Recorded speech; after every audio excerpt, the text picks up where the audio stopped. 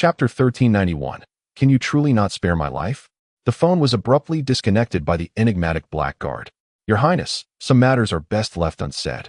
His Majesty has decreed that this operation must be both legitimate and clandestine. Otherwise, should the other nobles catch wind of it, they will form an alliance to oppose the royal family. Very well, I understand, Ye Feng replied, his face clouded with displeasure as he exited the room. The blackguard proceeded to confiscate the entire phone. Your Highness, it is time to eat. Huang Yueya gently lifted a piece of fruit, carefully feeding it to Ye Feng. I do not wish to eat. Ye Feng flicked his sleeve dismissively. How audacious. The princess is feeding you. You must partake. The imperial blackguard was incensed. It must be noted that Huang Yueya was someone he had watched grow up, and he regarded her as a treasure. I am not hungry. Regardless, you must eat. The blackguard stepped forward, exerting his imposing aura. Ye Feng's face darkened, and reluctantly, he opened his mouth. Humph, that is more like it. From now on, do not defy the princess's wishes. I shall remain outside as your sentinel. With that, the guard strode out of the courtyard, harboring feelings of jealousy and resentment towards Ye Feng. Ye Feng, a mere practitioner of the transformation realm, while he himself was a formidable master of the Void Refinement stage. How had he been reduced to being Ye Feng's watchdog? Why? After all, his insights were considerable. What did personal strength matter if one was merely a figurehead?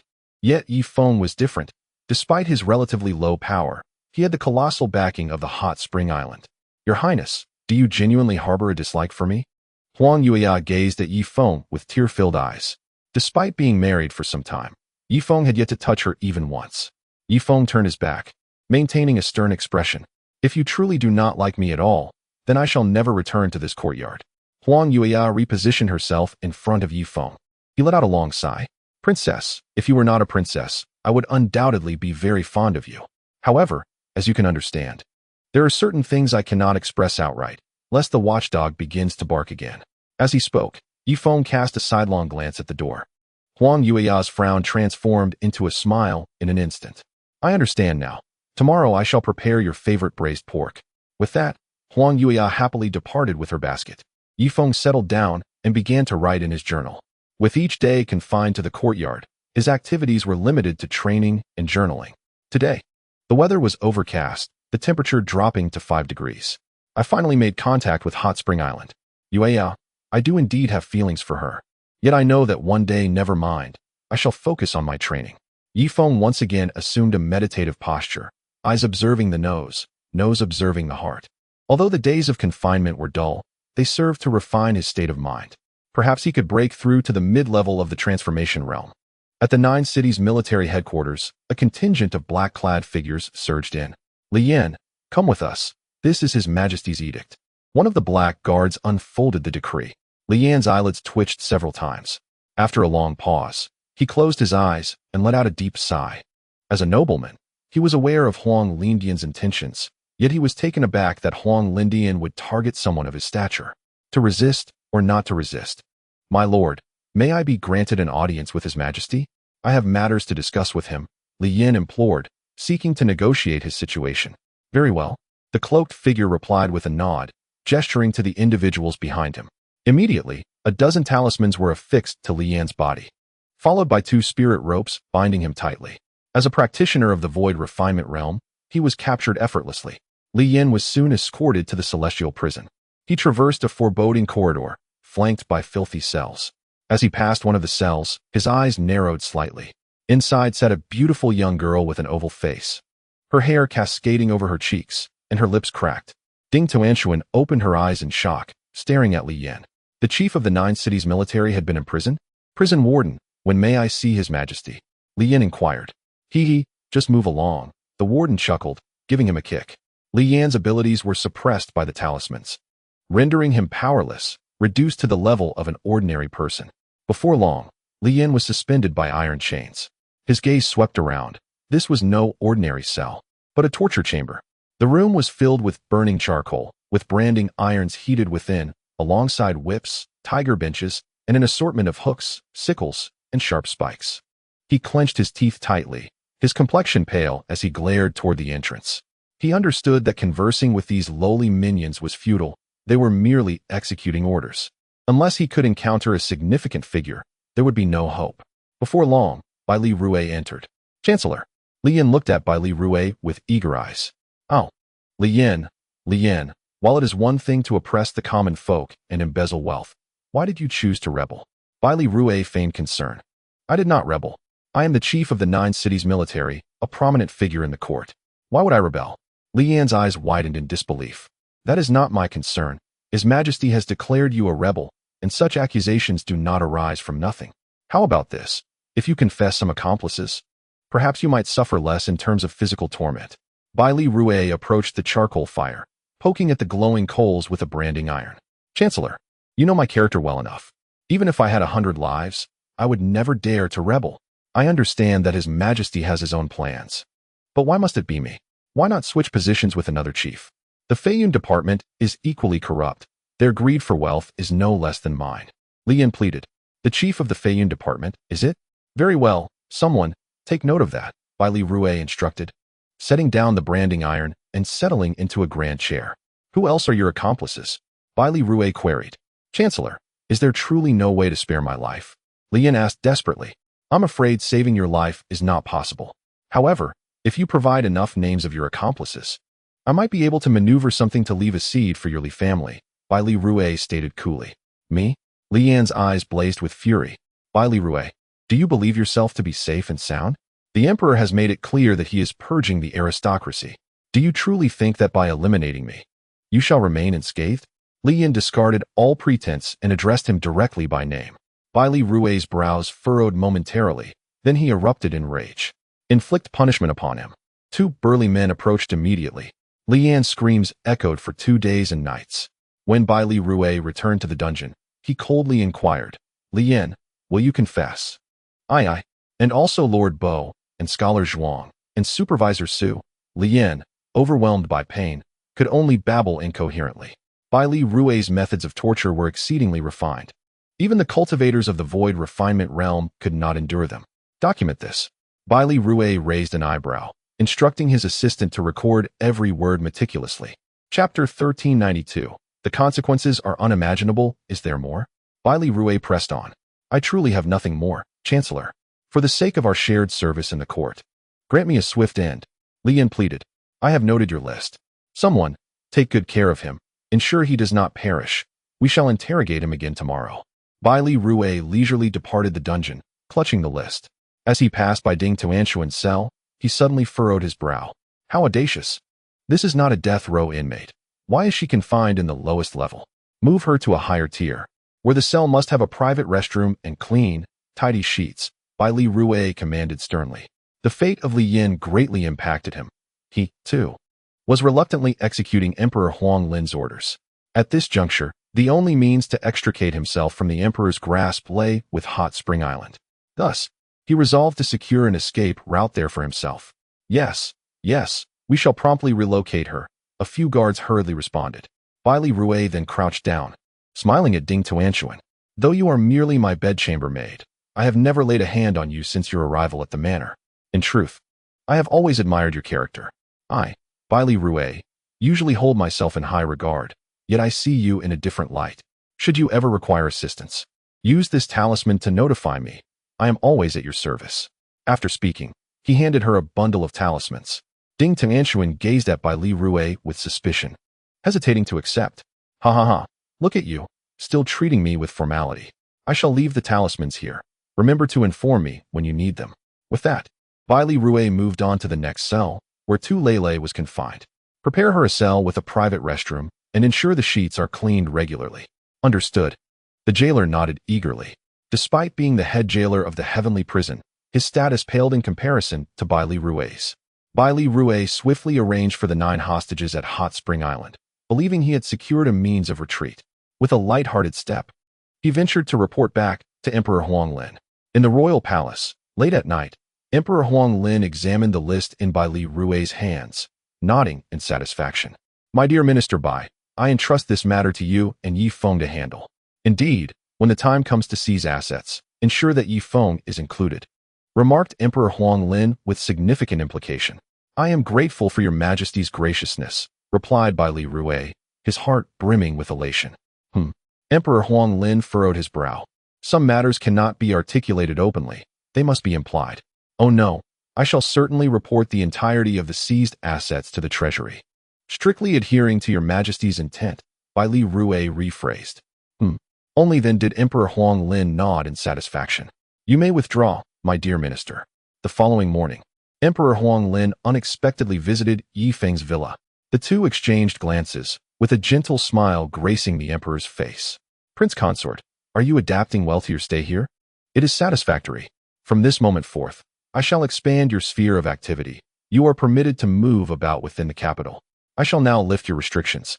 Seek out Minister Bai Li, who will inform you of your assignments. Upon concluding his words, Emperor Huang Lin gestured toward Ye Feng.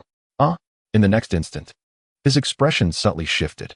He distinctly recalled having imposed numerous restrictions within Ye Feng's being. Yet these constraints had inexplicably vanished. It appears, Master Yi, that you possess a hidden capability, having managed to break the restrictions I placed upon you? Emperor Huang Lin's brows arched, his demeanor darkening. Breaking the restrictions? Surely. Your Majesty is overestimating my abilities.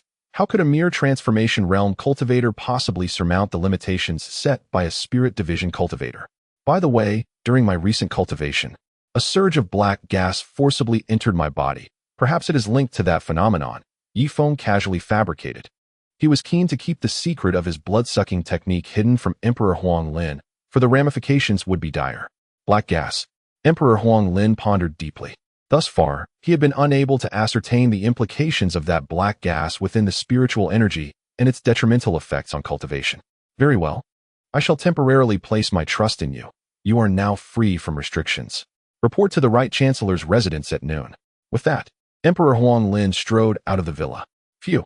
Ye Feng exhaled a long sigh of relief. He had navigated yet another hurdle. At midday, he boldly traversed past the black guards, swaggering out of the royal palace. As he strolled down the street, Ye Feng sensed an unsettling atmosphere. The common folk regarded him not with reverence, but rather with a chilling animosity. Startled, he hurriedly tore a few slits in his garments and tousled his hair. Upon turning into another street, that eerie hostility dissipated, and the townsfolk's gazes softened considerably. There, in a corner, several ragged citizens were engaged in fervent discussion, their expressions filled with palpable resentment. Hey, come here, beckoned the leading man, failing to recognize Ye Feng. Oh, Ye Feng stepped into the corner. We are all impoverished commoners, truly bereft of any means to survive. Indeed, just yesterday, a chicken cost merely 1 spring coin, and today it has surged to 2. A year ago, 1 spring coin could buy an entire roomful of chickens. Ye Feng's heart sank. Alas, if this continues, even the Black Mountain Empire may be unable to safeguard the value of the spring coin. I must find a way to inform Zhihai to be prudent with his expenditures. Excuse me, which alley do you hail from? Do you possess any means through which we could access the factories on Spring Island? The man gave Ye Feng a shove, yet he remained steadfast. What is the matter? Why do we need to enter the factories on Spring Island? Ye Feng inquired. Is that not obvious? The factories on Spring Island offer lucrative wages and excellent benefits, with salaries increasing by 30% each month, barely keeping pace with the soaring cost of living. Indeed, when one seeks employment elsewhere, you might find that after a month's toil, your earnings barely suffice for 3 days' expenses. Do you have any connections? Or perhaps you are acquainted with a relative of Yulong. The common folk gazed at Ye Feng. I have no connections. Why don't you apply for jobs yourselves? Ye Feng countered. Ha ha ha, it seems you are rather naive, applying for jobs yourself? Currently, the factories on Spring Island rarely hire directly. They are all controlled by nobility. They select workers from the populace and then send them to the factories on Spring Island. Yes, we must go through these nobles and pay a fee, only to have them collect more money from the factories, profiting at both ends, without any loss. Upon hearing this, Ye Feng's expression darkened. He hadn't anticipated the arrival of the black market intermediary age so soon. Chapter 1393.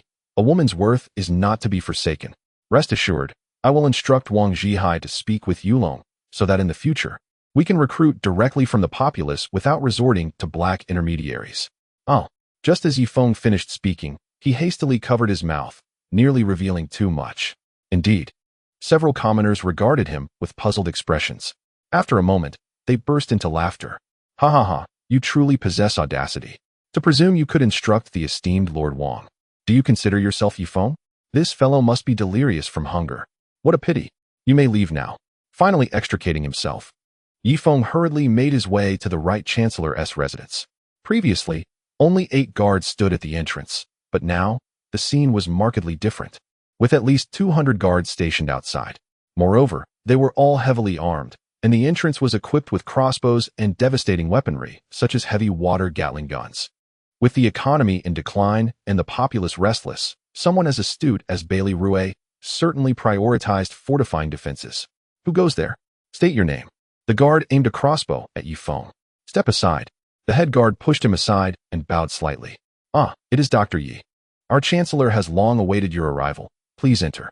Guards, remove the barricades. Several guards promptly moved to clear the way. Dr. Ye, I am called Diho. By the way, your shoes are dirty. May I assist you in cleaning them? Diho displayed an obsequious demeanor, leaving Ye Feng bewildered. Unbeknownst to him, the Chancellor's abode was unable to dispense wages, having failed to distribute any spirit stones the previous month. As the head guard, he quickly realized that Bailey Rouet was also out of funds. However, Ye Feng was different. He knew that he was the actual controller of Spring Island, with Spring Bank beneath him. The money he spent now was none other than Spring coins. If Ye Feng manages to win over Ye Daifu, he might just secure a position as a factory worker, tightening screws. The remuneration for such a role surpasses that of his current position as a gatekeeper significantly. Most importantly, the benefits are commendable, and the salary is adjusted in accordance with the fluctuating cost of living. Unlike some individuals who find their wages diminished by soaring prices by the time they receive their next month's paycheck. A steward approached, nodding respectfully at Ye Feng. Oh, it is Dr. Ye. Please, have a cup of tea, he offered, presenting a cup. Ye Feng felt somewhat at a loss. Little did he realize that the hot spring island he had managed for over 2 decades had unleashed an unprecedented and formidable power. One that surpassed even that of a divine realm cultivator, potent enough to upend the established norms of the cultivation world. Ye Feng scanned his surroundings. Observing the once aloof maidens in the estate now adorned with flirtatious postures, some audaciously loosening their collars and casting coy glances in his direction.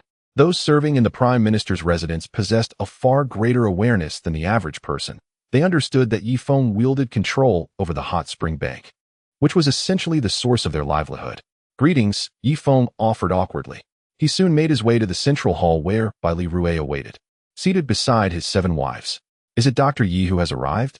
Lady Ye was the first to rise, greeting him with a warm smile. Lady, I pay my respects. Ye Feng responded with a stoic expression. Pinger, serve the tea. Shortly after, a delicate young girl appeared, carrying a fragrant tea, her every movement enchanting. Call him Brother Ye. Lady Ye admonished. Brother Ye, please enjoy this tea. Pinger extended her pristine hands to personally offer the tea to Ye Feng. A banquet of intrigue? Ye Feng's expression hardened, his vigilant gaze frequently darting towards the screen behind which he feared Bailey Rouet might have concealed a cadre of assassins. Dr. Ye. Ha ha ha, in truth, we hold no allegiance within the court. Previously, our opposition was merely a pretense. Today, allow me to make amends, Bailey Rouet stated jovially. Pinger, perform a dance for your brother Ye. Yes, father, Pinger replied, retrieving 2 fans. Wait, Ye Feng interrupted. Prime Minister, the Emperor summoned me to seek your counsel. Is there a specific task at hand? Is it something that would endanger my life? He inquired warily. Oh, ha ha ha ha. Even if I wish for you to face peril, the Emperor would surely object. The task is quite simple, merely to deal with a few noble conspirators. We are to oversee the confiscation of their properties. However, I have decided that I lack the inclination to partake in such matters. Thus, I would like you to take full responsibility for the confiscation. Dr. Ye, I hope this will not prove too burdensome for you, Bailey Rouet chuckled. Ye Feng fixed his unyielding gaze upon Bailey Rouet, and after a moment of contemplation, he managed to muster a faint, uncertain smile. Chancellor, are you truly entrusting me with the responsibility of confiscating their properties? Surely, those noble families must harbor some formidable experts. Ye Feng retorted. Fear not. I shall dispatch my 4 guardians to accompany you. Each of them is a cultivator at the late stage of the divine origin realm. You shall face no peril, Bailey Rouet responded, taking a sip of tea. Indeed, Ye Feng echoed, also savoring his tea.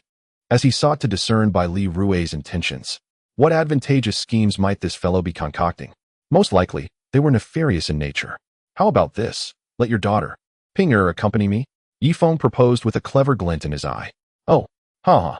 Bailey Rouet burst into a hearty laugh. then turned towards Madame Ye. My dear, did you not claim that Dr. Ye held no interest in our Pingo? And yet, here we are. Have we unwittingly revealed our hand?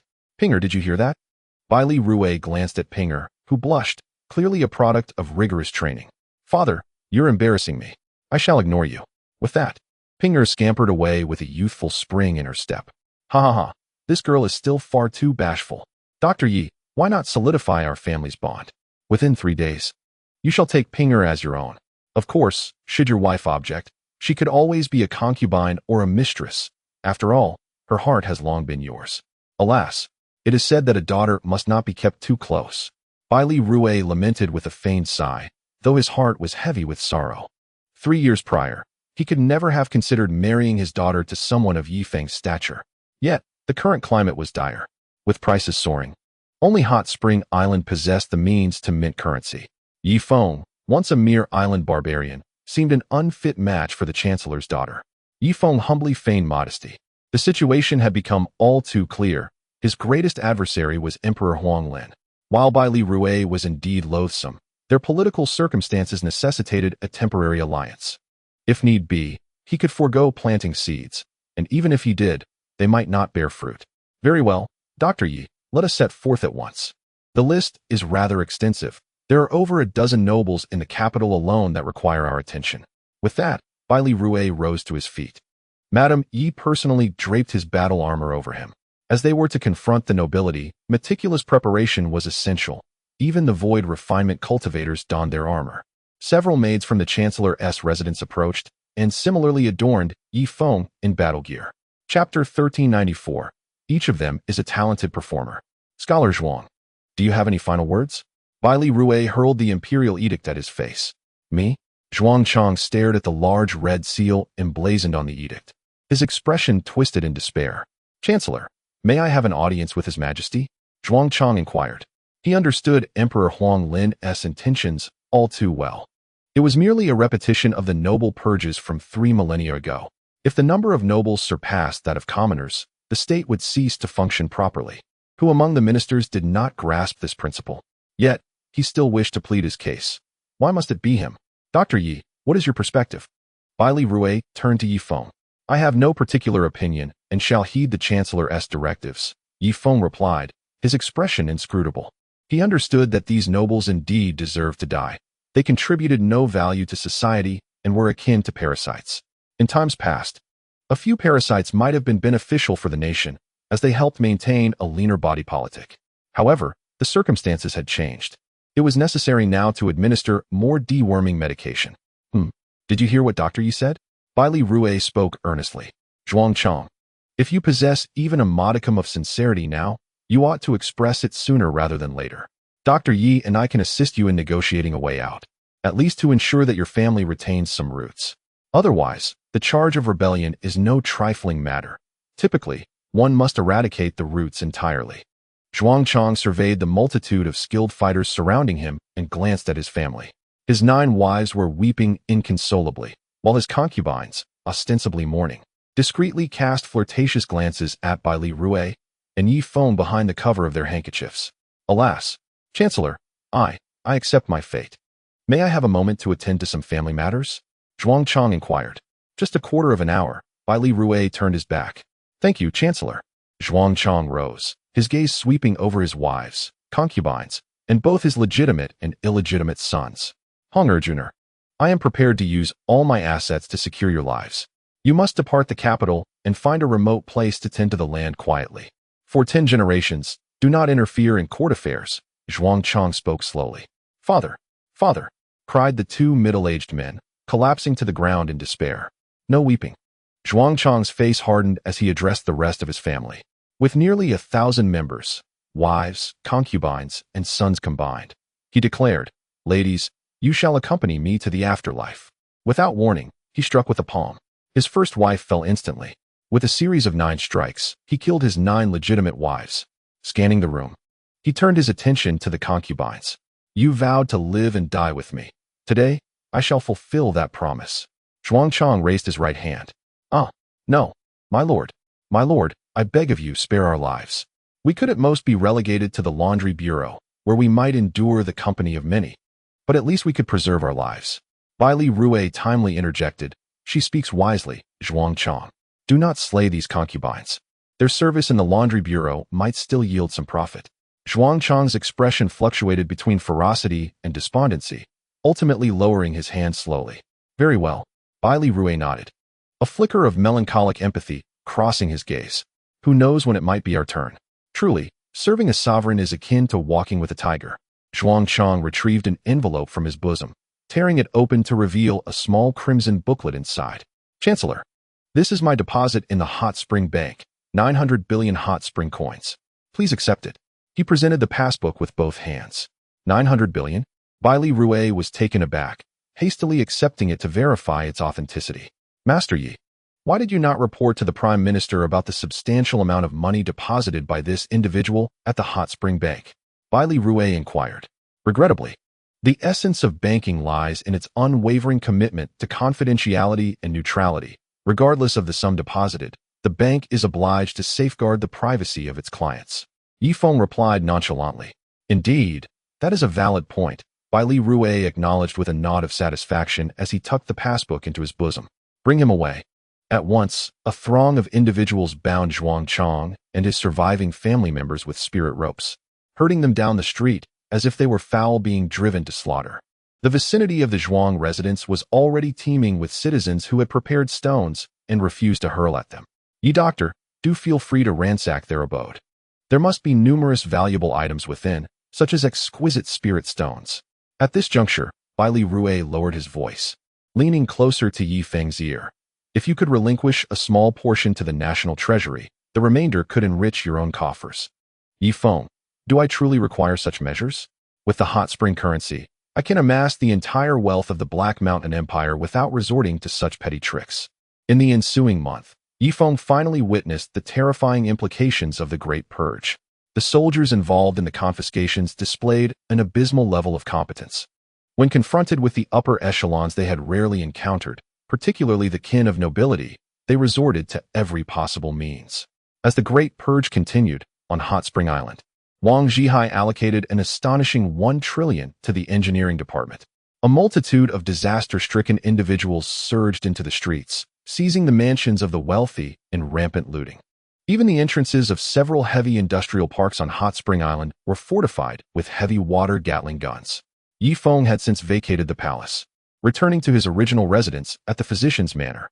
However, stationed outside were 2 imperial blackguards. Huang Lingdi realized that the restrictions had faltered and could only deploy manpower to monitor Ye Feng. Ye doctor, this is but a token of my esteem. A fire attribute exquisite spirit stone, an invaluable treasure. Please graciously accept it. A cautious noble presented a lavish gift. Lo Xiaowei, such a precious offering, I cannot accept. May I inquire as to the reason for your visit? Ye Feng asked coolly. The matter is this. I wish to secure a loan of 200 million from the Hot Spring Bank to sustain my household. Rest assured, once this tumult subsides, I shall repay you with both principal and interest, Lo Xiaowei humbly stated. The rampant printing of hot spring currency had plunged the populace into despair, with famine now permeating even the ranks of the Xiaowei. After all, they bore the burden of numerous wives and children, with dozens of opulent estates, leading to considerable daily expenses. What do you offer as collateral? Ye Feng asked, maintaining his indifferent demeanor. I propose my 9 concubines as collateral. Each of them is a talented performer, once the stars of the brothels, Lo Xiaowei suggested. Very well, you are called Luo Qi, correct? Ye Feng inquired as he picked up the phone. Yes, indeed, I am Luo Qi, he replied. Ye Feng promptly dialed Wang Zhihai's number. Chapter 1395. Enter my tent, Zhihai. There exists a lieutenant named Rocky, whose visage is square in shape. Indeed, extend him a loan of 100 million. Ye Feng conversed further with Wang Zhihai before finally ending the call. He is currently in the capital, yet he oversees Windspring Island from afar. Huang Lingdi finds himself in a position of helplessness. He must confer power upon Ye Feng, for without it, numerous significant matters cannot be entrusted to Windspring Island for resolution. Thank you. Thank you. Dr. Yi, Rocky expressed his heartfelt gratitude as he departed from the physician's residence. He contemplated the necessity of amplifying his exploitations. Otherwise, should Windspring Bank's debts remain unpaid, the repercussions would be dire. Dr. Yi, I wish to borrow 500 million. I can offer all my family's land deeds as collateral. Another noble approached him. Deal. 100,000 kilometers above the Earth, the spacecraft Ye Feng No. One lingered in suspension, for colossal thrusters kept it aloft. At that moment, countless individuals, secured by safety ropes, were inscribing formations upon the vessel's exterior. Cheng Libin deactivated the surveillance and exhaled a long sigh of relief. The formations on the spacecraft's surface are now sufficient for him to traverse the windblade zone once more. The Black Mountain Empire, positioned by the sea, has seen a multitude of seawater purification factories emerge. Purifying seawater is a labor-intensive and time-consuming endeavor, yet Yulong has provided employment opportunities for the Black Mountain inhabitants. Simultaneously, iridium is being gradually refined, with over 20 kilograms achieved thus far. Should this material be utilized to forge a weapon, it would be the most formidable weapon known to man. However, for One Spring Island at present, 20 kilograms of iridium is far from adequate for the spacecraft's hull. Meanwhile, in a land rich with exotic charm, Wang Weiping remarked, this misty rain city, although not grand in scale within our Roman Empire, is held by our Saint Su family. You may establish factories, open your so-called schools, and set up banks and concessions here. Saint Su regarded the diminutive figure before him. Indeed. Thank you, young Master Saint Su. Wang Weiping bowed deeply, expressing his gratitude. He is the 9th son of Wang Zhihai and graduated from One Spring Financial Academy 2 years prior. He has been dispatched by his father to oversee affairs in the Roman Empire. As a result of this decision, Wang Zhihai has received a yellow card warning from the House of Representatives, as One Spring Island staunchly opposes hereditary succession. West of the Black Mountain Empire lies the Star and Moon Empire. Mr. Shi Jin, in the Star and Moon City, aside from the altar and the Holy Palace, you are free to select any land. Expedite the establishment of your concessions, banks, schools, and factories throughout my entire Star and Moon Empire. This statement came from Meiyu, who stood before a young man with curly hair. Shi Jin is, in fact, the brother of the former Green Leaf Island master, Sean. Who would have anticipated? Shi Jin has also graduated from One Spring University, his thoughts now thoroughly assimilated by One Spring Island, and he stands as a fervent supporter of its system. For the next 6 years, I shall serve as the leader of One Spring Island's concession in the Star and Moon Empire, as well as the branch manager of One Spring Island's bank here. This was stated by Wang Xiaobei, who will assume the role of principal. However, 6 years hence, we shall be summoned back to the House of Representatives, and at that time, I hope the Grand Diviner will continue to extend unwavering support to the new successor. Shi Jin remarked with an air of refinement. Meiyu furrowed her brow slightly. Must we return? Will it be to assume a higher position? She inquired. Ha, Fairy Meiyu. 6 years from now, we may very well revert to our original posts. Although I currently hold the position of the chief of the least territory of Xingyue Nation, my true vocation is that of a sailor, so upon my return, I shall most likely resume the role of a sailor. As for Wang Xiaobei, the 13th daughter of Wang Zhihai, she may be a university president now, but her actual occupation is that of a cleaner, and upon returning home, she will likely continue in that capacity. Shi Jin chuckled. Meiyu expressed her confusion. What sort of system is this? Individuals in high positions return to such roles after 6 years? She sighed. Well, I cannot concern myself with the mess on Hot Spring Island, as long as I can establish the factory in my own country. The key is to earn hot spring coins. With this currency, one can procure those flying contraptions. Tianwan Kingdom also observed the unassuming Cheng Pingping before him. Although the strength of Tianwan Kingdom may not be the most formidable, our land area is the largest. Feel free to seek out suitable land, should you encounter difficulties. You may always come to the National Master's residence for assistance, or consult my 4 protective Dharma kings, who can resolve 99% of issues, he stated.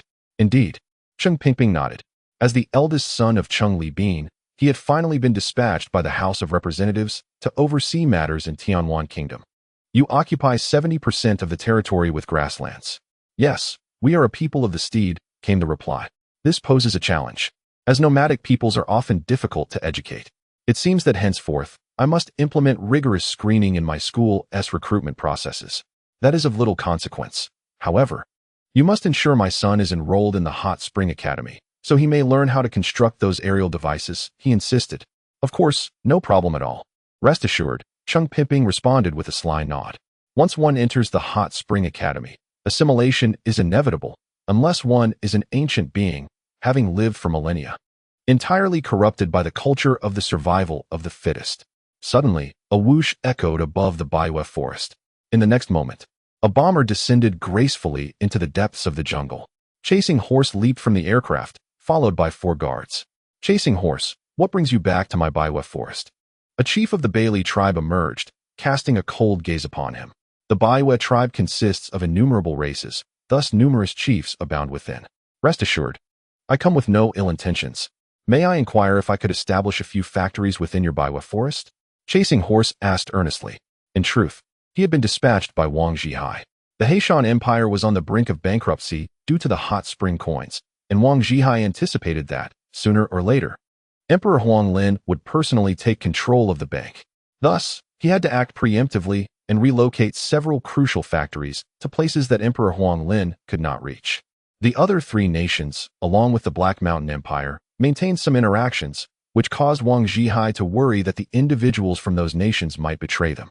After much contemplation, he realized that only the Baiwe people and Huang Lindai were at odds.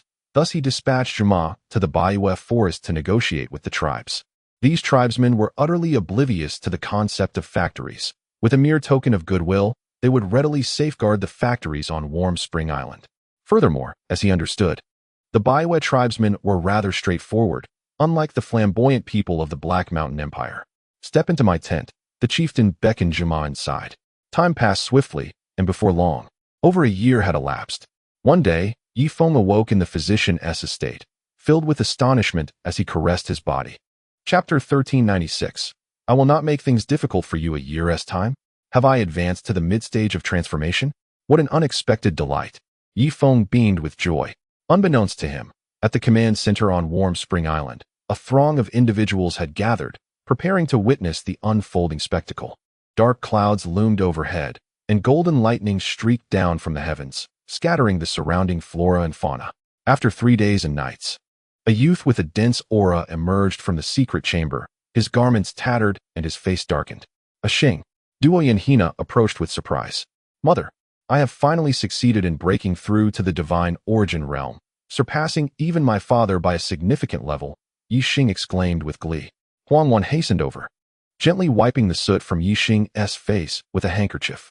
I did not anticipate your breakthroughs to occur so frequently. Whether this is beneficial or detrimental remains uncertain. Henceforth, strive to refrain from such rapid advancements. Take each step with care and ensure a solid foundation, lest you follow in your father's footsteps, Duoyan Hina advised. Mother, I am well aware. Should my inner demons become overwhelming, I will refrain from any further breakthroughs. Yi Xing nodded in agreement. Within the temporary command center of Warm Spring Island, in a vast office, Wang Zhihai coughed violently, expelling a foul phlegm. Island Master, you should rest if you are weary. His secretary said with concern. It's nothing. The Black Mountain Empire is on the brink of collapse. Connect me to the Kingdom of Roman, Wang Zhihai commanded. As you wish. The call was made. Young Master Xingxiu. Mr. Wang, how has your health been of late? Xingxiu on the other end of the line exhibited great politeness. After all, he had deposited a substantial sum in the Warm Spring Bank and needed to curry favor with the Island Master. Otherwise, his funds would be frozen. I am well. You must have inquired about the situation with the Black Mountain Empire. I hope you can advocate for that matter in front of the King of Roman. Wang Zhihai said slowly after catching his breath. Rest assured, I am diligently working on this matter. The Kingdom of Roman will certainly support the Warm Spring coin, Xingxiu replied.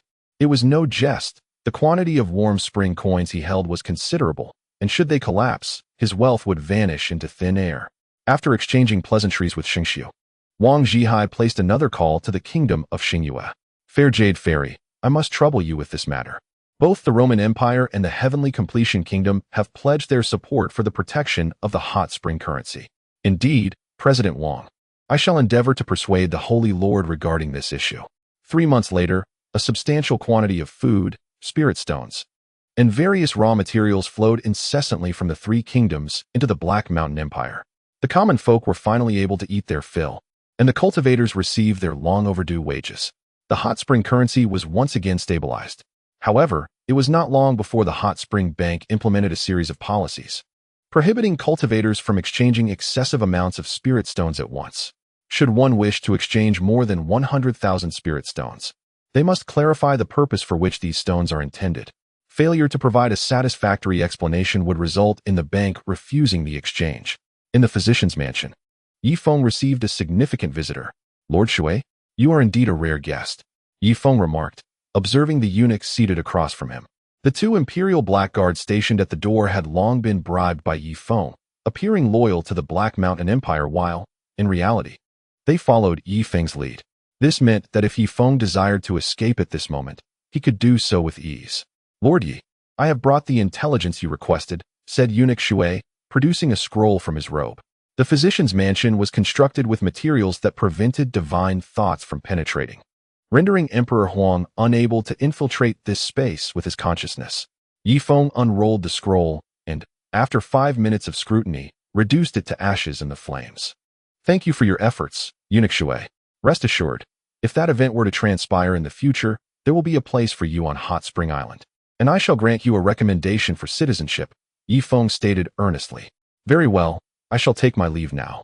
I cannot be away from the palace for too long. After watching eunuch Shui depart, Ye Feng's countenance darkened. According to the intelligence provided by eunuch Shui, the treasury of the Black Mountain Empire had been entirely depleted, even owing the Hot Spring Bank several hundred trillion in foreign debts. This indicated that the Black Mountain Empire had been completely drained by the Hot Spring currency. Remaining in this nation had become exceedingly perilous. It was highly likely that Emperor Huang would send individuals to forcibly take control of the bank. At that time, their Hot Spring currency would be transformed into Emperor Huang's currency. With this thought, Ye Feng rose and strode out of the mansion. Mr. Yi, where are you headed? The two blackguards appeared and bowed to him. Caught in a moral quandary, they felt conflicted. I am leaving the city to visit the command center on Hot Spring Island, Ye Feng replied, hands clasped behind his back. However, His Majesty has decreed that you cannot leave the capital, one of the blackguards interjected. I am determined to leave. You two have likely deposited quite a sum in the bank over the past year, have you not? Ye Feng smiled meaningfully. Very well, we shall escort you outside. But you must return to the capital within a day, they conceded. That is acceptable. I shall not make it difficult for you. If necessary, you may discreetly relocate your families outside the capital, Ye Feng suggested suddenly. The two blackguards exchanged glances. That is not feasible. We are the imperial blackguards, and our families are certainly under the surveillance of His Majesty. Should they leave the capital, it is likely that His Majesty would swiftly track us down. Indeed, please. Master Yi, do not make our situation difficult. The two men's expressions darkened. Ha ha ha, I was merely jesting with you. Let us disguise ourselves and leave the city. Before long, a fighter jet gracefully ascended and swiftly soared out of the protective formation of the nation. At the command center of Hot Spring Island, Wang Zhihai was working while wearing an oxygen mask. Ilian personally attended to his dietary and daily needs, accompanied by several nurses. Over the years, nearly all of Wang Zhihai's family members, with the exception of the minors, had achieved the true martial realm. He alone remained at the acquired level of cultivation. Island Master, Brother Feng has arrived. At this moment, the secretary pushed the door open. Feng, cough, cough, cough, Brother Feng. You cannot be mistaken. Wang Zhihai stared with bleary eyes. This year, he was nearing 70, and due to his excessive toil on the desolate island, he had effectively diminished his lifespan by 20 years. Thus, Wang Zhihai was akin to a man of 90 years. Zhihai? A young man strode in. Wang Zhihai scrutinized Ye Feng from head to toe. It seemed there was scarcely any difference from 2 or 3 decades prior. He still appeared youthful, valiant, and wise, while he himself felt as though he had aged into senility. Uncle Yi, Ilian gazed at Ye Feng in astonishment, but her expression soon darkened. 5 seconds later, 2 black-clad guards entered, anxious that Ye Feng might escape through some mechanism, putting their families in the capital at risk of execution by the emperor. Ye Feng strode forward and grasped Wang Zhihai's withered hand. Has the blood exchange method failed? He inquired. It has not worked. I have already used my son's blood for the exchange, yet I still cannot break through to the true martial realm. Wang Zhihai sighed, now free from coughing. For some reason, the moment Ye Feng stood beside him, he felt the burden upon him lessen by half. In contrast to the past when Ye Feng was confined in the capital, he alone bore the weight of responsibility on Hot Spring Island. How exhausting. It is good that Brother Feng has returned. Zhihai, prepare to implement the migration plan for Hot Spring Island. Within 6 months, the sooner, the better. We must relocate all essential equipment and factories out of the Black Mountain Empire. Whether to roam on or Huang Yueya, it matters not. We cannot remain on this land ravaged by the hot spring currency. Otherwise, one day, the backlash from the hot spring currency will cost us our lives. Ye Feng said solemnly. But I have already notified the 3 nations to assist in protecting the hot spring currency. Wang Yueya was taken aback. The 3 nations will not relentlessly defend the hot spring currency. If necessary, they may resort to war. I estimate that the Black Mountain Empire will initiate hostilities first. Otherwise, their resources will be depleted, Ye Feng replied calmly. The 2 black-clad guards' expressions darkened. They realized they had boarded a pirate ship from which they could not escape. Disclosing the truth to their sovereign would mean their fortunes in the hot spring bank would vanish into thin air. Moreover, the hot spring currency had already permeated every facet of life for the Black Mountain people. At this juncture, the implementation of the plan to abolish the hot spring currency would not merely be akin to a valiant sacrifice, but would amount to a severance of the very head. The aristocracy must unite to eradicate the hot spring currency, a move that would essentially render their lifelong savings null and void. The chaos in the grassroots monetary system would inevitably lead to rampant inflation, with no one to manage prices, ultimately inciting a multitude of uprisings. In such a scenario, devoid of funds, how would they quell the insurrections? All right, Feng Gu, I shall heed your counsel. Now that you have returned, may I take a brief respite of 2 days? Wang Yueya inquired. A respite of 2 days? I fear that may not be feasible, Ye Feng remarked, casting a glance at the 2 black guards behind him. I understand, robots. Apprehend those 2, Wang Yueya declared, slamming his palm on the table. Instantaneously, 5 or 6 robots leapt from the ceiling, brandishing heavy water Gatling guns, all aimed at the 2 black guards. Lord Yi, what do you mean by this? One black guard queried, his complexion ashen. Ye Feng sighed, and slowly turned to face the 2 black guards. Regrettably, gentlemen, I fear the matter is no longer in your hands. These robots are the most advanced, capable of calculating your trajectories. I presume you have already experienced the devastating power of the heavy water Gatling? Even a cultivator of the Void Refinement stage would not withstand their onslaught for more than a few seconds, Ye Feng stated calmly. Indeed, Wang Yueya exclaimed, rising with the support of his cane. Of course, you could sacrifice your physical forms to return, but in doing so, your hostages would vanish.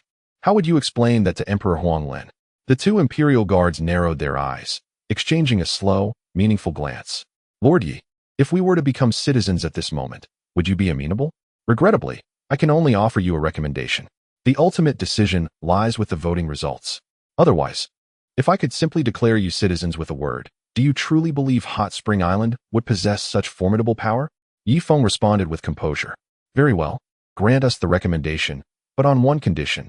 We must expedite the evacuation of our families from the capital. Will Hot Spring Island accept my kin? Certainly. However, you must hasten your efforts. Do you require me to dispatch aircraft to assist you? Ye Feng took a seat in Wang Yueya's place. That would be most appreciated. Bring the 2 esteemed black guards back to the capital and retrieve their families, he commanded. Immediately, a pilot escorted the 2 gentlemen to the airport. Ye Feng, too, did not dare to delay. He promptly picked up the phone and dialed by Li Rue. Chancellor, have you not always desired to become a member of Hot Spring Island? The opportunity has now arisen. You must, with utmost urgency, retrieve the 9 hostages, Ding Tuanshuan and his associates, from the dungeon. Speed is of the essence. Understood. I shall attend to it immediately, Bai Li Rue affirmed before hanging up and leading his 4 chief ministers to the dungeon. Upon arriving at the dungeon's entrance, the one-eyed black guard appeared personally. Chancellor, His Majesty summons you to the palace for deliberations, he stated matter-of-factly. At such a critical juncture, Bai Li Rue's eyelids twitched. Make haste, it is of utmost importance. Very well, Bai Li Rue nodded, signaling to his 4 chief ministers. They remained behind in the dungeon as the one-eyed guard escorted Bai Li Rue away, and once they departed, the 4 men turned their attention to the jailer. Hand over Ding Tuanshuan and 2 Lele to us, as commanded by His Majesty. It is inappropriate for them to remain imprisoned. They must be transferred to the residence of our Prime Minister. What? Why are we not seizing the opportunity? Are you courting death by questioning the Prime Minister's intentions? The 4 chief ministers acted in unison, unleashing a torrent of bloodshed within the prison. Ding Tuanshuan, bewildered, was escorted out, followed closely by 2 Lele and others. Miss Ding, the transport aircraft awaits outside. We must hurry, as this is the directive from Lord Yi. Is this truly Brother Ye's intention? Ding Tuanshuan departed the prison alongside the four, deftly deceiving the palace guards. Before long, she found herself aboard the transport aircraft. Let us depart. The four chief ministers flew to the 9th stronghold on Hot Spring Island, bypassing the command center. Within the palace, Emperor Huang surveyed by Li Ruwei, Huang Ping, and several other high-ranking officials with a detached demeanor. These individuals held positions of significant power, wielding authority over the entire capital. Your Majesty, did you not summon Dr. Yi for a meeting? Bai Li Ruwei felt an ominous premonition. There is no need to summon Ye Feng. The economy of the Black Mountain Empire can no longer be delayed. From this moment, we must implement a rigorous plan to be executed in 3 days. Prime Minister Bai Li, it is time for us to take control of the Hot Spring Bank. However, our immediate priority is to infiltrate Hot Spring Island, seizing their purification production line and the workers skilled in purification. Whether through coercion or inducement, we cannot afford any mishaps. This is of utmost importance. Once successful, signal me. Simultaneously, I will dispatch individuals to swiftly take control of the Hot Spring Bank. In the future, the currency of Hot Spring must be governed by us, not by those on Hot Spring Island. Emperor Huang declared sternly, with An Yin seated behind him. Under normal circumstances, the Empress would not engage in political affairs. However, her presence today indicated that Emperor Huang was poised for significant action. Are we to act now? Might this be too hasty? Bai Li Ruwei's heart raced with anxiety. He had yet to become a citizen, and already Emperor Huang was making moves. My dear Bai Li, some matters must be addressed in advance. We cannot remain idle while Hot Spring Island siphons the lifeblood from our Black Mountain Empire. If they grow strong enough and ascend, it would render our efforts futile. Do you understand? Emperor Huang asserted. Very well, Your Majesty is wise. Bai Li Ruwei bowed deeply. Father, we can also release the hostages from the prison. Utilizing Ye Feng and the 9 captives, we can compel them to surrender the purification production line, the techniques, and the workers. Of course, this is a contingency plan should Prime Minister Bai Li fail. Huang Ping remarked coolly. Indeed, Pinger, your insight into this matter shows that your years as left Prime Minister have not been in vain. A glimmer of approval crossed Emperor Huang's face. Chapter 1398. How could their capabilities be merely superficial? The ministers remained silent. Over the years, they had deposited considerable sums in the Hot Spring Bank. Should this be uncovered, the consequences would be dire. Although Emperor Huang had long been aware of the rampant corruption within the Black Mountain Empire, revealing it publicly would provide him the opportunity to take decisive action against the nobility, simultaneously cleansing the ranks. Such is the nature of governance. When the number of nobles becomes excessive, a purge is necessary, yet it must not be thorough enough to eliminate all, for who would then serve as his enforcers? My esteemed ministers, I urge you to present a viable plan. We must strike before the forces of Hot Spring Island realize what is occurring, Emperor Huang stated calmly. The court remained silent. The influence of Hot Spring Island had grown to rank among the top 5 within the Black Mountain Empire, and none possessed the capability to ensnare it entirely. There was even a risk of backlash. With a deep sigh, Emperor Huang conceded, very well. I comprehend your concerns. Henceforth, I shall absolve you of your previous transgressions. I will issue a partial amnesty to all present today, regardless of the wealth you have deposited in the Hot Spring Bank. I will not hold it against you. This concession was unavoidable, for the entire nobility of the nation was at stake, and a single royal could not destabilize it. Your Majesty, we shall divide our forces into several contingents.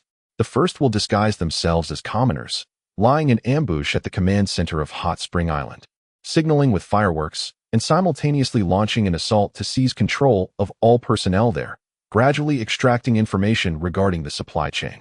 The second contingent will similarly masquerade as civilians, lying in wait at the entrance of the Hot Spring Bank, aiming to secure all banks within a quarter of an hour. I, Huang, can address the banks. Huang Tian spoke with deliberate calm. Very well, Emperor Huang replied, casting a knowing glance at Huang Tian before nodding in agreement. Huang, please elaborate on your plans for the other contingents. He leaned forward, signifying his keen interest in Huang's insights. The king's shortcoming was his reluctance to express his thoughts directly, preferring others to voice them, utilizing their words to align with his intentions. The third contingent will target all concessions of Hot Spring Island. Once the fireworks ascend into the sky, all 3 forces will strike simultaneously, Huang Tian declared with a steely resolve. Though he was related by marriage to Wang Zhihai, He would not hesitate to betray for the sake of his own family. And what of the many factories on Hot Spring Island? Li Rue interjected. Indeed, the factories are of utmost importance, particularly the advanced machinery and the engineers and technicians who operate them. They represent invaluable resources for us. Otherwise, we would not have allowed the hot spring coin to flourish to its current stature, Huang Tian quickly acknowledged, bowing respectfully. Very well, my mind is made up. Tomorrow, at the second hour of the night, under the cover of darkness, the first contingent, led by Chancellor Huang Ping with 80,000 cultivators, will seize control of the command center of Hot Spring Island. I shall also personally descend. Remember, if possible, avoid unnecessary bloodshed. We must leave survivors and ensure they do not sabotage the purification line. Emperor Huang stood, his authoritative gaze sweeping across all present. At your command. Huang Ping responded with a bow. The second contingent, led by the fervent Minister Huang, shall be reinforced with 2 additional imperial blackguards. Your mission is to seize control of the Hot Spring Bank without delay, ensuring a swift and decisive assault that leaves no opportunity for retaliation. Once you breach their defenses, you are to immediately obliterate the bank's deposit slips. I wish to remain oblivious to the amounts held within the Hot Spring Bank. Upon the proclamation of Emperor Huang, a collective sigh of relief echoed among the courtiers. Several individuals even wiped the perspiration from their brows, while Li Rue cast an obsequious glance toward Huang Tianfang. Should Huang Tianfang stealthily retain his deposit slips, it could pose a future threat. Who could predict whether Emperor Huang might seek retribution later? The third contingent, under the leadership of Director Fu, Minister Chiu, and Director Chan, shall convene to devise a feasible plan, ensuring that our initial actions do not arouse suspicion, Emperor Huang instructed. Understood, replied the 3 senior officials, stepping forward. Lastly, Minister Li, I must rely on you. Endeavor to secure all the factories on Hot Spring Island located outside the capital, while preserving the integrity of their equipment, particularly the high-end machinery. If necessary, you may persuade magnates such as Yulong and Lung Yin to capitulate. Emperor Huang then turned his gaze toward Li Rue. Understood, Li Rue responded, his face alight with excitement. Over the years, he had frequently procured machinery from Hot Spring Island, but these machines were invaluable treasures. Any slight movement could render them inoperable. Moreover, they were merely low-end models capable of producing basic tools such as third-generation sandcarts, simple rifles, handguns, Gatling guns, and ammunition. However, the processing of heavy water bullets was an intricate endeavor, requiring dozens of high-end machines in conjunction, along with a formula from the engineering department. Prepare yourselves for what lies ahead. By tomorrow, the Hot Spring Bank will be nationalized under the Black Mountain Empire, and all of you may partake in the ensuing dividends. Concluded Emperor Huang with a wave of his hand. Long live His Majesty.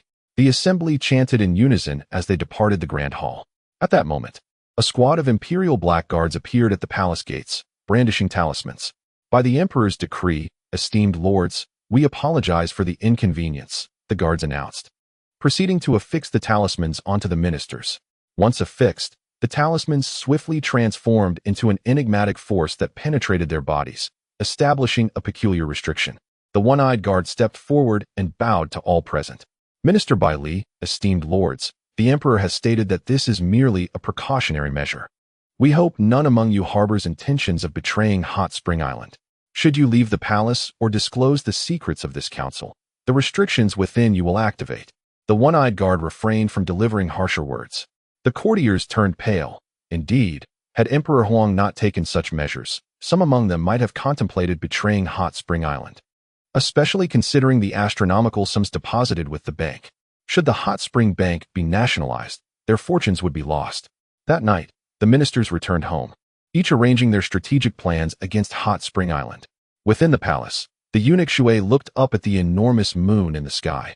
After a brief moment, he retrieved a small object from his sleeve.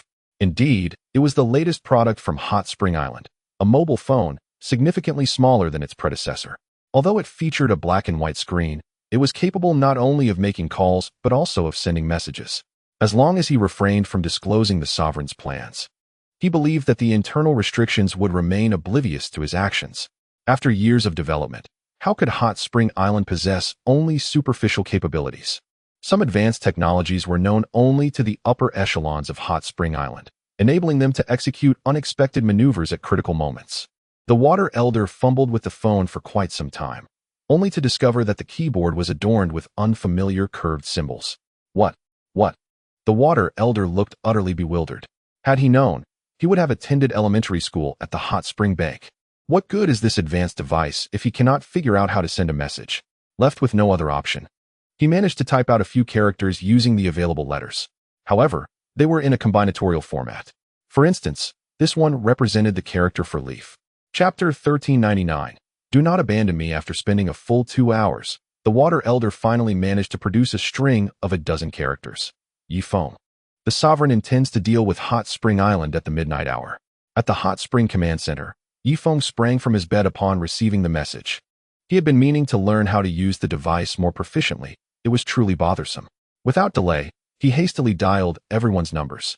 An hour later, at the Hot Spring Command Center, Ye Feng occupied the main seat, while Wang Yueya sat in a position to his left.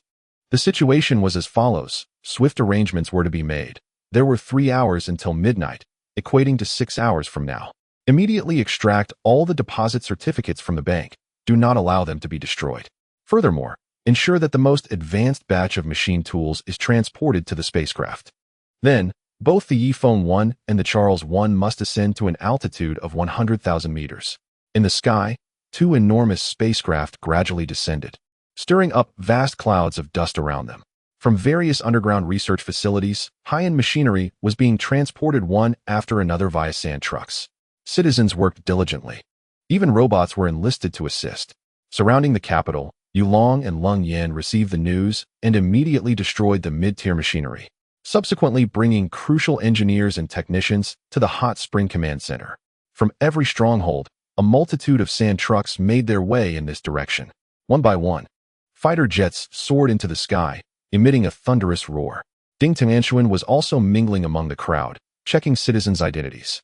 Hey, I've never seen you before. What is your name? A soldier inquired, looking at Ding Tianxuan. Are you blind? Tianxuan doesn't even know you. Come on, Tianxuan, this is a newcomer. I'll take you aboard the spacecraft. Tang Etian immediately cleared a path for Ding Tianxuan.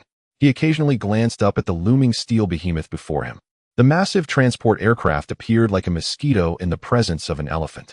Meanwhile, several dozen kilometers away, the Charles 1 was considerably smaller. If the Ye Feng 1 could be likened to an elephant, then the Charles 1 was more akin to a water buffalo. In the presence of these colossal behemoths, the aircraft appeared no larger than a mere mosquito. Ye Feng stood at the entrance of the spacecraft, personally orchestrating the grand operation. There was no need to bring along those diapers. The ship was replete with resources for recycling. And what was the purpose of bringing that cooking pot? The vessel was well stocked with ample provisions. Goodness, you rascal, why are you hauling cabinets onto the ship? Is there even enough space aboard? Brother Foam. But this is made of precious mahogany. Precious, you say? Toss it aside. The 2 ships must accommodate over 4 million citizens. At this rate, you might find yourself discarded as well.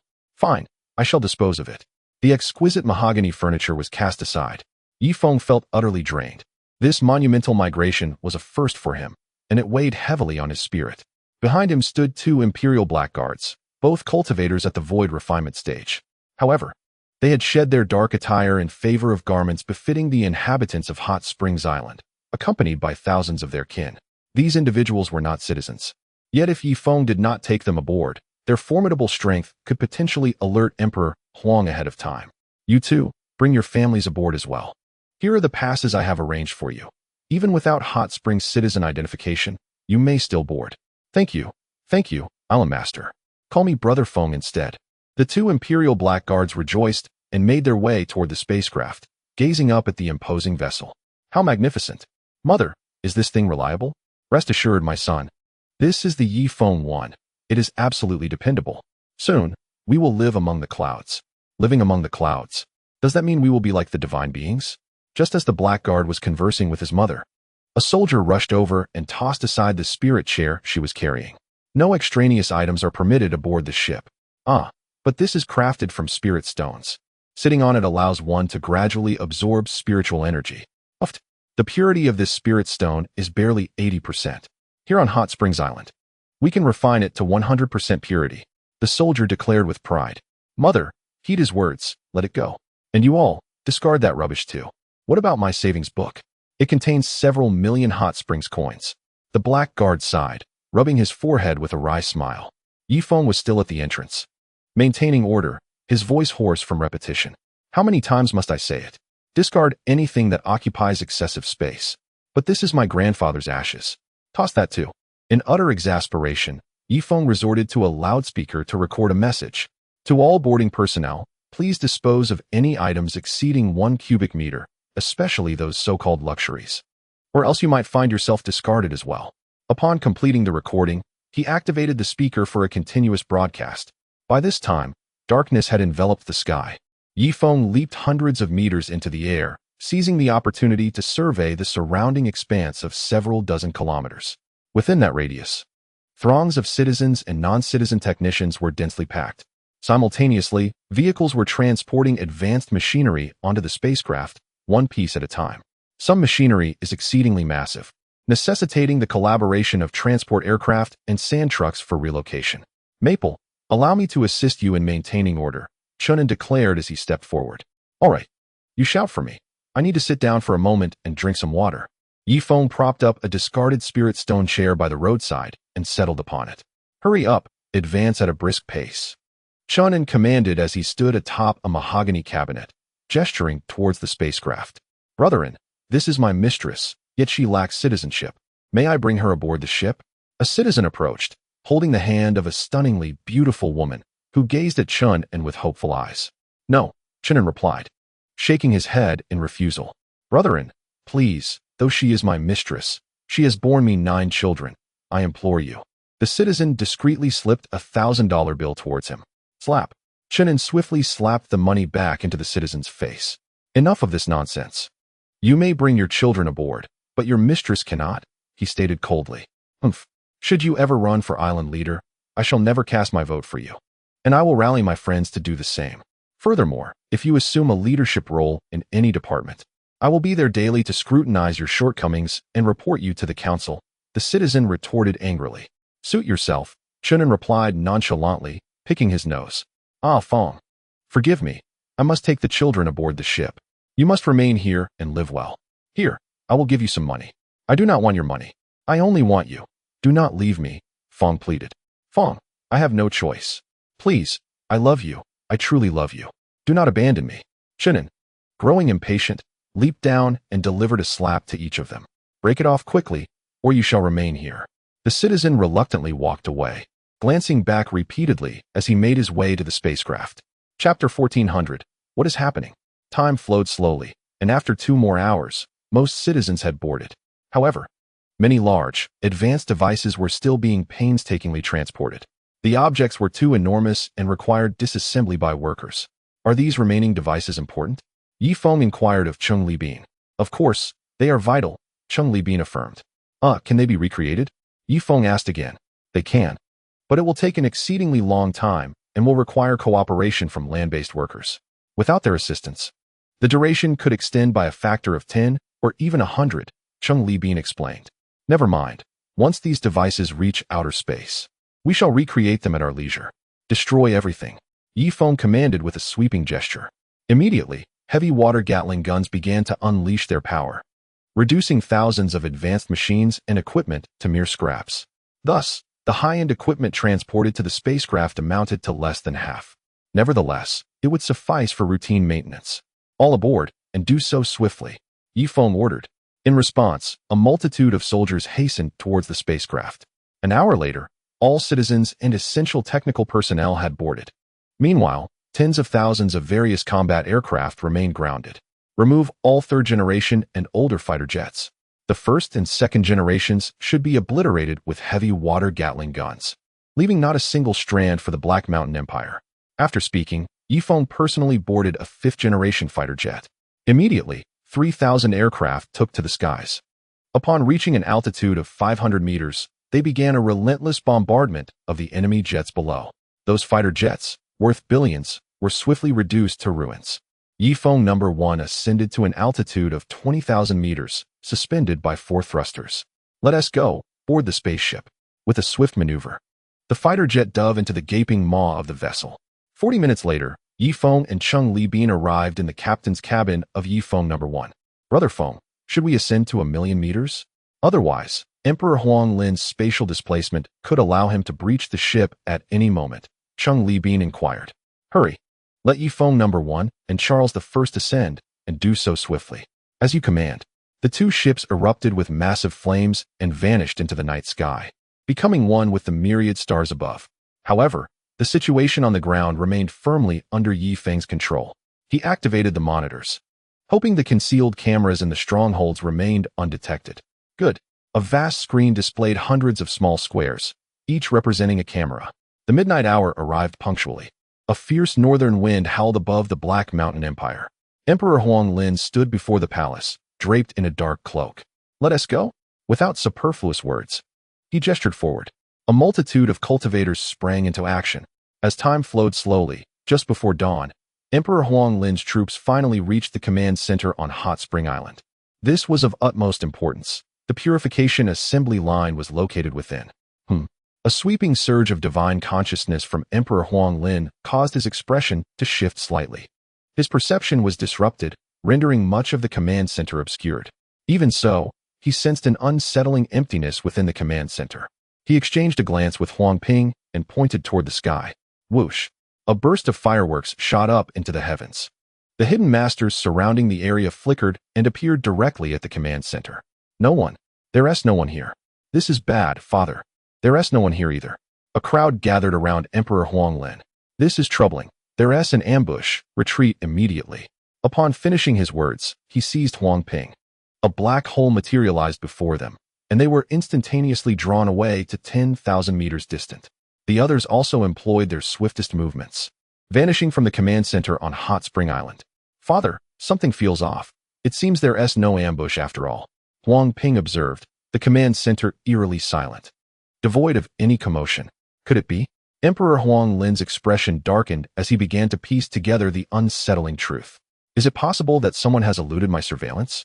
Who could it be? Huang Ping furrowed his brow deeply. Father, it can't be Bai Li Rui, can it? Huang Ping's face turned pale. Is it him? Huang Lin's eyes narrowed. One might wonder, how formidable must one be to elude his mental surveillance?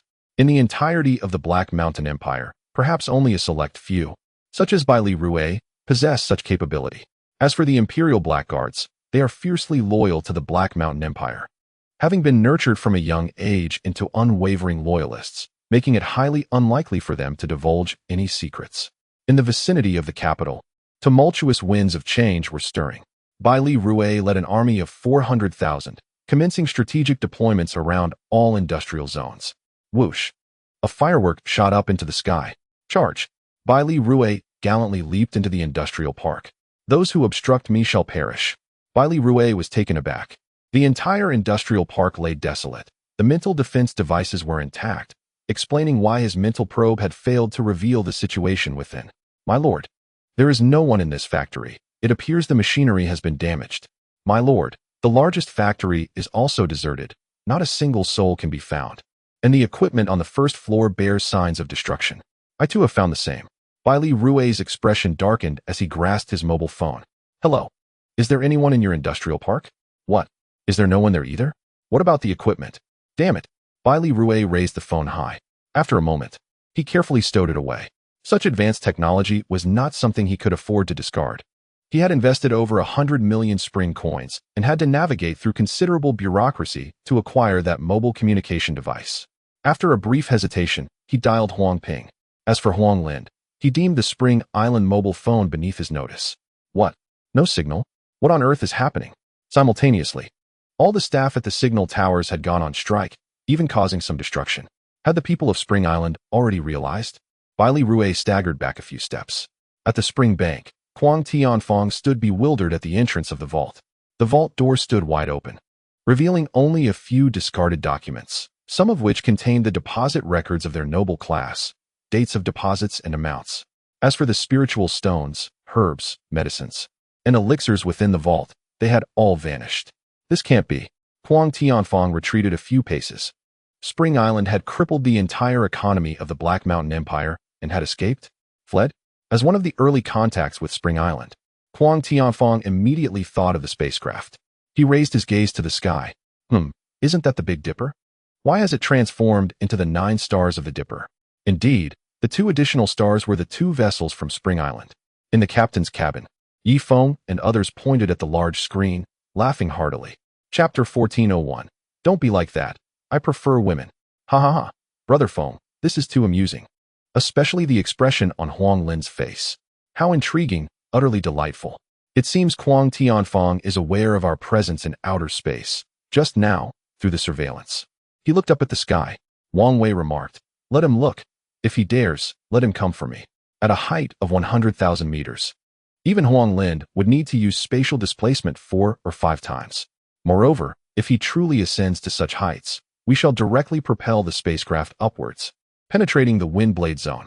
Do you doubt his spatial displacement ability, that he can traverse the wind blade zone at will? Chen Libin scoffed. Fully aware of the formidable power of the wind blade zone, he feared that even a deity-level cultivator would find it difficult to endure there for even a fleeting moment. By the way, Zhihai, it seems we dispatched 3 groups to Roman, Xingyue, and Tianwan countries. Do you think Bai Li Rue might launch an assault on those nations? Ye Feng turned to Wang Zhihai. Ahem. Rest assured, Brother Feng, those 3 countries are not to be trifled with. Huang Lindi is no fool. Should he seek trouble with them, he might very well face retaliation. Wang Zhihai cleared his throat a few times. That is indeed a valid point. Ye Feng caressed the control panel of the spacecraft. It was pristine and orderly, with far fewer buttons than he had imagined. Most commands could be executed via voice control, allowing the robot to manage all functions of the spacecraft. From now on, we must cherish these 2 ships. Their creation was no small feat, nearly sacrificing the entirety of the Black Mountain Empire to bring them to fruition. Ye Feng stated gravely. He was not mistaken. The cost of these 2 ships was staggering, representing the collective economic resources, intellect, and labor of the entire Black Mountain Empire. Fortunately, they had reaped the benefits of the Hot Spring coin. Otherwise, relying solely on the few million citizens of Hot Spring Island, it might take a millennium to construct even a single engine for the ship. Let us proceed to the conference room to discuss the future of Hot Spring Island. Ye Feng declared. Indeed, Brother Feng. A jubilant group descended to the conference room on the 98th floor. Nearly all the high-ranking officials were present, with not a single one missing. However, it was inevitable that some ordinary citizens remained below on the ground. Ye Feng held no regrets. It was only natural that a couple of unfortunate comrades perished during the Great Migration. Additionally, within 3 hours, he had successfully relocated millions of citizens onto the 2 spacecraft. This feat of command was, in itself, a triumph. In this world, perfection is a rarity. Now, we have irrevocably severed ties with the Black Mountain Empire. Simultaneously, the Black Mountain Empire can no longer exploit our vulnerabilities. Let us vote on whether to continue collaborating with them to extract residual value or to deploy bombers daily, unleashing hydrogen bombs to utterly obliterate the Black Mountain Empire. Those in favor of continuing to exploit, raise your hands. After finishing his statement, Ye Feng raised his right hand. The industrial foundation resides within the Black Mountain Empire. To be frank, he still wished to seize their value. Of course, he could invest time in establishing an industrial base in Roman, but that would require time. Even with ready access to advanced machine tools, it would take considerable effort to disseminate knowledge, recruit workers, and train new laborers, all of which demand time. Wang Zhihai hesitated and chose not to raise his hand. Soon, the voting concluded, resulting in a perfect tie of 5-5, neither more nor less. Ye Feng's expression darkened as he lowered his hand. It seemed half the people desired the complete destruction of the Black Mountain Empire. Ye Feng glanced at Wang Zhihai. Uncle Yi, the Black Mountain Empire has long been destined for destruction.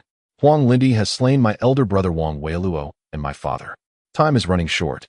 I wish to witness his demise while I still draw breath, Wang Weixian declared. Weixian, annihilating the Black Mountain Empire is relatively straightforward for us at this juncture. Yet we risk dismantling the industrial foundation we have painstakingly built over decades. Furthermore, even if you obliterate the Black Mountain Empire, you may not be able to vanquish a spirit-level cultivator, Yi Xing interjected. Wang Weixian fell silent, his expression rife with anguish. Wang Zhihai's dim gaze, however, radiated an unusual resolve. Feng Ge, I fear my time is limited. I only hope to witness Huang Lindi's end before I pass, Wang Zhihai rasped. Indeed, Huang Lindi has butchered over 20,000 of our citizens. To spare him would be an affront to the ideals of Wengchuan Island. Feng Ge, have you forgotten? Our motto is, for every citizen he slays, 1,000-fold price must be exacted. Yet Huang Lindi alone has slaughtered 20,000 of our kin. It would not be excessive to eliminate every member of his royal family. Chasing Horse glared with bloodshot eyes, recalling the death of Ingda, a comrade with whom he had forged a profound bond while serving in the military. Uncle Chasing Horse, we empathize with your fury, but what of our industrial foundation? Shall we relocate and invest decades to rebuild it elsewhere? This time, it was Tu Lele who spoke, having matured from infancy into a woman in her 20s. Bearing a striking resemblance to Tu Ba. Enough of your bickering. My head is pounding. I yearn to see Huang Lindi dead as well. Yet I must respect the opinions of the other half. Let us negotiate with Huang Lindi and ascertain whether he is willing to continue safeguarding the Wangchuan currency. If he agrees, we can remain airborne, deploying Yulong and Lung Yin to manage the factories on the ground. Our engineering department would be established aboard the spacecraft, rendering us untouchable by Huang Lindi. At that point, we could lavishly spend until we incite the populace and cultivators of the Black Mountain Empire to rise against him and the noble elite. Ye Feng proposed a compromise. Indeed, that is an excellent strategy. However, it is certain that Huang Lindi will be furious. Who would dare to negotiate with him? Chenin inquired. Chenin, you shall go. Ye Feng replied expressionlessly. Ah, Feng Gu, do you wish to endanger me? Ha ha ha. I'm merely jesting. How could I bear to do so? Instead, let us prepare a video device, parachuting it from the sky directly into the royal palace. We shall communicate with Huang Lindi via video call and relish his reaction. Charlie suddenly suggested. Splendid, Charlie. I knew I had not misjudged you. You have not disappointed me. I take pride in you, Ye Feng said, embracing Charlie tightly. Feng Gu. Please, not like this. I prefer women. My apologies. I momentarily lost composure. Ye Feng regained his emotional steadiness. 7 days swiftly elapsed. In the capital, within the imperial court, all the ministers wore somber expressions. At the forefront, Huang Lindi's countenance was darker than anyone else's. Speak. Who has leaked the information? Huang Lindian's piercing gaze swept over the assembly, deliberately lingering on Bailey Rue's face for an extra second. That single second was more than sufficient. Chapter 1402. As long as everyone understands, Bailey Rue felt a tightening in his chest and quickly stepped forward, demanding, Who has leaked information? Step forward. I, Bailey Rue, shall not spare you. I vow to annihilate your entire lineage, not just 9 generations, but 100. Eunuch Shui stood to the side, casually holding his whisk, a faint smile playing on his lips. Little did the monarch realize that the secret had been divulged from within his own ranks. This sensation of darkness beneath the lamp was utterly delightful. How amusing. However, concern soon crept into his heart. What if Ye Feng failed to assist him? His singular aspiration was to become a citizen of Hot Spring Island. It was said that even without descendants, one would not be oppressed in old age. For the laws there were exceptionally sound, offering protection to individuals like him who relied on basic welfare. In stark contrast, the Black Mountain Empire operated under a harsh law of survival of the fittest. Though he still had some years left, he feared that as time dwindled, his strength would wane, making him vulnerable to old enemies. Relying on the monarch for protection? Eunuch Shui sighed inwardly. The emperor would be more than pleased to see nobles and wealthy individuals perish, likely turning a blind eye to his plight. The pension system in the Black Mountain Empire was woefully inadequate, and with no descendants to lean on, he could only pin his hopes on Hot Spring Island for his twilight years. His rise from a mere eunuch to the foremost position of Grand Eunuch was a testament to his extraordinary intellect. To validate the pension system of Hot Spring Island, he had even dispatched several groups to investigate. As confirmed, there was no exaggeration in their claims. Those confined to wheelchairs or lacking limbs received attentive care from volunteers at the nursing homes. Notably, these volunteers were childless individuals themselves. Thus, they tended to the elderly with great care, knowing that they too would one day grow old. This system effectively mitigated the occurrence of abuse by caregivers against the elderly, further reinforced by laws safeguarding the rights of the vulnerable. Even those without limbs retained their voting rights, a privilege that could compel authorities to cater to the needs of the weak. In dire situations, the House of Representatives could even send representatives to aid the disadvantaged. Hence, his desperate attempt to convey a message to Ye Feng. Never mind the investigation into the leak. The truth was already evident to him. Huang Lindian began employing deception. The ministers promptly lifted their heads, directing their gazes towards their political adversaries. What do you propose we do? He inquired. Hot Spring Island has stripped us of our spiritual stones, herbs, and elixirs, leaving us only with these worthless hot spring coins. The populace is struggling to meet their basic needs, and many regions have formed organizations. How can we pacify the cultivators who cannot even issue spiritual stones? Huang Lindian turned to his ministers. His family's millennia-old foundation was being ravaged by Ye Feng's hot spring coins, teetering on the brink of bankruptcy. I am asking you a question. Minister Huang, you were the first to engage with Hot Spring Island. What do you suggest we do? Huang Lindian began to call names. Quan Tianfang stood up with trepidation. Your Majesty, it appears there is no solution. Our Black Mountain Empire's credibility has already crumbled. Unless we propose a new king. Oh, forget I said anything. He quickly covered his mouth. The collapse of credibility. Emperor Huang Lin sighed deeply. As the supreme ruler, he understood the significance of trust. Although his own reputation was not particularly stellar, it had at least been manageable. However, the current situation was dire. The currency crisis had obliterated the empire's credibility. The citizens would sooner trust a factory owner from Hot Spring Island than the official institutions of the Black Mountain Empire. Very well, I beseech you, my esteemed ministers. For a favor, Emperor Huang Lin said as he rose slowly. Your Majesty, whatever you require, please command us. Do not use the word beseech. Qiu Qianhua hastily flattered him. Qiu Aiqing, your intentions are duly noted. My esteemed ministers, I hope that each of your families can contribute from your own coffers, spiritual stones, gold and silver, and provisions to help the Black Mountain Empire navigate this crisis. If we can restore our credibility, I promise you, you shall receive even more in return. Otherwise, the collapse of the Black Mountain Empire's trust will inevitably lead to the downfall of your own credibility. Emperor Huang Lin spoke softly. At once, all the ministers bowed their heads, directing their gazes to their toes, as if at that moment, their feet had transformed into exquisite works of art, worthy of careful appraisal. How absurd! The nobility prized their own interests above all. Would they regurgitate the meat already in their mouths? Even if they were to reject it, they would certainly not be the first to do so. They would prefer their political rivals to take the plunge first. Otherwise, how could their families contend with those whose wealth exceeded their own in the future? Do you not comprehend that our fates are intertwined? The collapse of the Black Mountain Empire's credibility offers no benefit to you. Emperor Huang Lin gazed sorrowfully at the gathered ministers. Yet, they remained silent, still captivated by their imaginary art pieces. Hmph. Do not think for a moment that I am unaware of your usual corrupt practices. Without the backing of the Black Mountain Empire, where would you find the means to embezzle? Moreover, following a collapse of credibility, rebellions will erupt everywhere. Do you truly believe you can remain unscathed? Emperor Huang Lin emphasized his words. Nevertheless, the ministers continued to fixate on their toes, unwilling to speak. To do so would mean they had to be the first to contribute financially. Bailey Aiqing, Emperor Huang Lin, in exasperation, had no choice but to call upon individuals by name. Present, Bailey Rue stepped forward. Bailey Aiqing, as the foremost among the officials, I kindly ask you to set an example. The emperor spoke gently. This, as you wish. Bailey Rue nodded, then turned to address the assembly.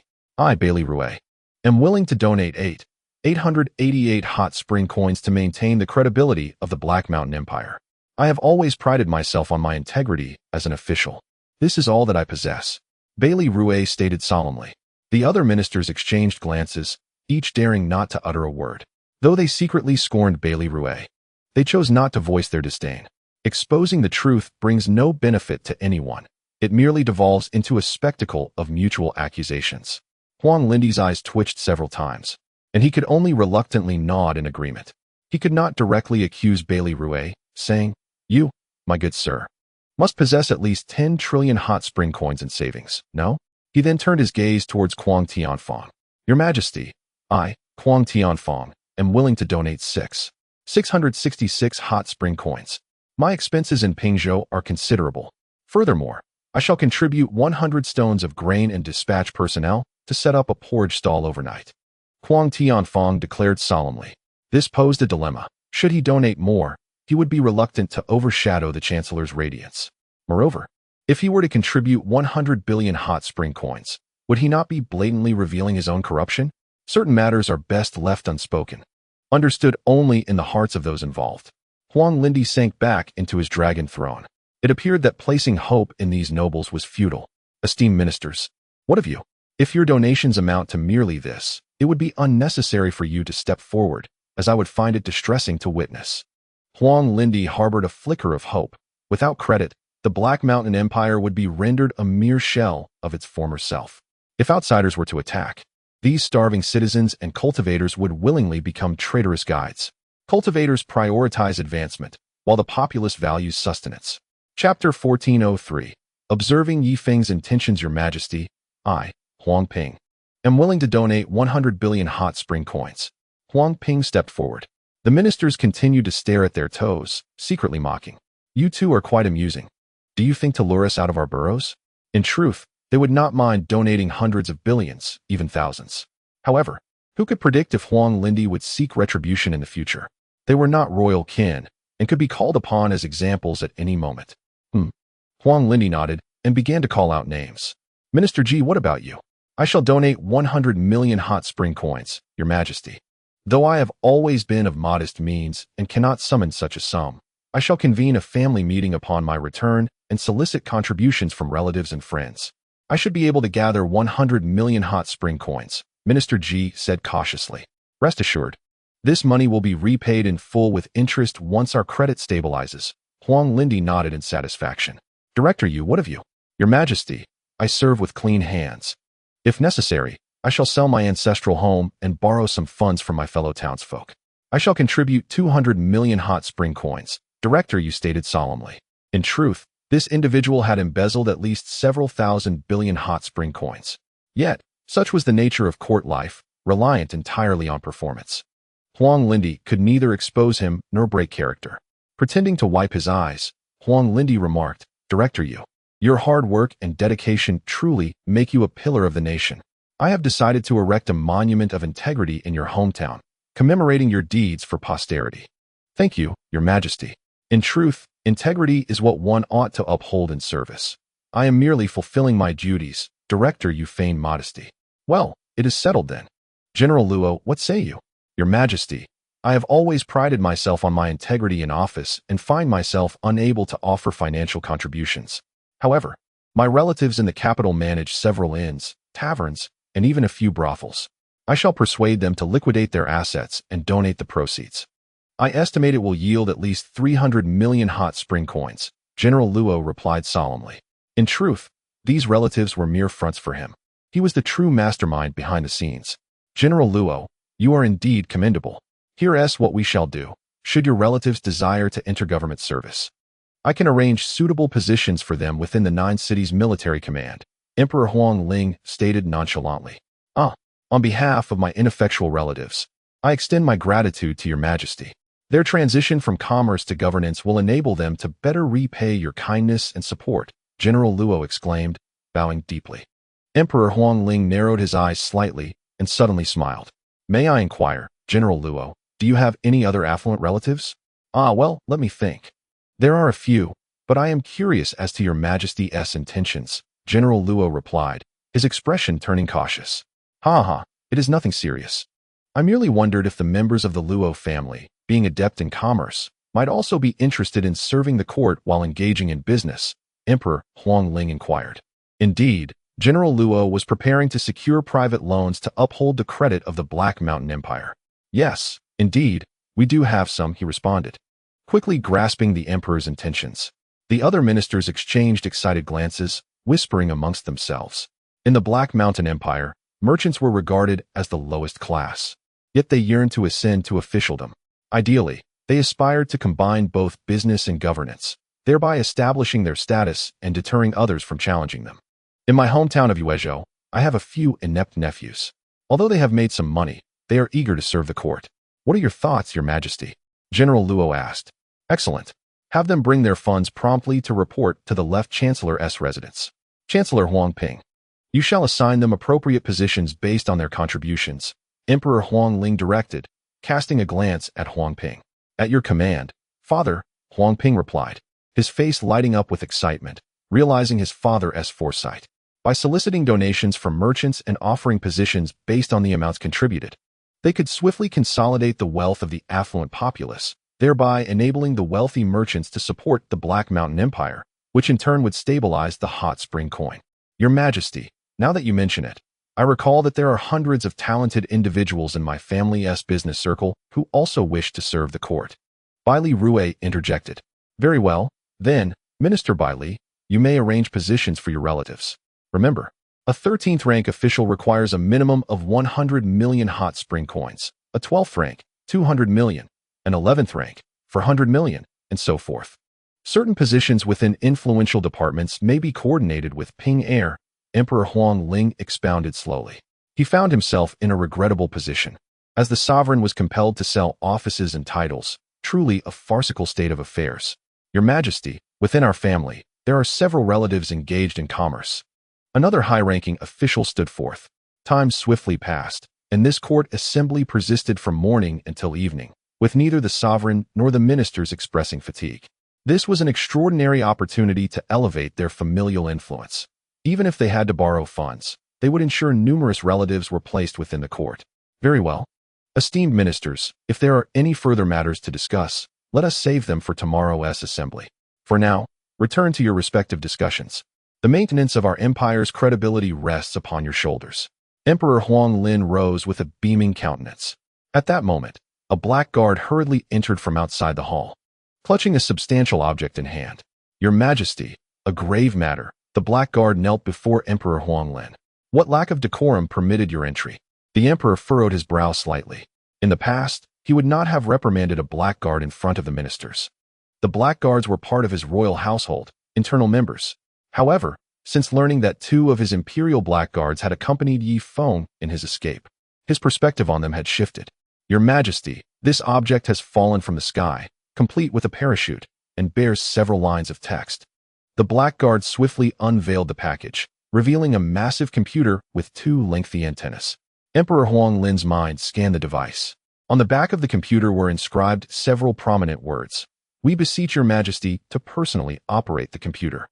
The emperor raised an eyebrow, his form flickering as he materialized before the computer. Father, shall we wait until they have departed to unveil this device? Huang Ping suggested. Emperor Huang Lin shot him a sharp glance. Such words should not be uttered in the presence of ministers. No need. Let us allow all esteemed ministers to witness this together and discern Ye Feng's intentions. With this thought, Emperor Huang Lin pressed the power button. The screen initially displayed a flurry of static. Following the static, Ye Feng's visage finally appeared. Chapter 1404. Please refrain from bringing women inside. If you would be so kind. Behind Ye Feng sat Wang Zhihai and all the high-ranking officials of Wengquan Island. To Emperor Huang Lin's dismay, one of the faces among them was that of his blackguard. Observing the backdrop behind Ye Feng, it seemed to be a conference room, strikingly modern and suffused with a sense of advanced technology. Simultaneously, a camera above focused on Emperor Huang Lin's face. The ministers gathered around, astonished, gazing at this remarkable computer. Your Majesty, I recognize this device. It is said that a powerful being, upon transcending, leaves behind a core. After undergoing over 1,000 refinement methods, this core forms the yin-yang realm, allowing individuals to see each other's faces from billions of miles away and converse. A wizard stepped forward. Emperor Huang Lin's anger flared, and he glared at the wizard with contempt. The wizard promptly fell silent. Your Majesty, it has been several days since we last met. I trust you are well. Ye Feng spoke with an air of refinement. Emperor Huang Lin, perplexed, glanced at the computer and finally discerned that the voice emanated from the speaker below. Your Majesty, please do not wear such a stern expression. I can indeed hear you as you speak. Ye Feng continued. Is that truly the case? Huang Lin Emperor inquired, his demeanor shifting to one of caution. Absolutely. Ye Feng replied, taking a sip from his teacup. Very well then. Ye Feng, I must ask you. I have treated you well within the Black Mountain Empire. So why are you departing with all the equipment from Hot Spring Island? Do you intend to forsake your wife, Huang Yueya?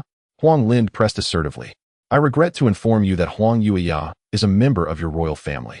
Since our marriage, I have had no intimate relations with her. Thus, you may arrange for her to remarry. Ye Feng responded with calm assurance, showing no signs of fear towards Huang Lin. Huang Lin fell silent, his eyes twitching with agitation. He contemplated how to coax Ye Feng back, pondering the notion of confining him beside himself, bound by iron chains, ensuring there would be no escape for Ye Feng. Prince Consort, please return. The Black Mountain Empire is in dire need of your assistance. Furthermore, since your departure, all factories have ceased operations, leaving many workers dependent on your return for their livelihoods. Huang Lin's tone softened, adopting a more benevolent demeanor. Those workers are not citizens of Hot Spring Island. Initially, I provided them with employment, which was a generous act. Their current fate rests in your hands as the sovereign. Ye Feng reclined in his seat, while Duo Yin began to massage his temples. At that moment, Bai Li Rui stepped forward. Ye Feng, allow me to bring out my in-law for a conversation. Wang Zhihai's large visage promptly filled the screen. Bai Li Rui, speak your mind, he stated with a measured tone. My dear in-law, have you forgotten? Your daughter, Wang Yueya, is still in my residence, and she has given birth to a child. You are now a grandfather. Please return and embrace your grandchild. Bai Li Rui forced a smile. Since she has borne a child for your Bai family, she belongs to you now. As an outsider, I have no right to rejoice. Wang Zhihai thought to himself, feeling a pang of sorrow while maintaining a facade of nonchalance. In the conflict between the two nations, sacrifices of significant figures were inevitable. His own son, Wang Wei Luo, along with Ying De and Ma Lu Bai, all distinguished individuals, had perished in the struggle against the Black Mountain Empire. Now that they had finally emerged victorious, it would be illogical to return to face death. My dear in-law, please do not be this way. We are connected by blood. Your daughter has married into my household, making us family. Please come back. As the Prime Minister, I can ensure your safety. Bai Li Rui continued to persuade. Wang Zhihai raised his eyebrows and shook his head once more. At that moment, Huang Tianfang also stepped forward. My dear in-law, you have 2 daughters married in Pingzhou. Do you not long for them? I assure you that upon your return, I will promptly release them so that you may reunite.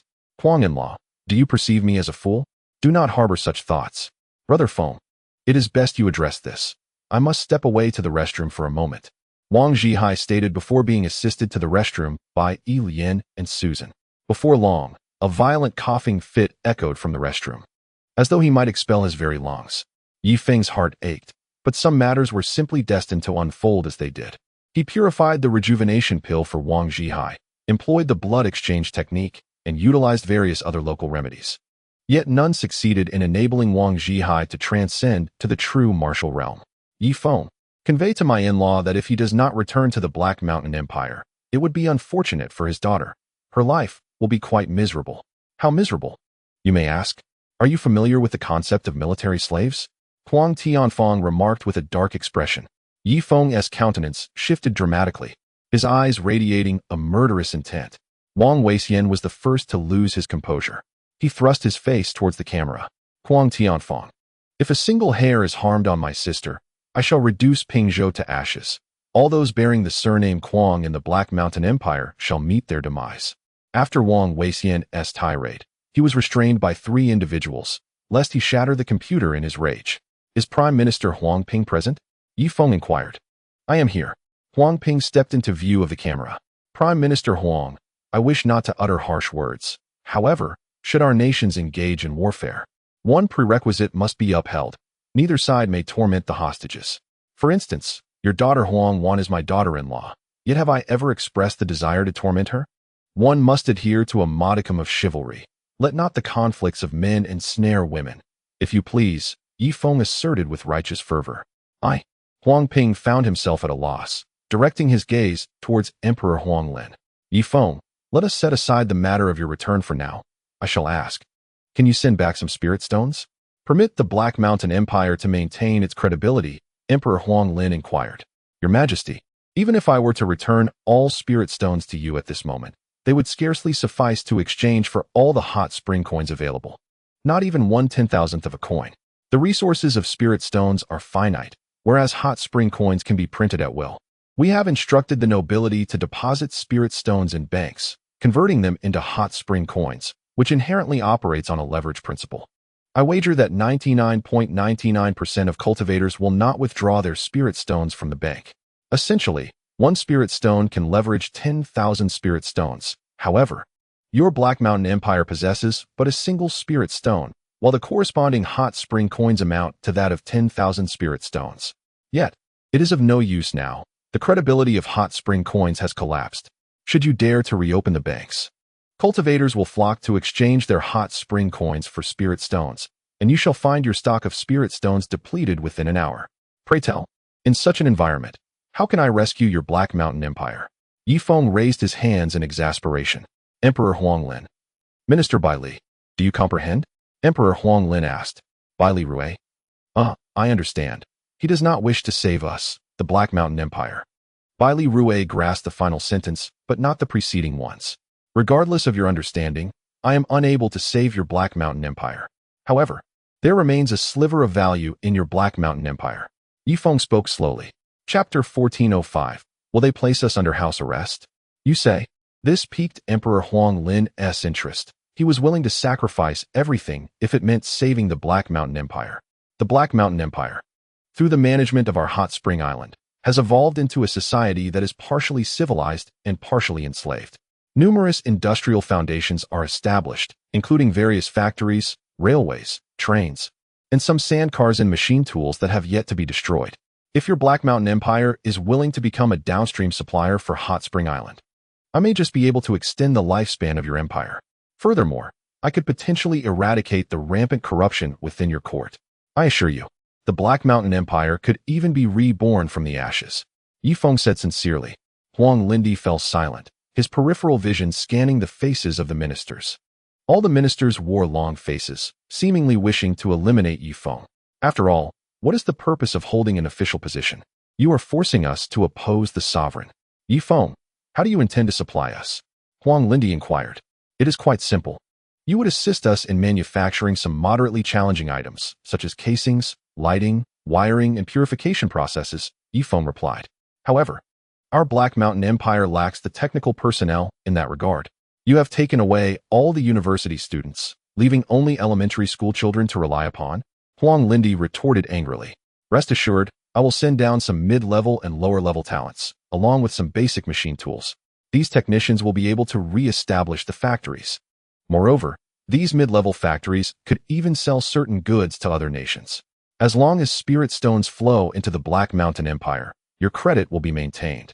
Ye Feng remarked with a smile. Oh, Huang Lindi and Huang Ping exchanged glances, their eyes brightening simultaneously. They had indeed witnessed the products of Hot Spring Island, particularly the luxury items that even noble women cherished. It was certainly feasible to utilize these goods to exchange for spirit stones from other nations, provided that Ye Feng dispatched the technical personnel to the ground and prepared some basic machine tools. Ye Feng, I will respond to you now. Send down the technical personnel. And rest assured, I shall treat them with respect, Huang Lindi asserted confidently. In that case, I shall send 2 individuals to bring a group of technical personnel down. Their names are Yu Long and Lung Yan. I trust you have heard of their illustrious reputations? Ye Feng smiled. I have indeed heard of them. They are the 2 wealthiest individuals from Hot Spring Island, are they not? Send them to my Black Mountain Empire, and I shall ensure they are treated well and receive my full support in restoring the industry, Huang Lindi declared, thumping his chest. Very well. I will arrange for their arrival in 3 days. By the way, even if you have plans for them, it matters not. They do not belong to the citizens. If you intend to use them as leverage against me, I regret to inform you that it would be futile. Ye Feng sounded a warning to Huang Lindi. I understand. I shall be waiting for their arrival in the capital 3 days hence, Huang Lindi nodded. The video call was abruptly terminated. What a hassle. Susan, please go and meet with Yu Long and Lung Yan. You must persuade them. Ye Feng decided to send Susan to negotiate. Certainly. Susan nodded and departed from the conference room. Ye Feng turned his gaze towards Su Yun, saying, Yuner, please select some underperforming students from the university and assign them to Yu Long and Lung Yan. It would be preferable if they are residents who are not citizens. All right. Brother Feng, do you have time this evening? Su Yun flirtatiously inquired. I'm afraid I won't. I have numerous matters to attend to. You may proceed with your tasks. He replied. Ah, very well. Su Yun sighed, pushing the door open and exiting the conference room. At that moment, Ye Feng shifted his attention to Wang Zhihai. Zhihai, I am aware of your deep-seated hatred for the Black Mountain Empire. Rest assured, I will ensure that you personally avenge your son's death. Once we have drained the Black Mountain Empire of its resources, we shall wage a war of annihilation against it, which you and your son Wang Weixian will lead.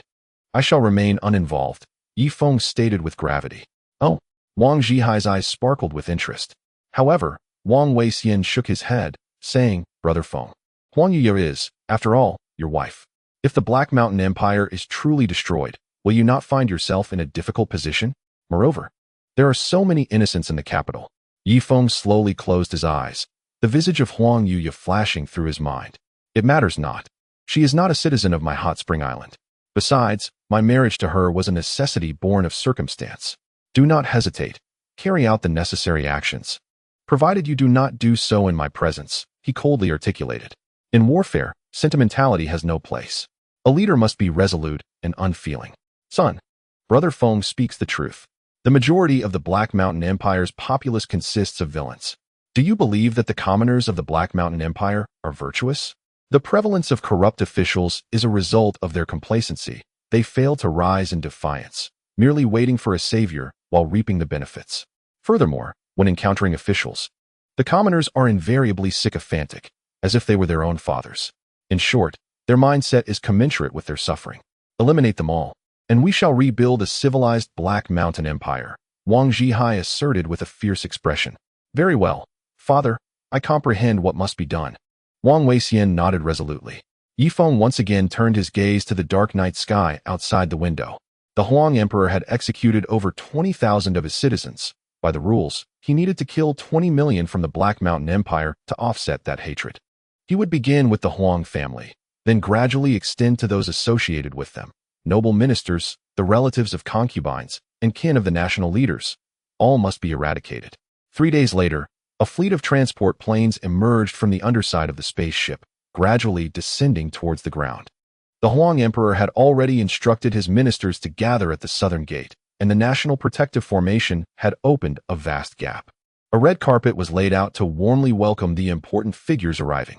Inside the first transport plane, Yulong bore a stoic expression. Behind him were senior engineers from his factory, alongside several technicians. Do not misunderstand. While these engineers serve under Yulong, they do not even qualify to be technicians on Hot Spring Island. Their levels of expertise are not comparable. Boss, is it not rather ruthless of Brother Feng to send us down to our demise? Upon arriving at the capital, would Emperor Huang Lin be inclined to confine us? Perhaps we should consider retreating? A group of senior engineers trembled in fear. Retreat? The spacecraft belongs to the resort island. Do you think we can simply return? Fear not. I estimate that our odds of being killed are merely 10%, 30% for confinement, and a promising 60% chance of thriving and making a name for ourselves down there. Yulong feigned calmness. Chapter 1406. Yet another from within our ranks before long. All the transport aircraft descended in the southern part of the capital. Yulong and Lung Yin, accompanied by their respective engineers and technicians, disembarked from the aircraft, warily observing the spectacle set before the southern gate. A welcoming party of approximately 30,000, all clad in shining armor, awaited them. At the heart of the assembly stood a grand banner emblazoned with golden characters. Emperor Huang Lin, beaming with delight, personally approached them. Are you not the renowned Yulong and Lung Yin? Please, enter the capital. Emperor Huang Lin gestured invitingly. On the city walls, soldiers lifted baskets, showering petals that cascaded from the heavens. Yulong sighed in relief. Then we shall not be polite. With newfound courage, he boldly advanced toward the capital. Music began to play. In the distance, the court musicians busily prepared, their melodies enchanting yet interspersed with the erratic beats of a percussionist. Yulong and Lung Yin exchanged glances. It seemed that the music of the resort island had also been integrated into the court's repertoire. Indeed, the culture of the resort island had already begun to permeate the entirety of the Black Mountain Empire. Lung Yin nodded in agreement. Time swiftly passed, and 10 days had gone by in the blink of an eye. Factories resumed operations, and the mid to low-end machine tools brought by Yulong began producing finely crafted components. These parts were primarily aimed at perfecting 2 spacecraft. Additionally, some luxury goods were also manufactured, but these were not intended for the spacecraft. Instead, Emperor Huang Lin had invested in these products, preparing to export them to the nations of Roman, Tianwan, and Xingyue. Within a newly established steel factory in the Imperial Palace, Emperor Huang Lin, Huang Ping, and Bai Li Rui were inspecting their own factories within the Black Mountain Empire.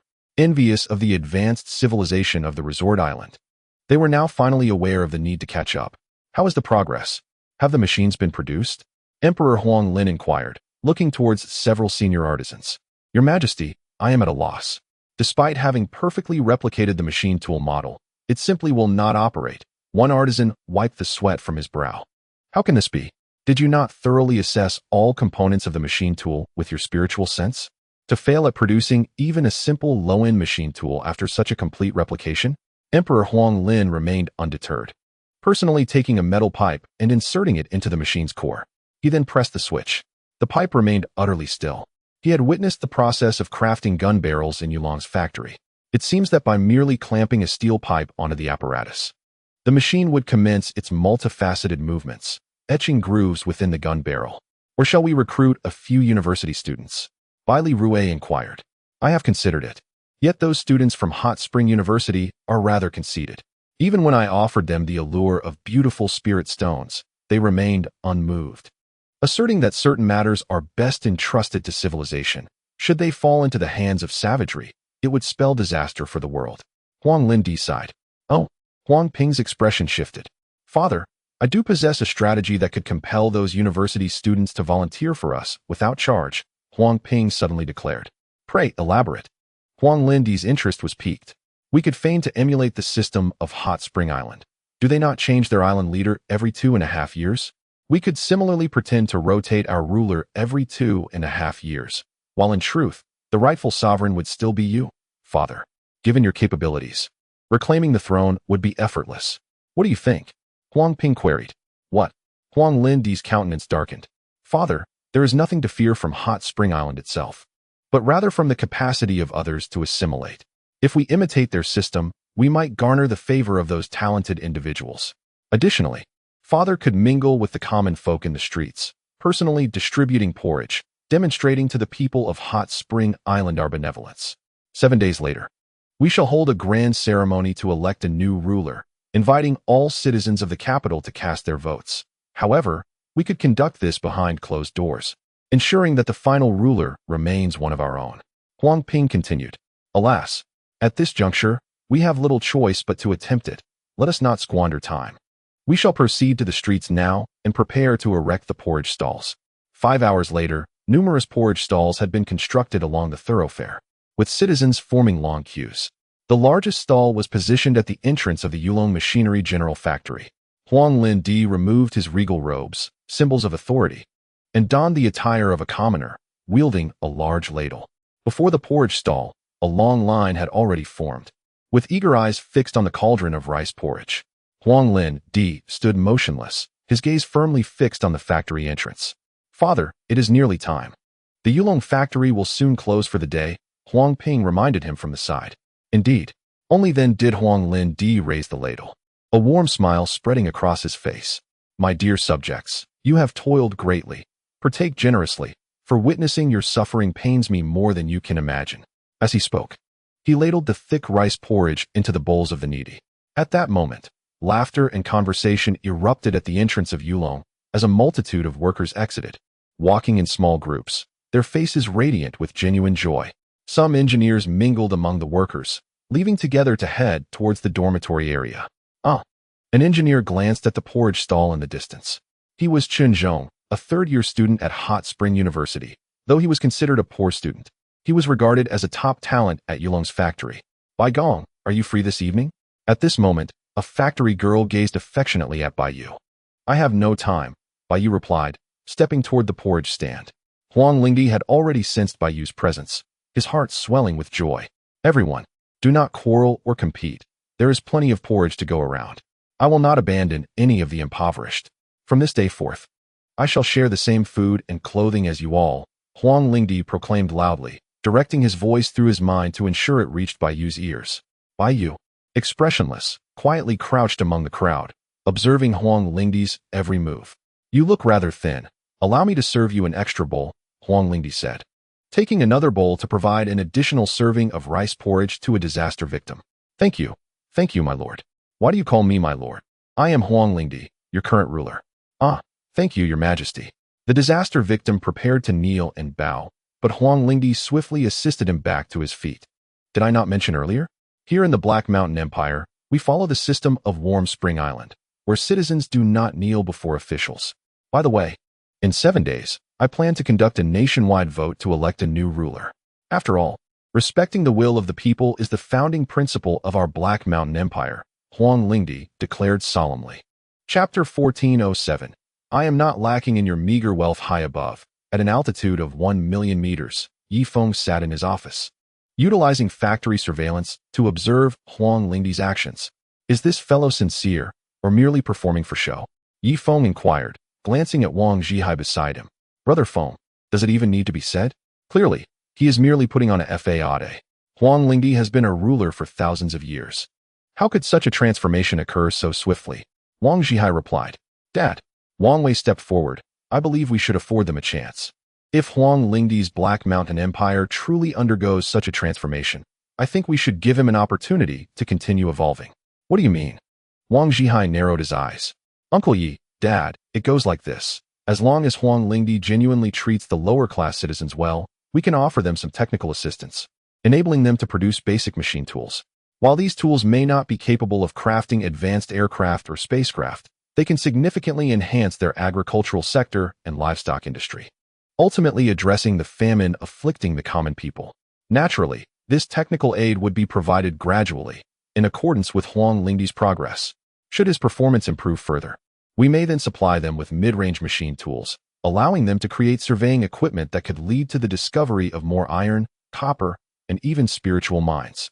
Later on, if Huang Lingdi truly regards the lower-class citizens as human beings and affords them opportunities akin to the nobility to attend academies, we will then slowly provide them with mid to high-end machine tools. This strategy resembles a fish farming plan. Over time, the entire Black Mountain Empire will be assimilated, and at that point, his royal and noble powers will be significantly diminished, allowing us to control the entire Black Mountain Empire without shedding a drop of blood. Then, throughout the Black Mountain Empire, we shall establish factories and academies, transforming it into our spa empire. With this foundation, we will extend our influence across the entire Hngm incontinent. In due course, it shall no longer be known as the Hngm incontinent, but rather as the spa continent. Our achievements will be renowned throughout eternity, and even billions of years after our demise. Tales of our grandeur will echo across the Hngm incontinent. Wang Weixian spoke fervently, gesturing towards the map of the Black Mountain Empire, his eyes aglow with fervor. Ye Feng remained silent, as did Wang Zhihai. They had not anticipated that Wang Weixian, a graduate of Spa University, possessed such vision and determination. By the way, how long until the island leaders' election conference? Ye Feng suddenly turned to the senior executives behind him. Brother Feng, it should be about a year, Chenin replied. Oh, a year indeed. Excellent, Ye Feng said, his excitement palpable as he nodded incessantly at Wang Weixian, causing the latter to retract his neck slightly. Uncle Yi, you're not thinking of slacking off, are you? The citizens of Spa Island were well aware that although Ye Feng was the island leader, he had no desire for the position. He merely wished to collect a modest stipend and lead a leisurely life, occasionally enhancing his cultivation. Under the favorable system of Spa Island, no one aspired to be at the helm, as it was too exhausting and would impede their training. On the ground, Emperor Huang Ling had finished his porridge. He crouched down, cradling a child in his arms, his face radiating kindness. Yet a profound disdain flickered in the depths of his eyes. Bai Yu's gaze froze. Perhaps the Black Mountain Empire wasn't as terrible as it seemed. Thus, he strode purposefully towards Emperor Huang Ling. Your Majesty, I have given it some thought. I might be able to assist you with your machinery issue. But let it be known that I am merely the most mediocre of students and may not succeed. However, I am willing to give it a try, Bai Yu stated. Only then did Emperor Huang Ling feign just noticing Bai Yu. Ah, you are Bai Gong. Splendid. Please proceed. An hour later, Bai Yu arrived at the Black Mountain Empire's factory. A few senior craftsmen were bustling around the machinery, their brows glistening with sweat. Is this a model of the machinery? Bai Yu inquired, observing the setup. What model? This is the machinery, a perfect replica of Spa Island's machine. Oh, who are you? Ah, we have met your Majesty. Several senior craftsmen finally noticed Emperor Huang Ling behind Bai Yu. All right, you may step aside and allow Bai Gong to help us refine this apparatus. Emperor Huang Ling instructed the craftsmen, casting a look of disdain upon them. This is clearly just a model. There are no pipelines, and the cooling water is not connected. Most absurdly, you haven't even powered it on? And this gear, its precision must be impeccable, otherwise, it will strip after just a few rotations. Wait, is this a drill bit? The weight seems off. You are using ordinary iron as a drill bit? Do you really believe such a bit can shape a metal plate as required? Failure. The foundation has not been laid properly. Do you understand the immense force generated when the machinery operates at high speed? I fear that after merely producing a couple of hundred items, the machine's position may have shifted several dozen meters. A failure within a failure. Bai Yu appeared to have opened a floodgate, berating several senior craftsmen mercilessly. The artisans glared at Bai Yu with indignation.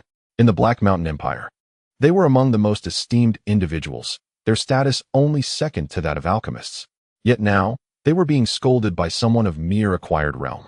Were it not for the favor of Emperor Huang Lin, they would have dispatched Bai Yu long ago. Master Bai, I must trouble you.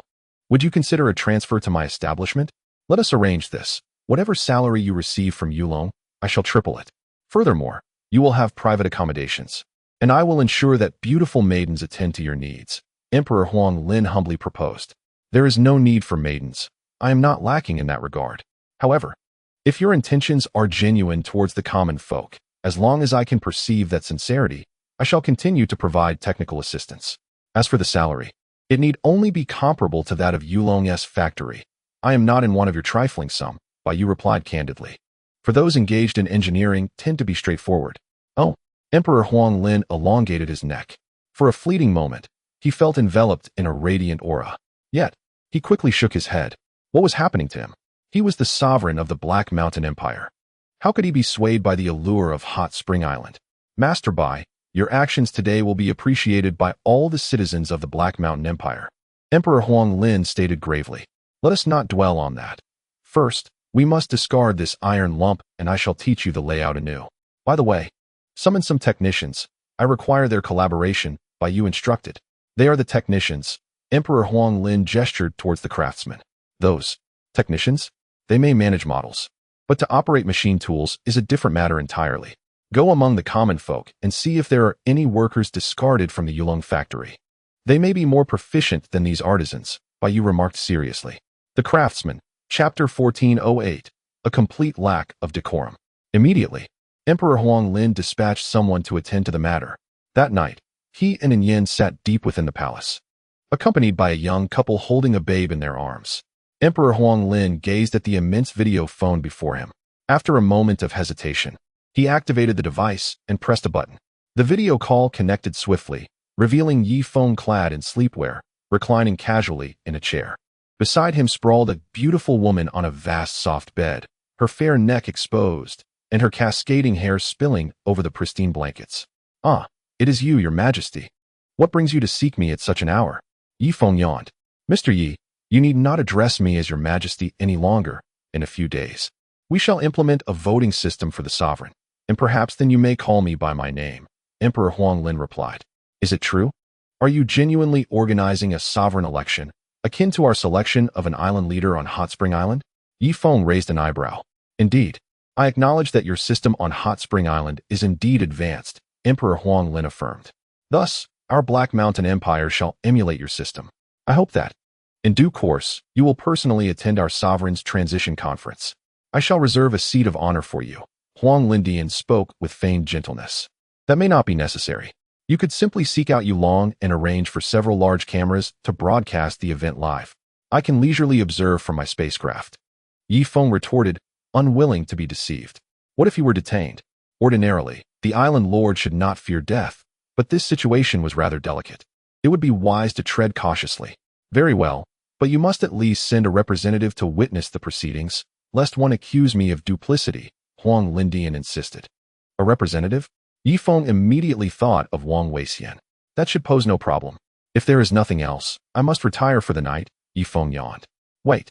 Huang Lindian waved his hand to the rear. A young couple cradling an infant approached the camera. Please inform Chairman Wang that his grandson is thriving in our Black Mountain Nation, as well as his daughter. Huang Lindian pointed to the young mother, holding her daughter. The young woman was none other than Wang Yuting, daughter of Wang Zhihai. Is Yuting settling in well at the Prime Minister's residence? Ye Feng inquired gently. Uncle Yi, I am quite comfortable here, and Huang Lang has been very kind to me, Wang Yuting replied. That is reassuring. Tomorrow, I shall have your father speak with you. Ye Feng felt a sense of relief. Uncle Yi, how is my father's health? Wang Yuting quickly asked. He's doing all right. Do not worry. Ye Feng's expression darkened. Wang Zhihai's complexion had turned a ghastly pale, unmistakably the hue of death. After disconnecting the video call, Ye Feng reclined once more upon the bed. The cascade of long hair gradually turned towards him. Tuan, I must return now. Do rest well. I imagine I've worn you out. Ye Feng chuckled as he playfully pinched her nose. No, Tuan clung tightly to Ye Feng. All right, just one more hour of slumber. Ye Feng embraced Tuan closely. An hour later, Ye Feng donned his clothing and quietly exited Tuan's chamber. The corridor, imbued with a sense of advanced technology, greeted his eyes. He intended to seek out Raimai. After all, she had endured years of widowhood for his sake. Knock, knock, knock. A series of knocks resounded. Shortly thereafter, the door swung open, and Ye Feng dashed inside with a cry. Faint sounds of giggles or playful banter could be heard from within. The following morning, Ye Feng returned to Susan's room. Where have you been? Susan inquired. I was in a meeting, Ye Feng replied, feeling somewhat guilty. A meeting? Forget it. I can't be bothered with you. Susan buried her head beneath her covers. Deciding not to sleep any longer, Ye Feng dressed and commenced his inspection of his vessel, the Li Feng No. 1. The spacecraft boasted 99 levels, particularly the lowermost spaceport, towering over 100 meters, capable of accommodating thousands of fighter jets simultaneously. A group of staff members was diligently conducting routine checks and maintenance on the ship. Good morning, Bro Feng. Good morning, Bro Feng. Brother Feng. The crowd greeted Ye Feng warmly. Good morning. You must be tired for coming to work so early. Ye Feng replied with a cheerful smile. Tired? Not at all. I only work 4 hours a day. By around noon, I'll head home to spend time with my wife and children. I need to practice my calligraphy when I get back. I'm different. I've set up a small laboratory at home dedicated to studying cosmic particles. It's equipped with a high-powered microscope and various chemicals. Upon hearing this, Ye Feng was taken aback. You're not going to cause an explosion, are you? You must be cautious. This is a spaceship, and an explosion could damage it. Rest assured, Island Master. I graduated from Windspring Polytechnic University. Such oversights are not in my nature, the confident cleaner replied. Well, it's best to exercise caution, Ye Feng said before ascending to the second level. This area was a spacious hall supported by thousands of columns, with a giant swimming pool at its center. A group of unruly children was standing by the pool, relieving themselves. You little brats. Go to the restroom. You have no manners. Chunin shouted, charging towards them. In no time, he found himself pinned to the ground by a few of the boys, one of whom urinated on his face. What are you doing? Ye Feng's expression darkened. Run. The boys fled, leaving Chun and lying by the pool. Go wash yourself. You couldn't even handle a bunch of kids. Ye Feng sighed. They are citizens. I can't use my energy against them. Brother Feng, I believe the law needs to be revised. We should teach these little rascals a lesson, perhaps suspend their parents' salaries? Chunin suggested. Alas, I have no choice. As you said, they are citizens' children. After Chunin cleaned up, Ye Feng took him to patrol other areas. Upon reaching the third level, Ye Feng was astonished. The space was filled with the fragrance of flowers and birdsong, with thick soil underfoot nurturing bamboo groves, banyan trees, and even fig trees. As they traversed this artificial forest, Ye Feng spotted a towering iron structure. This framework was divided into over 100 layers, each approximately a meter high, with rice, wheat, and various crops flourishing on each level. The ceiling of the third level was illuminated by simulated sunlight, enabling the plants on the spaceship to photosynthesize. Impressive, Ye Feng exclaimed, giving a thumbs up. Indeed, Old Chung is an expert in this field. The engineering department has made significant contributions, Chunin replied, also raising his thumb in admiration. This was their first visit to the expansive third level of the spaceship. Let us go see the fourth level, they decided, taking the elevator up. The fourth level soared over 30 meters high. Inside, there was an artificially cultivated pasture where herds of cattle, sheep, horses, and pigs grazed leisurely. Ye Feng surveyed the pasture, estimating it to span over 20 kilometers in length and about 10 kilometers in width. The entire spaceship measured just over 30 kilometers in length. Brother Feng, good morning, called a herdsman atop a steed, holding a bamboo lasso. Good morning. What time do you finish your shift? Ye Feng inquired with a smile. I dedicate myself to work around the clock, yet it matters little, for my occupation is play. I find great joy in this place, having voluntarily taken on the 24-hour shift. The most significant aspect is that these creatures cannot escape, the herdsman chuckled. As long as you enjoy it, that is what counts. Ye Feng nodded, making his way deeper into the pasture. At that moment, a pride of lions approached, numbering around 15 or 16, led by a colossal male. Brother Feng, I feel as though I have stepped into Westworld. These lions are utterly unaware that they are confined within a spaceship, Chunin remarked. Indeed, they resemble inhabitants of the Truman Show, Ye Feng agreed, nodding in affirmation. The spacecraft, designated as number 1, was overwhelmingly vast. After a while, the two ascended to the 4th floor via the elevator. Here, the ceilings were considerably lower, perhaps only 5 meters high, yet everything one could desire was available. A commercial street lay before them, lined with an array of vending machines. These machines dispensed beverages, spirit liquor, and elixirs. As they reached the end of the pedestrian street, they were astonished by the sight of a building ahead. A cyber CAF. Brother Feng, am I seeing this correctly? Chunin exclaimed with excitement. I am not mistaken either. It is indeed a cyber CAF. Has the technology of Warm Spring Island advanced to such an extent? With a mix of apprehension and curiosity, they stepped inside the cyber CAF. The atmosphere was thick with smoke and the clamor of various expletives filled the air. You fool, move. Come to the main entrance for support. The demons are upon us. Are you not escaping? If you do not flee now, even I, your father, cannot save you. Ye Feng stared in shock at the scene, which felt both familiar and alien, almost doubting his own senses. Where's the administrator? Chunin scanned the CAF, only to find no sign of one. Ye Feng then leaned down to address a young boy nearby. Young one, how does one access the internet here? He inquired with a smile. Do you not know? Do you have your citizen card? The boy replied. Yes, I do. The citizen card contains a chip. Do you know what a chip is? Never mind. I won't waste my breath explaining to an old man. Just insert the card into the machine, and it will activate. But be warned, it deducts money every hour, the boy concluded before donning his headphones once more. Chunin hastily took a seat beside him and powered on the machine, while Ye Feng chose to observe the boy. The game before them resembled a shooting game, albeit with somewhat inferior graphics and frequent clipping issues. Nevertheless, such entertainment was a rare luxury in this savage society. Curiously, Ye Feng's gaze drifted to a child in the corner, who was furtively glancing at the computer while remaining alert to his surroundings. With a sweep of his mental energy, Ye Feng quickly discerned the content on the computer screen. How scandalous, he mused, prompting him to venture to the corner and start up a machine of his own. The videos featured individuals from the Black Mountain Empire, adorned in traditional attire, with occasional appearances by fair-haired foreigners. After enjoying the spectacle for a while, a group of women stormed in, brandishing sticks and fiercely dragging their children away. Yet Ye Feng noticed that some children were merely observing silently from the back, refraining from engaging with the machines. Little one, why do you not play? Ye Feng inquired kindly. I am not a citizen, the child replied, lowering his head in shame. Not a citizen? Oh, do you lack a citizenship card? Yes. Uncle, could you lend me your citizenship card? I will only play for an hour. That cannot be borrowed. Who is your father? My father is Hanadatsi. Hanadatsi? Is he not a citizen? Is he currently aboard the spaceship? Yes, but he is an engineer under the boss of Yulong and does not possess citizenship. I see, fret not. Once you have resided aboard the spaceship for 3 years, you will be eligible for a recommendation, Ye Feng said, gently patting the child's head. Come on, Chunin, do not become too engrossed in games. Ye Feng forcibly shut off Chun-An's machine. Hey, I'm going to take you on. Chunin rushed at Ye Feng, and they became entangled in playful scuffles. You little rascal, your gaming addiction is quite substantial. Soon, Ye Feng was leading Chun-An away from the internet CAF by his ear.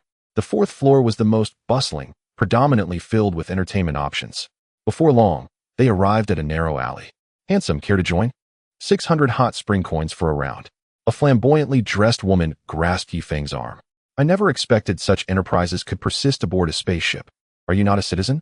Do you lack funds? Ye Feng asked, skepticism etched on his face. I am a citizen. Here is my citizenship card. The woman presented a card. Then, as a citizen, even without a job, you receive monthly subsidies. Why engage in this? Ye Feng lamented. Chun-An had already pulled a woman into a small room. The bank manager says citizens also require entertainment. If every citizen refrained from this line of work, the spaceship would feel lacking in some way. I do not do this for profit. It is a sacrifice made to enhance the variety of entertainment aboard the spaceship. Would you care to join? Seeing as you are so handsome, I can offer you a 20% discount. The woman said, wrapping her arms around Ye Feng's. Since you have made such a considerable sacrifice, I suppose I shall partake just this once, but discounts are unnecessary, Ye Feng replied as he entered the small room. Half an hour later, Ye Feng emerged, finding Chun-An asleep at the doorway. Awaken, let us continue our exploration, Ye Feng said, gently patting Chun An's face. "Ah, Brother Feng, you've only just come out? I've been waiting for half an hour," Chun An replied, rubbing sleep from his eyes. The fourth floor boasted countless streets, bustling beyond imagination, with some areas so crowded it felt as though people were packed in like sardines. Most patrons were young, effortlessly swiping their citizenship cards after meals. Even if their cards lacked funds, it was of no concern, as citizenship cards allowed for overdrafts up to 1 million hot spring coins. Ye Feng and Chun An squeezed through the crowd, each holding a skewer of meat. "Brother Feng, look at this fourth floor. It stretches 25 kilometers long and 20 kilometers wide, entirely filled with bustling entertainment. I feel it rivals the prosperity of an entire county," Chun An exclaimed with delight. "It seems to be a tad more prosperous than the county town, does it not? After all, on the #1 hot spring, there are nearly 3 million citizens. I fear that a third of them are crammed on the fourth floor. Does your hometown boast a population of 1 million? Ye Feng retorted. Chapter 14:10. She sensed something was amiss. "Indeed, there are around 1 million citizens aboard the Charles I. If we have the time, we ought to conduct an inspection as well," Chun An suggested. "Let us not be hasty. Merely surveying the Ye Feng #1 would consume several months of our time. Come, let us ascend to the 5th floor." The two excitedly boarded the elevator. On the 5th floor, a plethora of businesses had been established, with men and women clad in professional attire coming and going. Ye Feng cast his gaze upon the first company, the Hot Spring Island Trust Company, followed by the 5th branch of the Hot Spring Bank and the Hot Spring Island Entertainment Company. Almost every company bore the two characters for Hot Spring in their titles. They believed that the inclusion of these characters symbolized sophistication and conferred an inherent advantage by associating with Hot Spring Island. "Is that not Brother Feng?" A woman in professional attire appeared. "And you are?" "Bo-Kachin," Ye Feng exclaimed in astonishment. He recalled their first encounter on the vast prairie, when she was donning a fur coat. In the blink of an eye, she had transformed from the Yuan dynasty into modern attire. "Indeed, Brother Feng," Bo-Kachin replied. Her face adorned with makeup, time having left no trace upon her visage, she remained as stunning as ever. May the two Ba brothers rest in peace, Ye Feng thought, his heart tightening as he quickly made the sign of the cross over his chest. "Let us not dwell on him.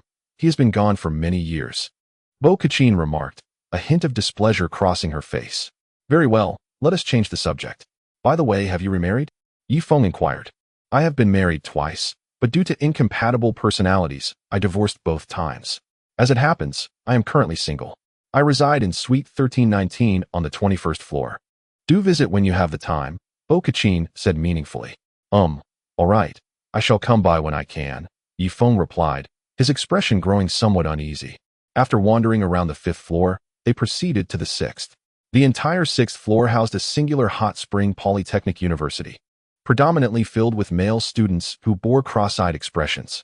Generally speaking, such individuals tend to be rather single-minded, often engrossed in their studies, albeit lacking in social prowess. Their meticulousness, however, allows them to perfect intricate details. On the 7th floor, Hot Spring University awaited, where the students were far more visually appealing, dressed in lovely outfits and short skirts. A pure and refreshing aura enveloped the entire level, leaving Ye Feng and Chun An in awe. Let us move on to the 8th floor. Without exception, the subsequent floors up to the 20th were occupied by esteemed academies. Ye Feng paused on the 29th floor, where a formidable hot spring primary school stood.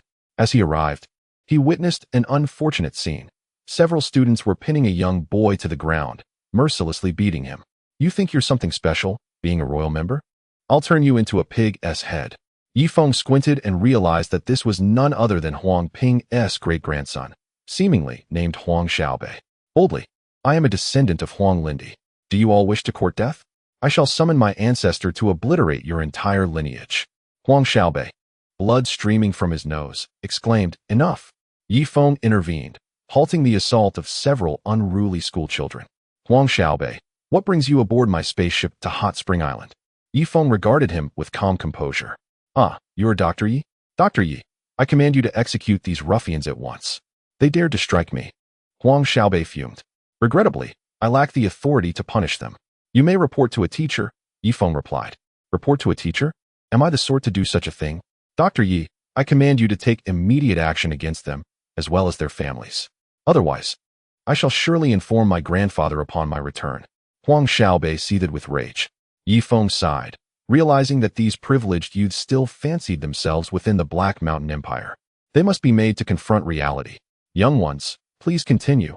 Ye Feng instructed the schoolchildren before ascending with Chunin. Huang Yueya and Bailey Jean were both members of the Huang and Bailey families. Previously, while on the ground, they were tyrants within their school, often bullying classmates from Hot Spring Island. However, times had changed. With the spaceship now soaring through the skies, they no longer needed to heed their whims. Consequently, the scions of the Huang and Bailey families, once untouchable, had now become targets of collective scorn. Bailey Jean had already endured beatings for the 4th time this week. The younger privileged children fared slightly better, as their tender age made them more susceptible to adaptation. Yet, Bailey Jean and Huang Yueya, both in their teenage years, would require a more gradual process of assimilation, necessitating physical confrontation. Meanwhile, in the Starry Moon Kingdom, a transport aircraft was en route to the capital of the Black Mountain Empire. Due to the vast distance between the two nations, those in the west remained oblivious to the fact that Hot Spring Island had relocated to an altitude of 1 million meters. Aboard the transport were several significant guests, including Mei Yu and her cadre of divination apprentices. It was astonishing that such a vessel could soar at such heights without the aid of spirit stones. Mei Yu gazed out the window, feeling a thrill each time she boarded an aircraft, despite her many previous flights. Utilizing the proceeds from land sales, she had deposited several billion hot spring coins in the bank, yet this sum was still insufficient for the purchase of an aircraft. Even a simple heavy water Gatling gun remained beyond her reach. Reluctantly, she had to rely on Shi Jin to bring her to the command center of Hot Spring Island. Hoping to expand her business with Wang Zhihai, the transport swiftly arrived at the command center, but within the massive facility, only a multitude of refugees rummaged for valuables. What is happening? Shi Jin exclaimed in astonishment. The journey from the Starry Moon Kingdom to the Black Mountain Empire spanned over 10 billion kilometers, and their communication devices were incapable of transmitting over such distances. Let us land, Mei Yu said indifferently. Understood, great diviner. The transport gradually descended onto the filthy airport. The refugees gathered around, their eyes blankly fixated on the aircraft. You come here. I have a question for you. Shi Jin pointed at one of the refugees. The refugee approached with the aid of a cane. I inquired, what has become of the people of Hot Spring Island? Where have they gone? Shi Jin felt an ominous premonition. He suspected that the Black Mountain Empire had already taken action against Hot Spring Island. Look, over there, the refugee replied, pointing skyward. Oh, Shi Jin exhaled in relief. Have they flown into outer space? He asked. I do not know, but they have certainly ascended, the disaster victim replied. Alas, this is a calamity. Here, take these 5,000 hot spring coins and treat yourself to a decent meal, Shi Jin said, producing 5 crisp bills from his pocket. Is this amount sufficient for a good meal? The refugee questioned. However, purchasing a few chickens should not pose a problem, he added, tucking the money into his own garment. What? Is this truly 5,000 hot spring coins? Previously, a chicken seemed to only cost a few coins, Shi Jin exclaimed in astonishment. The prices have risen significantly. The value of hot spring coins has diminished greatly, yet spirit stones and precious metals still retain their worth, the disaster victim explained. Very well, I understand. Shi Jin's expression darkened, for Mei Yu had overheard this conversation. Has the value of hot spring coins depreciated? Mei Yu's countenance fell. Haha, do not worry. It is likely a localized depreciation. The Star and Moon Kingdom will remain unaffected, Shi Jin hastily clarified. Mei Yu remained silent, her beautiful eyes narrowing with suspicion. Initially, when Hot Spring Island exchanged worthless paper for their spirit stones, she sensed something amiss. Indeed, the discrepancies had become increasingly apparent. Great Chief, I bring good news. We can now reach President Wang's office via radio, a pilot exclaimed, poking his head out of the window. Chapter 1411. Mei Yu felt a twinge of emotion. Shi Jin hurried into the cockpit and seized the radio. What? At 1,000,000 meters in altitude? Very well. I shall bring the transport aircraft immediately. He set down the receiver and waved to Mei Yu in the distance. Great diviner, quickly board the plane. I will take you to our new headquarters. Mei Yu sighed, her expression somber as she boarded the transport aircraft. She settled into a window seat, watching as the ground receded further and further away, transforming the command center into mere ants, then sesame seeds, until it vanished completely. Peering through the skylight, she was suddenly gripped by fear and covered her mouth. There. At an altitude of tens of thousands of meters, two colossal objects, one large and one small, hovered in the air. 8 engines sustained the two vessels aloft. Simultaneously, countless fighter jets, transport planes, bombers, and reconnaissance aircraft buzzed in and out beneath the massive structures, akin to bees industriously working within a hive. A voice crackled over the radio. It was the guide for Ye Feng 1, instructing Shi Jin on how to maneuver the transport plane accurately into the spacecraft without triggering the defensive array. Soon, the transport aircraft finally entered the spacecraft's runway. After gliding for 2 kilometers, they at last beheld the end of the runway, where thousands of engineers and technicians awaited. Alongside numerous transport planes parked atop the upper levels of the vessel, all in clearly defined formations. The transport aircraft is stationed on the first level. The bombers occupy the same floor, as do the fighter jets and reconnaissance planes. Simultaneously, at the very bottom of Ye Feng 1, there are 2 colossal flying machines, seemingly 10 times larger than their transport aircraft. The individuals brought by Mayu stood in awe, their mouths agape, utterly astonished. They had never anticipated that the technology of Hot Spring Island had evolved to such an extraordinary level, a revelation beyond their wildest dreams. Head this way, instructed a staff member as he adjusted a flag. Shi Jin promptly maneuvered the transport aircraft to halt at the end of the runway. The staff member climbed onto the aircraft and tapped on the window twice. Shi Jin immediately opened the window. You must be Shi Jin, right? Brother Feng has already instructed that once you disembark from the spaceship, you should board the track vehicle and press 001 on the numeric keypad. The track vehicle will automatically transport you to the conference room, the staff member announced loudly.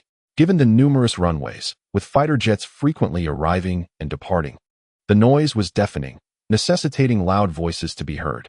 What happens if I press 002? Shi Jin inquired. That would be futile, without authorization.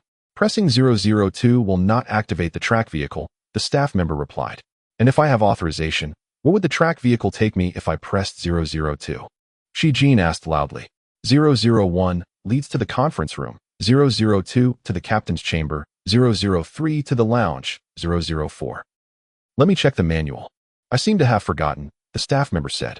There's no need, Shi Jin interjected, kicking open the hatch. Ouch. The staff member let out a pained yelp as he was pinned to the ground by the door. May you please descend. Let us take the track vehicle to meet Brother Feng. Shi Jin courteously extended his hand. Mei Yu hesitated for a moment, but eventually placed her graceful jade hand in Shi Jin's larger one. The moment her feet touched the ground, Shi Jin received a sharp blow to the head. Why did you hit me? Shi Jin glared at the staff member in anger. It was nothing. The track vehicle is right there. You are to escort the guest aboard and press 001. Brother Feng is awaiting you in the conference room, the staff member replied. Very well. Shi Jin and Mei Yu boarded the track vehicle. Wait, may I press it? Mei Yu asked eagerly. How could I refuse such a request from a beautiful lady? Go ahead, Shi Jin said, gesturing gentlemanly toward the keypad. Taking a deep breath, Mei Yu extended her slender index finger and pressed 001. The track vehicle began to accelerate from a slow pace, swiftly reaching a speed of approximately 120 kilometers per hour. The vehicle spiraled upward through the entirety of the spacecraft, gradually ascending from the 1st to the 99th level. Through the glass, Mei Yu could clearly observe the facilities on each floor of the spacecraft. Is this a school? So many lights, exclaimed several young diviners. Great seer. I fear that the electricity consumption of just this level may well surpass the total consumption of our entire Xingyue nation, one of them remarked in awe. How beautiful. Several young diviners exclaimed excitedly. Shi Jin feigned modesty, adjusting his collar. Esteemed guests, what you are witnessing is merely the tip of the technological iceberg of our hot spring island. One day, you shall discover that our advancements extend far beyond this. Shi Jin remarked with a smile. However, the women present paid him no heed, as their gazes and attention were entirely captivated by the interior of the spacecraft. Is that a man-made ocean? Are those fish? Indeed, it is an ocean, and those are sharks, several diviners excitedly pointed out, gesturing towards the glass of the track car. What is this? Why can't we see anything? May you observe the pitch-black interior walls. Ordinarily, those walls are made of glass. Shi Jin surmised that they were likely in the engineering department, yet he chose not to disclose this information. The engineering department, after all, cannot be casually shown to those aboard the track car, as it pertains to the confidential matters of the nation's hot spring island. Before long, the group arrived at the expansive conference room. I'm back, Shi Jin exclaimed, arms wide open, ready to receive flowers and applause, even before the door had opened. However, the room contained only two individuals, Ye Feng and Wang Zhihai. Ah, Uncle Yi, Uncle Wang, is there no welcoming ceremony? Shi Jin's eyes reddened. He had initially intended to impress the ladies, showcasing his significant status within Hot Spring Island, only to find the room occupied by just two people. No, Ye Feng replied nonchalantly. I have laid the industrial foundation for Hot Spring Island in the Star Moon Empire. I am a benefactor of Hot Spring Island. Yet there is no welcoming ceremony for me. This is infuriating. Shi Jin's anger boiled over. Wang Zhihai sighed. Only clowns and performers require flowers and applause. You and I are the true beneficiaries of Hot Spring Island, and we should focus on its development. Very well. Shi Jin sulked as he took a seat. Shortly thereafter, Mei Yu entered the conference room accompanied by her apprentice diviners. Ye Feng and Wang Zhihai promptly rose to their feet. Clap, clap, clap. Welcome, Fairy Mei Yu, to our spacecraft. They both applauded in unison. Other concealed doors in the conference room swung open, revealing a large group of high-ranking officials who emerged carrying bamboo baskets filled with petals. Before long, a shower of flower petals began to cascade through the conference room. Mei Yu's cheeks flushed with gratitude as she looked towards Ye Feng. Thank you. Thank you for the welcoming ceremony prepared by your esteemed nation.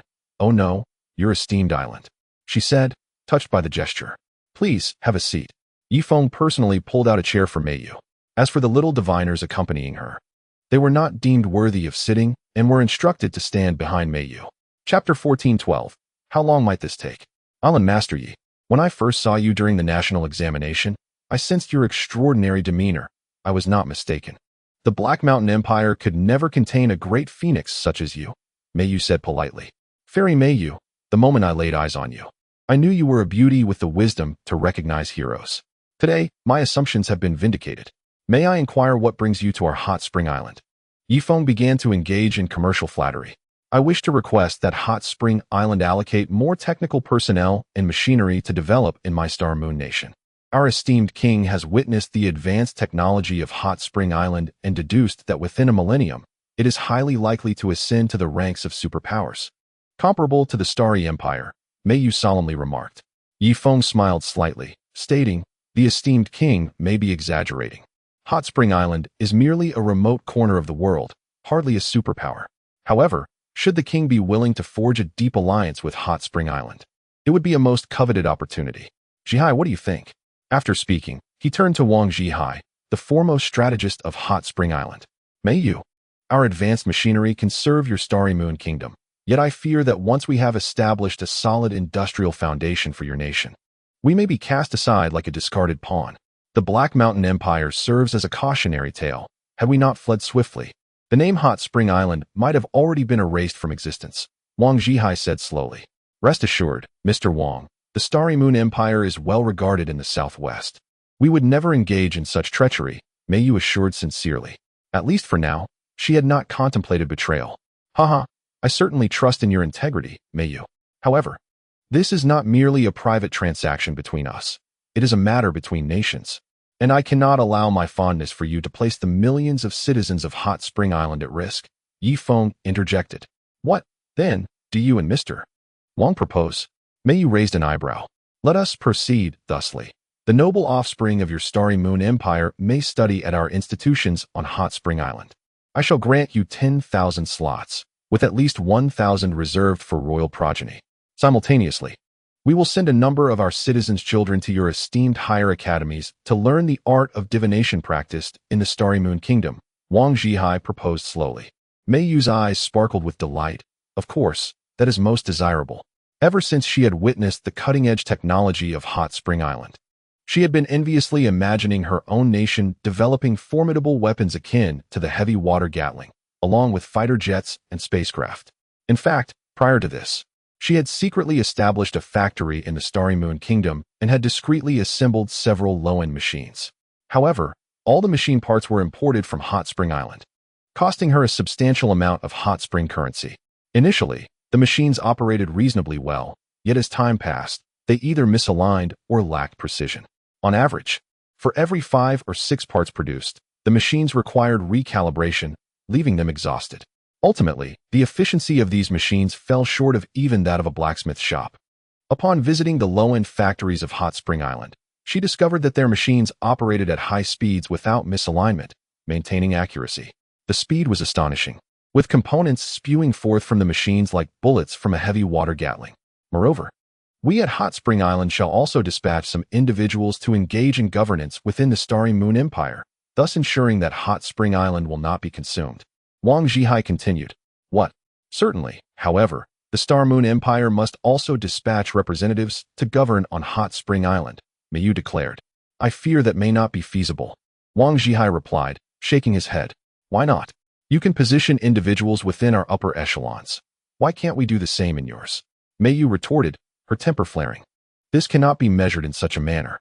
Our placement of officials in the Star Moon Empire is predicated on our assistance in establishing your industrial foundation. What, pray tell? Can your Star Moon Empire offer us in return? Huang Yueya raised an eyebrow. To speak rather bluntly, even the most rudimentary machine tools are beyond your production capabilities. The disparity between our civilizations spans at least 3 centuries. Ye Feng nodded in agreement. Yueya is correct. Indeed, our civilizations differ by 3 centuries. But only under the condition that we pause to await your advancement. Had we not halted our progress, that gap would likely have widened. As your system cannot compete with ours, am I right, Yueya? Upon finishing, Ye Feng turned his gaze back to Mayu. Her face flushed with embarrassment.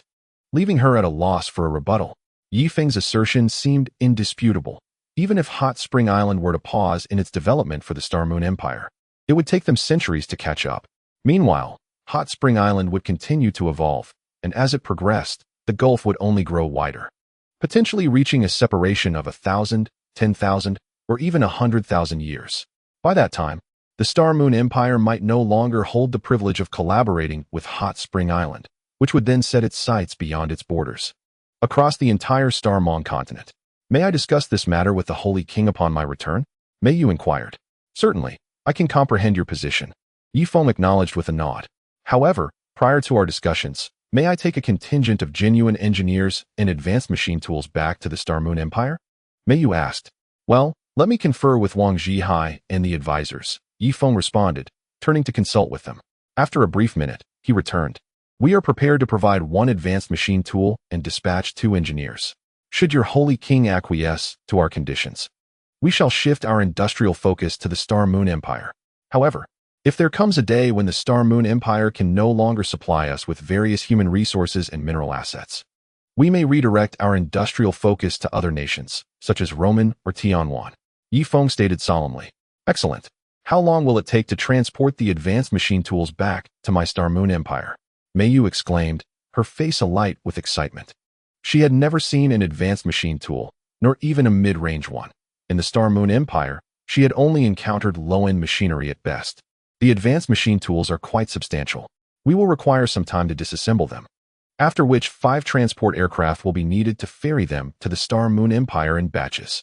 2 engineers will oversee the reassembly, and the process must occur without any surveillance, even mental observation.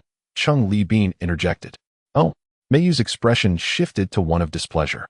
Chapter 14:13. I fear I may have wronged you in truth. Even if the engineers assembled and disassembled before their eyes, they would remain utterly perplexed. Unless someone from the kingdom of Huang Yueya had studied at the Hot Spring Academy for over a decade or 2, they could never grasp the intricate relationships and connections among the various components. The knowledge required was far too extensive. It could not be mastered merely by imitation. Master Yi, how long may I reside aboard your spacecraft? Mayu inquired. Ye Feng turned to consult with his advisory team. Realizing for the first time the formidable challenge of managing a team exceeding 4 million individuals, he found himself reliant on others for much of the necessary knowledge. For the capacity of the human mind is finite. You may rest on our spacecraft for 3 days. However, during this time, your movements will be restricted to below the 30th floor and the conference rooms on the 98th floor, Ye Feng concluded after his deliberation. The areas between the 30th and 90th floors primarily housed research facilities, engineering departments, and storage for high-end machinery used in the production of drill bits, the very foundation of Hot Spring Island's technology. Drill bits must possess not only hardness and toughness, but also wear resistance and oxidation resistance. The parameters involved in a single drill bit can exceed several hundred. with each needing to be perfected to the utmost. A lack of wear resistance could result in minute errors during production, particularly in manufacturing engines and thrusters, where even a deviation of a mere thousandth of an inch could lead to catastrophic failure during operation. Understood, Mayu nodded. Very well, the meeting is adjourned. Miss Mayu, the spacecraft is vast. I must find you a guide. How about this? You may choose a guide from among us, who shall accompany you closely during these 3 days. Ye Feng stated with gravity. Is that acceptable? Mayu looked at Ye Feng with anticipation. Me? Ye Feng pointed to himself in surprise. My apologies, Miss Mayu. Wang Zhihai interjected, shaking his head. Ye Feng is the lord of an island. He has neither the time nor the capacity to serve as your guide. Perhaps you should select another. Mayu cast a flirtatious glance at Ye Feng, her expression almost enchanting. Zhihai, it is quite all right. With you here, I can afford to be somewhat lax. Moreover, as a representative of a great nation, we must not neglect Miss Mayu. Henceforth, I shall accompany you in all your meals and rest. You may inquire about anything you do not understand, Ye Feng asserted solemnly. Giggling, thank you, Lord Yi, Mayu responded, performing a graceful curtsy, reflecting the influences of the kneeling etiquette from Chongqing City, which had likely evolved from the practices of the Xingming continent, albeit with a more refined and formal execution. That night, Ye Feng carried his bedding to the guest room on the 25th floor. This guest suite comprised several hundred rooms, each a lavish suite akin to a 5-room apartment. Lord Yi, I did not expect you to arrive so soon. Mayu emerged from the bedroom, adorned in Hot Spring Island's silk nightwear, exuding an aura reminiscent of modern femininity. Ye Feng perceptively noted that beneath her nightwear, she wore nothing at all. Simultaneously, she exuded a distinctive hormonal allure characteristic of a mature woman. Indeed, entertaining foreign guests is a duty that falls to me as the island's leader. By the way, where shall I sleep tonight? Ye Feng tossed the bedding onto the sofa, his keen gaze sweeping across several rooms. Our accommodations are already full. How about this? Ye Island Master, shall we engage in candlelit conversation tonight? Mayu gently grasped Ye Feng's hand, her captivating eyes fixed intently upon him. This, mingling between men and women, I fear it may tarnish the reputation of the esteemed diviner. Ye Feng spoke with evident hesitation. I am merely the great diviner of the Star Moon Kingdom.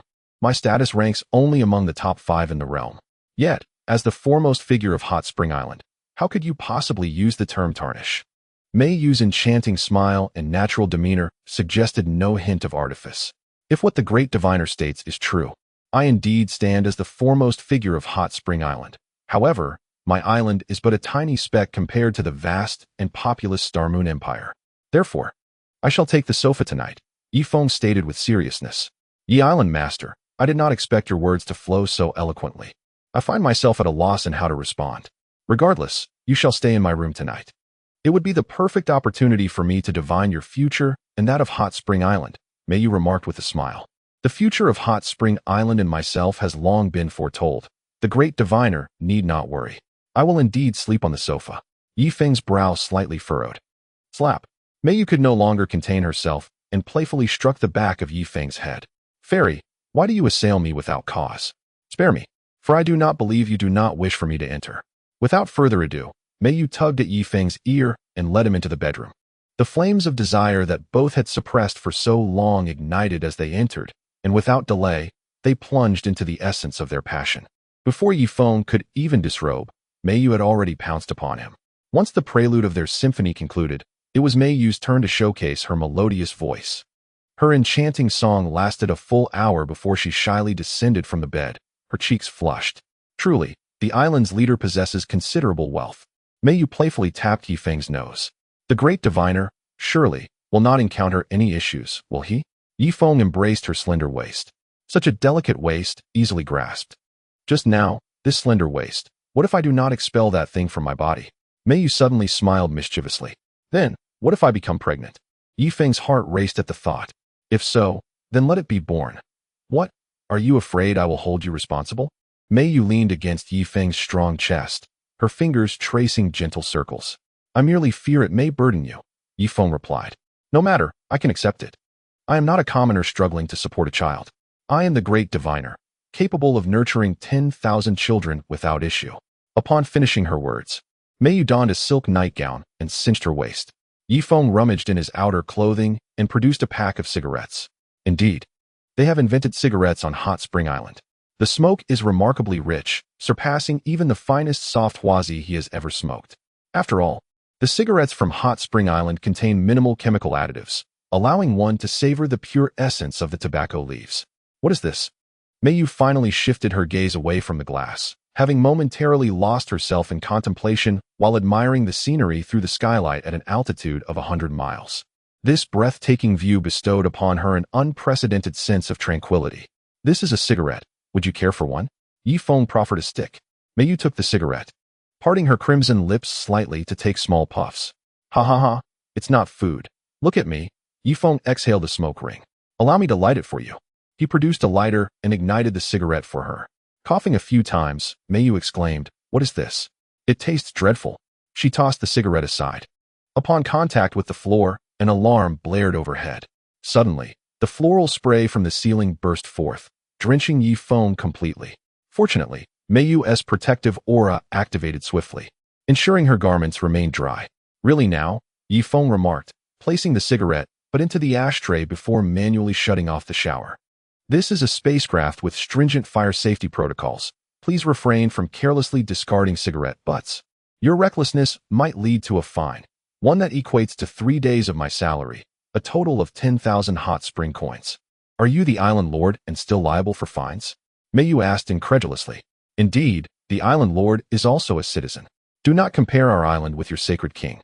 Here, the status of the island lord is akin to that of a citizen," Ye Feng clarified. "I see. How do you manage the citizens then? For example, what punishments do you impose for their misdeeds? Or what rewards do you bestow for their merits? Beauties, wealth, spirit stones, or land?"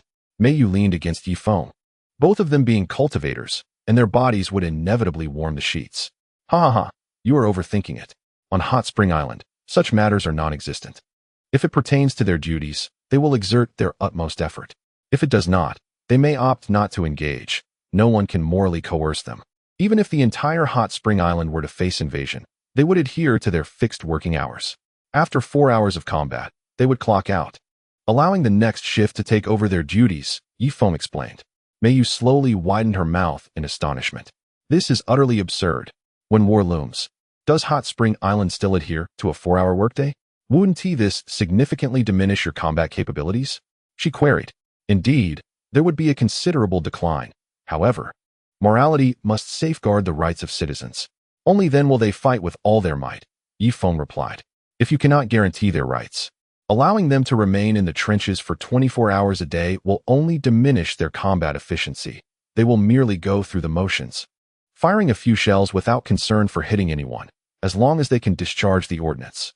Ye Feng stated candidly, "I can hardly fathom that the system on Warm Spring Island operates in such a manner. Do soldiers truly have set hours during wartime?" Mayu shook her head. "Ha ha ha, the pressure is solely on the military command. As long as they manage the arrangements well, rotating shifts 6 times a day can ensure that combat effectiveness does not wane. Even in the face of defeat, it bears no consequence for the soldiers.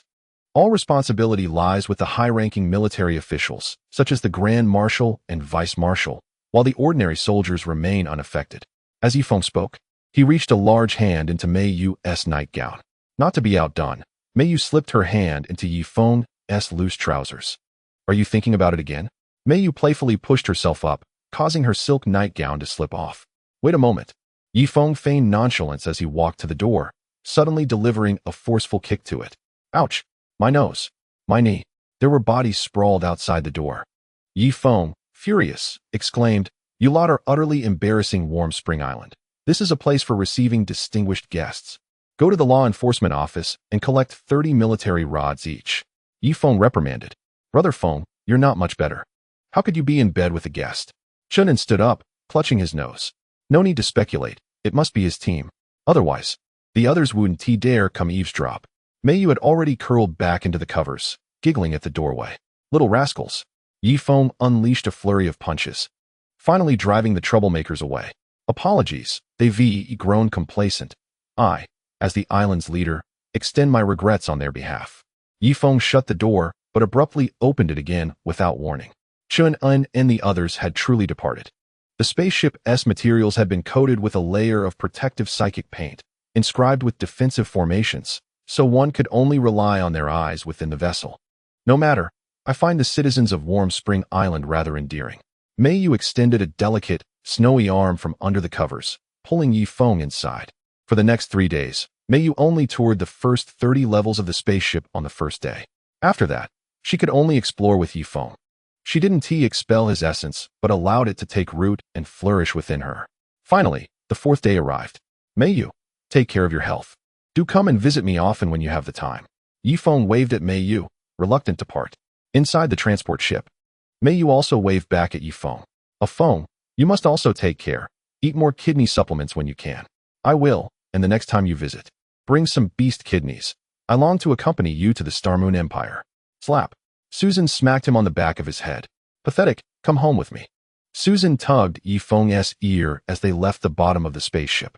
Four colossal transport aircraft emerged from the spaceship, swiftly making their way towards the Star Moon Empire, carrying with them a high-end machine tool. Brother Feng, shall we visit the Bayou tribe?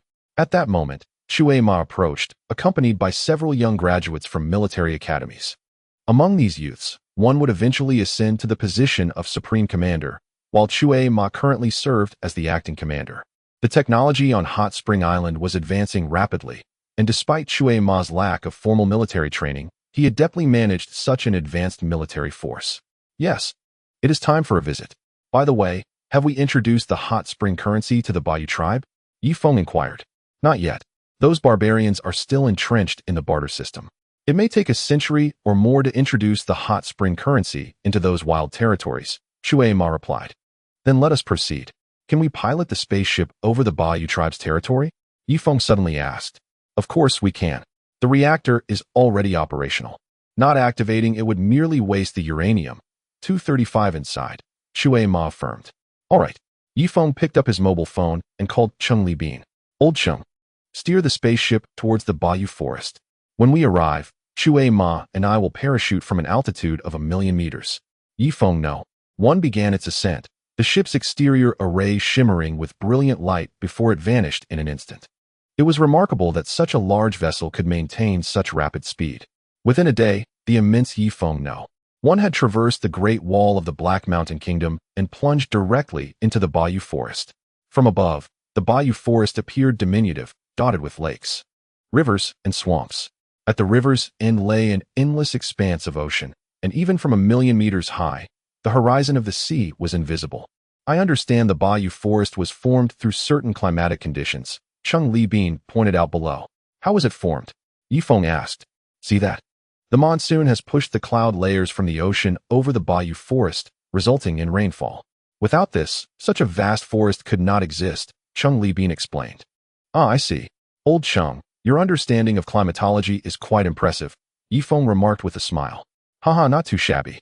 If I could break through to the innate realm, my lifespan would extend to 400 or 500 years, and I might even develop climatic weapons, Cheng Li Bin chuckled. He was nearing 80 years of age but appeared as youthful as ever, resembling a middle-aged man. Meanwhile, his cultivation had reached the late stage of true martial. With the 100 pure elixirs from Hot Spring Island, he had a significant chance of breaking through to the innate realm. As for Charlie, he had long surpassed the innate realm, having ample time to engage in research. Below is the lair of the Bayou tribe. Brother Feng, you should descend by plane. Parachuting from 1,000,000 meters is far too perilous. Moreover, at such an altitude, the oxygen is scarce, which may induce hallucinations, Cheng Li Bin advised. No. I am determined to parachute today. Ye Feng exited the captain's cabin with Shui Ma and the young military graduates. Each of them donned a parachute and stood upon the jumping platform of the spacecraft. The gravity here was minimal. A gust of wind could easily lift a person off the ground. Upon exiting the cabin, the temperature plummeted to a frigid -50 or 60 degrees. Significantly colder than on the surface. Are you ready? Ye Feng shouted against the roaring wind. Ready, came the reply. Then let us jump together. If we delay too long, we may find ourselves several kilometers apart upon landing, Ye Feng urged. The others responded with gestures of agreement. Taking a deep breath, Ye Feng leaped from the platform. This moment was captured by cameras, destined to be replayed daily, inspiring the adventurous spirit of the youth. It is only through such daring spirits that technological innovation can flourish. What a thrill, Brother Feng. This is exhilarating. Shuaima shouted in midair. I feel the same. This is my very first parachute jump. Ye Feng echoed in excitement. The other graduates from military academies had experienced countless jumps and could only watch as the two novices reveled in their airborne antics. Island Master, quiet down. You might be mistaken for a monstrous bird and shot down by the Baiwa tribe. One military cadet cautioned. Ye Feng and Shuaima promptly silenced themselves. Yet Ye Feng gave the young man a thumbs up. Well done, maintaining composure and considering the long-term implications. The training at the Hot Spring Military Academy has not been in vain. Thank you for the praise, Island Master. The five descended like birds, plummeting straight down. Whenever one of them strayed from the center, they would stretch their bodies or curl into a ball to regroup. After nearly half an hour of freefall, as Shuaima was still reveling in the experience, the forest below finally came into focus. Now, Ye Feng was the first to deploy his parachute, with the others swiftly following suit. 5 enormous parachutes billowed, supporting their descent. Suddenly, a large shadow zipped past Ye Feng, an otherworldly creature from the transformation realm. Beast, perish. Ye Feng prepared to unleash his formidable magic, while the 3 military students simultaneously drew their heavy water handguns.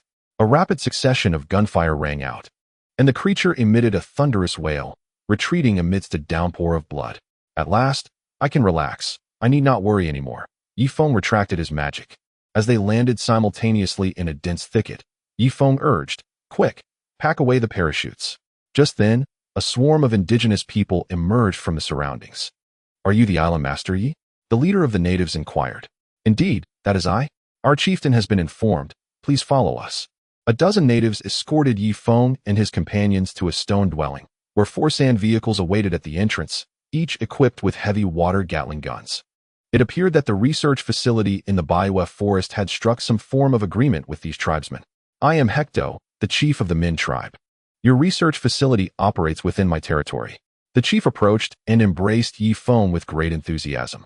As for his cultivation level, he was at the late stage of the divine origin realm. At that moment, a voice echoed from outside. Hector, is our island master arriving? I am here to escort him to the research institute. As the voice faded, a familiar figure stepped inside. Dove? Ye Feng exclaimed in delight. Behind Dove, there followed a slightly darker-skinned indigenous man from the Baiwa tribe. Dove, it's been so long. I have missed you dearly. Ye Feng pulled Dove into his arms. Just then, the indigenous man drew out a long knife. Who dares to touch my woman? I challenge you to a duel. Who is he? Ye Feng released Dove, eyeing the man warily. He is my husband, Meng Yuanshan, Dove introduced. You? You are already married? Ye Feng felt a pang of loss. Yes. Dove's voice was filled with nostalgia. Very well, brother Meng Yuanshan. I was unaware of your union, Ye Feng said sincerely. Meng Yuanshan nodded straightforwardly, sheathing his knife and taking Dove's hand. Come, Fenggu, I will take you to the research institute. All right. Ye Feng toured the institute, and overall, found the progress rather minimal. The 1 Quan currency could not harvest the labor force of the Baiwa forest. Despite the persuasive efforts of the bank managers, the locals remained obstinate, insisting on barter. They believed that a mere piece of paper could not purchase the hearts of those monstrous beasts, deeming such a notion utterly preposterous. On the 7th day, Ye Feng arrived at the final research institute. Chapter 1416. Ultimately, one cannot escape the laws of human nature. Inside, it was pitch black, devoid of electric light. The group could only explore using their divine senses. Island Master, you have arrived. A dark-faced man emerged, followed by a throng of engineers. Is your institute in such dire straits that you cannot afford electricity? Ye Feng frowned. Not at all. We are researching a substance that can replace electricity and nuclear energy. And the best part is, it should be readily available, the dark-faced man replied. Readily available? Air, perhaps? Ye Feng raised an eyebrow. Ha ha ha, Island Master. As far as I know, there is no air in outer space. Therefore, we are studying a form of dark matter that can activate our dark war machines.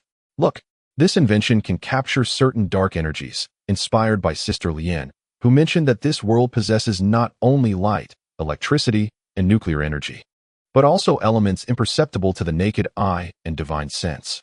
This is what we call dark matter, and its quantity in the universe far exceeds that of luminous matter by thousands or even tens of thousands of times. After the dark-faced man spoke, he led Ye Feng to an oddly shaped war machine. See this aircraft? It lacks electrical circuitry, yet some dark matter can adhere to certain forms. The design of this spaceship is indeed peculiar. However, once a person sits inside and recites a few incantations, it will emit a slight tremor. This is the focal point of my current research, akin to how humans can manipulate certain elements in the air through specific hand gestures. It is indeed a direction worthy of exploration. However, at this juncture, I am refining the shape of the spacecraft. For it seems that only when its form reaches a certain threshold can it respond to the pilot's thoughts. Now, let me return to the matter of the man with the dark visage, who was about to speak, but was interrupted by Ye Feng. "What is your name?" Ye Feng inquired. "I am called Peikidian," came the reply. "Peikidian, should you require funding in the future, do not hesitate to approach the Hot Springs Bank and notify me. I shall endeavor to fulfill all your requests. Whether it be personnel, materials, machinery, or financial support, you may approach me directly, and I will expedite the approval process. Do you understand?" Ye Feng spoke with gravity. The vessels and aircraft previously invented on Hot Springs Island were not significant breakthroughs. They merely adapted concepts from past civilized societies to this world. The only notable advancement was heavy water, which still lacked a truly revolutionary impact. Yet, the dark aircraft conceived by Peikidian represents a groundbreaking shift in nuclear energy, electrical power, and all branches of physical and chemical sciences. Should this be successfully developed, it would signify that they could traverse and soar through space indefinitely without reliance on nuclear or electrical energy, potentially reaching the very edges of the universe to uncover what lies beyond. Brother Feng, is this truly feasible? In my previous studies, I was reprimanded several times by General Chung and Charlie. They claimed I was straying into the realm of the absurd, Peikidian exclaimed, astonished as he gazed at Ye Feng. "Did Chung and Charlie oppose your research?" Ye Feng raised an eyebrow. "Indeed, they deemed my pursuits impractical," Peikidian replied earnestly. Ye Feng perceived that he was speaking the truth. It was evident that Chung Li Bean and Charlie were suppressing this exceptional talent. After a moment of contemplation, Ye Feng's expression darkened. Under his governance, Hot Springs Island had not succumbed to the old forms of capitalism, yet it had fallen prey to the shadows of traditional elitism.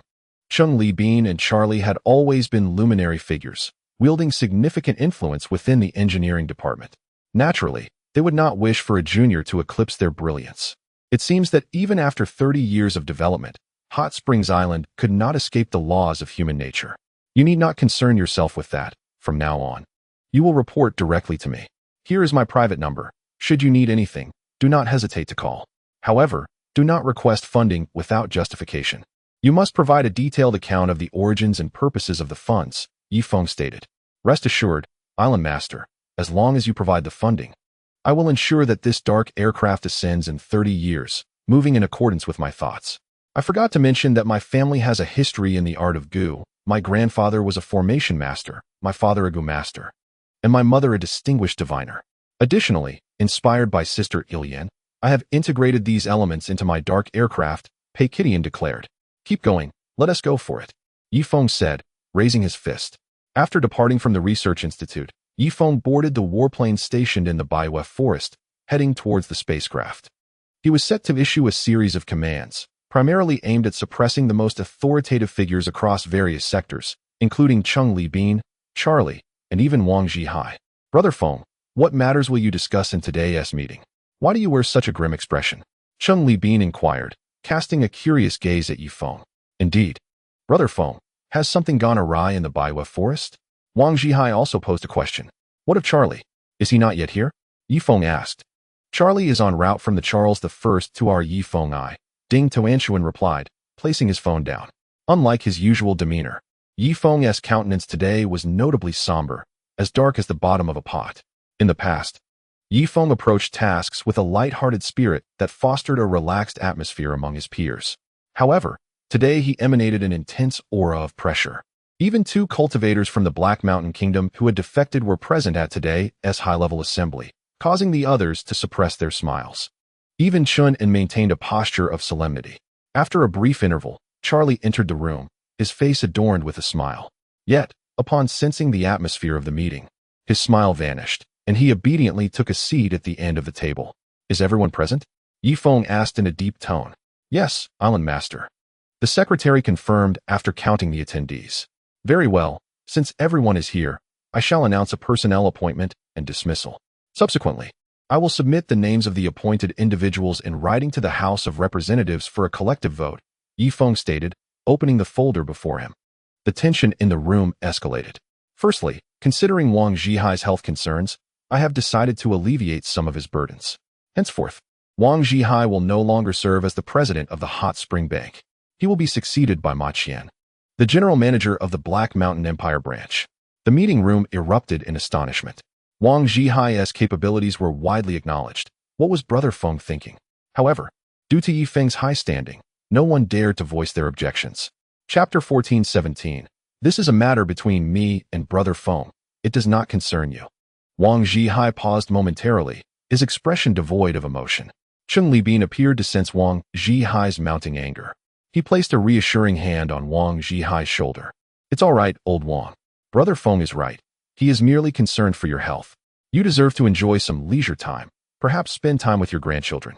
The second appointment involves Cheng Libin, who will no longer serve as the president of the Hot Spring Academy. His position will be filled by Meng Yanluer. As Ye Feng concluded his statement, Cheng Libin abruptly stood up, only to slump back into his seat, his face reflecting a tumult of emotions. Old Cheng, Meng Yanluer is a graduate of a technical university. You can now enjoy a life of ease. Charlie approached and embraced Cheng Libin. The third appointment, Charlie will no longer serve as the vice president of the Hot Spring Academy. The position will be temporarily assumed by Godo 1. Ye Feng spoke slowly. Godes, the grandson of the martyr Godchan from the vast prairie, has graduated from the Hot Spring Polytechnic Institute for over 4 years. Charlie fell silent, plopping back into his chair. You three may voice any objections. I shall alleviate your concerns, Ye Feng stated, closing the folder. Wang Zhihai, Cheng Libin, and Charlie remained mute, their silence a form of resistance against Ye Feng's decisions. It must be acknowledged that these three held unparalleled authority in the realms of finance and engineering. Being dismissed by Ye Feng to elevate three inconspicuous individuals was akin to a slap in their faces. Observing the tension, Duo Yanhina personally filled teacups for Wang Zhihai, Cheng Libin, and Charlie, attempting to offer them some solace amidst the distress caused by Ye Feng's actions. However, the three remained impervious, their expressions hard and unyielding. The conference room was so quiet that a pin drop could be heard. The senior executives dared not breathe, as this was a provocation directed at the very soul of Hot Spring Island, leaving them uncertain of whom to support. Ye Feng, too, wore a stern expression, choosing not to speak. He did not deny the contributions of the three to Hot Spring Island. However, once an individual attains a position of authority in any field, they are prone to errors and obstinacy. He felt compelled to act, ensuring that the progress of Hot Spring Island would not be constrained by outdated conventions. Fortunately, Ye Feng, was the original architect of Hot Spring Island. Had it been the likes of Wang Weiluo or He Li Xuan, those three old-timers might have hurled the teapot at him in indignation. Father, Wang Weixian gently patted Wang Zhihai on the shoulder. Smack. Wang Zhihai retaliated with a sharp slap. How dare you? Who gave you the right to pat my shoulder in front of Feng Gu? Do you know the trials Feng Gu and I endured while constructing Hot Spring Island?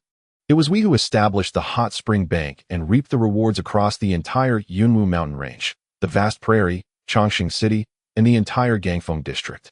Ultimately, we extended the influence of Hot Spring currency to Xin County, Pingzhou, and eventually throughout the Black Mountain Empire. At that time, you were but a bud yet to bloom. How dare you now presume to pat my shoulder? Do you think I have aged so drastically? Wang Zhihai berated his son, his fury nearly igniting the conference room. The other senior executives hastily lowered their heads, focusing intently on their own shoes. Ye Feng's face flushed with embarrassment, reaching an extreme of awkwardness. Wang Weixian, Cheng Libin, and Charlie exchanged glances, and in a swift motion, stood up. Old Wang, why unleash your wrath on the younger generation? Let us leave. This conference room can no longer accommodate the three of us.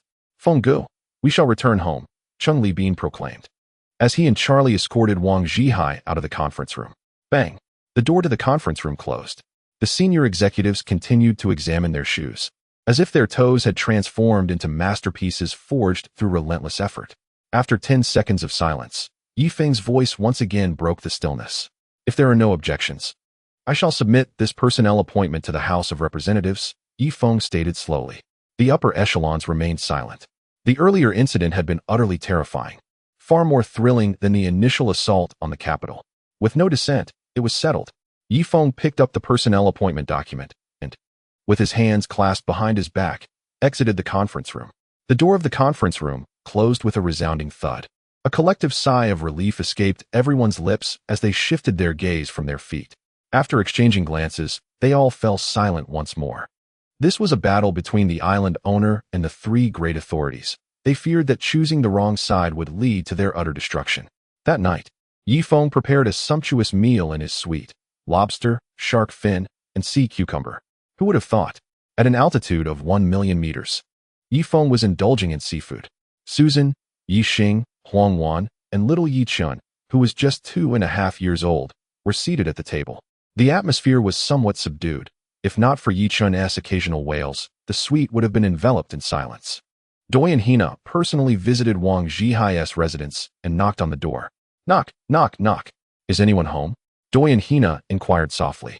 The door swung open to reveal Wang Sen's wife. Ah, it's Sister Hina. What brings you here? She asked. Oh, Ah Feng has prepared a feast at home and would like you to join us, Doi and Hina replied with a smile. Let me check, Wang Sen's wife said as she headed to the bedroom.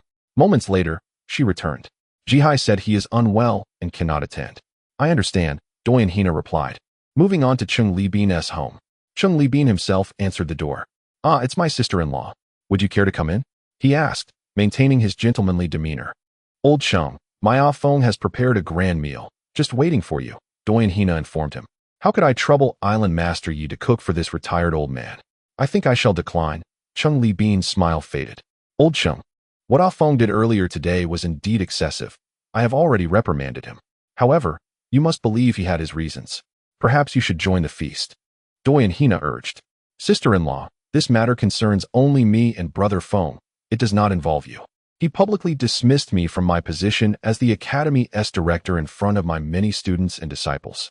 This transcends mere business. It is a personal matter. After so many years in the engineering department, where I have been respected, what he did was nothing short of humiliating. Of course, I have no objections to you. But if you, Yi Xing, and little Yi Chen wish to visit my home, you are sincerely welcome, Chung Libin concluded, making a gesture to escort her out. Doi and Hina then proceeded to Charlie's residence. Charlie was even more blunt. He did not even open the door. Doi and Hina faintly heard sounds of things being smashed from within the suite. 10 minutes later, Doi and Hina returned home. Ye Feng had anticipated her arrival and personally placed a piece of lobster meat into Yi Chen's bowl. My dear grandson, you must be starving. Come, let Grandpa serve you some meat. The family finished their dinner in a gloomy silence. After the meal, Ye Feng retired to bed. The following morning, he awoke and, utilizing the positioning from his citizen card, located Chung Libin in an internet CAF. To his surprise, Chung Libin, despite his age, was engaged in a heated verbal exchange with a virtual character. Ye Feng quietly positioned himself behind him. How dare you, a mere elementary school student, confront me in the middle of the battlefield? You are still far from my level. You filthy creature, begone. Chung Libin unleashed a torrent of profanities, leaving the surrounding school children utterly astonished. They hastily fled the scene, distancing themselves from Chung Libin. Ye Feng, his face flushed with embarrassment, pondered, is he subtly disparaging someone? Old Chung, you play games too? How about I join you for a round? Ye Feng chuckled as he settled into the adjacent computer. Not anymore. I am now a retiree seeking new experiences. Feng Ge, you are a busy individual. Do not waste your time on an old fool like me, Chung Libin replied, retrieving his citizen card and striding out of the CAF with an air of indignation. Ye Feng shrugged and proceeded to the 18th floor, an enclave for retirees. There, he spotted Wang Zhihai, leaning on his cane, animatedly gesticulating among a group of elderly men and women. If it weren't for me, where would he be today? Such a treacherous individual. Let me tell you, when I first encountered him, he was not only naive but also foolish. If I hadn't lent him a hand, would Wengchuan Island have achieved such success? Hey, why are you all exchanging glances? Don't leave. Why the sudden silence? You were just cheering me on. Wang Zhihai noticed the audience's expressions darkening, and one by one, they excused themselves. Turning around, he met the stern gaze of Ye Feng. Feng Ge, I was merely criticizing Wei Xian, Wang Zhihai explained, his face devoid of emotion. It's quite all right. Venting can ease one's spirit, Ye Feng replied, taking a seat beside him. Zhihai, let us have a candid discussion. Ye Feng smiled. No need for that. My time is limited, and I understand your intentions. You wish to find someone to take over my position before I unexpectedly depart this world, leaving you without a successor for the bank. Wang Zhihai rose, leaning heavily on his cane. Zhihai, we are aging. It is time to pass the torch to the younger generation. They are university graduates, educated systematically. Admittedly, they may falter initially, making mistakes, but with Huang Island's current economic strength, we can withstand their missteps. If necessary, you could still lend a guiding hand from the sidelines. Ye Feng spoke earnestly.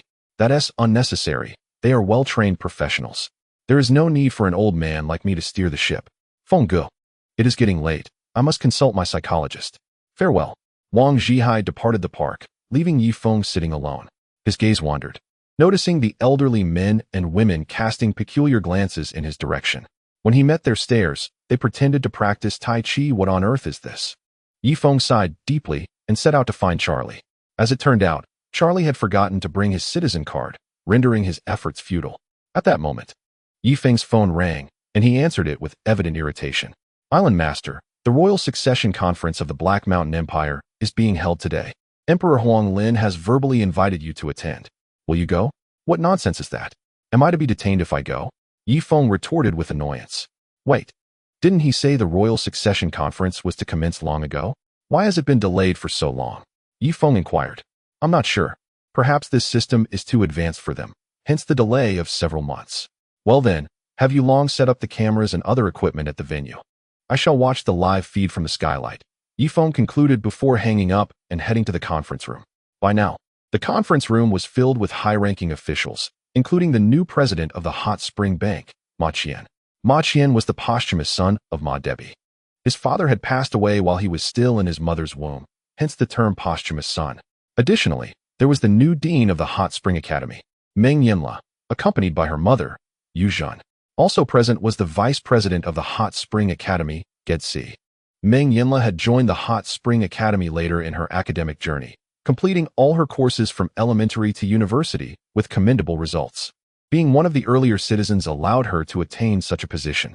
Gedsi, on the other hand, was a direct descendant of the martyr, Godeshan.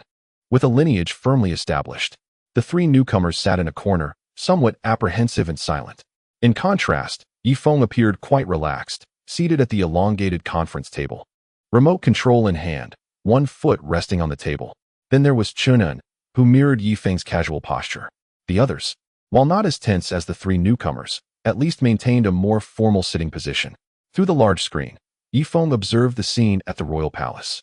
Commoners were now allowed to enter the palace. Some sat on the ground, others stood, some climbed trees, while others pickpocket or spat carelessly, creating a chaotic atmosphere. Ye Feng then enlarged another window, which focused on Emperor Huang Lin on the high platform. The emperor scanned the multitude of citizens with a commanding gaze, devoid of the royal guards. And Yin was seated next to him, her expression somewhat vacant. Suddenly, Emperor Huang Lin smiled at the camera and waved, seemingly aware that Ye Feng was watching the live broadcast from afar. Esteemed citizens of the Black Mountain Empire, announced Steward Shui, rising to address the assembly. The Black Mountain Empire will now adopt the rotational monarchy system, mirroring that of Hot Spring Island, with each ruler serving a term of 3 years. The candidates have already been selected, namely Huang Fengdi, Huang Ping, Bai Li Rue, Huang Tianfeng, Qiu Qianhua, Ji Baran, and Yulong Ye Feng leaned forward, scrutinizing the 7 individuals who stood. Indeed, the 7th was Yulong. Wasn't he the head of the processing plant on Hot Spring Island? Why was he participating in the election? Yulong's mouth stretched wide, nearly reaching behind his ears. He never anticipated that he would mysteriously become a candidate. Have you all noticed the whiteboards surrounding these 7 individuals? If one wishes to cast a vote for them, one must inscribe a positive mark on the whiteboard. The individual with the most strokes shall inherit the throne of the Black Mountain Empire. After the water steward concluded his announcement, he stepped aside. However, the common folk below were timid, hesitant to step forward. Not only did they refrain from approaching, but they also retreated further. The authority of the monarchy in the Black Mountain Empire had long been ingrained in their hearts, and they had never imagined such a day would come, let alone dare to cast their votes. At this moment, a straightforward young man prepared to step forward and vote. Yet, just as he was about to act, his father pulled him back. What are you doing, father? The water steward has said we can vote. The young man protested. What do you understand? This might merely be a test from the Black Mountain Empire to see if we harbor rebellious thoughts. By voting, you would signify dissent. Who knows if the Empire would seek retribution later? The elder drew on his years of experience. After all, changing the monarch, in his view, was the gravest taboo in life. Not to mention a change of ruler. Even altering the nobility was a matter to approach with caution, lest it be a trap set by others. But this is the word of the monarch, the young man retorted, somewhat unconvinced. Regardless of whether it is the monarch's decree, I cannot permit you to be the first. Let us see if anyone else dares to take the lead. You cannot be the first to vote. What if it is a trap? His father forcibly pulled him back. At that moment, Huang Yueya was already seated in the VIP area, accompanied by Shu. He let out a long sigh. Indeed, the thoughts and courage of the citizens of the Black Mountain Empire matched their sufferings. In this realm, they measured one another by their harshness and humility. When faced with the oppression of the nobility, they chose not to resist. Instead, they often acquiesced to their own victimization, hoping that the nobles would cease their bullying once they had had their fill. In truth, that was not the case. Nobles ceased their bullying not out of a sudden pang of conscience, but rather because they felt satiated, deeming it unnecessary to further slay the remaining sheep lest their corpses begin to decay. Did wolves care for the thoughts of sheep as they devoured them? Did they feel pity? No. If there came a day when wolves ceased to prey upon sheep, it would not be from sympathy, but simply because they were momentarily satisfied. Please, everyone, step forward to vote. Quickly now, urged the water steward. Yet, he had already anticipated this prior to the convening of the Monarch Change Assembly. Ordinary citizens were hardly inclined to approach the voting process. After years of living in the Black Mountain Empire, the water steward had a deep understanding of the character of these people. They might dare to criticize the Roman Empire, to lash out against the Starry Moon Empire, even calling for the annihilation of the Heavenly Complete Empire. Yet, they would not dare to resist a mere common official. For they recognized that the Roman and Starry Moon empires were distant, their fists would not reach them. However, should they dare to insult the officials' fists could swiftly descend upon them. Huang Yueya sighed, rising first from his seat. With a swish, countless eyes converged upon him. He advanced step by step toward the 7 candidates, each positioned before a whiteboard. Though this voting assembly appeared ostensibly impartial, numerous hidden intricacies lay beneath the surface. Huang Linding's whiteboard was the largest, and it boasted the most charcoal pens placed before it. In contrast, the whiteboards of the other 6 candidates were notably smaller, with their baskets devoid of charcoal pens. After a moment's hesitation, Huang Yueya directly picked up a charcoal pen before Huang Linding. A hint of restrained satisfaction appeared on Huang Linding's face, but it quickly morphed into a scowl. Huang Yueya then approached Yulong's whiteboard, making a mark upon it. Following this, he nonchalantly passed by Huang Linding without offering a bow. A profound silence enveloped the palace. The sound of a pin dropping could be distinctly heard. The young citizens regarded Huang Yueya with reverence. This man truly possessed courage and valor. However, the elder citizens merely pursed their lips, hastily admonishing their juniors. Look, that's just a reckless youth. Do not emulate him. Even if you wish to vote, cast your ballot for the sovereign. Otherwise, you will surely encounter trouble later. Even to the extent of facing annihilation, your demise may not matter, but do not bring ruin upon your entire family. One elder quietly reprimanded his descendant. The youth could only nod in agreement.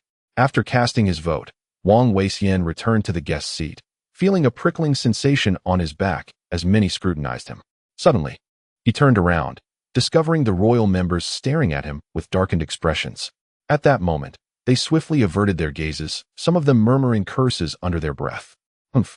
Huang Yueya scoffed softly, nudging Lung Yan. Aunt Lung, it is your turn. And remember, do not vote for Huang Linding, he cautioned. With a deep breath, Lung Yan stepped forward, making her mark on Yulong's whiteboard as well. The crowd began to murmur amongst themselves, voices whispering back and forth. The faces of the royal members darkened like the night, silently recording those who voted for others. Centuries of tradition rendered them momentarily incapable of accepting votes cast for anyone but themselves. I care not. I shall proceed, a youth declared, stepping up to grasp a charcoal pen. With a squeak, he marked Huang Linding's whiteboard. At last, a flicker of a smile graced Huang Linding's grim visage. The youth glanced back, finding approving looks from the elders of his family. Others, unable to restrain themselves, flocked to Huang Linding's side, casting their precious votes in his favor. Time slipped away, and soon the day had nearly passed. with the majority of votes leaning towards Huang Linduing. Fewer than 100 civilians dared to cast their votes for the other 6 candidates.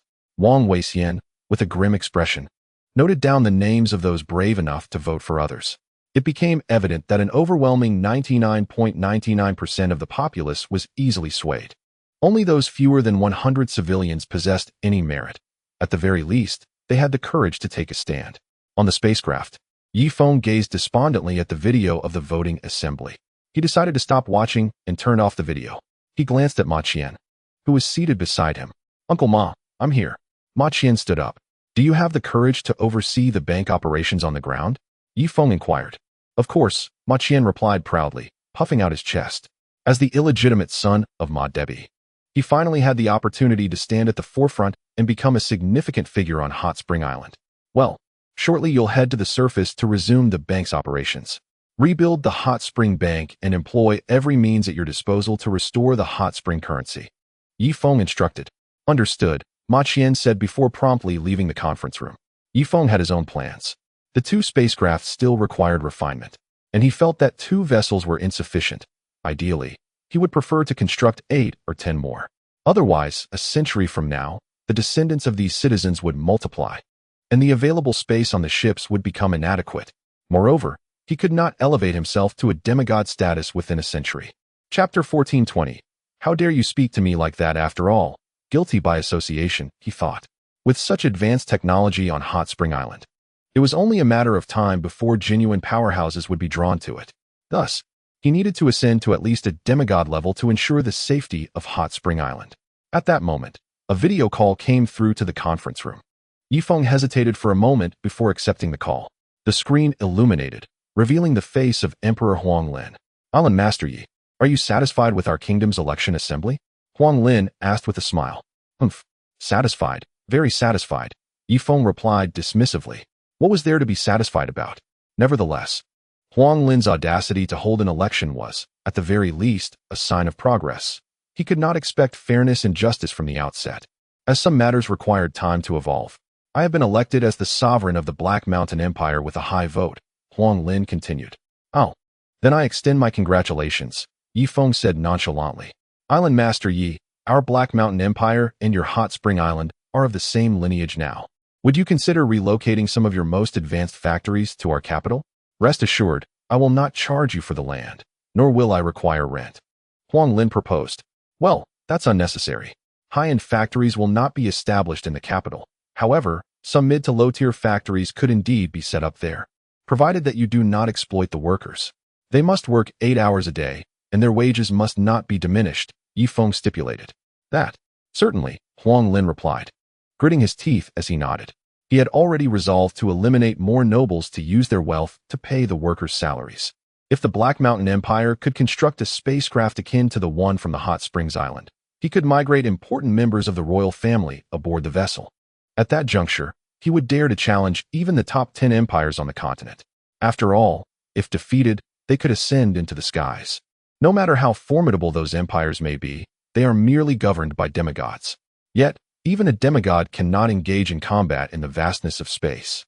"Ye Island Master, Yueya is now your wife. Why not bring her aboard the spacecraft?" the Emperor Huang Lin suddenly suggested.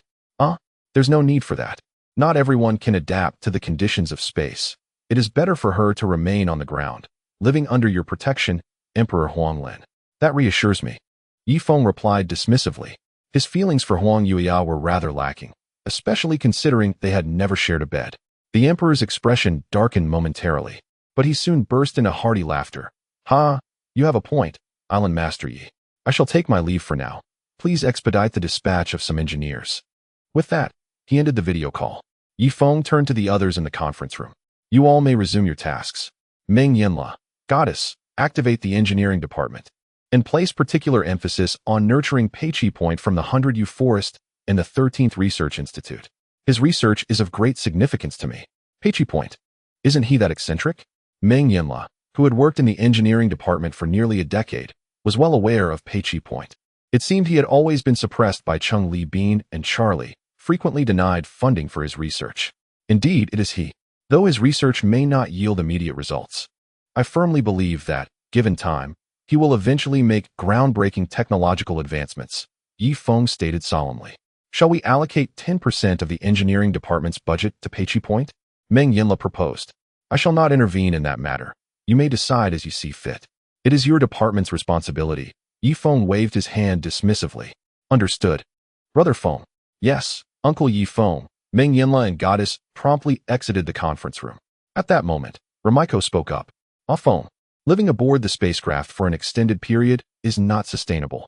Although many resources on board can be recycled, there will inevitably come a day when they are exhausted. Why not pilot Ye Feng beyond the atmosphere and venture into outer space? Perhaps there are celestial bodies that could serve as temporary refuges, such as gravitational asteroids or smaller planets. Aunt Rumiko, are you suggesting that we transform some asteroids or planets into environments suitable for human habitation? Yi Xing's expression shifted. In truth, he had contemplated this idea long ago. Precisely, Rumiko nodded in agreement. At this juncture, Susan interjected. Transforming a small planet into a habitable environment for humanity would likely require advanced technology, would it not? For instance, machines to generate oxygen, artificially creating an atmosphere for those smaller celestial bodies, cultivating plants, establishing rivers and water sources, and checking for extraterrestrial life or viruses. It's all rather complex. Susan demonstrated her considerable insight. She understood the extensive time required to transform a planet into a habitable environment for humanity. This proposal seemed feasible to her.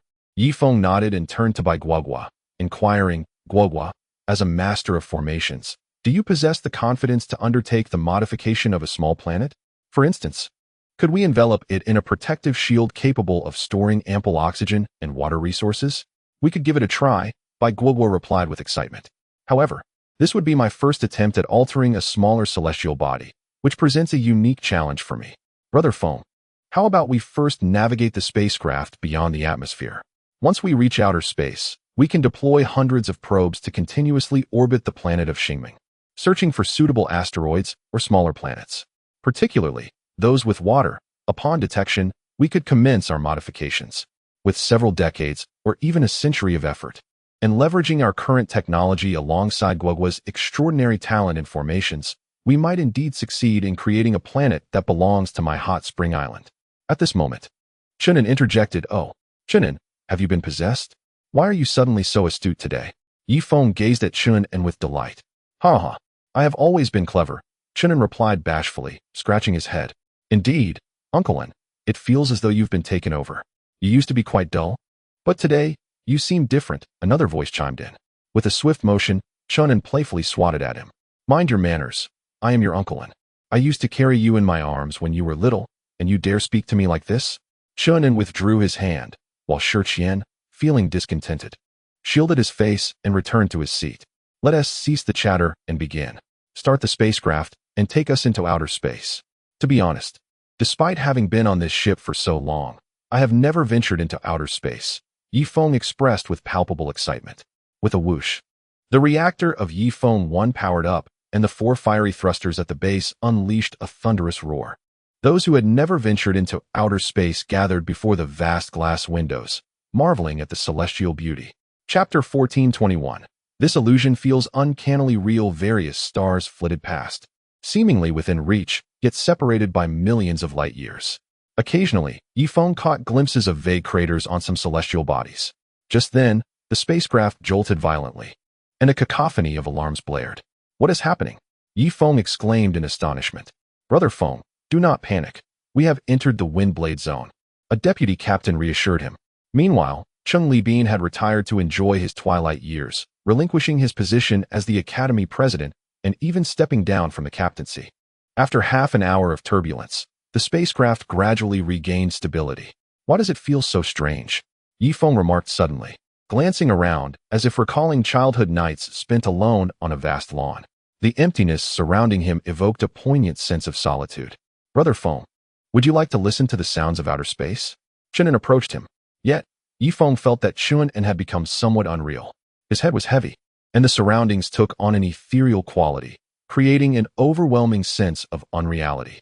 Chunin activated the microphone. Outside the spacecraft, numerous sound detectors captured a cacophony of sounds, at times detecting noises from millions of kilometers away. Wow. Oh. Various strange sounds echoed through the microphone, reminiscent of the echoes from deep-sea sonar, hollow, distant, immense. Could these be the voices of extraterrestrial entities? Ye Feng shook his head, the sensation of unreality still clinging to him, making the entire world feel illusory. The sounds were peculiar, almost as if they emanated from the planets themselves, Chunin remarked, shaking his head as he surveyed his surroundings. The silhouettes around them became increasingly surreal, akin to the disorientation felt upon awakening from a deep slumber. The world appeared both fantastical and unreal, yet paradoxically, his vision sharpened, revealing intricate patterns not usually visible. I feel strange, Ye Feng mused, touching his head. Suddenly, he widened his eyes, every hair on his body standing on end. Outside the spacecraft's glass, a white figure drifted past, smiling at him as it went by. Ah! Ye Feng let out a terrified scream and fainted. Time passed, and he groggily regained consciousness, surrounded by Raimai, Susan, Duoy and Hina, and others. Feng, what happened to you? Duoy and Hina grasped Ye Feng's trembling hand. I saw, Ye Feng stammered, swallowing hard. What did you see? Susan held on to his other hand. I saw. By Goe and by?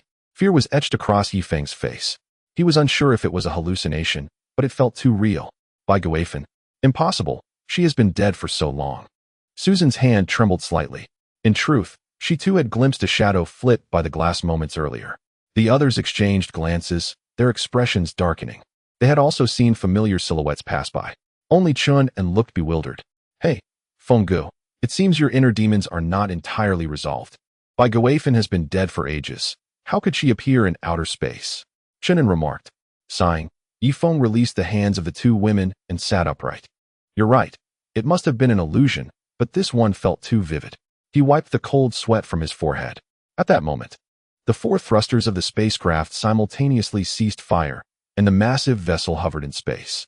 The light here was dim, almost pitch black, yet faint glimmers of distant stars could be seen twinkling. Father, you seem exhausted. Perhaps you should rest for a few days? Yixing approached and took Ye Feng's hand. I fear resting may not be an option, Ye Feng replied, clasping his son's hand in return. Let us proceed to the engineering department of the spacecraft. I shall urge them to intensify their research on solar probes. These probes will be strategically deployed around the planet to assist us in locating habitable worlds. Even if a planet is not entirely suitable for habitation, it matters not. We can identify one that is approximately 30 to 40% habitable, with the remaining 60 to 70% subject to artificial modification. After articulating his thoughts, Ye Feng led the group toward the engineering department. The engineering team had already received orders and was diligently working overtime to produce the space probes. Brother Feng, shall we name this probe Voyager 1? The subsequent probes can be called Voyager 2, Voyager 3, suggested Godus. Indeed. Release the probe and ensure that data is transmitted back on a weekly basis, Ye Feng replied, giving Godus a reassuring pat on the shoulder. The ambition to modify a planet for 3 million citizens is evidently an insurmountable challenge. Thus, Ye Feng recognized the necessity of retaining the spring coin. It must be utilized to continue harnessing the manpower, intellect, and labor from the Black Mountain Empire. Brother Feng, do you not sense that those two immense celestial bodies in the sky are receding from us? Chunin suddenly pointed out the window. Ye Feng squinted to observe. Indeed, he recalled when he first arrived at the Star Dream continent. Those two significant celestial bodies appeared almost within reach. However, the present scenario was starkly different. They were visibly retreating from the Star Dream continent. In the imperial capital, Emperor Huang Lin furrowed his brow deeply. Before him knelt 3 grand sorcerers. Is this true? He inquired. Undoubtedly, it is true. This impending catastrophe has already been forecasted. It is a confluence of several disasters, including plague, extreme cold temperatures, and most alarmingly, gravitational calamity. Many of the weaker citizens can now only traverse 10 kilometers daily, whereas previously they could easily cover 100. This is due to an approximate doubling of gravity. Furthermore, according to astrological predictions, the Star Dream continent is no longer under the protection of the deities. Your Majesty, observe the 2 divine stars in the sky. They are gradually fading from our sight. Thus, I deduce that in the future, the inhabitants of the Star Dream continent will develop exceedingly strong legs, while their forelimbs will gradually atrophy, becoming slender and small. However, such evolution may require millions, if not billions, of years, proclaimed the lead Grand Sorcerer. The gravitational changes do not affect us cultivators, but they pose significant challenges for ordinary citizens. By the way, what disease is emerging? Are there any indications? Emperor Huang Lin continued to inquire. Yes, it is said to be a parasitic disease. Currently, on Spring Island, there is a deworming medication aimed at this ailment. The Grand Sorcerer responded. Dispatch individuals to the Spring Hospital for training. We must acquire the formula for the deworming medication, Emperor Huang Lin instructed, turning to Bai Li Rue beside him. As you command, Your Majesty. I shall send someone to follow through shortly. Bai Li Rue bowed respectfully. Your Majesty, what shall we do about the extreme cold? The Grand Sorcerer queried once more. The extreme cold is manageable. It does not threaten our survival as cultivators. Moreover, with our national protective array, we need only expend some spirit stones to maintain a normal temperature within the array, Emperor Huang Lin replied calmly. Father, what shall we do about the crops outside? And the forests? Huang Ping inquired. Let us maintain it as best as we can. Inform the masters of formations in each state to commence their work immediately, crafting various formation plates and flags overnight. Should they require materials, they may come to the capital. I shall provide them without charge, Emperor Huang Lin responded slowly. Yes, Father, Huang Ping nodded. Are there any other matters to report, esteemed sorcerers? Emperor Huang Lin asked again. As of now, there are none. You may leave. He waved his hand impatiently. Time fleetingly passed, seasons changed from spring to autumn, and 3 years whisked by in an instant. At this juncture, the outer space of the star-main continent was teeming with a multitude of probes, aimlessly searching for nearby usable asteroids. Meanwhile, the systems of Hot Spring Island became increasingly refined, with construction evolving at a rapid pace. Citizens from the Black Mountain Empire flocked to the county and state capitals, or the protective formations of the royal capital. There was no alternative. Only within the protective barrier could they evade the cold and most of the gravity. However, they could not escape the scourge of parasitic diseases. At the entrance of Pingzhou, Huang Tianfang sat atop the city wall, peering through the barrier at the populace below. With eyes wide open and tongue extended, a doctor clad in a white coat was examining the citizens entering the city. Thus far, the antiparasitic medicine available in Pingzhou could only treat a fraction of the afflicted. Yet, the majority lacked the means to purchase the medication. The Hot Spring Hospital had elevated the antiparasitic treatment to unprecedented heights, available solely for purchase with hot spring coins. Even if one possessed millions of spirit stones, direct acquisition of the medicine from the hospital was impossible. To date, Huang Tianfang had already borrowed 500 trillion hot spring coins from the Hot Spring Bank's Pingzhou branch. Even so, the funds procured could only supply a small portion of the needy. On the black market, the price of antiparasitic medicine had skyrocketed to 200 million hot spring coins per vial. Naturally, the medicine varied in potency. Some could merely halt the infection, but upon exposure to new sources, the affliction would recur. Others were even more insidious, merely suppressing the reproduction of parasites without eliminating them entirely. Only the antiparasitic medicine purchased from the Hot Spring Hospital could effectively cure the parasitic disease. As the weather grew colder, the parasites became increasingly rampant. The Hot Spring Hospital could not afford to slow its pace. In response to the dropping temperatures, they needed to continuously update their antiparasitic treatments.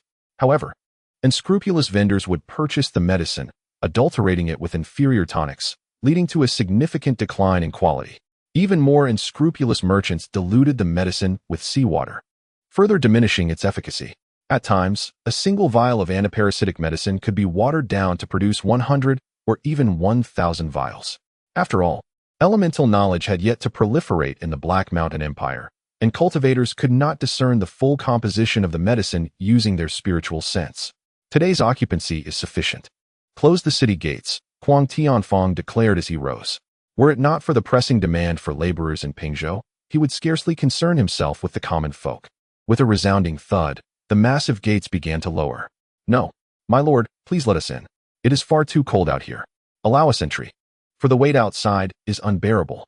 At night, as I attempt to sleep, it feels as though a corpse lies heavily upon my chest, suffocating me. The common folk are clamoring at the city gates, their voices rising in desperation. A chill descended upon Huang Tianfang as he cast a glance towards the commander.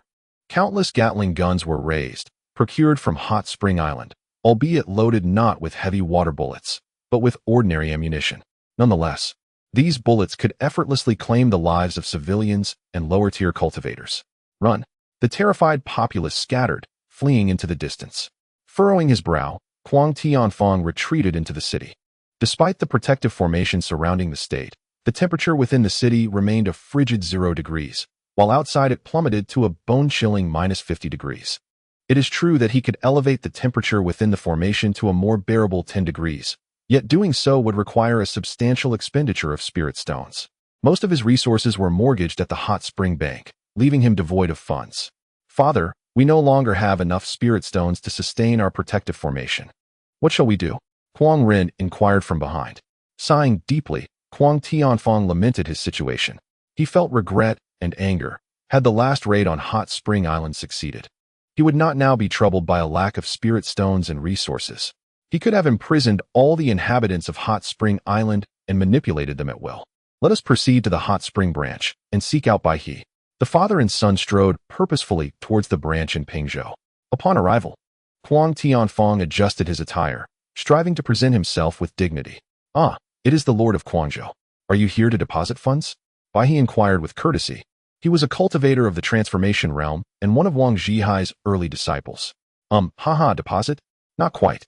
I am contemplating whether I might secure an additional loan of 500 billion hot spring coins. Our spirit stones at the formation's core are dwindling, and without them, I fear Pingzhou may descend into a frozen wasteland. Huang Tianfeng replied politely. Well, let me consider. Bai He stroked his chin thoughtfully. He recalled Wang Zhihai's teachings. A banker must never succumb to sympathy or be shackled by morality. Profit must always be the motive for lending. Lord of Guangzhou, you have already mortgaged the entirety of the Western Yin County, Western Liang County, and most of the land in Pingzhou City to us for previous loans. To our bank. Land has lost its value. Do you possess anything else of worth to mortgage? Bai He asked with a serious demeanor. Huang Tianfeng was momentarily at a loss for words. What of spirit pills, or perhaps the inner cores of some magical beasts? He proposed. Those are acceptable. But they hold little value, Bai He replied with a wry smile. In the barbaric society of the Black Mountain Empire, there seemed to be little that was worthy of the Hot Spring Bank's collection. Then, might I mortgage some beautiful women? Huang Tianfeng ventured tentatively. Apologies. But at Hot Spring Island, we are a civilized society and do not engage in the trafficking of people. Bai He frowned, clearly perturbed by the suggestion. As a graduate of Hot Spring University, he was quite averse to such practices. What, then, do you truly desire? Huang Tianfeng found himself utterly out of options. Knowledge. Our Hot Spring Island places great importance on intellectual property, or rather, certain patents. Do you possess any? Bai He inquired. Knowledge, is it not akin to ancient texts? This is feasible. I can mortgage the entire collection of the Pingzhou Prefecture Library to your Hot Spring Bank. Huang Tian declared with grandiosity, gesturing widely. After all, the library is replete with numerous volumes, and he seldom finds the time to peruse them. Chapter 1423. I do have a method. What is the scale of the library? How many volumes does it contain? Bai He asked. A vast number, measured in billions. This represents the accumulated knowledge of my Black Mountain Empire over 1,000,000 years, encompassing a multitude of subjects, Huang Tian responded. Very well, in a few days. I will send someone for appraisal. Rest assured, as far as knowledge is concerned, our Hot Spring Bank is exceptionally generous. Bai He finally shook hands with Huang Tian. In the capital, within a certain secret chamber of the royal palace, Emperor Huang Lin and In Yin occupied the main seats, while 6 or 7 individuals sat below them. It is indeed unexpected for your holiness, the sacred king, to personally visit my Black Mountain Empire. It is a great honor. Huang Lin raised his cup. Among those seated below him was a middle-aged man clad entirely in white, whose aura was profoundly thick, evidently at the late stage of the divine spirit realm. Behind him stood the grand diviner of the Huang kingdom, the enchanting Jade Fairy, and another woman, who appeared to hold a status slightly superior to that of the Jade Fairy. Yet, both women regarded the middle-aged man in white with utmost respect. Well said, the sacred king declared, raising his cup and drinking it in one gulp. At his level of cultivation, he was immune to all toxins, untroubled by the notion of Emperor Huang Lin attempting to poison him. Kan Yen, your personal visit warrants a toast from me as well.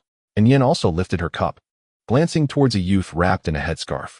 This youth had a face as exquisite as jade, yet his eyes were deep and inscrutable, giving one an unsettling chill upon their gaze. Your Majesty, you flatter me. Kan Yen raised his cup and drank it all.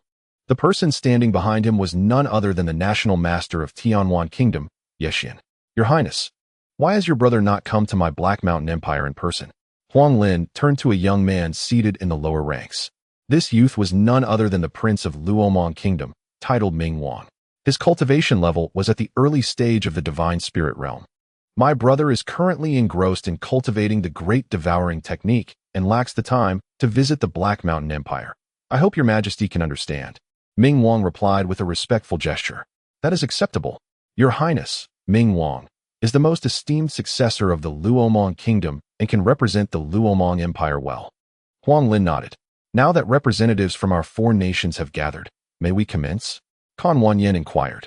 Yes, we may begin. The collapse of the hot spring currency has already spread throughout our entire Black Mountain Empire. I trust that the hot spring currency has also been utilized in the enterprises of your 3 nations? Huang Lin smiled faintly. This invitation was initiated by him, aimed at exposing the flaws of the hot spring currency, thereby causing some inconvenience for Ye Feng. As a sovereign, how could he be coerced by the hot spring island? Naturally, he intended to create some turmoil behind the scenes. I have long heard of it. However, the hot spring island only acknowledges hot spring coins. Any substitutes we propose are utterly disregarded, presenting a significant challenge. At last, the young master of Saint Void found an opportunity to interject. In the presence of several practitioners of the divine spirit realm, they, being in the Void Refinement realm, could only humbly serve as mere embellishments. To be candid, accustomed to being adored like a star, he found this situation somewhat disconcerting. Do the esteemed gentlemen possess alternative approaches? Inquired Emperor Huang Lin politely. He had likely foreseen that the Black Mountain Empire was being drained of its last vestiges of value by Hot Spring Island. Should the Black Mountain Empire fail to sustain the operations of the Hot Spring Island's factories, the entirety of the island's manufacturing would inevitably relocate to other nations. For instance, the 3 Roman kingdoms stand as the most favorable alternative for Hot Spring Island. Thus, he sought to preemptively sever Ye Feng's escape route, ensuring that after being exploited by Hot Spring Island, he would be discarded like refuse. Your Majesty of Black Mountain, this matter should rightly be addressed by you, remarked Wanyan Tianhua with a faint smile. As a Khan, he was no stranger to the intricacies of such matters. It was clear that Hot Spring Island was primarily siphoning the remaining worth of the Black Mountain Empire, and once that value was exhausted, it would abandon the empire, transferring the majority of its factories to the 3 kingdoms.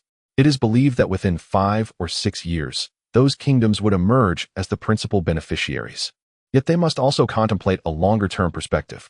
For example, after 2 or 3 decades, once Hot Spring Island has drained their value, might they not suffer a fate akin to that of the Black Mountain Empire? My suggestion is to ensure that when Hot Spring Island is poised to flee, you detain their machinery, tools, and various skilled workers. Do not allow them to abscond with advanced technologies. Additionally, send individuals to acquire their sophisticated knowledge, stripping them of some of their advantages upon departure, Huang Lin Emperor stated with cunning intent. Indeed, I am aware that many noble offspring from our Star Moon nation have enrolled in the Hot Spring Academy. However, a predicament arises, the Holy King remarked, his brow slightly furrowing. Several of his grandsons were also studying at the Hot Spring Academy. A month prior, he had returned to retrieve them. Yet, upon his arrival, his grandsons shockingly failed to perform the customary act of reverence. Moreover, they would generously offer money or food to beggars encountered on the streets. What enraged him most was their incessant declarations of how splendid Hot Spring Island was, while belittling the Star Moon Nation. Regardless, those who enter the Hot Spring Academy must first undergo our traditional education, ensuring they do not forget their roots. This is an immensely vital lesson. Ideally, older individuals should be sent to the Hot Spring Academy, as they are less susceptible to being brainwashed, the Holy King opined slowly. The monarchs of the several nations exchanged glances, nodding in profound agreement. They had all sent some of their offspring to study at the Hot Spring Academy. Yet, these unfilial descendants seemed to have forgotten their origins in pursuit of knowledge. Huang Lin Emperor felt the greatest sorrow. His eldest grandson, Huang Xiaobei, had severed ties with the royal family, even expressing a desire to dwell upon a spaceship for all eternity. What more can be said? The Hot Spring Academy has nurtured him, and he expresses the audacious desire to repay Hot Spring Island. Very well, it is thus determined. Henceforth, those sent to the Hot Spring Academy must be over the age of 40 and have long been recipients of our patriotic education. Otherwise, they are likely to be indoctrinated, declared Emperor Huang. The representatives from the other three nations exchanged glances and nodded in agreement. By the way, you must be experiencing the goo worm disease on your side as well. Emperor Huang inquired of the three. Indeed, only the anthelmintic developed at the hot spring hospital can provide a cure, replied Kan Wanyan with a nod. However, the anthelmintic is prohibitively expensive, and we cannot procure it in sufficient quantities, the Holy King remarked, his brow furrowed slightly. I do have a solution, interjected King Ming. Oh, please, do share. Emperor Huang responded with a glimmer of hope. From my interactions with the people of Hot Spring Island, it is evident that they possess considerable compassion for the lower classes and show sympathy towards them. Their labor laws and unions reflect this sentiment. Therefore, let us organize the lower class to march in the concessions of Hot Spring Island, demanding that they provide anthelmintics for our citizens free of charge. Otherwise, the meager profits we earn in Hot Spring currency will be entirely consumed by the insatiable need for anthelmintics. This is indeed a commendable plan. Although the goo worm disease currently poses no threat to cultivators, its potency increases with the cold weather, which presents a significant dilemma. We cannot afford to lose too many commoners. Should they perish in large numbers, we will be unable to provide labor to Hot Spring Island. In that event, they may abandon us and seek to establish themselves in other nations. Emperor Huang concurred. You have witnessed the technological prowess of Hot Spring Island. Should they relocate to other countries, it would take but a century for even the weakest nations to transform into formidable powers, potentially even turning against our four nations. I have a plan as well, Wanyan Tianhua offered. Pray tell, came the prompt. My proposal is for our four nations to form a coalition to attack the 100-year forest, where countless treasures and demonic beasts abound. In time, we shall obtain a steady supply of inner elixirs, which can also be exchanged for hot spring currency to purchase anthelmintics, Wanyan Tianhua suggested with a smile. That is indeed a viable option. However, I must advise against venturing into the 100-year forest. The terrain there is treacherous, and unless we possess spacecraft and aerial fleets akin to those of Hot Spring Island, any effort would be futile, Emperor Huang cautioned, shaking his head. Then, whom shall we attack? Wanyan Tianhua inquired. Are there not smaller nations and tribes surrounding us? Their reserves of spirit stones must be substantial. We could unite as four nations to subjugate these smaller tribes and nations, plundering their possessions to exchange for hot spring currency, Emperor Huang proposed. Indeed, this is a commendable strategy. Individually, our four nations may not seem overly powerful, but united, we shall be formidable. In the southwest, aside from Guangdong, no one stands as a match to our combined strength. The Holy King nodded in satisfaction. Indeed, they are surrounded by numerous small nations and tribes. And through years of warfare, a plethora of enmities have accumulated. This presents a perfect opportunity to exact revenge while simultaneously acquiring abundant resources to exchange for spring coins. Therefore, we must first select a small nation to target. What say you? The Emperor Huanglin turned his gaze towards the leaders of the three nations. There are many small nations around us, most of which are impoverished, yet we can seize their human resources. These individuals could be employed in the factories of Spring Island, assisting us in amassing a significant quantity of spring coins. For instance, the Inuyasha tribe, who are destitute yet numerous, we should strive to avoid killing, focusing instead on capturing them. Kan Wanyan suggested. Very well, let it be the Inuyasha tribe. My Black Mountain Empire can deploy 200,000 troops, of which 50,000 will be cultivators and 150,000 will be common soldiers, declared Emperor Huanglin. After all, being part of a coalition, he would not commit too many resources, especially considering the current economic state of the Black Mountain Empire, which would find sustaining such a force quite burdensome for a time. The Inuyasha tribe is in close proximity to my Tianwan kingdom. Thus, I shall dispatch 500,000 cavalry. Kan Wanyan stated. I shall contribute 400,000 troops. Said King Ming. Do not look at me that way. My Roman kingdom is quite distant from the Inuyasha tribe, so managing 400,000 troops is already commendable, and we must prepare at least 200,000 for logistics. Upon hearing King Ming's words, the leaders of the other three nations nodded in agreement. My Xingyue kingdom shall send 250,000 troops, as we are deploying only our elite forces, the Holy King interjected. Agreed. Emperor Huanglin rose. Let us first establish a verbal agreement. In 3 months, the armies of our three nations shall gather in Tianwan Kingdom. At that time, we will encircle the Inuyasha tribe through a strategic flanking maneuver, aiming to capture them alive. Excellent. The three nodded simultaneously. Separated by countless miles from the southwest region, here lies an expanse inhabited by over 700 nations and tribes, both large and small.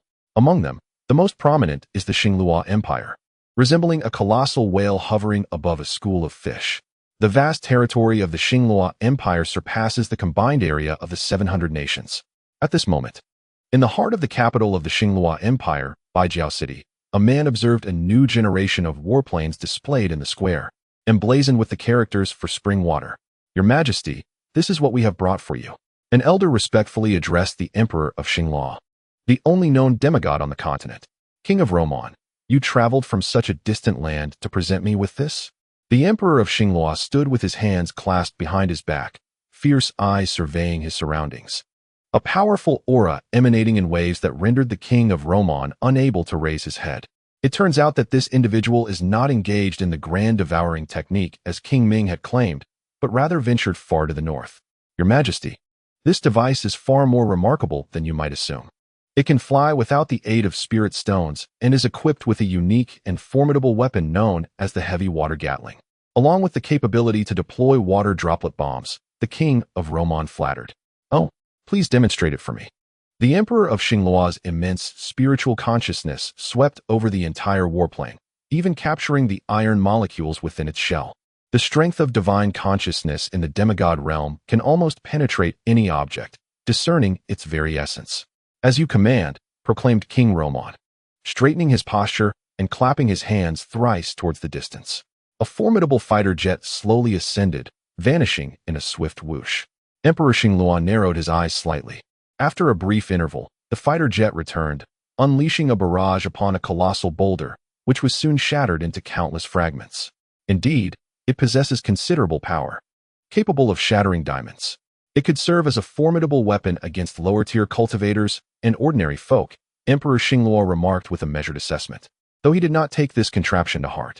After all, it was merely a fighter jet. What purpose could it truly serve? Your Majesty, I wish to sell this contraption to you. Perhaps you could propose a price? King Roman suggested with a smile. Ha ha ha, selling it to me might be acceptable.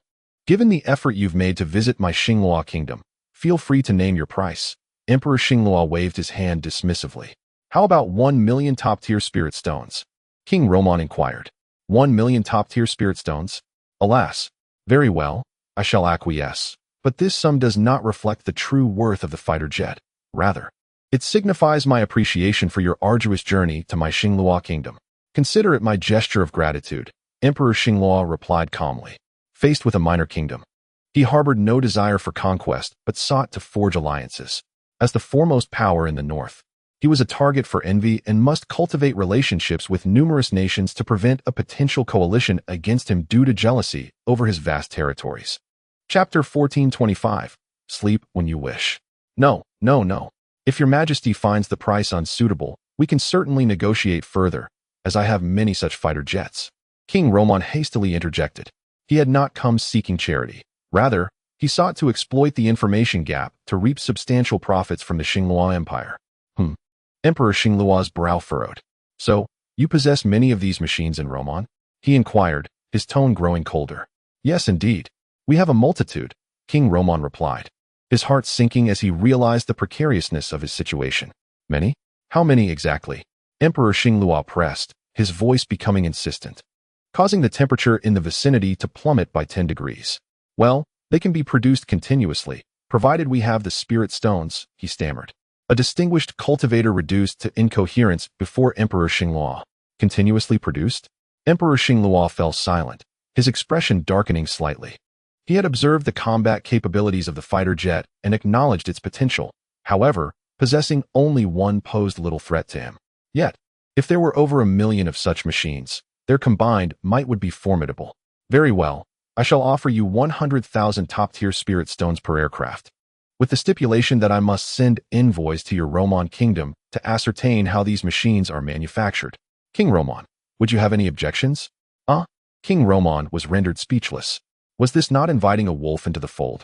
Meanwhile, aboard the Ye Feng No. 1 spacecraft, Ye Feng sat in the captain's chamber, engaged in a game of chess with Wang Yueya. After 3 years, it was time to set aside past grievances, as two old friends reunited once more. Yueya, How have you been feeling lately? Ye Feng inquired with a hint of concern. Wang Yueya's visage bore a ghastly pallor, devoid of any glimmer of vitality, reminiscent of a lifeless corpse. Since my retirement, I have been resting daily and feel relatively well, Wang Yueya replied. Over the past 3 years, the spa hospital had administered various injections and supplements to him, coupled with ample rest. Otherwise, he would have likely succumbed 3 years prior. Is there still a chance for you to attempt a breakthrough into the true martial realm? Ye Feng continued his questioning. Brother Feng, given my current physical condition, do you truly believe I can withstand another significant breakthrough? I fear I would not survive the first thunderstrike. Wang Yueya lamented with a wry smile and a shake of his head. Haha, fret not. I am diligently gathering resources that can extend your lifespan. Reaching 100 years should be quite feasible, Ye Feng reassured him. Let us hope for the best, Wang Yueya responded. He then expectorated into a sputum bowl, which a nearby robot promptly cleaned and replaced beside him. At that moment, a directive from the robot was conveyed. Incoming call from the Charles I. Xiao Qi's voice chimed in a youthful tone. Answer it, and connect it directly to the captain's cabin, Ye Feng commanded. The call connected with a series of beeps. The video revealed another captain's cabin, where Meng Yanluer stood at the center. Currently, she held multiple titles, serving as both the president of the Academy of Sciences and the captain of the Charles I.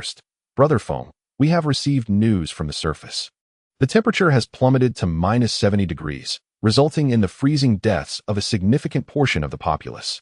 Furthermore, Emperor Huang Lin requests your presence in the capital for the triennial Sovereign Exchange Conference, Meng Yanluer respectfully reported.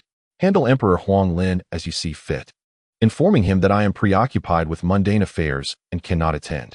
As for the situation on the surface, establish porridge stalls at the entrances of various factories to assist the common people with their basic needs. Additionally, set up more large formations nearby so that ordinary citizens can warm themselves and avoid freezing to death. Ye Feng replied while contemplating his chess moves. Brother Feng, I am getting married in a month. Will you attend the ceremony?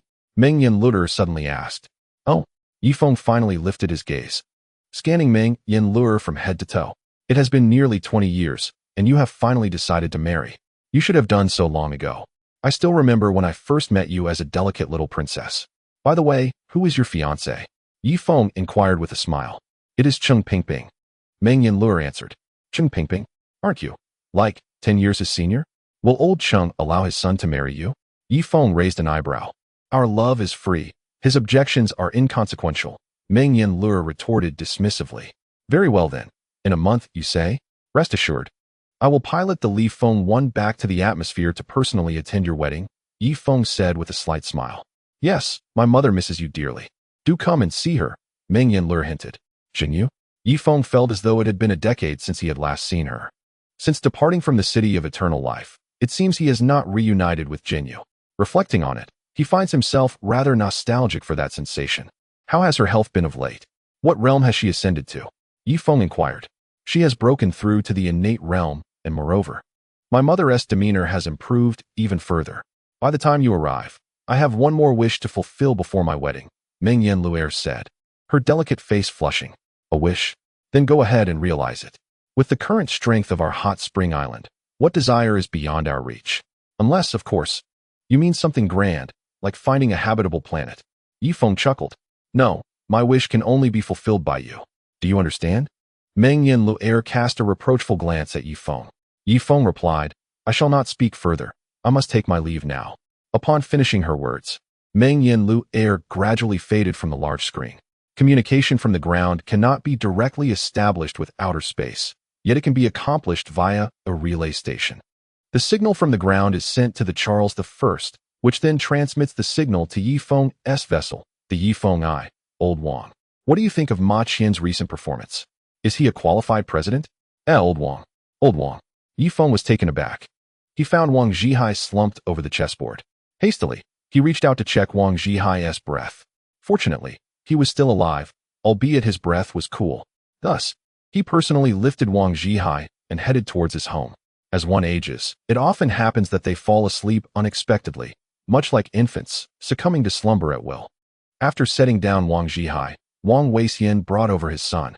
Call him Uncle Yi, Wang Weixian instructed, pointing to his 2-year-old child in his arms. Grandfather, grandfather. The toddler cooed. Such a good boy. Ha ha ha.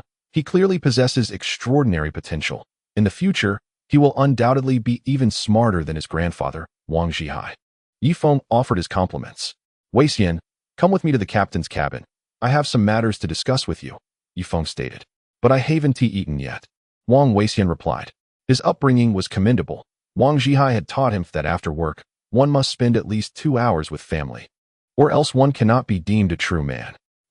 Then come find me in the captain's cabin after you finish eating, Ye Feng said just as his phone rang. Grandfather, grandmother is calling you home for dinner. It was Yi Chen's voice. The little fellow was nearly 5 years old and bore an uncanny resemblance to Yi Xing from years past. The only difference was that when Ye Feng first laid eyes on his son Yi Xing, the child wore an expression of wariness and suspicion toward strangers. That fatigued little face still tugged at Ye Feng's heart. Yet Yi Chen's face was filled with joy and smiles. Clearly a child who had grown up in a haven, enjoying a blissful childhood, which is incredibly significant for a person. Ye Feng also returned home. Duo and Hina opened the door. Grandfather, it's time to eat. Huang Yueya had prepared the bowls and chopsticks for Ye Feng. Yi Chen was engrossed in a video game, the sounds of which intermittently filled the living room.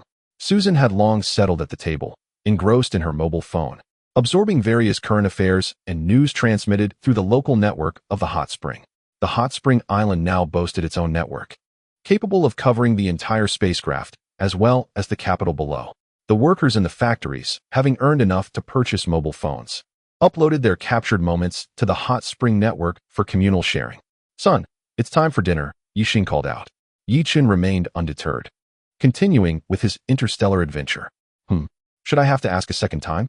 Yi Xing frowned. Yet, Yi Chen still paid no heed. A firm tap from paternal affection finally prompted Yi Chen to the dining table.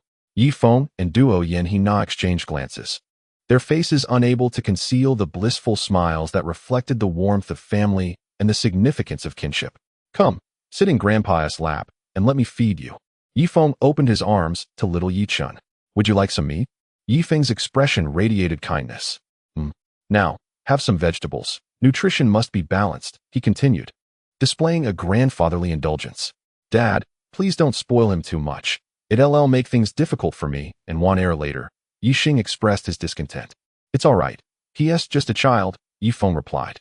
After feeding Yi Chen, he casually ate a few bites himself before heading to Wang Zhihai's home. The two families lived in close proximity, both residing in suites. However, Wang Zhihai's suite was considerably larger, spanning 3 floors with dozens of rooms on each level, a testament to the bustling nature of the Wang family. Wei Xian, Wang Wei Xian opened the door. Uncle Yi, let us head to the captain's chamber now. Is your father awake yet? Ye Feng inquired with a smile. Not yet. He is still asleep, unusually lethargic lately. Wang Wei Xian's expression dimmed slightly. Oh well, let us go. They walked side by side to the elevator, which transported them to the captain's chamber. Access to this area was restricted to high-ranking officials. Ordinary citizens attempting to breach it would be warned thrice by 2 robotic sentries. Failure to heed these warnings would result in termination by a heavy water Gatling gun. Take a seat. Ye Feng settled into the captain's chair, inviting Wang Wei Xian to sit across from him. What brings you here, Uncle Yi? Wang Wei Xian asked respectfully. The citizens referred to Ye Feng as the king of the hot springs, yet he could spend each day in the company of Wang. I've grown older.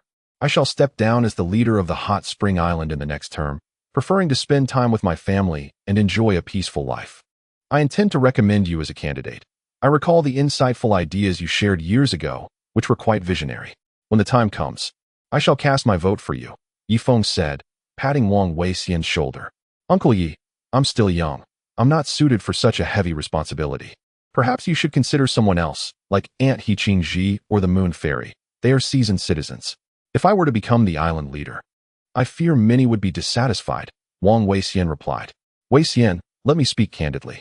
Your father is indeed a man of remarkable ability. However, he remains tethered to some antiquated traditions from our former world, often inclined towards hereditary succession. Thus, he can only occupy the position of acting island master.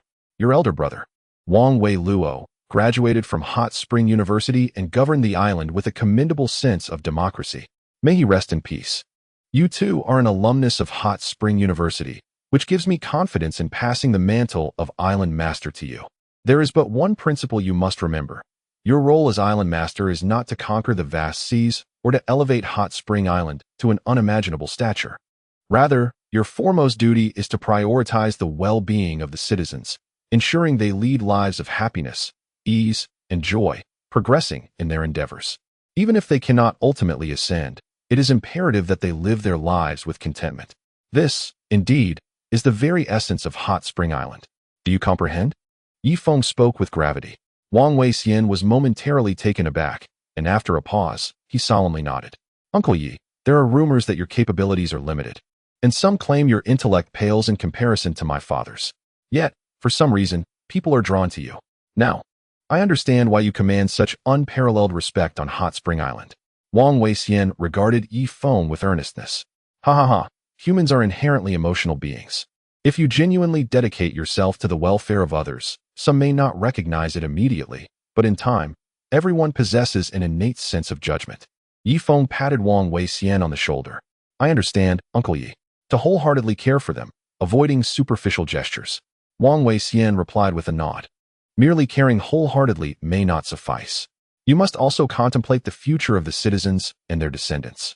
This is true altruism, and only such profound love will elevate you to a pedestal revered by generations. Ye Feng continued. It seems quite complex, but I shall remember it well. Huang Yueya envisioned Ye Feng enveloped in a radiant light, his wings unfurling within the brilliance. Island Master. The secretary entered the room. What is it? Ye Feng inquired. Island Master, Traveler number 9 has discovered a habitable planet. What? Both Ye Feng and Huang Yueya exclaimed, rising in excitement. 2 hours later, the conference room was filled with high-ranking officials. Secretary, please activate the large screen. Yes, Island Master.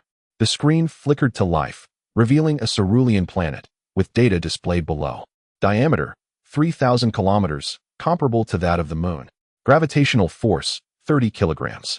Atmospheric thickness, 15 kilometers. Water content, 70%. Land area, 30%. Carbon dioxide levels. The officials began to calculate on their phones. Chapter 1427. Some matters must be investigated. Brother Feng, we struck gold. With slight modifications. This planet can accommodate all citizens. It possesses water, an atmosphere, and gravitational force. The only uncertainty lies in the soil and its agricultural viability. Chunin exclaimed with enthusiasm. Indeed. Let us calculate the distance to the Star Mong continent. Ye Feng replied with a smile. The data on the screen shifted. A light year away from Starry Continent. Ye Feng's expression instantly darkened. A light year? Such a vast distance? That equates to over 250 trillion kilometers. Chunin was the first to calculate the distance. The faces of the others paled slightly. Over 250 trillion kilometers. It would likely take their spacecraft decades, if not centuries, to reach that destination. By then, the nuclear fuel aboard the ship would probably be entirely depleted. Not to mention the potential hazards of meteoric collisions or course alterations along the way. Most critically, the data regarding that planet was derived from Voyager 9's calculations. Should those figures prove inaccurate, they would need to return. Only the Ye Feng 1 possessed the capability for such extensive travel. Even the Charles I could not manage it. The engineering department must enhance their research and development efforts, striving to increase the spacecraft's speed, or perhaps develop a third vessel, one that could travel at least 10 to 100 times faster than the current one. Oh, it's been quite some time since we last heard from Peikidian. I wonder if there have been any advancements in his dark spacecraft project? Ye Feng suddenly turned to Goddess of the engineering department. I too have not contacted him in ages. He has been holed up in the Bayue forest. Yet I have ensured his funding remains intact each year. Should I initiate a video call now? Goddess suggested. Yes, do connect. I wish to see what progress Peikidian has made over the past 3 years. Ye Feng nodded. Moments later, the video call was established. The screen initially displayed complete darkness. Hello? Is the Island Master seeking me? Peikidian's voice echoed from the pitch-black display. Yes, could you please turn on the light? I can't even discern your features. Ye Feng replied, somewhat displeased. I apologize. Any light source is strictly prohibited in this research facility. If you prefer, I can step outside to speak with you. The video promptly cut off. After an hour, the screen flickered back to life, revealing an unattractive man seated on the ground, flanked by several other pallid individuals, clearly deprived of sunlight for an extended period. Peikidian, how is the research on your dark spacecraft progressing? Ye Feng regarded Pei Kidian with disdain. Good heavens, how unattractive. Ha ha. Grant me 3 more years, and the dark spacecraft will be complete. This vessel can harness infinite energy in a dark environment, and most of space is enveloped in darkness. However, its operational speed diminishes in the presence of light, Pei Kidian explained. What method do you employ to control the dark spacecraft? Chunin inquired, unable to contain his curiosity. It involves various dark elements. I have integrated numerous disciplines from Starry Continent into this project, including methods from sorcery to control humans, the power of incantations, and mental energy, among others. Enough. Focus on your research. In 3 years, I expect to witness your dark spacecraft ascend. Remember, I have invested substantial funds into your project. It is time for a return on that investment, Ye Feng interrupted. Very well, 3 years it is. Pei Kidian blew a kiss to Ye Feng, and the screen abruptly went dark. Maisie, send someone to the Bayou Forest to audit the Research Institute and investigate the flow of funds.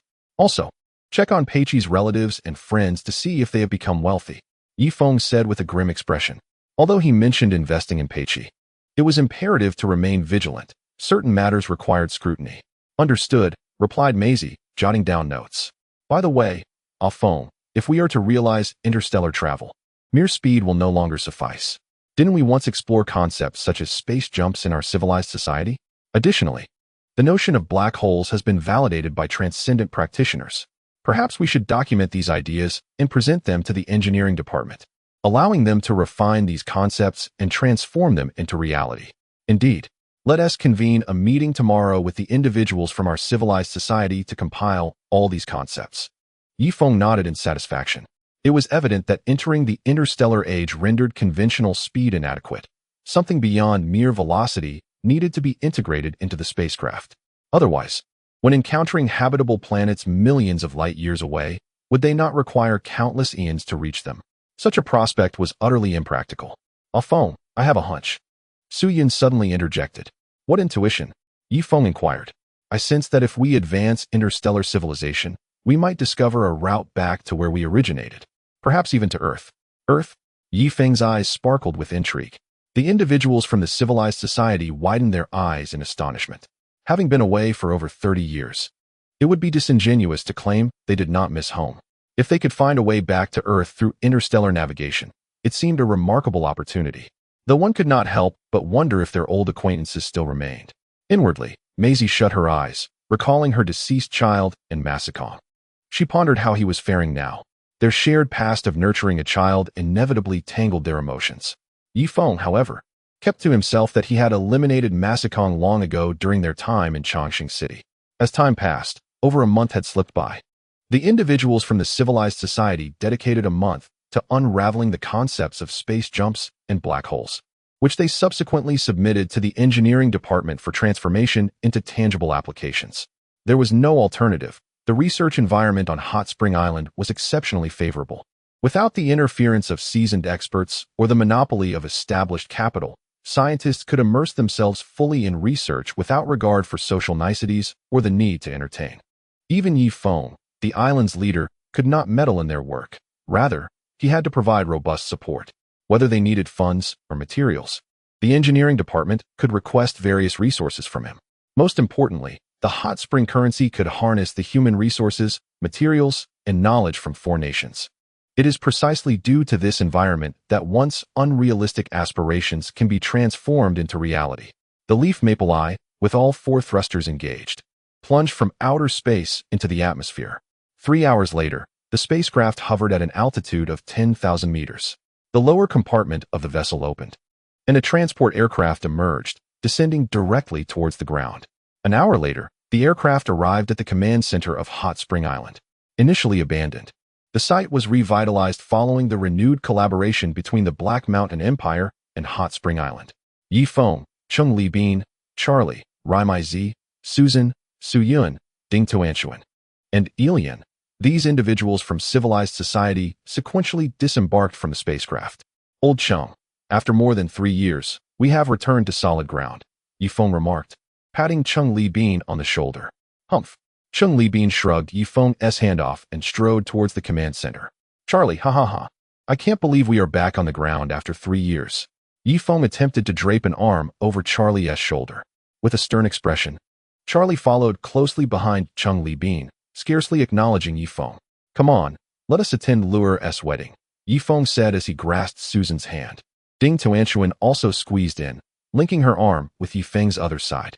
The command center, though not operational today, was immaculately cleaned and adorned with paper flowers. A band played at the entrance, trumpets blaring and drums beating, creating an atmosphere of joyous celebration. Brother Feng, Meng Yin Lure spotted Ye Feng at first glance. Wow, Lure, I must say, you look absolutely stunning today, Ye Feng exclaimed in astonishment.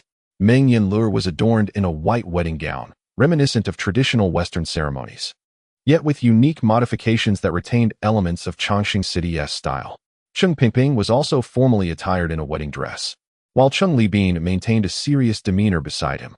Dad, they say a woman older by 3 years brings fortune. Lure is 12 years my senior, equivalent to 4 bricks of gold, Cheng Pingping advised. I still feel she is a tad too old. After all, you're not yet 30.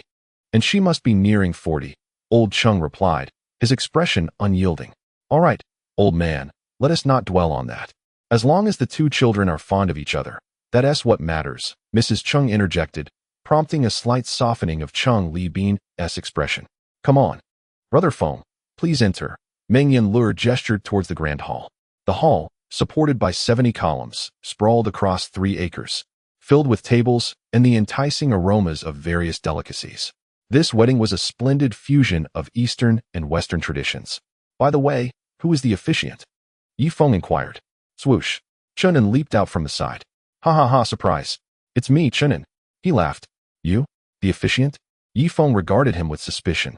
Indeed, I am their officiant, Chunin confirmed, donning a tailcoat as he made his way to the elevated platform in the hall, where a genuine microphone awaited.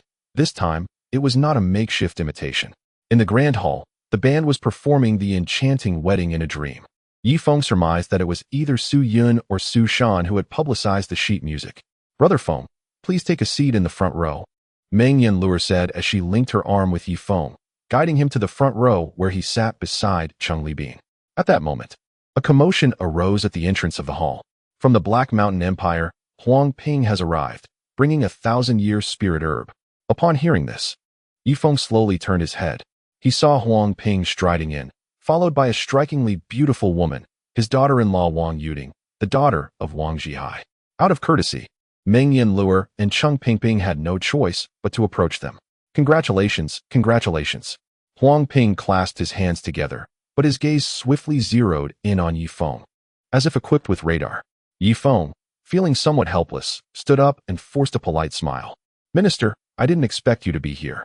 Wasn't it said that your 4 nations are engaged in battle with the Yueya tribe? Ye Feng greeted Huang Ping with a handshake. This battle was led personally by my father.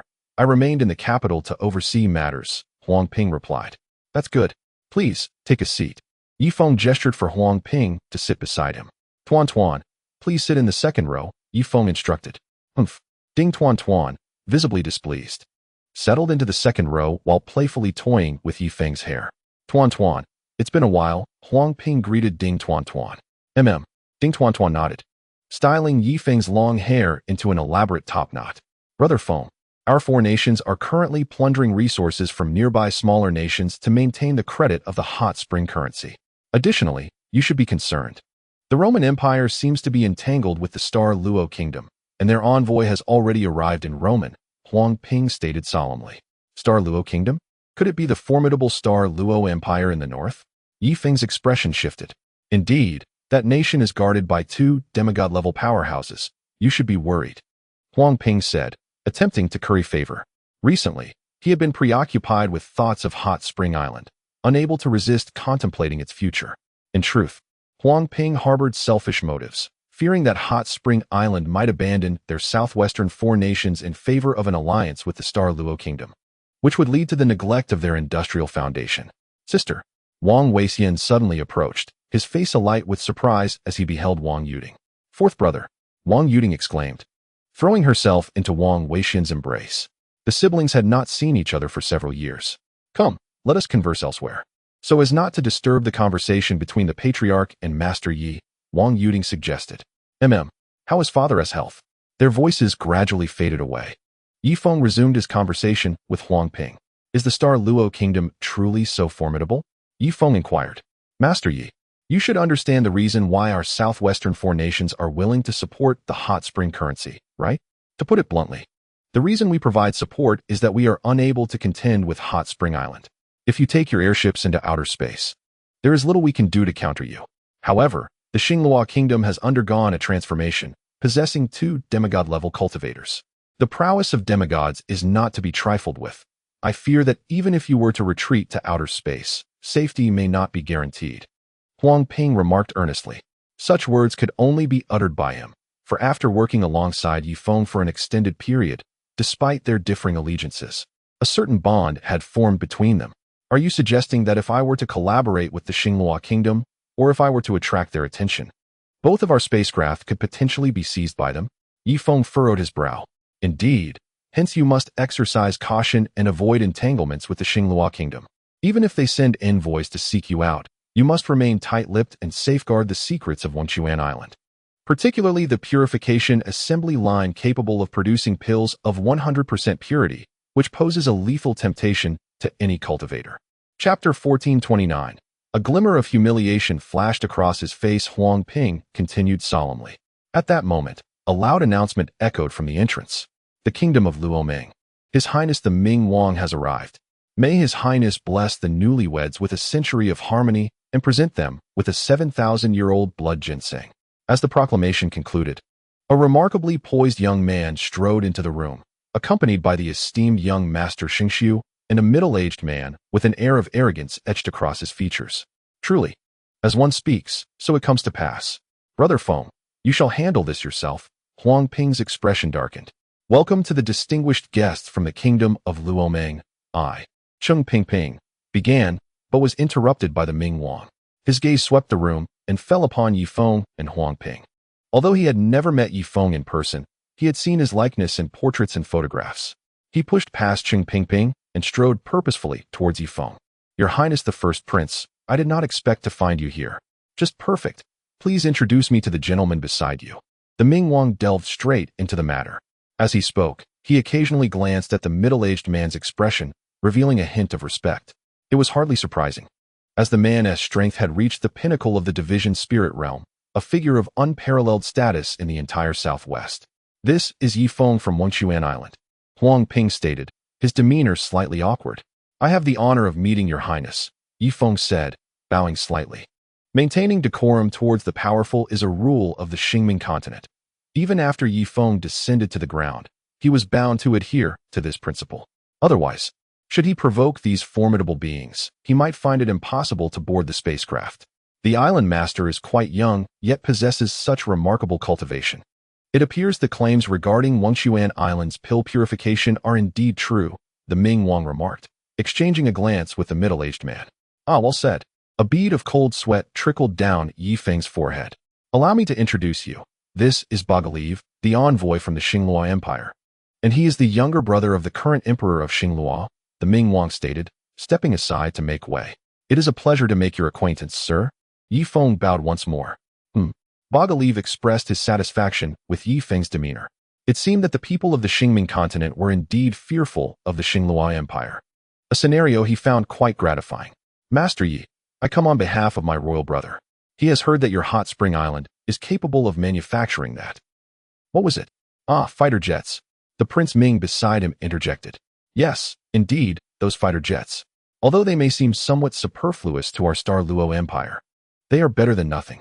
Thus, the Emperor of Star Luo commands you to supply 100,000 of those fighter jets immediately, along with the corresponding technology to our empire, with a deadline set within a year. Boku Lai Fu stated imperiously.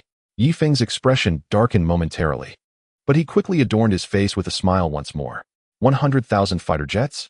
It is likely that even if Hot Spring Island were to work tirelessly day and night, it would take us at least 20 years to produce them. I fear we might not be able to fulfill the Emperor's order, he remarked. By the way, how much in hot spring currency is your nation prepared to offer for these 100,000 fighter jets? Ye Feng inquired with a smile. Boku Lai Fu raised an eyebrow, casting a displeased glance toward Ye Feng. However, rather than reprimanding Ye Feng directly, he chose to admonish the Prince Ming. Prince Ming, Why did you not inform him of the customs of our star Luo nation before coming here? Apologies, Your Highness. I will explain it to him right away. The Prince Ming hastily pulled Ye Feng back to a distance of 10 meters. Master Yi, it is a pleasure to meet you. But I have yet to explain the customs of the Star Luo Empire. You must provide them with what they request without inquiring about compensation. The Star Luo Empire values noble decorum and is particularly averse to discussions of remuneration. However, as long as your offerings satisfy them, they will not default on their obligations and will surely provide you with a satisfactory price, Prince Ming whispered. Ye Feng felt his temper boiling, his smile contorting into a grimace. I understand now. It is akin to a servant providing favors to a master. If the master is pleased, a piece of bone may be awarded.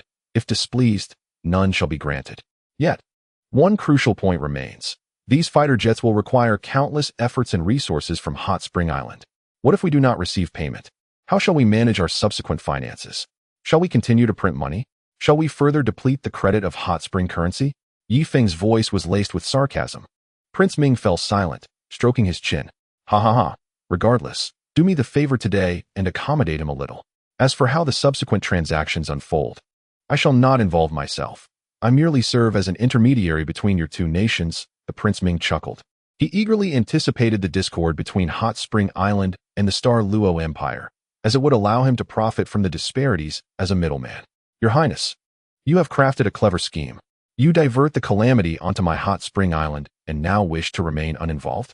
Ye Feng could no longer hold back, retorting without reservation. Prince Ming frowned, exuding an aura of pressure. Master Yi, I am aware that you are the soul of Hot Spring Island. But do not forget that in the Star Main continent, strength reigns supreme. You, a mere mid-stage transformation realm individual, dare to speak to me, a beginner in the separation realm, in such a manner? Prince Ming remarked coldly.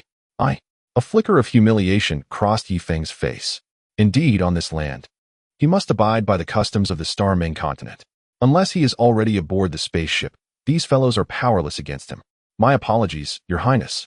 I was quite rude just now. Ye Feng could only offer a respectful bow. Well, for the time being, you shall deal with black-clad. As for whether 1,000,000 warplanes can be supplied, that is no longer my concern. Having said this, the prince adorned a smiling face as he approached black-clad. Ye Feng took a deep breath to calm his inner fury and followed suit. Your Highness, 1,000,000 warplanes would require at least 10 years, wouldn't it? In 10 years, I shall deliver the goods to the Qingming Empire. Ye Feng bowed again.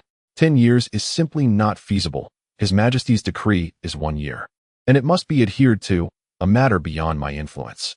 Moreover, I dare not negotiate with His Majesty, despite being his brother, black-clad replied calmly. Then I have one more question. How many Wenquan coins are you prepared to pay for 1,000,000 warplanes? Ye Feng inquired. What are Wenquan coins? Black-clad retorted. This, right here, Chen said, pulling out a 1,000 yuan bill from his pocket. Black-clad's immense consciousness swept over the Wenquan coin. This is neither a talisman nor the hide of a beast. What value does it hold? Black-clad questioned. Its value relies entirely on the credit of Wenquan Island. Should the island ever cease to exist, this would be mere scrap paper, Ye Feng interjected. Chapter 1430. It matters not. I can follow you indefinitely, ah. I cannot quite comprehend these matters. However, we shall settle this fee with spirit stones, provided that the goods you deliver meet His Majesty's satisfaction, black-clad stated. May we prepay some spirit stones? Chen asked again. What is your status? You are being quite impertinent. Black-clad's fury finally erupted. Chen, frightened, quickly retreated behind. Your Highness, please relay to His Majesty Xing Luo that we shall undoubtedly complete the production of 100,000 warplanes within a year and personally deliver them to the Xing Luo Empire. Ye Feng took a deep breath and bowed to black-clad. He had resolved that a year later, he would gather all key figures aboard the spaceship and venture into outer space. Surely, a demigod cultivator cannot capture them in the vast expanse of the cosmos. Very well. Then, please arrange a room for me aboard your spaceship. I have been ordered to remain on your territory as your overseer, black-clad declared. Ye Feng's expression changed dramatically. Even Cheng Libin frowned. Is it a jest to allow a demigod cultivator aboard the spaceship? Would that not mean he could control it? What? Is there an issue? Black-clad inquired. Ye Feng's eyes narrowed as he scanned the entire hall. Outside the hall, there were several hundred heavy watercrafts. Yet, to confront a demigod cultivator, they were evidently insufficient.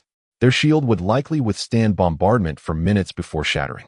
In that time, the enemy could have easily utilized spatial displacement to escape and unleash havoc elsewhere.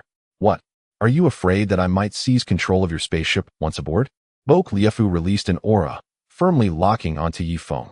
Ye Feng's gaze swept across all the guests present, who had ceased their dining and turned their attention toward him, awaiting his command.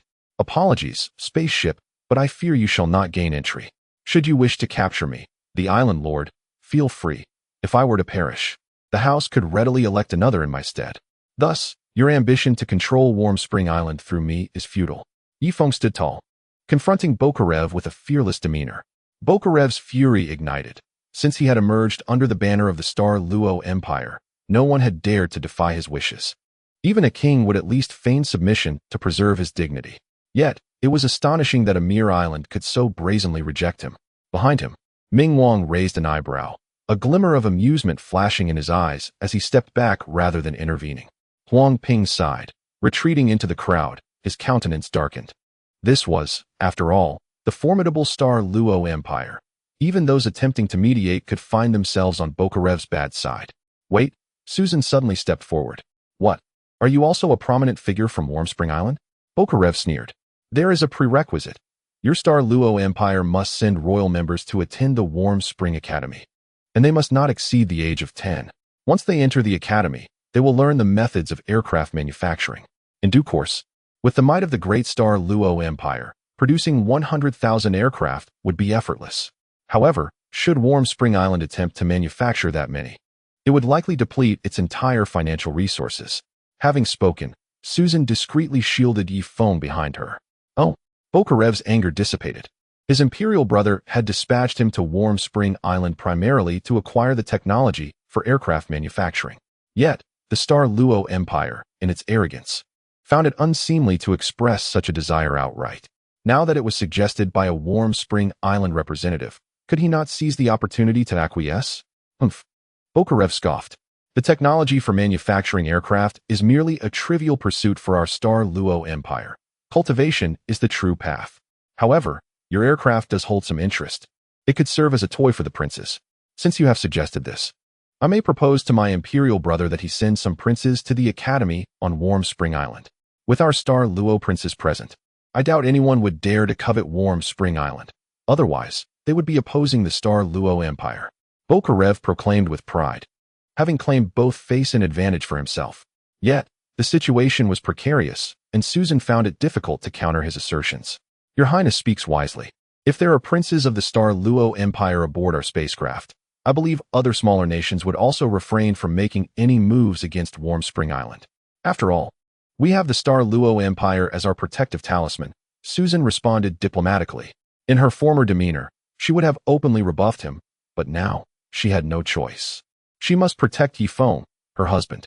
So it is settled. When shall you return to the spacecraft? And please, do take me along, Bokarev stated. A wave of joy surged within Ye Feng as he contemplated the implications of this fellow's desire to board a spacecraft.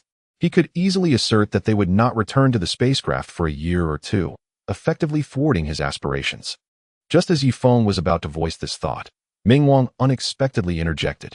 They were presumably to ascend in that colossal flying apparatus, allowing His Highness to accompany them on their journey. Ming Wang remarked with a grin. Ye Feng's expression darkened as he cast a piercing gaze at Ming Wang. This individual seemed to be stoking the flames. It appeared he was eager to instigate a conflict between his hot spring island and the Star Luo Empire. Ye Feng pondered deeply. He could not fathom the advantage Roman Kingdom would gain from such actions. Unbeknownst to him, Ming Wang indeed sought to provoke a clash between Hot Spring Island and the Star Luo Empire. Subsequently, when the Empire desired to procure fighter jets from Hot Spring Island, he, as a middleman, would profit significantly from the price difference, all while avoiding the expenditure of domestic labor. Most importantly, he could undermine Hot Spring Island by preventing them from purchasing anti-parasitic medication at exorbitant prices, which had led to Roman Kingdom's current financial woes. My apologies, Your Highness Ming Wang, but I have numerous matters to attend to upon landing. If Prince Bok wishes to accompany me to the spacecraft, he may have to wait on the ground for an extended period, Ye Feng replied with a smile. That's quite all right. I can remain by your side until you have resolved all your affairs. Bok Liefu retorted, not one to be easily fooled. He was wary of Ye Feng absconding. Hence his insistence on close proximity. Susan's expression shifted. Prince Bok, some matters pertain to the confidential affairs of Hot Spring Island. It may be inconvenient for you to accompany our island master. Confidential? Ha ha ha. What secrets could a humble Hot Spring Island possibly possess? How about this? I swear that I, Bok Liefu, shall not disclose any secrets of Hot Spring Island. Surely that suffices? Bok Liefu casually made his vow. Not speaking. Do you not trust the integrity of the Star Luo Empire? Bok Liefu began to leverage the reputation of the Star Luo Empire against them. Over the years, he had wielded the Empire's banner to act with impunity, knowing that the Empire would always shoulder the consequences. Chapter 1431. So be it. Then you may proceed. Very well. I trust you, Your Highness. Ye Feng's eyelids fluttered momentarily, but he ultimately swallowed his indignation. Had he known better, he would have refrained from landing. Now he found himself ensnared. Ah, were you not to hold a wedding ceremony? You may commence now, without regard for me. After Bok Liefu spoke, he settled beside Ye Feng. Huang Ping hesitated briefly before taking a seat on Ye Feng's other side. The expressions of the others were far from pleasant, frequently casting sharp glances at the two. Island Master Yi, why is my spiritual perception restricted in this place? What formation have you set up here? Bok Liefu suddenly inquired. Oh, this is the formation of Hot Spring Island, which indeed imposes certain limitations on spiritual perception, Ye Feng replied with evident displeasure. It appears that your esteemed Hot Spring Island possesses unique expertise in the realms of artifact forging and array formations. When time permits, I would appreciate it if you could compile a summary of these techniques and send them to my kingdom, Xinghua. It is essential to share good things. Do you understand? Bok Liefu stated. Me? Ye Feng felt an overwhelming surge of frustration. What is the matter? Is the island master unwilling? Bok Liefu's lips curled into a smirk. Of course, I am willing, but this will require time. I am uncertain how long your highness can wait. Ye Feng retorted. He had devised a plan to agree initially, with the intention of extending the timeline indefinitely, perhaps even a century or two. I shall grant you 3 days. Bok Liefu declared. 3 days?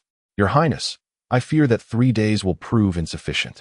The knowledge contained within these materials is as abundant as the stars in the sky. Merely the parchment alone may require several million tons. Ye Feng raised an eyebrow. In truth, they could store that knowledge in a disk, but there was no need to disclose this to such a simpleton. That matter is not my concern. I have given you a deadline of 3 days, Bok Liefu replied coolly. Then I can only do my utmost. Ye Feng's tone grew increasingly curt. Since the old man was intent on causing trouble, there was no need for him to remain overly courteous. Bok Liefu had his own strategies. He intended to exert various pressures on Hot Spring Island, only to gradually alleviate them later, thus fostering a sense of gratitude from them. Without gratitude, how could one command respect? At that moment, Ding Tuan personally brought over 2 cups of spiritual tea. Your Highness, please, she said as she presented the tray to Bok Liefu. Bok Liefu lifted his teacup. Just as Ye Feng was about to take the last cup from the tray, Ding Tuan sidestepped him and offered it to Huang Ping instead. Your Highness, the first prince, please. Huang Ping also raised the spiritual tea. Ah, Island Master Yi, why do you not partake of the spiritual tea? Bok Liefu inquired suddenly. She did not prepare any for me. Ye Feng gestured towards Ding Tuan. Oh, huh. Bok Liefu drank the spiritual tea in one gulp. With his current cultivation, if there were any poison in this world capable of ending his life, it would surely not exist. Furthermore, even if his physical body were to perish, his primordial spirit could return to seek a new vessel. Practitioners above the Void Refinement stage, strictly speaking, cannot be killed unless they encounter a practitioner of overwhelming strength or succumb to rare, extraordinary circumstances, or simply run out of lifespan. This tastes delightful. Bok Liefu nodded in satisfaction. Quite the jest, for Hot Spring Island is the wealthiest organization in the southwestern region, and the spiritual tea they collect is a luxury even some minor sovereigns cannot afford. Allow me to pour you another cup, Ding Tuan said before leaving the hall with the tray. At that moment, a priest-like figure was acting as the officiant. Mengyan Lu'er, do you take Hmph to be your husband? Will you care for him in sickness and health, and remain by his side? I do. Mengyan Lu'er nodded. Hmph, do you take Mengyan Lu'er to be your wife? Will you care for her, protect her, and love her through all her trials? I do, Hmph responded eagerly. Meanwhile, Cheng Li Bin wore a stoic expression. He harbored a deep-seated reluctance to allow his son to wed Meng Yanla heir, particularly since Meng Yanla heir had usurped his position as the director of the Hot Spring Institute. Meanwhile, Ye Feng and his 3 companions paid little heed to the wedding, sitting resolutely in the front row like an immovable mountain. Your Highness, I extend my gratitude for bringing a person of such caliber as Bo Kulai Fu into my sphere, Ye Feng remarked with subtle implication. It is my duty. Given the abundance of treasures on Hot Spring Island, it is only fitting that the Xinghua Empire partakes, lest your island attract countless predators. The Ming Wang replied with an air of certainty. Ye Feng responded, that is a rather astute excuse. By the way, I would like a tour of your Hot Spring Command Center. I need to familiarize myself with everything about your island. Bo Kulai Fu rose. For he had not come to attend the wedding, but to uncover all the secrets of Hot Spring Island. Please, Ye Feng gestured invitingly. In the front, Chunin acted as a subordinate, assisting them with the doors. After you, Prince Bo Ku, Minister Huang, and your Highness, Ye Feng said as he pushed open one of the doors. Inside, Ding Tuan Tuan was seated, her delicate feet soaking in tea, with a tray beside her holding 2 teacups. Ye Feng hastily closed the door. This is merely the tea room, not worth a visit. Let us explore elsewhere, he said awkwardly. Indeed, the materials here are quite remarkable, capable of resisting my divine sense, Bo Kulai Fu remarked, tapping the wall. By the way, I would like another pot of that spiritual tea, he suddenly stated. In the ensuing days, Ye Feng guided the 3 elderly gentlemen through the Hot Spring Command Center. After their tour, he settled in his office to conduct his business, with Bo Kulai Fu shadowing him, scrutinizing his every move. Chunin, you may return to the ship. Here is my island master decree, along with the command order and my signature.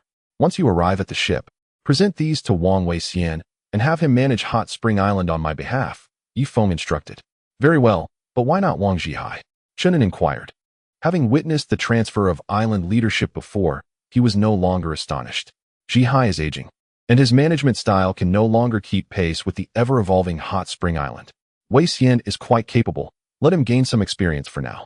At the upcoming Island Master Election Conference, I intend to nominate him and cast my vote in his favor, Ye Feng elaborated. That sounds splendid. Then, we shall have time to spend the night at the Internet CAF once again, indulging in our past nocturnal habits, Chunin exclaimed with enthusiasm.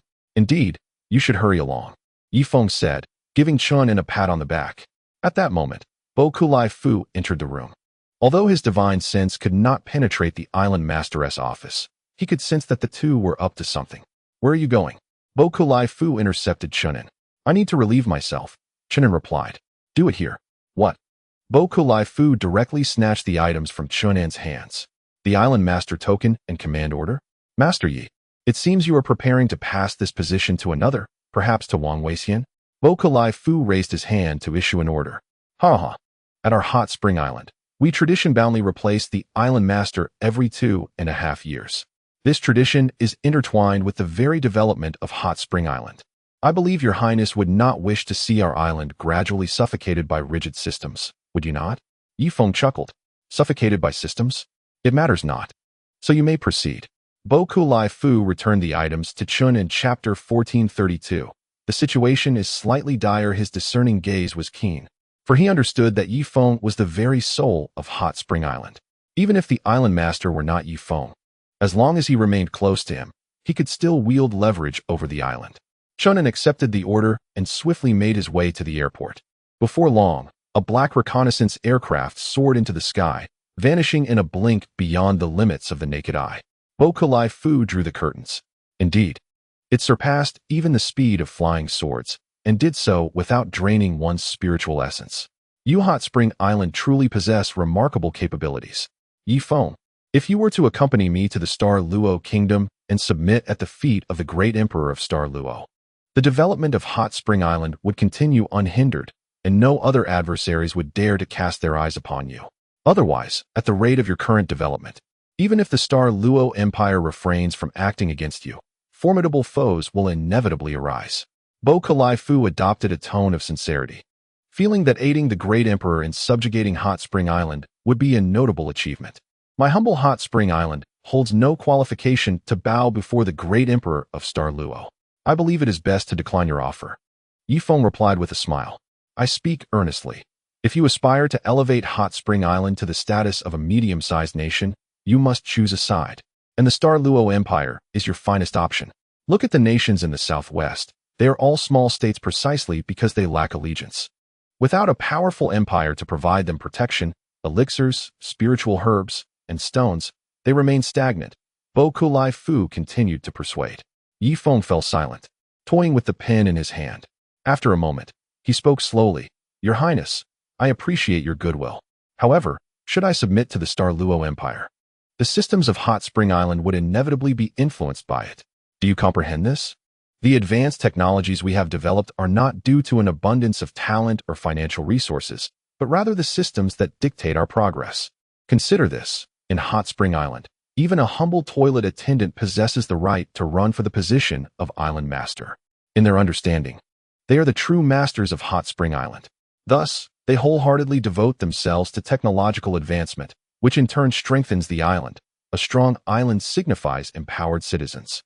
Yet in your Star Luo Empire, the nation belongs to the great emperor and the aristocracy.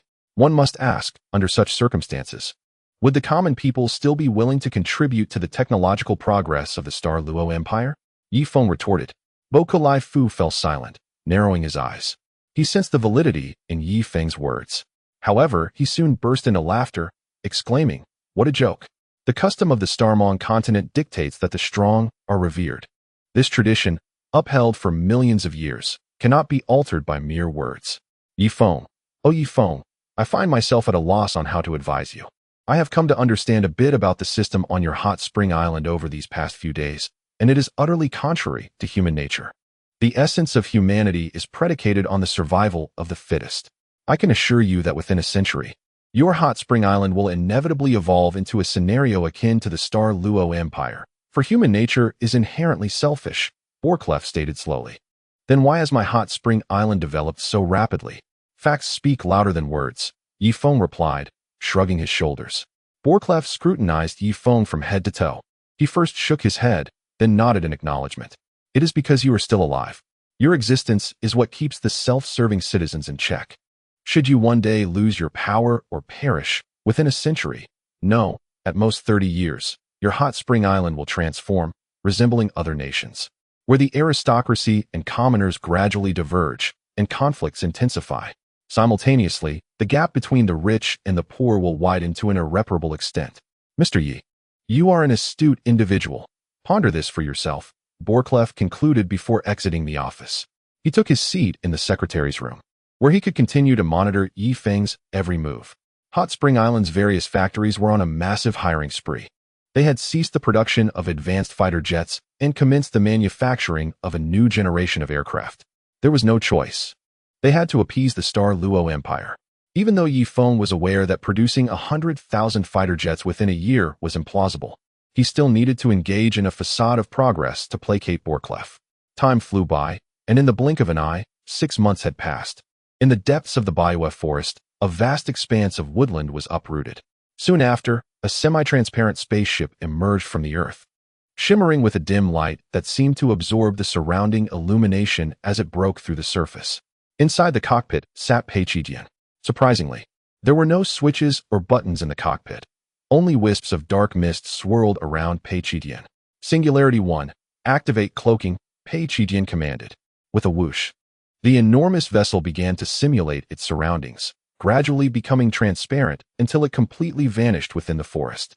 As the ship ascended, its exterior morphed to a deep blue hue. "Ha! To the command center of Hot Spring Island I go. I shall earn Brother Feng's commendation and prove that I have not squandered his funds," Pei Qijian declared. This dark ship appeared not as an inanimate object, but rather as a living entity, capable of communicating with Pei Qijian. With another whoosh, the dark ship vanished above the Baiwa forest. In merely half an hour, it arrived at the command center of Hot Spring Island. Pei Qijian frowned. Overhead, he gazed down to discover that the command center was swarming with soldiers from the Black Mountain Nation, along with some clad in the attire of the Roman kingdom. Standing guard. This is not good, could it be? Pei Qijian's expression darkened as he grasped the intercom in the ship and adjusted the frequency. "Lotus Fairy, are you down there?" He Qingji picked up the intercom. "Who are you?" "I am Pei Qijian. What brings you here? Surely the funds have not run out again." You must know that you've consumed 35% of the budget allocated to the engineering department all by yourself. He Qingji's anger flared. They had long harbored dissatisfaction towards Pei Qidian's research institute. Ha ha, I am here to see Brother Feng. My dark war machine has been successfully developed. Let Brother Feng speak with me. Pei Qidian laughed heartily. What? The dark war machine? Where is it? He Qingji opened the window and gazed at the sky, for the divine thoughts could not be projected from the command center. It's right above you. Otherwise, how could my intercom reach you? Pei Qidian chuckled. Oh, I didn't expect you to truly succeed. I seem to see a vague silhouette in the sky, completely undetectable by divine thoughts. He Qingji's tone softened slightly. That's good. Let Brother Feng speak with me. I want to prove to him that I did not embezzle those funds, Pei Qidian urged. Initially, he had faced numerous pressures in the engineering department, but Ye Feng had provided him with hope. He wished to repay Ye Feng and showcase his talents before him. The situation is a bit precarious. You should take your dark war machine away. By the way, Brother Feng is currently under surveillance. The one watching him is a cultivator in the early stages of the divine separation realm. You won't be able to take him away, He Qingji said, her voice low. A cultivator in the divine separation realm? Pei Qidian's expression darkened, but he quickly narrowed his eyes. In that case, you secretly tell Brother Feng to come to the rooftop of the command center, Pei Qidian instructed. Chapter 1433. This in itself is already a form of progress. The rooftop? What do you intend to do? He Qingji was skeptical of Pei Qidian, aware of his intentions. Stop wasting time. Just relay the message to Brother Feng. I might have a chance to take him onto the spaceship, Pei Qidian insisted. All right, how many people can your spaceship accommodate? He Qingji inquired. Did you not see that vague black shadow? How many people do you think it can hold? Pei Qidian retorted. He had finally created something significant. A bit of arrogance was only natural. Moreover, on Hot Spring Island, there were no distinctions in status. As long as one could contribute, they could act unjustly towards anyone.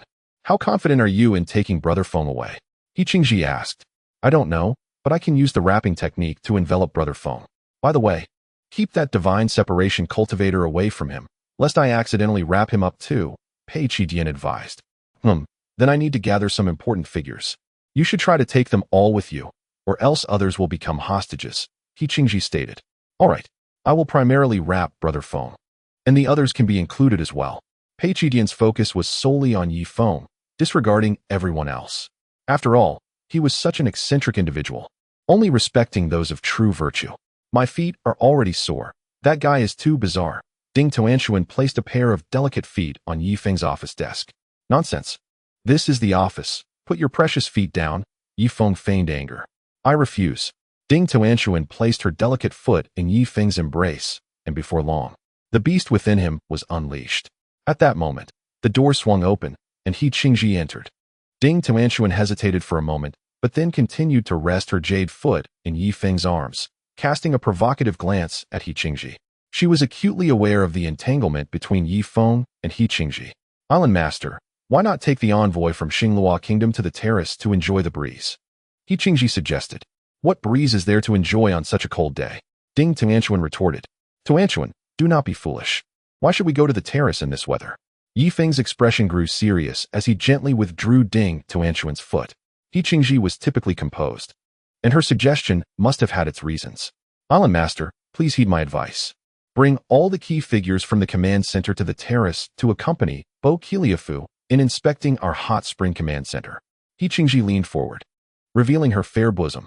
Ye Feng, having been the island master for some time now, understood that He Qingji would not speak without justification. Very well, make the arrangements. Gather all the citizens, and if that proves too difficult, at least bring the key figures to the terrace, including Cheng Li Bin, Cheng Pingping, and Meng Yanla. Ye Feng instructed. Bo Kiliafu was exceedingly cunning. He not only detained Ye Feng, but also held all the significant figures from Hot Spring Island in the command center. Anyone daring to leave would be swiftly apprehended. So far, only Chun had managed to reach the spaceship. The others remained trapped. He Qingji exited the office, only to find Bo Kiliafu sitting cross-legged on the sofa in the secretariat. Upon opening his eyes, his formidable presence swept over He Qingji's form. I have met a senior. He Qingji politely greeted, her heart racing. Humph. Bo Kiliafu scoffed coldly, then closed his eyes again. Before long, He Qingji had gathered everyone on the terrace. Aunt He, why have you brought us to the terrace on such a cold day? It's freezing, Hmph complained as she rubbed her hands together. The temperature had plummeted to -100 degrees. Even for practitioners like them, it required considerable energy to combat the chill. Moreover, as the weather grew colder, the potency of the parasitic disease intensified. The hot spring hospital had already updated its deworming medication twice in the past 6 months. A substantial portion of these medicines had been dispatched to the Xinglua Empire and the Luoming Kingdom, leaving only a small amount for sale on Hot Spring Island. In space, the parasites seemed to struggle, as they could not withstand the environment and perished quickly upon ascent. Your Highness, after all this time, I have yet to take you for a stroll on the terrace. From there, one can overlook the entire Hot Spring Command Center. Ye Feng and Ding Tuanshuan emerged. No need. What is there to see on the terrace? Bo Kiliafu declined with a shake of his head.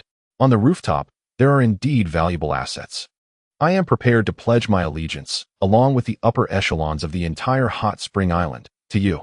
After 6 months of contemplation, I have devised my proposal. Now, I am ready to submit to the Starry Empire, but before that, I must first yield to you, Your Highness. Ye Feng conceived yet another idea. Then you shall submit to me here. As for the other high-ranking officials, I have no need for their fealty. They lack the qualification to submit directly to me. They submit to you, and you submit to me, and that will suffice. The expression of Bokalif softened slightly. Over the past 6 months, Hot Spring Island had produced fewer than 50,000 first-generation aircraft, which incensed him to the point where he nearly bound Ye Feng. The disparity to the target of 100,000 aircraft was too vast, and he would find it difficult to report to the Emperor of the Starry Empire. Your Highness, our tradition on Hot Spring Island dictates that when one submits, it must be done from a position of elevation, so that all may witness it. Surely, you would not wish for me to submit to you in secrecy? Let all the citizens of Hot Spring Island see me kneel before you. That would be truly ceremonious. Ye Feng said with a smile. Bokalif's expression finally softened a bit. Very well, I shall honor the traditions of Hot Spring Island. Shall we proceed now? Bokalif inquired. Yes. Right now. Our people have already prepared the submission ceremony on the rooftop, Ye Feng replied cheerfully. Oh. Bokalif assessed Ye Feng from head to toe. As an ancient being who had lived for thousands of years, he possessed a keen insight. He sensed that Ye Feng was not entirely submissive in his heart. However, since Ye Feng wished to maintain appearances, Bokalif was willing to indulge him. As long as the majority witnessed Ye Feng's submission to him, it would signify progress. Let us go. Thus, the three of them entered the elevator, which swiftly ascended to the 20th floor. The command building of Hot Spring Island stood as the tallest edifice in the Black Mountain Empire, comprising a full 20 stories, constructed of reinforced concrete.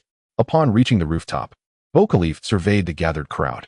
There appeared to be around 200 to 300 individuals, all high-ranking and mid-level officials from the Hot Spring Command Center, along with some key researchers. Having spent half a year in the command center, Bokalif had garnered a certain understanding of its hierarchical structure. Wait, let us not commence the ceremony just yet. Notify the Ming King of Roman, the envoy from the Moon and Star Kingdom, as well as representatives from the Tianwan and Black Mountain nations. I require the kings or envoys from these 4 nations to witness here as I accept your submission and extend protection to you. At that time, these 4 nations will not dare to trouble Hot Spring Island. Bokalif conferred upon Ye Feng a favor. In truth, he harbored his own ulterior motives. Chapter 1434. What is happening? In front of the representatives from the 4 nations, should Ye Feng submit to him, he would then have the justification to claim ownership of Hot Spring Island. Any innovations that emerged from Hot Spring Island in the future would fall under his monopoly. Should the 4 nations protest, he could assert that since Hot Spring Island had already submitted to the Starry Empire, what right did they have to oppose his monopoly? Excellent. Ye Feng picked up the satellite phone and dialed the capital. The envoys from the 4 nations were resting in the capital. At this moment, the capital lay desolate. Its once bustling streets blanketed in snow, while a few workers aimlessly cleared the white drifts. In stark contrast, the industrial zones outside the capital buzzed with activity. Under the protection of formidable factory guards, vibrant commercial streets had emerged. There were shops selling high-end clothing, electronics, and even weaponry.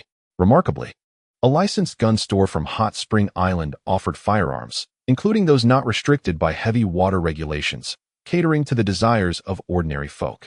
Such firearms were highly coveted, while heavy water weapons remained exclusive, circulating only among the upper echelons of various nations. who still had to pay exorbitant prices for them. Within the capital, Li Rui busied himself in his factory. Ha ha, Sanli Lang, you truly exemplify the prowess of a dropout from Hot Spring Institute of Technology. Even without completing your studies, you surpass my blacksmiths by 1,000-fold. This batch of gun barrels boasts exceptional precision and a production rate 100 times higher than before. Li Rui's eyes sparkled as he regarded the young man before him. Enough with the flattery, Chancellor. If you have no further business, I must return to my work. Sanli Lang replied, devoid of enthusiasm. Truth be told, he was reluctant to serve as Li Rui's engineer, having been expelled a year early for bullying classmates. With no factories on Hot Spring Island willing to take him in, he was left to seek employment elsewhere. Although his knowledge seemed trivial on Hot Spring Island, it proved invaluable in Li Rui's factory, akin to unleashing the power of an atomic bomb. Li Rui not only extended his care, but even contemplated betrothing his granddaughter to him. Sanli Lang felt little excitement, finding the place too backward. Lacking even an internet CAF, he reminisced about the comforts aboard a spaceship, where he could enjoy late-night gaming sessions with classmates, relishing carbonated drinks that left him burping with delight. Just then, someone called for Li Rui. Chancellor, there's a call for you. Who is it? Li Rui inquired, regaining his authoritative demeanor. It's from Hot Spring Island. Very well, I'll take it right away. Li Rui hurried to his office. Having exhausted his savings to establish a factory, he recognized it was a modest advancement, even if it lacked high-tech capabilities. Ah, it's you, Island Master Ye. What brings you here? Come to the Hot Spring Island Command Center at once. What is it about? Hurry, I will only say it once. Ye Feng brusquely ended the call. He had already begun to engage with the royal echelon, rendering Li Rui a mere senior worker, deserving of less courtesy. Li Rui's expression shifted between uncertainty and resolve as he climbed into his cherished sand vehicle, setting off towards the Hot Spring Island Command Center, miles away. Simultaneously, envoys from the other three nations received calls from Ye Feng. After hanging up, Ye Feng turned to Bo Kulifu. Your Highness, they have been notified. Very well. Bo Kulifu stood with his hands clasped behind his back, striving to project an air of authority. Soon, after the forthcoming ceremony, Hot Spring Island would yield to his command. The sensation was truly exhilarating. He sought to make the upper echelons of the Hot Spring Island perceive him as someone formidable. Island Master, there is a document that requires your signature. Please come here. He Qingji beckoned Ye Feng to the edge of the rooftop. Bo Kulifu stood with his hands clasped behind his back, remaining behind. In his view, the rooftop was merely a trivial space. It was inconceivable that Ye Feng could escape. Furthermore, the nearest aircraft was several thousand meters away. The notion of Ye Feng departing in a fighter jet right under his nose was utterly preposterous. What is it? Ye Feng inquired. Well, it's this matter. He Qingji began to meander, searching for excuses, deliberately obfuscating the details to buy time. Simultaneously, her peripheral vision darted towards the sky, pondering whether Pei Qi could be relied upon to envelop all the high-ranking officials on the rooftop. In the heavens above, Pei Qi was using his mental faculties to scrutinize the individuals on the rooftop. He immediately discerned who among them were the envoys of the Xinglua Empire. Wasn't he that the pretentious cultivator of the spirit transformation realm? Adjusting his angle, the stealth aircraft gradually descended. Meanwhile, several sand vehicles approached the edge of the Hot Spring Center, comprising Huang Yueya, the Holy King of the Xingyue Kingdom, the Jade Fairy, the Holy Void Young Master, Prince Ming, and yes, Xian, along with their Wanyan Khan. Huang Yueya stepped out of the sand vehicle and gazed up at the rooftop of the Hot Spring Island. Ye Feng elucidated the situation, stating that he was to submit to the Xinglua Empire in the presence of the high-ranking officials from the four nations. This revelation soured his mood. As a sovereign, he was acutely aware of Bo Kulifu's ulterior motives, which were to monopolize the advanced technology of the Hot Spring Island. At that moment, Huang Yueya's eyes suddenly narrowed. He observed that at least half of the individuals on the rooftop had inexplicably vanished, and a shadowy figure swept past. What is happening? Huang Yueya's eyes widened in disbelief. Behind him, the Holy King and Wanyan stepped forward, equally astonished at the rooftop situation. Whoosh! A flying sword soared into the air, slashing wildly at the sky. Bo Kulifu was in a fury. What is that?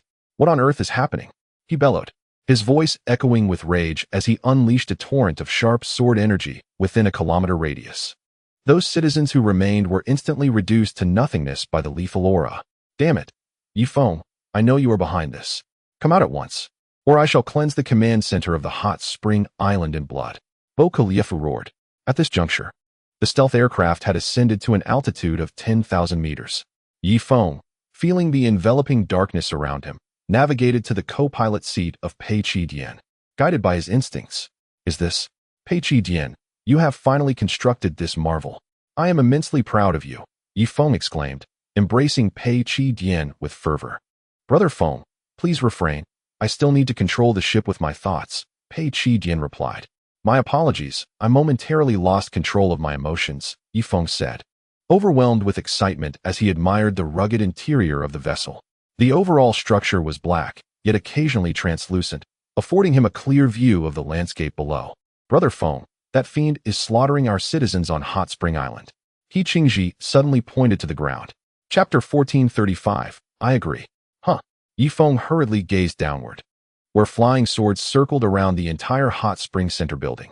Numerous citizens and residents rushed out of the structure, yet scarcely a few dozen meters from their escape. They were ruthlessly struck down by the elusive swords from behind. Ah, spare me. Let us fight back. The air was filled with anguished cries, while blood seeped through the crevices of the building. You scoundrel! Ye Feng bellowed, seizing Pei Qi by the collar. Bomb the area below. Reduce the command center to rubble. Now, Brother Feng, let go. I can't breathe. Pei Qi managed to free himself from Ye Feng's grasp. Brother Feng, my dark warplane has just been constructed, and I haven't had the chance to arm it yet. It's impossible to bomb. Moreover, he is at the divine mind level. Even if I dropped a hydrogen bomb, it wouldn't harm him in the slightest, but would instead kill innocent citizens, Pei Qi explained. Ye Feng's body trembled, and he slumped weakly into the passenger seat. Brother Feng, give the order. How shall we seek revenge? Chun An's eyes were filled with fury. Among the citizens below, many were his friends with whom he often shared drinks and laughter. In the blink of an eye, they had become souls claimed by Beaucleif's sword. With a long, exasperated sigh, Ye Feng expelled a breath of rancid air. Return to the spaceship, now. Immediately. His voice was hoarse. Understood, Island Master. Pei Qi closed his eyes, and the dark warplane vanished in an instant. Before long, the dark warplane arrived beneath the colossal spaceship. This is Ye Feng. Open the spaceport. We are landing. He shouted into the radio. Is that you, Island Master? Where are you? Where is your warplane? A female voice crackled through the receiver. Stop wasting time. You can't see our warplane? Open the spaceport. Ye Feng replied impatiently. Moments later, the vast spaceport opened, allowing the dark warplane to land smoothly on the platform. Ye Feng descended from the aircraft with a grim expression and strode toward the railcar. The others wore equally somber faces, hastily jumping into the railcar. Ye Feng took the large phone from the driver. Wei Xian, use the radio to inform all factories and outposts of the Black Mountain Empire to launch every warplane into the sky, he commanded. Understood, Wang Weixian replied, picking up another phone and simultaneously contacting the leaders of hundreds of outposts. In the Black Mountain Empire, warplanes ascended across various states and counties, occasionally accompanied by small spacecraft. Yulong also received the news and promptly made his escape. The second confrontation between Hot Spring Island and the Starmane continent had officially commenced. In the Roman country's concession, Wang Weiping hung up the phone. Inform everyone to board the warplanes and ascend. First, destroy all factories in the concession. Leave not a single blade of grass. Wang Weiping ordered. Understood. Due to the advent of telecommunication, the speed of command dissemination in the concession exceeds that of the Roman nation by over tenfold. Shortly thereafter, thousands of warplanes ascended from the Roman concession, particularly those smaller crafts, each capable of carrying 10 hydrogen bombs. Wei Ping, what shall I do? A woman suddenly burst forth. What will you do? Remain indifferent, Wang Wei Ping retorted, kicking the woman aside. This woman was none other than the youngest daughter of the esteemed Saint Void. Whoosh. The last warplane soared to an altitude of 10,000 meters. At this moment, Smoke Rain City had entered a state of combat readiness. What is happening? An elder emerged from the city lord's mansion, gazing skyward at the dense formation of aircraft. After a brief hesitation, he signaled to his subordinate. The subordinate promptly brought forth a large mobile phone. Hello, Wei Ping. Why have all your warplanes taken to the skies? Is there an emergency? The elder inquired. Brutai, how can you even ask? Your eldest son, Ming Wang, has lured Bo Kulai Fu to my hot spring island, resulting in numerous casualties. I have already received the war mobilization order from the island lord. It won't be long before he personally arrives in the Roman nation. At 10,000 meters, Wang Wei-ping ended the call. The Ye Feng No. 1 and Charlie I were hurtling towards the borders of the Roman nation at a velocity of 6 Mach. In the conference room, Ye Feng stood with his hands clasped behind his back, gazing out the window. Behind him sat a multitude of legislators and senior officials from Hot Spring Island. Acting Island Lord Wang Wei-xian had already submitted the Island Lord's decree. How long until we reach the Roman nation? Ye Feng inquired without turning around. My lord, we shall arrive shortly. At the terrifying speed of the spacecraft. Traversing the entirety of the Black Mountain Empire requires merely a day and a half, replied a young man. A graduate of the military academy who had been with the pursuit team for several years. Hmph, from now on I shall call you Hmph. Omitting G, Ye Feng remarked, turning to regard this talented graduate of the Hot Spring Military Academy, the only individual thus far capable of commanding high-tech troops. This was due to Ye Feng's mention of the Trinity concept. What does the Trinity entail? It signifies the integration of naval, land, and air forces into a cohesive unit, delivering a three-pronged suppressive strike on the target. Under the command of a single individual, it ensures that no errors occur. However, G is my mother's codename. She gave birth to me in Taohua Village on Hot Spring Island. Thus that character holds profound significance for me, Hmph stated. Ye Feng replied, such is the advanced system of Hot Spring Island. Even if his mother has engaged in that profession, he still has the opportunity to become a candidate for the supreme commander of the three armies. It is precisely for this reason that generations of citizens strive tirelessly for the benefit of Hot Spring Island. Have you found your father? Ye Feng asked. Not yet. I have examined all the blood samples at the Hot Spring Hospital. There is no information regarding my father, Hmph responded. Could it be the Doyen people from back then? Or perhaps individuals from Aegean Gorge, or those from Birch City, but they may have already perished in the cold. Chunin speculated. Chunin, be silent. Ye Feng shot him a glare as he took a seat at the head of the table. This time, I intend to execute a plan for the annihilation of the Roman nation. Esteemed members of the council and the honorable speaker, do any of you have opinions on this matter? Ye Feng inquired with a calm demeanor. I concur, Tiger Claw stood up. Our strength on Hot Spring Island is now sufficient to contend with any nation wielding divine mastery. I dissent. One of the council members rose. We represent civilization. And the use of weapons of mass destruction and corrosive arms would undoubtedly result in the suffering of countless innocents. We embody civilization, not barbarism. How can we justify slaughtering so many innocent lives? I agree, another member interjected. The citizens of barbaric nations do not merit sympathy. They must face the consequences of their actions. Furthermore, it is high time Hot Spring Island asserts its might, as the saying goes. A single decisive blow prevents a multitude of strikes. I, too, concur, yet another member stood. During our industrial development, how did the nobles of those barbaric nations treat us? They extorted us mercilessly. Once we assert our strength, other countries will recognize the advanced nature of Hot Spring Island's weaponry. In the future, when we establish factories and banks in their lands, they will comply, understanding that our factories can propel their progress. Even a mere fraction of our expertise could significantly enhance their national strength. Chapter 1436. No mercy, I dissent. I agree. I dissent. The ensuing debate among the council members became so chaotic that Ye Feng felt overwhelmed. He exchanged a glance with Tiger Claw. Silence. Tiger Claw attempted to strike the table, only to realize he had no hammer. Instead, he seized Chunin and slammed his head against the desk. Bang. Ow. Tiger Claw, you scoundrel. Chunin retaliated, and the two immediately engaged in a scuffle.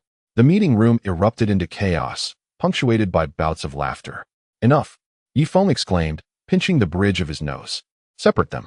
He waved his hand, and a group rushed forward to pull Chunin and Tiger Claw apart.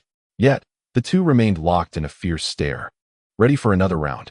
Those in favor of the annihilation plan for the Roman nation, please raise your hands. With a clamor, at least 80% of the members raised their hands. The situation had become clear. Just then, as Ye Feng began to speak again, he was interrupted. Susan stood.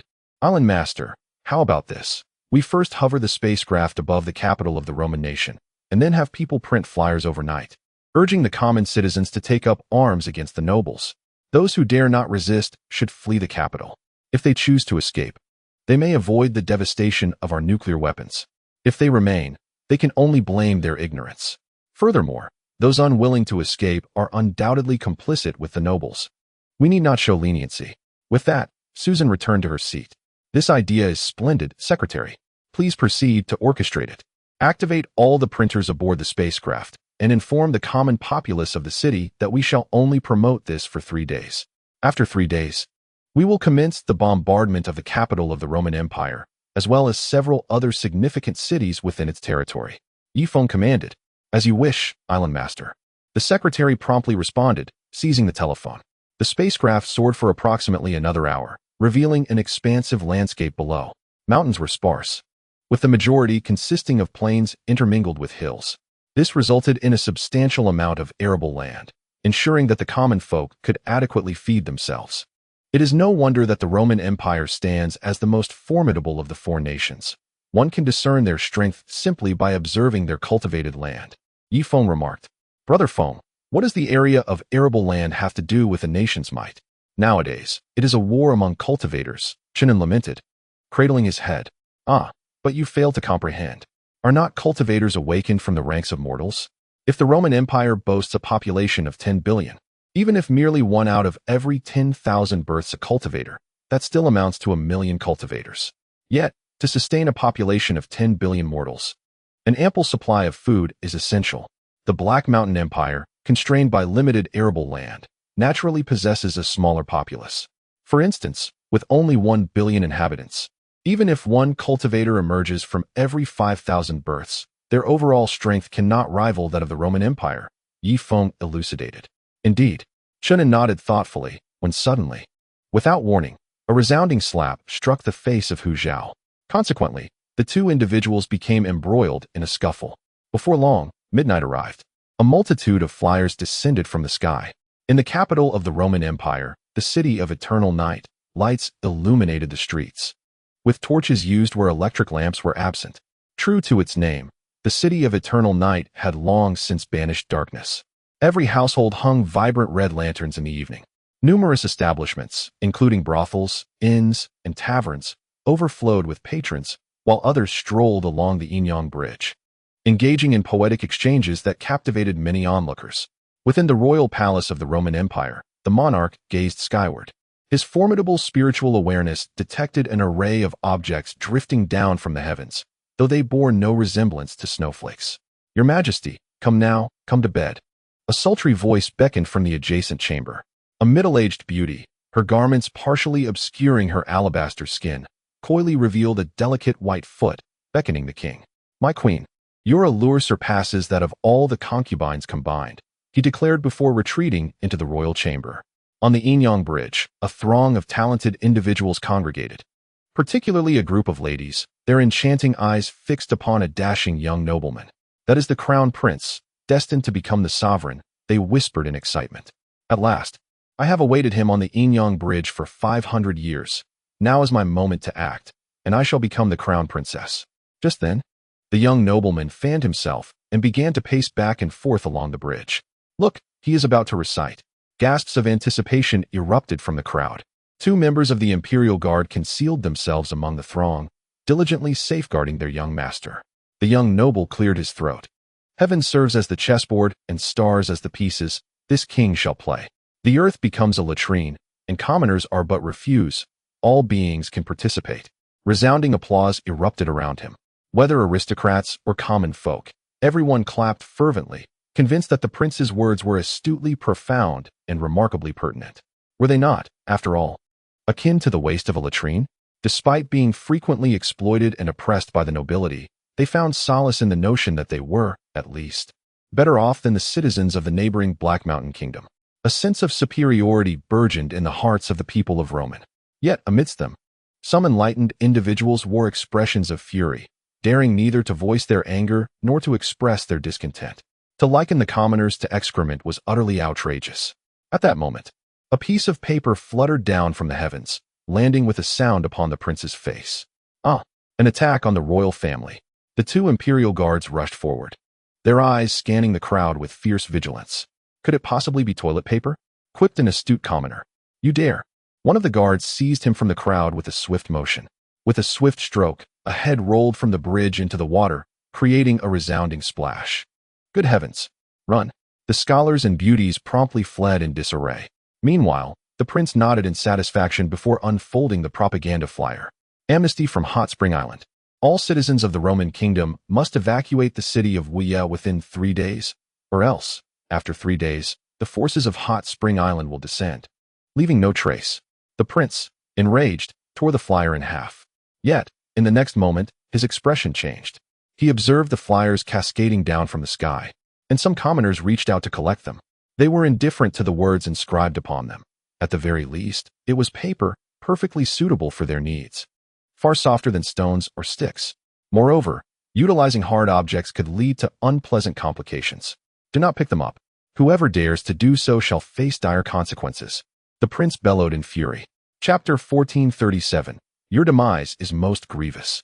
Yet, some commoners still gathered the flyers, discreetly tucking them away within their garments. Rebellion is afoot. Summon the soldiers from the 13th city to conduct a thorough investigation and find out who dares to conceal such treasonous material. As you command, replied one of the imperial guards, setting off to carry out the order. The next day arrived swiftly. Ye Feng observed the movements of the capital through a discarded surveillance device. Several of these devices had been taken home by the curious commoners, who believed them to be of considerable value. On the large screen, the interior of a modest home appeared. It featured only a couple of tables and chairs, a single bed, and was nearly devoid of furnishings. In stark contrast, the exterior of the house was lavishly adorned, clad in marble with flowers and greenery adorning the walls. Ye Feng had not anticipated that the Roman kingdom would be so emblematic of superficial grandeur, concealing squalor within. My dear, it is said that this hot spring island possesses remarkable qualities. How about we make our escape from the city under the cover of night? Husband, I shall heed your words. Yet if we are to leave the city, may we take this chair with us? I fear that after our departure, the house may fall prey to thieves. What are you concerned about a mere broken chair at such a time? But this is the most valuable possession we own. When the tax collector comes demanding payment, we could use this chair as collateral. Otherwise, we would have no means of survival. Oh, let us not dwell on it any longer. We must flee. The couple hastily gathered a few fine garments and, under the cloak of darkness, made their way to the city gates. In the next moment, their eyes widened in astonishment. The gates were thronged with people, tightly shut, while the soldiers stationed there aimed their crossbows at the inner city. By royal decree, all citizens are to return home. Loitering in the streets is strictly forbidden, and those who disobey shall face execution, the guard's voice echoed from afar. In that brief moment of distraction, thousands of citizens had stealthily slipped out of the city. Fortunately, the guard, displaying shrewdness, had closed the gates before receiving further orders. Urguzi, you were once one of us from the impoverished district. Now that you have risen to the rank of general, do you no longer recognize us? I implore you, open the gates. I am your elder, and I wish to live a few more years. An aged man with white hair beckoned to the guard. The guard's face flushed with anger in an instant. After a moment, he stormed into the crowd and seized the old man. You, a mere commoner, dare to claim that I hail from the impoverished district? Punish him severely. 2 soldiers rushed forth, delivering blows to the old man. Alas, my frail bones. Urguzi, I once cradled you in my arms when you were but a babe. Please, cease the beating. Urguzi, you must not forget your roots. It was the goodwill of our 100 households that helped elevate you to the rank of general. The old man fell to the ground, bloodied and battered. The guard then placed his foot upon the old man's chest. You wretched old fool, how dare you tarnish my noble lineage? Drawing his curved blade, he struck down without hesitation. After dispatching his benefactor, the guard licked the blood from the blade and cast a sharp gaze at the crowd. Indeed, this method proved most effective. The populace trembled in fear of violence. In the past, the guard had been one of the common folk, often cursing the soldiers and officials. His mantra was, you too emerged from the common people. Why unleash cruelty upon your own kin? Yet, after ascending to military rank, his perspective had shifted. Having transformed from a sheep into a wolf, he spurned the ideals of compassion. His intent was to oppress, to dominate, and if unable to conquer, then to kill. After becoming a general, his mindset had further evolved, completely disregarding the populace as mere humans. For the sake of trivial gains, he would not hesitate to unleash a massacre. At another city gate, several ferocious soldiers were mercilessly striking the citizens with wooden clubs. Hurry home.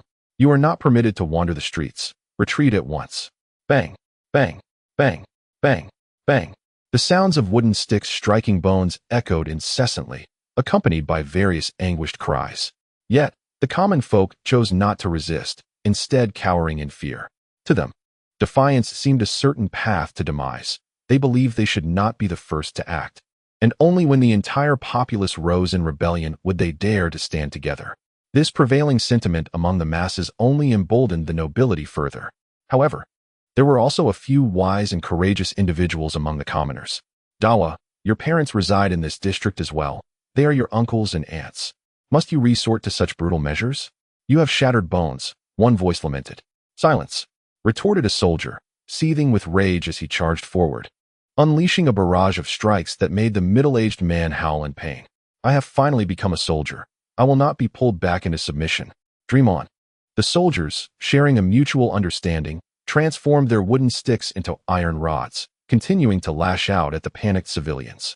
Even as these citizens attempted to flee, the soldiers could not resist the urge to indulge in their aggression. Do you hear that? That is the sound of iron rods crushing bones. It is far more melodious than the sound of wood, one soldier jested. Though they too had emerged from humble beginnings, armed with weapons, they now inflicted cruelty upon their former compatriots with a ferocity surpassing that of the nobility, more ruthless, more savage, and more despicable. As dawn broke, the streets were strewn with corpses, dark crimson blood staining the thoroughfares. King Roman had ordered the soldiers merely to drive the populace back to their homes. However, by the time the command reached the soldiers, its execution faltered.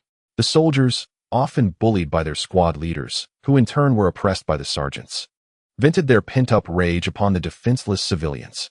The 13 city gates stood firmly shut, while the crossbows and siege engines at the gates pointed ominously towards the inner city. Simultaneously, the officers of the 13 city battalions emerged to commence their grim task, dragging the bodies, one by one, to the gates for a unified pyre. By noon, the wailing of lamentation echoed from the quarters of the common folk, who had lost husbands, fathers, brothers, and sons the previous night. Yet, before their mourning could fully unfold, they were seized by the predatory officers and handed a bucket and a rag. Save your weeping for the graveside. First, clean up the blood from the streets to prevent the onset of plague, ordered a captain coldly, brandishing a 2-finger-wide iron ruler. What surprised the commoners most was a lavishly dressed nobleman, who bore a sleek, black weapon shaped like a 7, appearing remarkably advanced. The blood on the streets was not cleared until nightfall. A chief officer approached and announced to everyone, "Enough. You may now mourn." "Father, you died so tragically," cried a son. "My son, oh my son," lamented a mother. "Husband, how could you abandon me, leaving us as orphans and widows? How shall we survive?" The cries rose rhythmically, gradually merging into a collective lament, soon resonating throughout the entirety of Hueya City. Chapter 1438. What else can be done? At an altitude of 1,000,000 meters, aboard a colossal spacecraft, Ye Feng and all the delegates rose to their feet, making the sign of the cross over their hearts. In the war of annihilation, there would inevitably be innocent sacrifices, a reality beyond his control. "Brother Feng, why not expedite things?" one suggested. "Indeed, the citizens of Roman are as docile as sheep. Once the city gates are closed, none would dare to breach them," another chimed in. "Yes, let us strike them unawares." The council proposed in unison. "No," Ye Feng replied. "Even against our enemies, we must uphold our integrity. 3 days is 3 days." Just then, Huang Yueya's phone rang. He was the former leader of the Roman concession and had now entered the spacecraft's conference room. "Hello, how did you get in touch with me?" "Oh, I see. You indeed know how to make use of useless resources," Huang Yueya remarked, approaching Ye Feng with his large mobile phone in hand. "Island Master, someone below wishes to contact you. It is Ming Wang." "Ming Wang? How could he reach you?" Ye Feng inquired. "It appears that during our evacuation, some calls were left uncut, which Ming Wang has exploited," Huang Yueya explained. Understanding dawned upon Ye Feng as he answered the call. A crackling sound filled the line before Ming Wang's voice emerged after a prolonged silence. "Island Master Yi, I harbor no grievance against Roman. Why do you clandestinely invade our nation? The one responsible for the slaughter of your citizens is Bok Liev of Xinghua. If you have the courage, confront him." Ming Wang's voice struggled to contain his fury. "It would have been better had you not mentioned this matter, for it ignites my ire." Were it not for your bringing Bokliev into my command center at Spring without my consent, would so many citizens have perished? Furthermore, Xinglua is far removed from us. I shall seek retribution against them in due time. However, Roman is in close proximity to Spring Island, making you the perfect target, Ye Feng stated icily. A target? Huh. Island Master Ye, you may be overestimating your own capabilities. Roman boasts a history spanning 1,000,000 years, with depths that are unfathomable. Do you truly believe you can extinguish Roman? Tread carefully, lest you find yourself in a situation where you lose not only your ambition but also your very existence. Ming Wang retorted, unable to restrain his anger. It seems His Highness Ming Wang has great confidence in Roman. Very well. Let us see if you are indeed a stallion or merely a donkey. Time shall reveal the truth, Ye Feng declared, unhesitatingly severing the call. Yet, scarcely 10 seconds passed before the phone rang again. Allah Master, this is young Master Xingsu. Might I beseech you for a favor?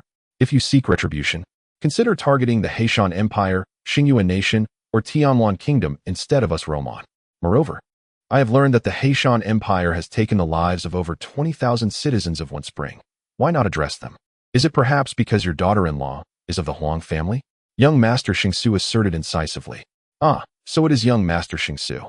My apologies. But this is a matter of military confidentiality and does not warrant your disclosure. Moreover, whom we target is not for you to dictate. Were I in your position, I would hastily vacate the capital. Otherwise, you may find yourself buried alongside the entire Roman nation, Ye Feng replied with a cold smirk. In this regard, there is no need for Lord Yi to worry. My family has long since relocated to the Star Moon Empire. As for myself, I am currently not in the capital, but rather thousands of miles away, remotely commanding the soldiers within the city. Therefore, save your efforts. Even if you were to bombard Hueya City, it would not harm us nobles in the slightest, and would only serve to create countless formidable enemies for yourself. Xingsu advised earnestly. Ye Feng mused. His elaborate calculations have overlooked this crucial aspect. If he were to strike at the capital now, it would be akin to merely squashing a few ants. The queen ants have already retreated to safer havens. However, I am now like an arrow drawn to the bowstring, unable to hold back, as morale has already been stirred. Ye Feng spoke with a complex expression. It matters not. Should you choose to kill, you can only take the lives of ordinary citizens, for the nobility shall remain untouched. Yet, one thing is certain. Once you commence, you cannot cease, for the kingdom of Luoming will fight you to the bitter end. Consider this. We can dispatch countless spies to infiltrate your hot spring island or to slander you before other great nations. Claiming your island is a formidable army of blood sorcerers. Of course, those great powers may not believe it, yet they will still lean towards belief. For your rapid and terrifying development on Hot Spring Island poses a threat, emboldened by your audacity to attack the capital of Luoming. Other nations may indeed unite across the Starming continent to teach you a lesson. Xingsu articulated. Is that so? Then let them arrive swiftly for their lesson. I shall take my leave now. Prepare for the bombardment of Hot Spring Island on the morning after tomorrow, punctually. Ye Feng replied coldly. No, please don't, Lord Yi. You are a rational individual. The citizens within the city are but pitiable souls, oppressed and exploited by us nobles for generations. Can you truly bear to annihilate them? Xingsu shifted to a gentler tone. Ye Feng's eyes darted, and he began to comprehend. Although this bombing may not directly harm the nobles of Luoming, it would surely diminish their prestige. Once the dignity of a nation is undermined, other countries will descend like wolves, each taking their share. After all, the cost of bullying the weak is relatively low, while antagonizing the strong carries the risk of national annihilation. You need not concern yourself with this. If you are truly sympathetic, let all the nobles lead the charge. No, Xingsu interjected hastily. Lord Yi, how about this? The kingdom of Luoming is willing to offer 100 million top-grade spirit stones. You may use these resources to attack the Black Mountain Kingdom, the Star Moon Kingdom, or the Heavenly Completion Kingdom, and we can maintain a close cooperative relationship. Xingsu proposed. Smack. Ye Feng abruptly ended the call. The arrow had been drawn, and he had no time to ponder other matters. Xingsu, on the other end, also set down the phone. At that moment, he was within the royal palace, seated behind the Ming Wang, Dong Wang, Hua Wang, and other princes. Beneath the princes sat the upper echelons of the nobility from the entire kingdom of Luoming. At the very top sat the king of Luoming. Your Majesty, what shall we do? Xingsu inquired. What else can we do? The king of Luoming replied, suddenly rising to push aside a mechanism hidden behind the throne. Behind it lay a grand door. As the grand door swung open, he found himself standing atop a magnificent edifice. Surrounding the structure, a throng of citizens had gathered, their numbers dense and fervent. It soon became evident that Saint Su had not departed the capital but was, in fact, ensconced within the very heart of the royal palace. However, his family had indeed relocated to a distant realm. Countless citizens, upon witnessing the arrival of their sovereign, raised their hands in unison, erupting into raucous cheers. King Roman raised his hands joyfully. "Oh, my esteemed subjects of the greatest nation, how fare you?" His voice resonated far and wide, echoing across the vast expanse. Chapter 1439. What transpired just now? Long live King Roman. Hail, sovereign. The populace clamored in a chorus, some overwhelmed with emotion, shedding tears of joy. In all their years, it was the first time they beheld the visage of their monarch. It is well known that our Roman Empire stands as the most illustrious and powerful realm in history. We are benevolent and compassionate, often extending our aid to weaker nations. Yet, what has become of our world? The island of Hot Springs, a mere speck of land, dares to invade our illustrious Roman Empire. Do you consent to this? King Roman inquired with a commanding voice. Never. We shall not allow it. Eradicate the inhabitants of Hot Springs. Let it become a mere vassal of our Roman Empire. We must make the people of Hot Springs witness the might of our great nation. The citizens' adrenaline surged, fervently echoing the king's sentiments. A smile graced King Roman's face. I know that within our magnificent realm resides the most valiant and courageous of souls. The island of Hot Springs is poised to invade us, and we must take up arms to repel them. The greatest nation does not require the governance of savages. Do you all agree? Indeed. Long live the monarch. Drive out the invaders, banish the island of Hot Springs. The citizens, invigorated, rallied with fervor. Not only shall we expel the island, but we shall ensure their total annihilation. The crowd was electrified, as if imbued with a newfound vigor. I implore you to safeguard your homes in the impending battle for the people of Hot Springs. Upon breaching our borders, we'll not only raze your abodes, but also seize your wives and daughters, leaving no male alive or subjecting them to servitude. This is the island of Hot Springs, a malevolent land. You must heed my words and protect your homes and our Roman Empire. King Roman raised his fist in determination. Yes, we shall defend our homes. This is our struggle against the island of Hot Springs, a battle of righteousness against tyranny. Indeed, we must safeguard our abodes. Ma Lao Lu, do ensure those chairs of yours do not fall prey to the flames, lest you have nothing left to offer the tax collector. And guard your quilts from the grasp of those ravenous islanders. Ah, you are all my loyal subjects. Here, I bow before you, King Roman declared, suddenly performing a deep bow before the assembly. In a remarkable display, the entire square fell to their knees. Historically, it has always been the subjects who bowed to their sovereign. Never had a king bowed to his people. In an instant, the morale of the people surged by 5 points. Some impatient citizens rushed back to their dilapidated homes, determined to find weapons to resist the forces of Hot Spring Island. However, after a long search, they discovered that not even a single piece of iron could be found. The kitchen knives were shared among 10 households. Consequently, they dismantled the legs of their tables and, biting their fingers, smeared their blood on their foreheads as a testament to their resolve to share in the fate of the capital. On board the spacecraft, Ye Feng gazed through the surveillance monitors. Disheartened by the raucous cheers below, he turned away, shutting off the large screen, and directed his attention to the senior officials in the conference room. Island Master, some individuals are simply beyond redemption. They are cowardly, foolish, and timid as mice. Bringing them out might lower the average intelligence quotient of Hot Spring Island. Wang Weixian remarked nonchalantly. Indeed, Brother Feng, it would be best to eliminate them without mercy. Chenin concurred. No. Ye Feng shook his head. Regardless of the circumstances, we must extend them a modicum of opportunity. Chasing Ma, after nightfall, instruct your men to deploy 13 transport planes to drop hydrogen bombs at the 13 city gates, obliterating them and observing whether anyone escapes from the city of eternal night.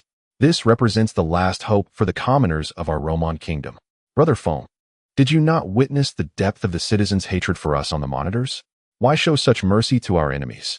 Chasing Ma asked, bewildered. What does it matter? To us, they are akin to ants. There is no need to stoop to their level. Moreover, were there not once foolish individuals among our own citizens? Did they not gradually come to enlightenment under our guidance? Ye Feng continued with an air of compassion. Truthfully, I cannot harbor hatred for them. In fact, I feel a twinge of pity. Just follow my orders.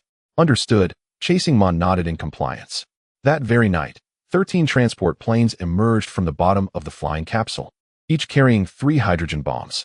As they ascended, they resembled 13 mosquitoes erupting from the belly of a colossal elephant, underscoring the enormity of the Ye Feng No. 1 spacecraft.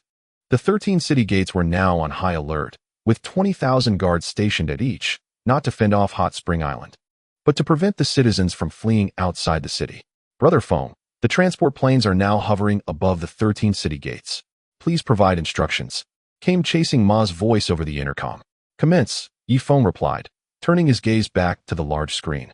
The 13 transport planes streaked across the sky, followed by the shrill cries of 3 iron projectiles speeding towards the protective formation of the Roman kingdom. What is that? The commander looked skyward, his immense consciousness sweeping across the heavens. 3 iron projectiles? Boom. What followed was a magnificent spectacle. Night transformed into day, and blinding white light assaulted his eyes. Even as a practitioner of the divine element realm, he could not help but shut his eyes. Moments later, a massive breach was blasted through the protective formation, while the other 2 hydrogen bombs plummeted directly onto the city walls. Boom, boom. The city walls forged from steel melted away in an instant, disintegrating before our very eyes. The common soldiers stationed upon those walls vaporized at a visibly alarming rate. Not even a scream escaped their lips, as the entire fortification succumbed to the inferno, reduced by 10 kilometers. At the epicenter of the explosion, not a single corpse remained. The earth was transformed into scorched terrain. The shockwave rippled outward in successive layers, turning the once thriving city gate into a desolate ruin. As for the guardian general of the divine realm, despite channeling all his divine essence into a protective aura, he could not withstand the onslaught of 2 hydrogen bombs.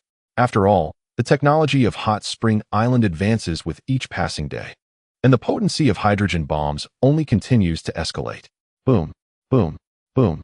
Above the 13 city gates, the hydrogen bombs emitted blinding radiance, casting a fluctuating light upon the face of an individual at the city's heart. Enraged, King Roman extended his hand skyward. In the next moment, an unfathomable black hole manifested before the transport aircraft, which was swiftly engulfed by its depths. When King Roman attempted to seize other transport planes, they had already vanished from the sky, beyond the reach of his powers.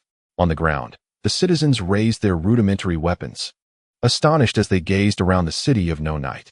What just transpired? They were unaware. Were those people from Hot Spring Island? It seemed so. But where were they?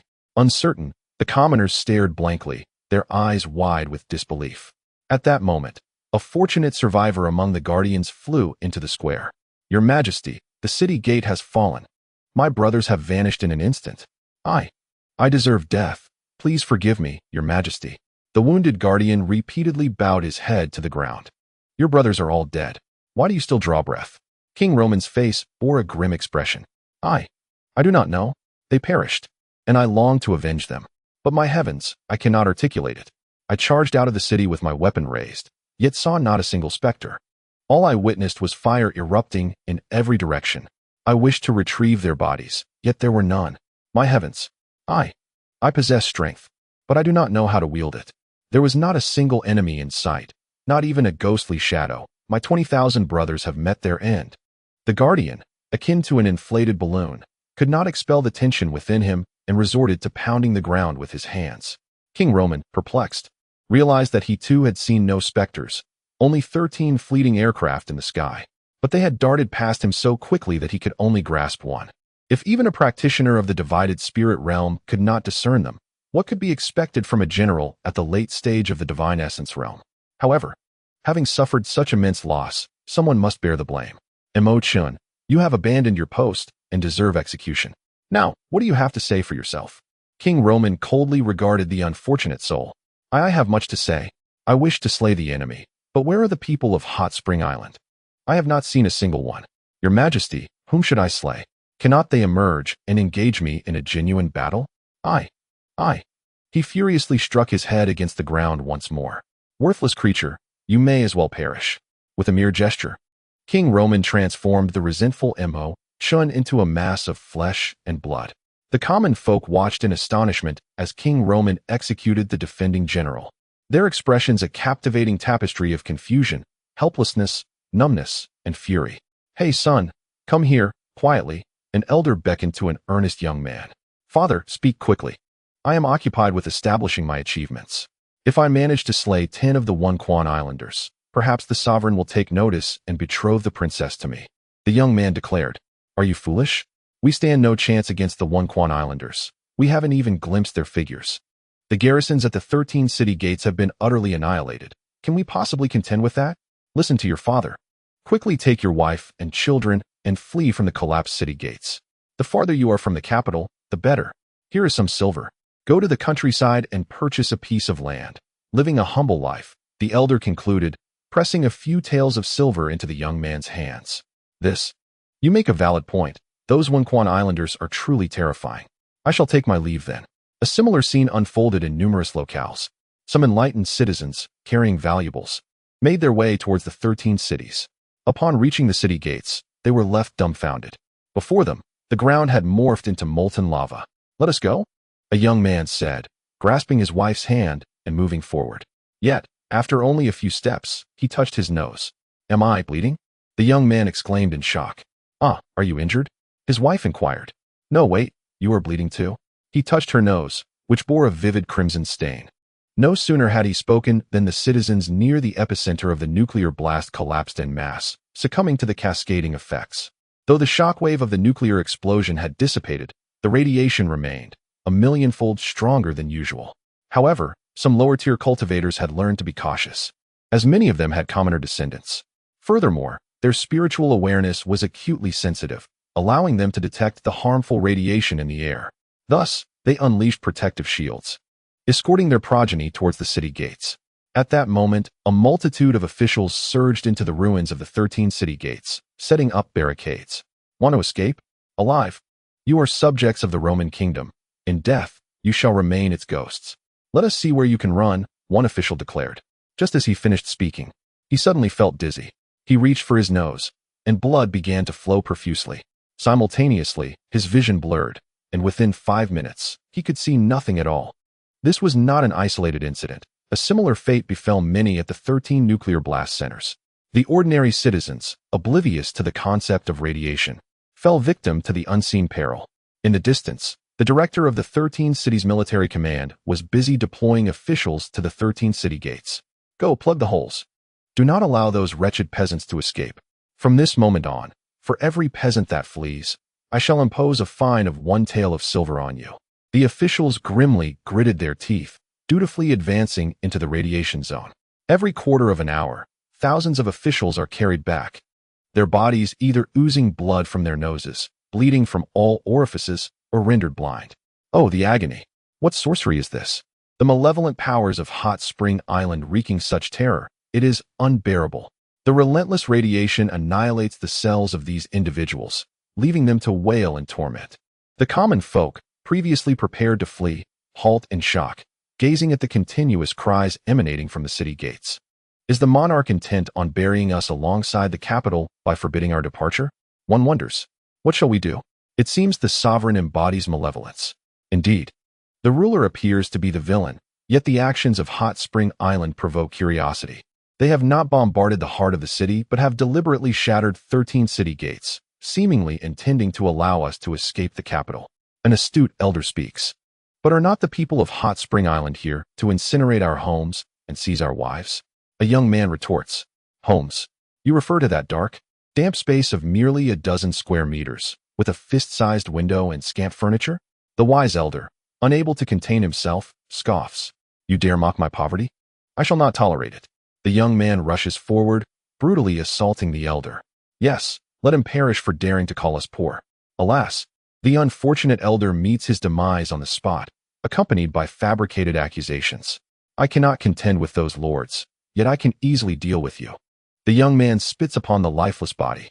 On board the Charles I, Meng Yin and Chung Pingping are engaged in light-hearted banter when Ye Feng's call interrupts. "Captain Meng Yin, it is your turn to perform. From tomorrow, bombard the capital of Roman at least twice daily." Ye Feng's command resonates in her ears. "As you wish," Island Master. Meng Yin gently pushes Chung Pingping aside. Come now, do not push me away. Chung Pingping pouts, inching closer, and the two return to their affectionate exchange. Another day passes. Chapter 1441, A Blush of Embarrassment. On this day, the Charles I opens its lower deck, unleashing a multitude of transport planes, bombers, and fighter jets, thousands in number. The moment they detach from the ship, they plunge straight toward the clouds below. Chung Pingping, at the forefront, strives to display his valor before his new bride. The once tiny capital of Roman swiftly enlarges to the size of a broad bean, then to that of an egg. Chung Pingping pulls the control stick, leveling the transport plane and circling around the city of eternal night. Release. He commands over the intercom. Countless transport planes open their bays, unleashing hydrogen bombs as if they were mere trifles. Instantly, innumerable mushroom clouds billow into the sky, accompanied by the agonizing screams from within the capital. The hydrogen bombs breach the protective barrier, and then Chung Pingping activates the heavy water chamber. In an instant, a drop of heavy water forms from the fusion of hundreds of elements, cascading down from an altitude of 10,000 meters. Sheng Su gazed in astonishment at the heavy water cascading from the sky. Upon striking the granite ground, the heavy water caused it to split in two. The first casualty was the statue of King Roman, which shattered into countless fragments within a mere minute. In the palace, maids and eunuchs scurried about in a frenzy, desperately seeking a safe refuge. Yet, beneath the heavy water, where could safety be found? The heavy water on Hot Spring Island had long since transformed into a formidable force. Even if they took shelter beneath 10-meter-thick steel plates, their bodies would still be pierced. Sheng Su, shielded by his protective barrier, struggled to navigate through the palace. Each droplet of heavy water that struck his shield dimmed the radiance of his protective aura. In the distance, more protective auras emerged, some strong and others weak. The robust shields could withstand hundreds of droplets, while the feeble ones could not endure even a single drop. Suddenly, Sheng Su had a revelation. He rummaged through his storage pouch and retrieved a semi-transparent battle suit. He recalled how Wang Weiping had gifted him a heavy water suit upon his arrival in Misty Rain City, said to be capable of fending off heavy water. He spread the suit before him, and as a droplet of heavy water landed on it, it was instantly transformed into ordinary water, leaving the suit unscathed. Could it truly be effective? Wang Weiping did not deceive me. Sheng Su was overjoyed and quickly donned the heavy water suit. The suit, designed like a one-piece with a hood, protected his head and hands. After ensuring that the suit enveloped him completely, he cautiously began to diminish the divine energy input to his shield. With a series of splashes, 3 droplets of heavy water fell simultaneously, penetrating his weakened barrier and striking the heavy water suit. Ha ha ha, it truly works. Sheng Su sighed with relief. Yet, another scream pierced the air. A eunuch had been drenched from head to toe in heavy water. After a brief tremor, he collapsed lifelessly to the ground. Such tragedy. Sheng Su could not help but feel fortunate. If the heavy water continued to fall, it would not be long before even the divine energy of the divine essence realm practitioners was exhausted, leading to a catastrophic end. At the core of the National Defense Formation, 10,000 troops were stationed, tirelessly pouring spirit stones into the formation's center. After over 200 loads, a radiant glow emanated from the formation's heart. A transparent shield enveloped the sky, successfully blocking the heavy water bombs. Success! The entire city erupted in cheers, tears of gratitude streaming down their faces. Thank you, Your Majesty. Thank you, powerful Roman kingdom. Long live the emperor. The citizens rejoiced, some even dancing in celebration to express their gratitude towards King Roman. However, before the dance could reach its peak, a thunderous roar echoed through the sky. The sound surged in waves, quickly coalescing into a deafening cacophony. The spirit stones at the formation's center were rendered useless, and the protective barrier began to fade, ultimately vanishing. Quickly, bring those top-grade spirit stones, shouted a general like cultivator. No sooner had he spoken than several droplets of heavy water fell upon him, tearing through his weakened protective aura. The general. Several soldiers supported him as the general staggered, his eyes wide with shock at the bullet holes in his body. Aye, bang. The lifeless body collapsed to the ground. The general had fallen, and now it was my turn to command the situation. Quickly, bring forth the exquisite spirit stones. Haste is of the essence. Just as he finished his command, dozens of drops of heavy water fell anew. The vice commander was dead. Now, it was my duty to lead. Bang. A drop of heavy water seeped into the crown of his head. In the sky, the heavy water bombers focused their bombardment on the eye of the formation, intent on preventing spirit stones from being placed there. The Ming King, enveloped in a thick protective divine light, swiftly traversed the streets, soon arriving at the ruins of the southern gate. The monarch has decreed that no one is to leave the capital. Return at once. 2 officials charged forward, clad in heavy protective gear. How dare you, you dog-like servants? Do you not even recognize this king? The Ming King seethed with rage. Ah, it is you, your highness? The official barely uttered a few words before blood began to flow from his nostrils, and he collapsed lifelessly amidst the ruins. Yet, another official immediately took his place. With his hands clasped behind his back, the Ming King calmly exited the southern gate, soon vanishing into the wilderness. Not only the Ming King, but many high-ranking nobles discreetly slipped away from the southern gate as well. As for the gatekeepers, they were swiftly dismissed by the nobles' authority, and any foolish youth they encountered met with ruthless execution. Shang Su did not leave the capital, for he wore the heavy water battle attire, capable of shielding him from the aerial bombardments. The entire capital lay in ruins, its ancient edifices, some standing for hundreds of thousands of years, riddled with gaping holes from the heavy water bombs. Even the library suffered, its rooftop peppered with bullet-sized holes. In truth, these vital structures were fortified with protective arrays. But alas, the spirit stones had to be prioritized for the national defense array, leaving the smaller internal formations unattended. My lord, please save me. A woman clung to Shang Su's leg, one shoulder drooping with a blood-soaked wound.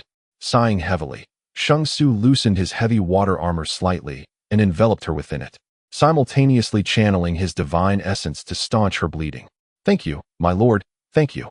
The woman expressed her profound gratitude, her cheeks flushing as she walked in the embrace of a cultivator. Together, they continued on their path. What is this? The Yinyang Bridge. Shang Su's eyes widened in disbelief. The bridge had snapped in two, and a multitude of corpses floated upon the river's surface.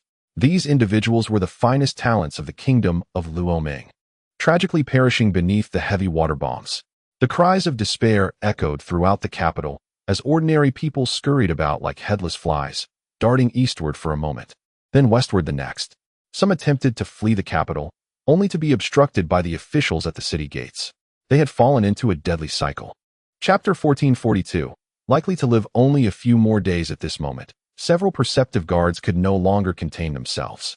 Brothers, one exclaimed, the captain rests within the great formation while we toil here in vain. Let us flee, lest we perish from that dreadful affliction, bleeding from all 7 orifices. Even if we escape that malady, we may still succumb to the rain of water droplets from above. Upon finishing his statement, the captain discarded his uniform and led the charge out of the city. The other guards exchanged glances, let out a collective shout, and simultaneously surged towards the city's outskirts. In truth, they were not particularly frightened of the bomb-like droplets from the sky. Their true terror stemmed from the strange illness. Once the bleeding commenced, their bodies would gradually decay, ultimately transforming into a putrid mass of flesh, a fate far too gruesome to contemplate.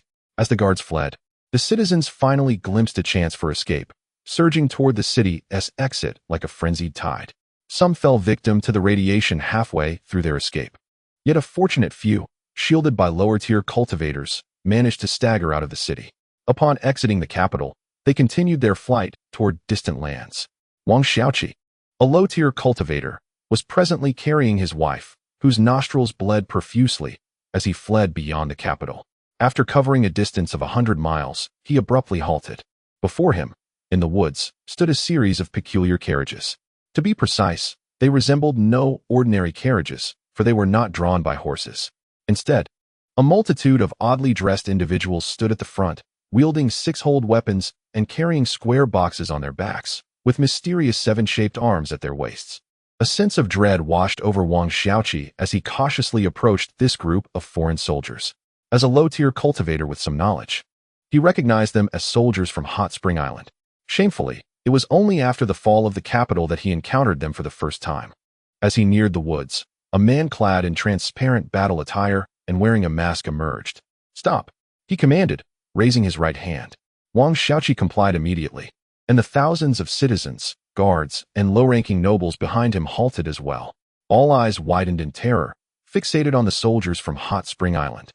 whose masks bore a ghastly resemblance to demons. We are but common folk, Wang Xiaoqi stammered nervously. Whether you are commoners is not for you to decide. Stand in formation. 100 to a line, for I must conduct an inspection, the masked man replied coldly. Behind him stood 4,000 soldiers from Hot Spring Island, each armed with a heavy water Gatling gun, flanked by armored vehicles. Even without activating their protective formations, these vehicles could withstand the assaults of god-level cultivators due to their formidable metallic structure. Wang Xiaoqi promptly complied, standing in line with the others. Tens of thousands formed over 400 formations. The masked man signaled, and several hundred soldiers stepped forward to commence a lengthy interrogation. What is your name? I am Wang Xiaoqi. Are you of noble birth? No. Very well, step to the back of the line. What is your name? Are you a noble or a descendant of nobility? Oh, it turns out you are of noble descent. Step to the front of the sand cart. Are you a noble? Very well, then move behind the grove. Shortly thereafter, 40,000 individuals were divided into two factions. Among them, over 39,000 were escorted to the rear of the grove, while a little over 1,000 nobles or their descendants were arranged to stand directly in front of the sand cart. Within the confines of the cart, soldiers emerged, manipulating the formidable Gatling gun mounted atop. Chasing Horse removed his mask, casting a cold gaze upon the gathered nobles and their progeny. You may not know me, but allow me to introduce myself. I am Chasing Horse, the acting Grand Marshal of Hot Spring Island. Today, I stand in representation of the illustrious Lord Ye Feng to execute the death sentence upon you nobles. Do you have any last words? Chasing Horse inquired icily. What? Are you an idiot? I am the brother-in-law of the minister. Do you dare to kill me? Have you lost your senses? Chasing Horse, uninterested in engaging in further dialogue, waved his command flag. In an instant, a barrage of gunfire swept through, and the self-proclaimed noblemen were reduced to mere flesh. Behind the grove, the common folk trembled in fear. At that moment, Chasing Horse approached the ordinary citizens once more. Where are the military doctors? Here. A group of dozens donned in white coats from Hot Spring Island stepped forward. They have all been affected by radiation. Do your utmost to heal them, Chasing Horse instructed. Yes. The doctors took their seats at a table and began administering treatment for radiation sickness one by one.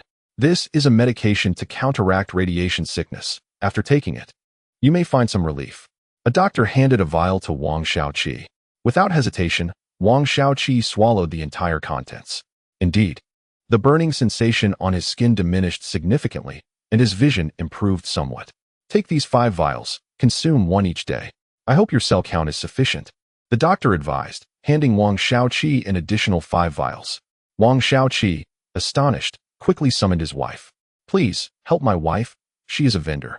Wang Xiaoqi was astute, realizing that Hot Spring Island was merciless towards the nobles of the kingdom of Luomen, yet showed compassion towards the common people.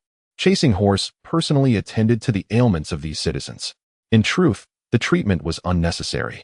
Hot Spring Island had begun developing antidotes to radiation sickness during its nuclear weapon research. These medications accelerate cellular activity, enabling cell division to keep pace with the destruction wrought by radiation. The side effect, however, is a significant reduction in lifespan, which varies depending on the severity of radiation exposure. Remember, take 1 vial per day. Do not consume all 5 at once, for it would be counterproductive. After delivering his instructions, Chasing Horse handed the 5 vials to a young man. Thank you, esteemed Lord of Hot Spring Island. Do not call me Lord. Refer to me as Sir, Chasing Horse replied coolly. Sir, thank you, sir. Where do you teach? Sir is a term of respect, sounding both civilized and equitable. I am not an educator. After you have taken this medication, do not return home, for the radiation there may take decades to dissipate. Chasing Horse dismissed the young man. An elderly man approached, and with a sigh, the speaker remarked, Sir, given your years, should you consume these 5 vials of medicine, it is likely you would ascend to the heavens on the spot. Therefore, you ought to depart. The speaker, having executed 4,000 nobles in a mere 2 minutes, lamented the arduous task of tending to the ordinary populace, which took an entire day and night. Exhausted, he felt a sense of accomplishment for having saved a fraction of the people, yet acknowledged that many were too aged. Even with the medicine, their days were numbered. Wiping the sweat from his brow, he seemed to take pride in his endeavor. Chapter 1443. Truly, what a fitting retribution. Outside other city gates, The ground forces of Hot Spring Island were also stationed. Most of these soldiers were transferred from the Black Mountain Empire, having once been its common folk, with a few being lower-tier cultivators. Since enlisting in the Hot Spring Island military, they not only received generous salaries, but also enjoyed an advantageous schedule of 1 day on, 1 day off. Their meals were of the highest quality, featuring breakfast, lunch, afternoon tea, dinner, and late-night snacks. Even the Supreme Commander dined alongside the soldiers in a cafeteria that operated on a self-service basis. Soldiers could take as much as they desired without penalty, though they might face disdain from their peers for any waste. With such privileges, could they not be loyal to Hot Spring Island? They would comply without hesitation, even if it meant turning against their own kin. In the skies above, transport planes roared in. These aircraft were brought over from the Black Mountain Empire. Ye Feng boldly recruited soldiers in the Black Mountain Empire, training them for a month before transporting them to the Roman Empire for battle. At that moment, over 3 million troops had gathered around the city of Eternal Night, with 9/10 being fresh recruits. Only 300,000 were professional soldiers from Hot Spring Island, who could serve for a lifetime. The remainder were simply fillers, who would be discharged after 2 years unless they achieved significant merit that would allow them to remain as career military personnel. Boom. The skies above the city of Eternal Night were filled with the thunderous sounds of heavy water bombs and hydrogen bombs, with particular focus on the palace and the opulent estates. In an instant, countless nobles sought refuge in the slums, displacing the impoverished into the affluent areas. The palace had become a hollow shell, littered with numerous corpses, and the ground was upheaved by more than 2 feet. Within a building in the slums, King Roman stared, his eyes ablaze, at the palace 10 kilometers away, the very edifice built by generations of his ancestors. Now it was gone. Everything was lost, including the invaluable protective formations that had been obliterated by the heavy water bombs and hydrogen bombs. What shall we do, my king? A glamorous middle-aged woman clung to King Roman's back. She was indeed the queen of the Roman kingdom, unlike the queen of the Black Mountain Empire. Her cultivation was merely at the late stage of the transformation realm, while the queen of the Black Mountain Empire matched the king in power. What else can we do? On the island of Hot Springs, you find yourselves in grave peril. As long as I, King Roman, draw breath, there shall be no peace between us and the island. Particularly with that Ye Feng, I vow to annihilate his entire family. King Roman uttered these words through clenched teeth. The bombardment persisted for a full 3 days, until the aircraft, having exhausted their fuel, returned to their mothership for refueling and resupply of munitions, preparing to rest for another day before resuming their assault on the city of No Night. 100 miles away from No Night City, Emperor Huang Yueya stood, gazing through a telescope crafted by the island, utterly astonished by the apocalyptic scene unfolding before him. Beside him stood Anna and his eldest son, Hmph. After a prolonged silence, they lowered the telescope, their faces darkened with dread. Father, how could this happen? I remember the island being quite feeble. How could it have developed to such an extent? Hmph exclaimed, his eyes reflecting a mixture of fear and apprehension. Emperor Huang Yueya swallowed hard and spoke slowly. I too did not foresee that the island had evolved to this level. It is capable of obliterating the capital of the Roman Empire. In another direction, atop a hillside, stood 6 or 7 individuals. At their forefront was the Holy King of the Star Moon Kingdom, flanked by the Jade Fairy and several high-ranking officials. Is it truly astonishing that a mighty nation like the Roman Empire cannot stand against the island? The Holy King mused. It appears our plans must be revised. Jade, return immediately to the Star Moon Kingdom and issue a decree. The rent for the land leased from us by the island shall be halved each month. Furthermore, arrange for artisans to secretly establish factories underground to commence the study of all aspects of the island. Understood, Jade replied before swiftly departing the hillside.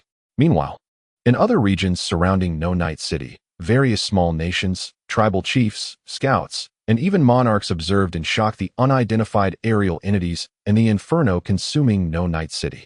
For over 100 millennia, No Night City had been a sanctum for these smaller nations, and now, they were astounded that it had been vanquished by the creatures from the sky. Though the Roman Empire might not rank among the top 5 in the southwestern region, to wage a war of annihilation, any nation initiating such a conflict must possess strength several times greater than that of the Roman Empire to qualify for such a devastating war. Even if a nation were merely 1 or 2 times stronger, the outcome would typically devolve into a protracted struggle, ultimately leading to a contest of national resources. However, The island of hot springs represented an entirely different entity. They had no need to engage in a contest of resources, as they could directly launch a war of annihilation. Rudo, do you know which nation those flying objects belong to? Could it be the Star Luo Kingdom or the Southern Zhe Kingdom? Inquired a chief-like figure to a scout behind him. I'm not certain. It seems they are from the Black Mountain Empire, the scout replied, scratching his head in confusion. Indeed, those transports are consistently ferrying troops from the Black Mountain Empire, another added. It is widely accepted that Hot Springs Island is under the dominion of the Black Mountain Empire. Black Mountain Empire? Are they truly that formidable? The chief furrowed his brow. I find it peculiar. If the Black Mountain Empire were truly so powerful, it would not engage in a protracted tug-of-war with the 100-year forest for thousands of years. One need only deploy that aerial apparatus to obliterate the 100-year tribe entirely, remarked the scout. Dispatch more individuals to infiltrate the Black Mountain Nation and ascertain their true intentions. If that aerial contraption is indeed the Black Mountain Nation's spiritual artifact, we must prepare in advance. To whom we pledge our allegiance is a matter of choice. Naturally, we must select a formidable ally, declared the chieftain. Understood. Ha ha. What poetic justice. The Roman kingdom has slain so many of our kin to the north. This is their retribution. I hope those flying entities venture forth to annihilate the Star Moon Kingdom, the Black Mountain Kingdom, and especially the Tianwan Kingdom, cackled a feather-adorned individual atop a mountain, pointing at the smoke-laden capital of Roman. Khan, we should return to the vast grasslands. The coalition of 4 nations is still purging our canine night clansmen.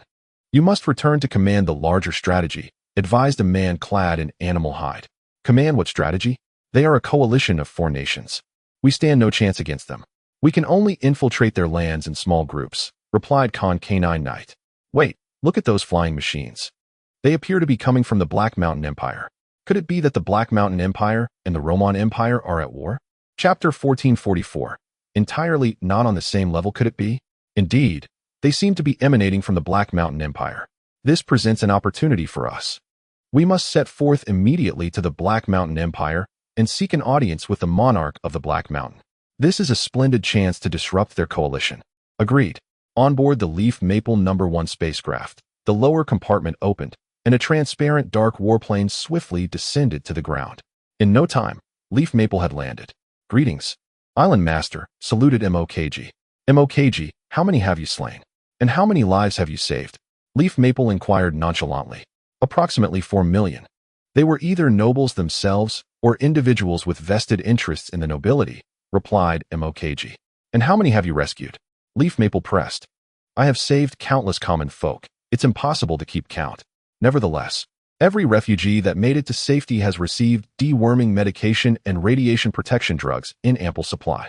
However, the production speed at the Hot Spring Hospital has been unable to keep pace, resulting in a reduced distribution of medicines in recent days, MOKG explained.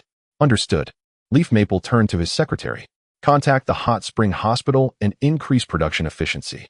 Ensure that the pharmaceutical factories operate 24 hours a day with 3 shifts, and that no worker exceeds 8 hours of labor. Yes, responded the secretary, picking up the satellite phone. At that moment, the sky gradually darkened. Leaf Maple gazed upward as a swarm of bombers filled the heavens. The second round of bombardment on Yueya City from Hot Spring Island had officially commenced. Leaf Maple sat atop the sand vehicle, watching Yueya City transform into ashes. The second bombardment persisted for 2 days. As production of hydrogen bombs and fresh water could not keep up with demand, the entire city of Eternal Night has been reduced to ruins. Particularly the Royal Palace and the affluent districts, where the earth has been scraped away to a considerable depth, leaving all structures turned to ash. Simultaneously, more than half of the 13 city gates have collapsed, and not a single soldier remains on the walls. The National Defense Formation is no longer operational, having long ceased due to the exhaustion of spiritual stones, with nearly 90% of the formation flags destroyed. Brother Phone, look. It seems a spiritual steed approaches. MOKG suddenly pointed ahead. Oh, Ye Feng lifted his binoculars. He beheld a general clad in armor atop a horse, holding a white flag aloft. His skin was grotesquely decayed, one eye bulging outward, presenting a most pitiable sight. Who goes there? MOKG stepped forward, aiming his heavy water rifle at the envoy. Please do not attack.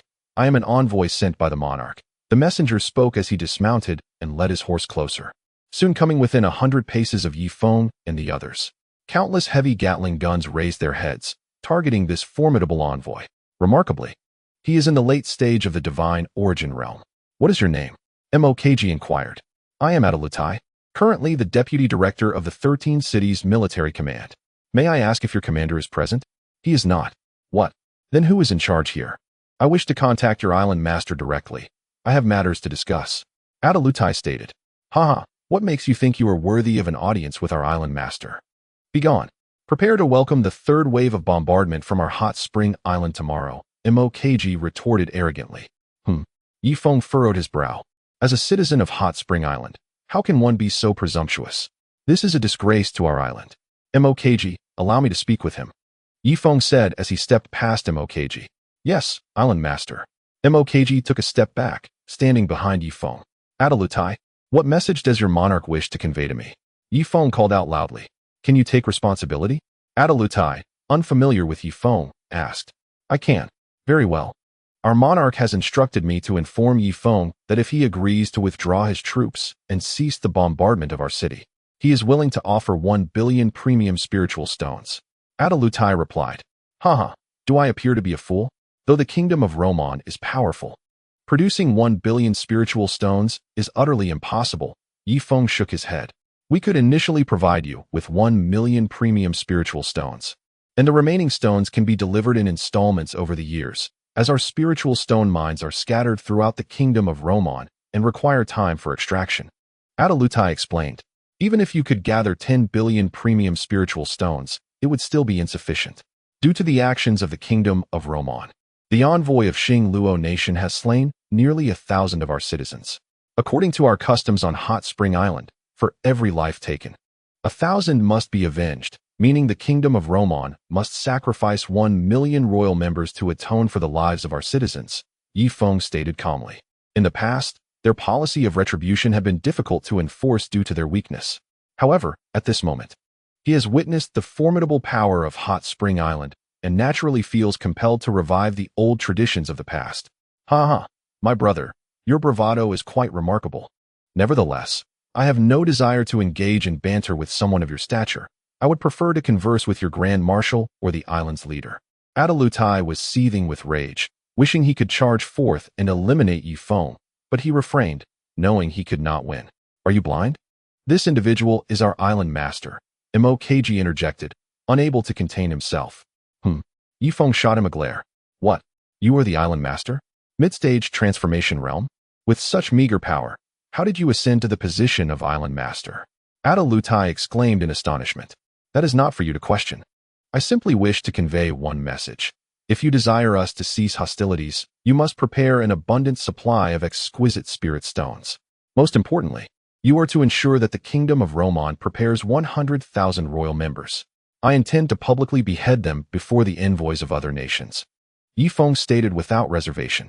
100,000 royal members? Do you even know how many royal members reside in the capital? You expect to kill 100,000? Adalutai laughed heartily. I am indifferent to that.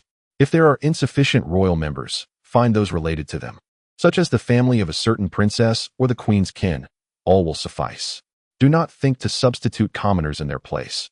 I can discern who is noble. Ye Feng replied coldly. Indeed, there is a fundamental distinction between nobility and commoners. Even if commoners don noble attire, their demeanor, bearing, and aura are wholly incompatible with that of the aristocracy. You are the island master, Ye Feng, are you not? Can we not be more pragmatic? If you cease hostilities, you shall receive annual reparations from our kingdom of Roman, leading your hot spring island to prosperity and greatness. If you truly wish to execute royal members, it signifies a relentless blood feud with Roman. Our nobility is as numerous as the stars, and should they conceal themselves in other nations awaiting revenge, Hot Spring Island would undoubtedly find itself beleaguered, Adalutai earnestly advised. Chapter 1445. Now is it all over? Ye Feng sighed and shook his head, choosing not to waste any further words, turning instead toward the sand cart. Hmph took his place. Prepare. The front row of 100 raised the heavy water gatling. This is bad. Adalutai's heart sank, prompting him to hastily ride back to the city. After switching to a spirit steed midway, he finally entered a basement in a slum area. Inside the basement sat the disheveled king of Roman, his queen, and several direct descendants. Your Majesty, Ye Feng is unyielding. He insists that you surrender 100,000 royal members before he will relent, abruptly reported. What? Surrender 100,000 royal members? The king of Roman erupted in fury, a terrifying aura surging upwards. Just then, a drop of heavy water fell from above, precisely penetrating the upper structures of the slum, landing just before his toes. In the basement, a cacophony of screams erupted as the princesses clutched their children tightly, their terrified gazes fixed upon the ceiling. In recent days, they had witnessed the devastating power of heavy water bombs, which had nearly annihilated half the inhabitants of the palace. Your Majesty, perhaps I should seek out Ye Feng for further discussion? Adalu cautiously suggested. There is nothing left to discuss. If Ye Feng desires bloodshed, then let it flow like a river. Inform everyone to discreetly evacuate the royal family from the kingdom of Roman to other nations, even if it takes a century. I shall infiltrate the inner sanctum of Hot Spring Island. I refuse to believe that Hot Spring Island is truly impenetrable. I will dismantle them from within, declared the king of Roman, his aura radiating lethal intent. Father, please temper your anger. We are struggling to ensure our own safety. I have heard that Hot Spring Island has dispatched a multitude of troops from the Black Mountain Empire and has completely surrounded our capital. Can we not prioritize our escape? Pleaded a prince, clinging to the king's leg. Sighing, the king of Roman reined in his fierce demeanor and gently caressed his youngest son's head. Ye Feng can summon troops from other regions. Is it not within my capability as well? Fear not, my son, for I have already employed a long-distance summoning charm to call forth reinforcements from various states. They should be arriving shortly, he spoke, casting his gaze into the distance. Come, allow me to toast to you. No, Captain, is it not strictly forbidden to drink in the barracks? Indeed, we are still amidst battle. What does it matter? We have half an hour until we clock out. A little indulgence won't hurt. The system of Hot Spring Island is indeed admirable, even in war. They manage to operate in shifts, concluding their 8-hour stint with the assurance of relief. However, the Centurions are required to remain on standby for 24 hours, with no one to rotate in. Moreover, their wages hardly differ from the others, and their rations are similarly meager. Consequently, some Centurions intentionally stir trouble within the barracks, hoping the Grand Marshal will demote them to the rank of a 1,000-man commander or even to a common soldier. This way, they could enjoy the luxury of shifts. Citizens can retreat to spaceships to engage in online gaming all night long, while non-citizens can retreat to the rear, where countless barracks have been erected, providing sustenance and entertainment, including gambling and drinking. Even if one were to get drunk, they could simply request leave. Remarkably, in the midst of war on Hot Spring Island, one can still take a leave of absence. This is why the commoners and lower-tier cultivators of the Black Mountain Empire are so eager to flock to Hot Spring Island. At that moment, as a dozen soldiers feasted and drank heartily, an unexpected figure materialized behind the tent. I apologize, Island Master.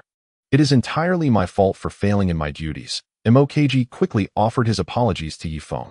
Ye Feng, maintaining a stern expression, said nothing but cast a cold gaze at the group of soldiers.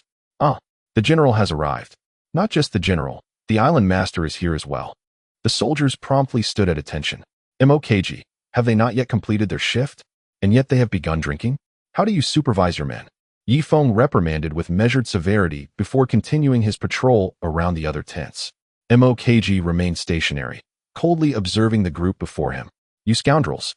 Have you truly brought me such disgrace? He exclaimed. Adjutant, escort them to the military office. Each shall receive 80 strikes with a military baton. Understood. Before long, this unruly group was taken away. At that moment, Ye Feng had already patrolled to the logistics troops for the advanced weaponry on Hot Spring Island. Their combat was akin to a game, resulting in virtually zero casualties. Thus, the initial anxiety of these new recruits gradually morphed into a sense of abandon. Indeed, several members of the mess team were rhythmically striking a basin with sticks, while one individual used a rolling pin as a microphone, passionately singing at the stove. Hey, I can wield nunchaku, I can wield nunchaku. Bang! A stick struck him on the backside. The head of the mess team quickly opened his eyes. Island Master. You still recognize me as the Island Master? Take him to the military office for 100 strikes. Remember to use nunchaku, Ye Feng commanded. Yes. With the adjutant's order, the military police rushed in, swiftly subduing the mess team. Subsequently, Ye Feng continued his patrol across several military camps. Without exception, these individuals were either drinking, gambling, or partying, showing no regard for the seriousness of warfare. To ordinary officers, dealing with the Kingdom of Roman was hardly a task for their ground troops. The Air Force had already decimated Hueya City. What infuriated Ye Feng the most was that many of these undisciplined soldiers and officers were civilians, while the newly recruited non-civilian soldiers stood dutifully on guard. Mokg. Summon the officers at the 100 household level in your troops for a meeting tomorrow. I intend to address them, Ye Feng said, his face stern. Understood. Mokg wiped the cold sweat from his forehead. The island master had finally come to inspect his camp, and what was the outcome? He had hoped to perform well, but now it seemed all was in vain. At that moment, the secretary's phone rang, prompting him to answer urgently. Island master. We've received word from Huang Yueya's troops in the northwest. They report that a Roman army is advancing towards the capital. Oh. Ye Feng quickly picked up the phone. After a lengthy conversation, he hung up and boarded his sand vehicle towards the northwest camp. Upon arrival at the camp entrance, he observed that Huang Yueya's 200,000-strong army had reformed their ranks, directing their focus towards his rear. Island master, you have finally arrived. Please, get in the vehicle, Huang Yueya urged Ye Feng to join him. Ye Feng gazed into the distance, noticing a dense mass of figures approximately 20 kilometers away. Some of these figures were mounted on towering spirit beasts. Those must be the troops from various states summoned by the King of Roman, Ye Feng remarked coolly. Indeed, Huang Yueya replied. Why are they not attacking directly? Ye Feng countered. I'm not sure. They likely have around 1 million troops, while our northwest camp holds only 200,000. According to their ancient traditions, they should have launched an assault at the first opportunity, Huang Yueya admitted, equally perplexed. 20 kilometers away, a bearded giant lowered his long-range telescope. Indeed, with his divine consciousness, he could encompass Ye Feng's vast army. Yet, he chose not to leverage his internal advantages, instead opting for traditional tactics. Why not launch a direct assault, Lord of Luzhou? There are merely 200,000 enemies ahead. A single charge could trample them into a pulp. A young man ascended the cart. He was the provincial overseer, a eunuch dispatched by King Luoming to monitor the lords of various provinces, wielding immense power. Master Yi, do you not perceive? The capital has transformed into a wasteland. To turn the capital into ruins, do you think those 200,000 troops are to be trifled with? The Lord of Luzhou retorted without hesitation. Oh. The eunuch hastily climbed onto the cart, casting his gaze towards the distant capital. Indeed, it had been reduced to scorched earth, thick smoke billowing into the sky. The entire capital had nearly become a ghost town. I command you to disguise yourself as a commoner and infiltrate the capital to gather intelligence. You must ascertain its whereabouts. The eunuch proclaimed with haughty authority. These eunuchs, accustomed to their domineering ways across various provinces, had become unwelcome among the local nobility. They lacked military accomplishments and prestige, yet possessed absolute power over a province, creating a profound conflict with the local forces. Are you suggesting that I, the lord of this province, jeopardize my life to infiltrate the capital for information? The Lord of Luzhou narrowed his eyes.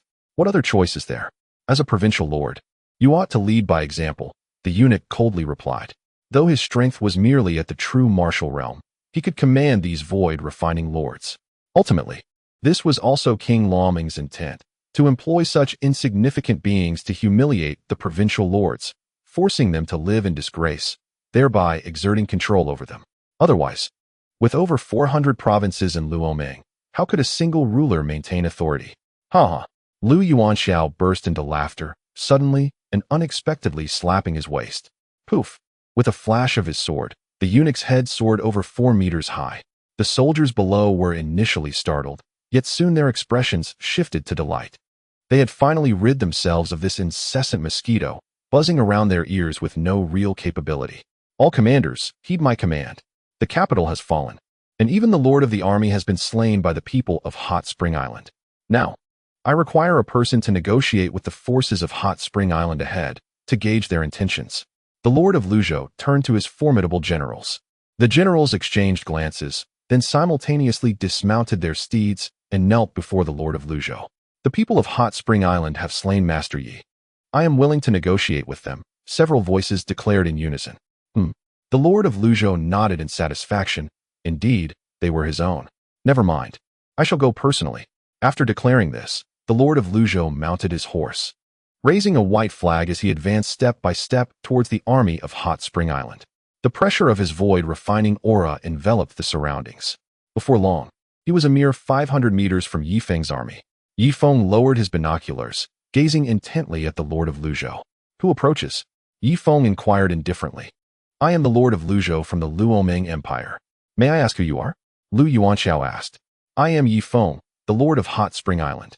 Ye Feng replied coolly. Lu Yuanxiao's mind faltered momentarily. He had not anticipated encountering the formidable forces of Honshu Island during negotiations.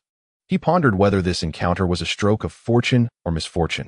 It turned out that the master of Honshu Island, whose esteemed reputation preceded him, prompted Lu Yuanxiao to inquire, might I confirm whether the venerable sovereign still draws breath? That remains uncertain, replied Ye Feng. Honshu Island has implemented a city extermination strategy against the capital. Most who have yet to flee the city have likely perished.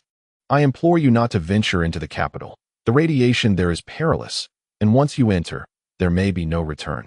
Lu Yuanxiao fell silent, his vast consciousness sweeping beyond Ye Feng's army, directly scanning the capital. He observed the ramparts littered with the decayed remains of the deceased. Master Yi, I, Lu Province, have always held unwavering loyalty to the capital. Given the devastation you have wrought, it cannot be resolved with mere words, can it? His tone bore a hint of cautious negotiation. He was reluctant to engage in conflict with Honshu Island, for the capital was fortified with its own defense troops. The 13-city military command and the Imperial Guard. Should these forces be exhausted, the mere million souls under his governance would surely not suffice to withstand Honshu Island's might. Although Ye Feng was not particularly astute in political matters, his long tenure as the master of Honshu Island had granted him a modicum of insight into such affairs. So, are you suggesting, Lu Province Master? He inquired, raising an eyebrow. Let us each commit 100,000 troops to battle upon this plain. Should I be defeated, I shall withdraw with 90,000 soldiers. Conversely, if I emerge victorious, you shall grant the remaining 10,000 of your men a chance at survival.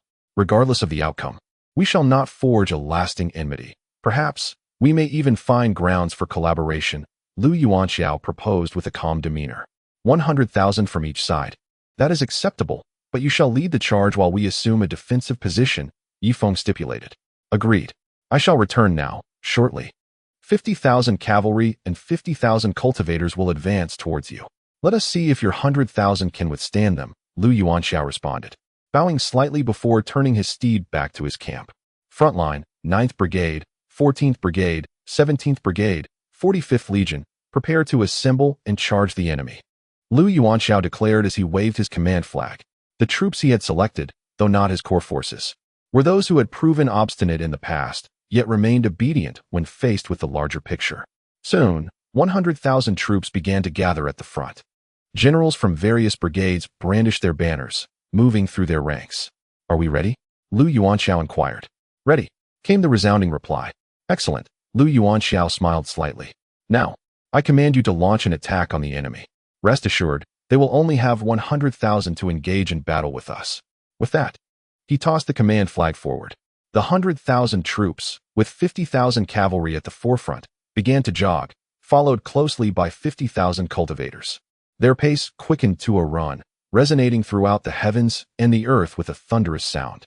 In contrast, Honshu Island's forces retreated 5 kilometers back, leaving behind another 100,000 troops arranged in 3 rows. The foremost 30,000 knelt, positioning their Gatling guns flat against the ground, aiming directly ahead. In the middle row, soldiers crouched down, resting their Gatling guns upon their knees. The final row consisted of tall soldiers, brandishing their Gatling guns, similarly aiming ahead. Chapter 1447, The Young and Beautiful Woman. This arrangement ensured that their firepower would not strike their own comrades. Thunderous roars echoed. In the distance, the silhouettes of cavalry emerged. Ye Feng, mounted on a spirit steed acquired from the 1st District, ambled slowly at the rear of the formation. The cavalry drew ever closer, 5,000 meters, 4,000 meters, 3,000 meters, 1,000 meters, fire. Ye Feng pointed his saber forward. The Gatling began to spin gradually. Subsequently, 100,000 streaks of fire erupted from the barrel of the heavy water Gatling. The soldiers in front, caught off guard, were instantly torn to shreds by the terrifying bullets. Their spirit steeds, adorned with horse helmets, offered no protection against the heavy water gatling, which pierced through or shattered them effortlessly. A cacophony of anguished cries filled the air. The first row of 50,000 cavalrymen could not withstand even 10 seconds. Their entire force annihilated, men and steeds alike. Only then did the subsequent 50,000 cultivators respond, each summoning colorful protective auras. However, against the heavy water gatling, these shields were as ineffective as cutting vegetables. The heavy water bullets easily shredded their protective lights. In an instant, dismembered limbs and bodies soared through the sky, accompanied by blood and screams. My hand, my hand. My leg. Many cultivators who did not scream were mostly split apart by a single shot, unable even to emit a cry. Within less than half a minute, a mountain of corpses accumulated within an 800 to 1,000 meter radius of Ye Feng. Blood flowed across the frozen grasslands, streaming toward lower ground, the pungent stench of blood filling the air. Ceasefire. Ye Feng raised the command flag. All Gatling guns halted their barrage. The soldiers gazed in shock at the distant mountain of corpses, which had piled to over 3 meters high. Huff, huff, huff. The new recruits gasped for breath. Is this the weapon of Hot Spring Island? This was their first experience of defeating the enemy on the ground. Usually, they merely watched the Air Force strike from above. Long live Hot Spring Island. A new recruit shouted with fervor. Long live Hot Spring Island. Long live the island master. Brother Feng is magnificent. Brother Feng, long live. Excited shouts reverberated across the entire prairie. In stark contrast, Lu Yuanxiao, trembling, lowered his binoculars, his face drawn long. He pondered.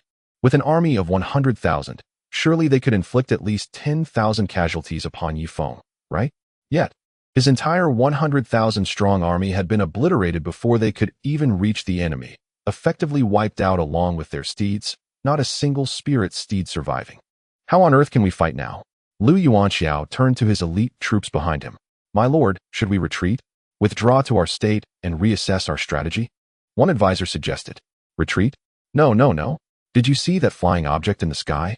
Just moments ago, the entities soaring above had yet to engage in battle. Even if we were to retreat to Luzhou, the annihilation of our province by Huang Island would be effortless. The Lord of Luzhou spoke, his countenance pale. What shall we do? Inquired the strategist. I shall speak with Ye Feng once more, replied Lu Yuanxiao, raising the white flag high and hastening towards Ye Feng's encampment. Ye Feng stood at the forefront of the crowd, his expression impassive as he fixed his gaze on the approaching Lu Yuanxiao. Lord of Luzhou, you have witnessed the might of Huang Island. Now that you seek me again, what further demands do you have? Ye Feng queried coolly. No response. Hmph interjected from the side. If silence is your choice, then let your remaining 900,000 troops advance. We shall remain with our 10,000. Not a soldier more, Hmph proclaimed with pride. They have yet to deploy their aerial support. Once it is activated, Lu Yuanxiao may find no opportunity to flee, and his million troops would meet their demise alongside the capital. Taking a deep breath, Lu Yuanxiao suddenly dismounted and knelt before the ground, raising his hands high, a box in his grasp. Lord of Luzhou, what is your intent? Ye Feng raised an eyebrow, scrutinizing the dark box. I implore you, Lord Yi, to accept the surrender of Luzhou. Within this box lies the seal of my authority, Lu Yuanxiao shouted. Splendid. Island Master, shall I accept his seal? Hmph exclaimed eagerly. No, Ye Feng restrained Hmph. Lord of Luzhou, I fear I cannot accept your seal of surrender, Ye Feng stated matter-of-factly. Why? Does Lord Yi truly intend to annihilate my million troops? They are but impoverished souls, and I have learned of Huang Island's recent actions. You only slay the affluent.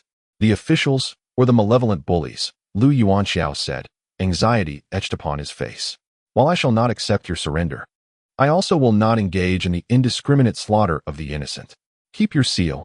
From this day forth, your 900,000 troops may retreat to Luzhou, and you can continue as their lord. I shall preserve your position, Ye Feng declared earnestly. Is this truly so? Shall we not be required to pay reparations? Perhaps in the form of beautiful young women or handsome young men, or perhaps spirit stones, spiritual herbs, or elixirs. Lu Yuanxiao regarded Ye Feng with suspicion.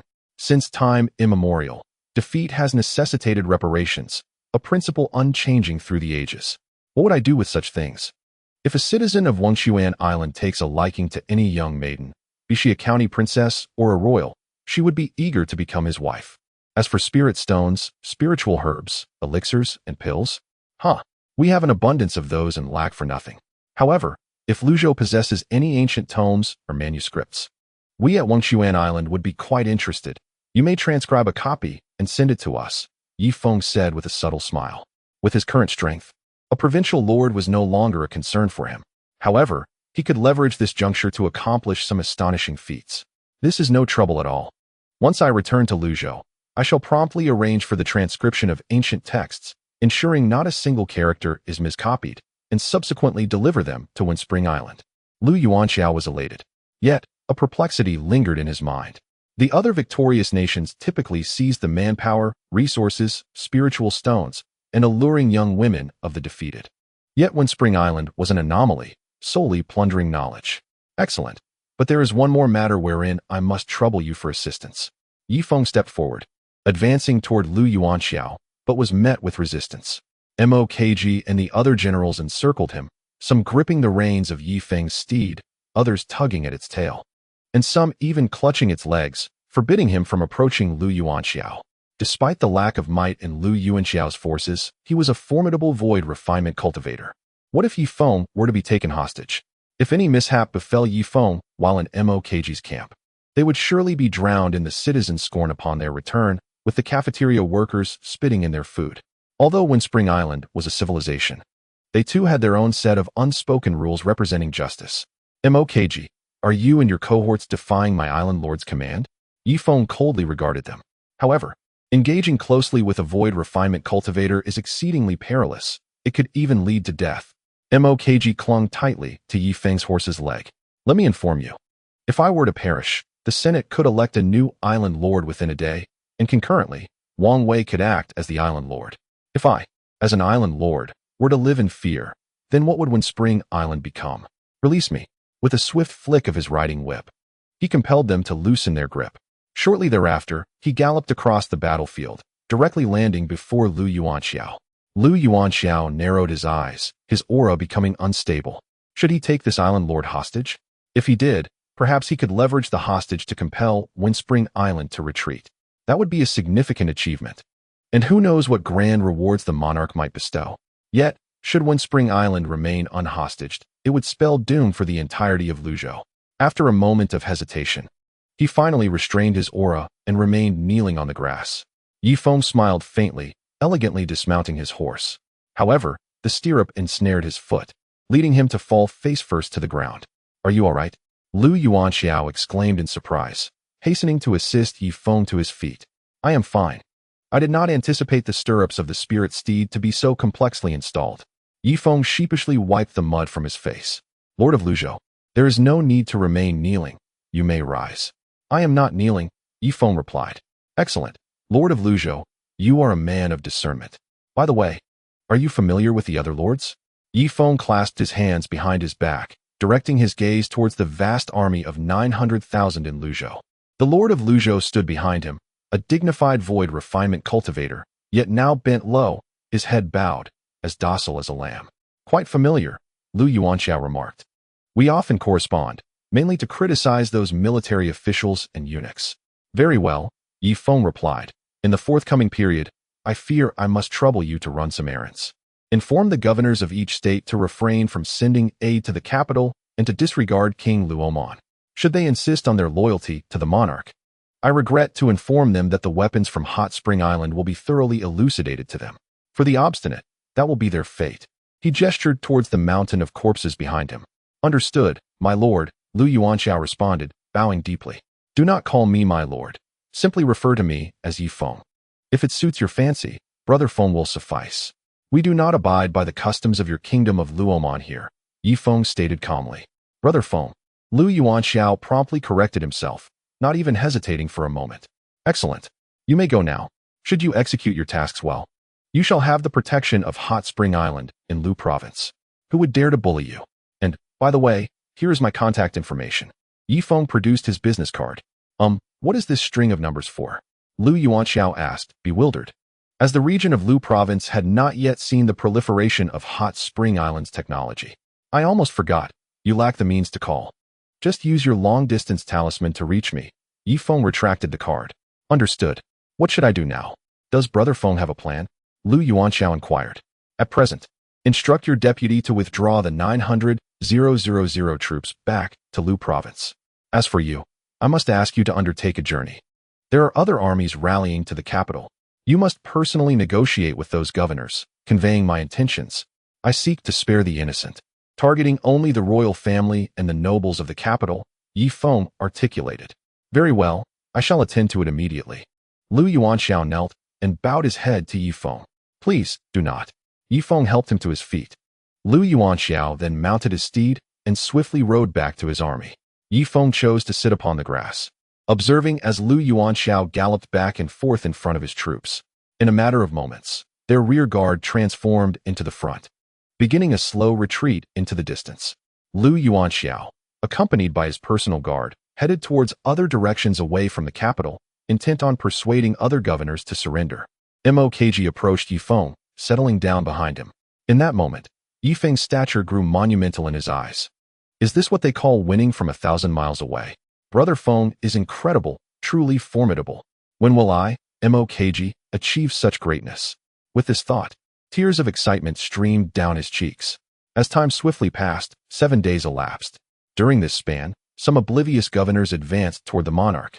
However, this time, the forces of Hot Spring Island showed no mercy, engaging in a three-pronged assault.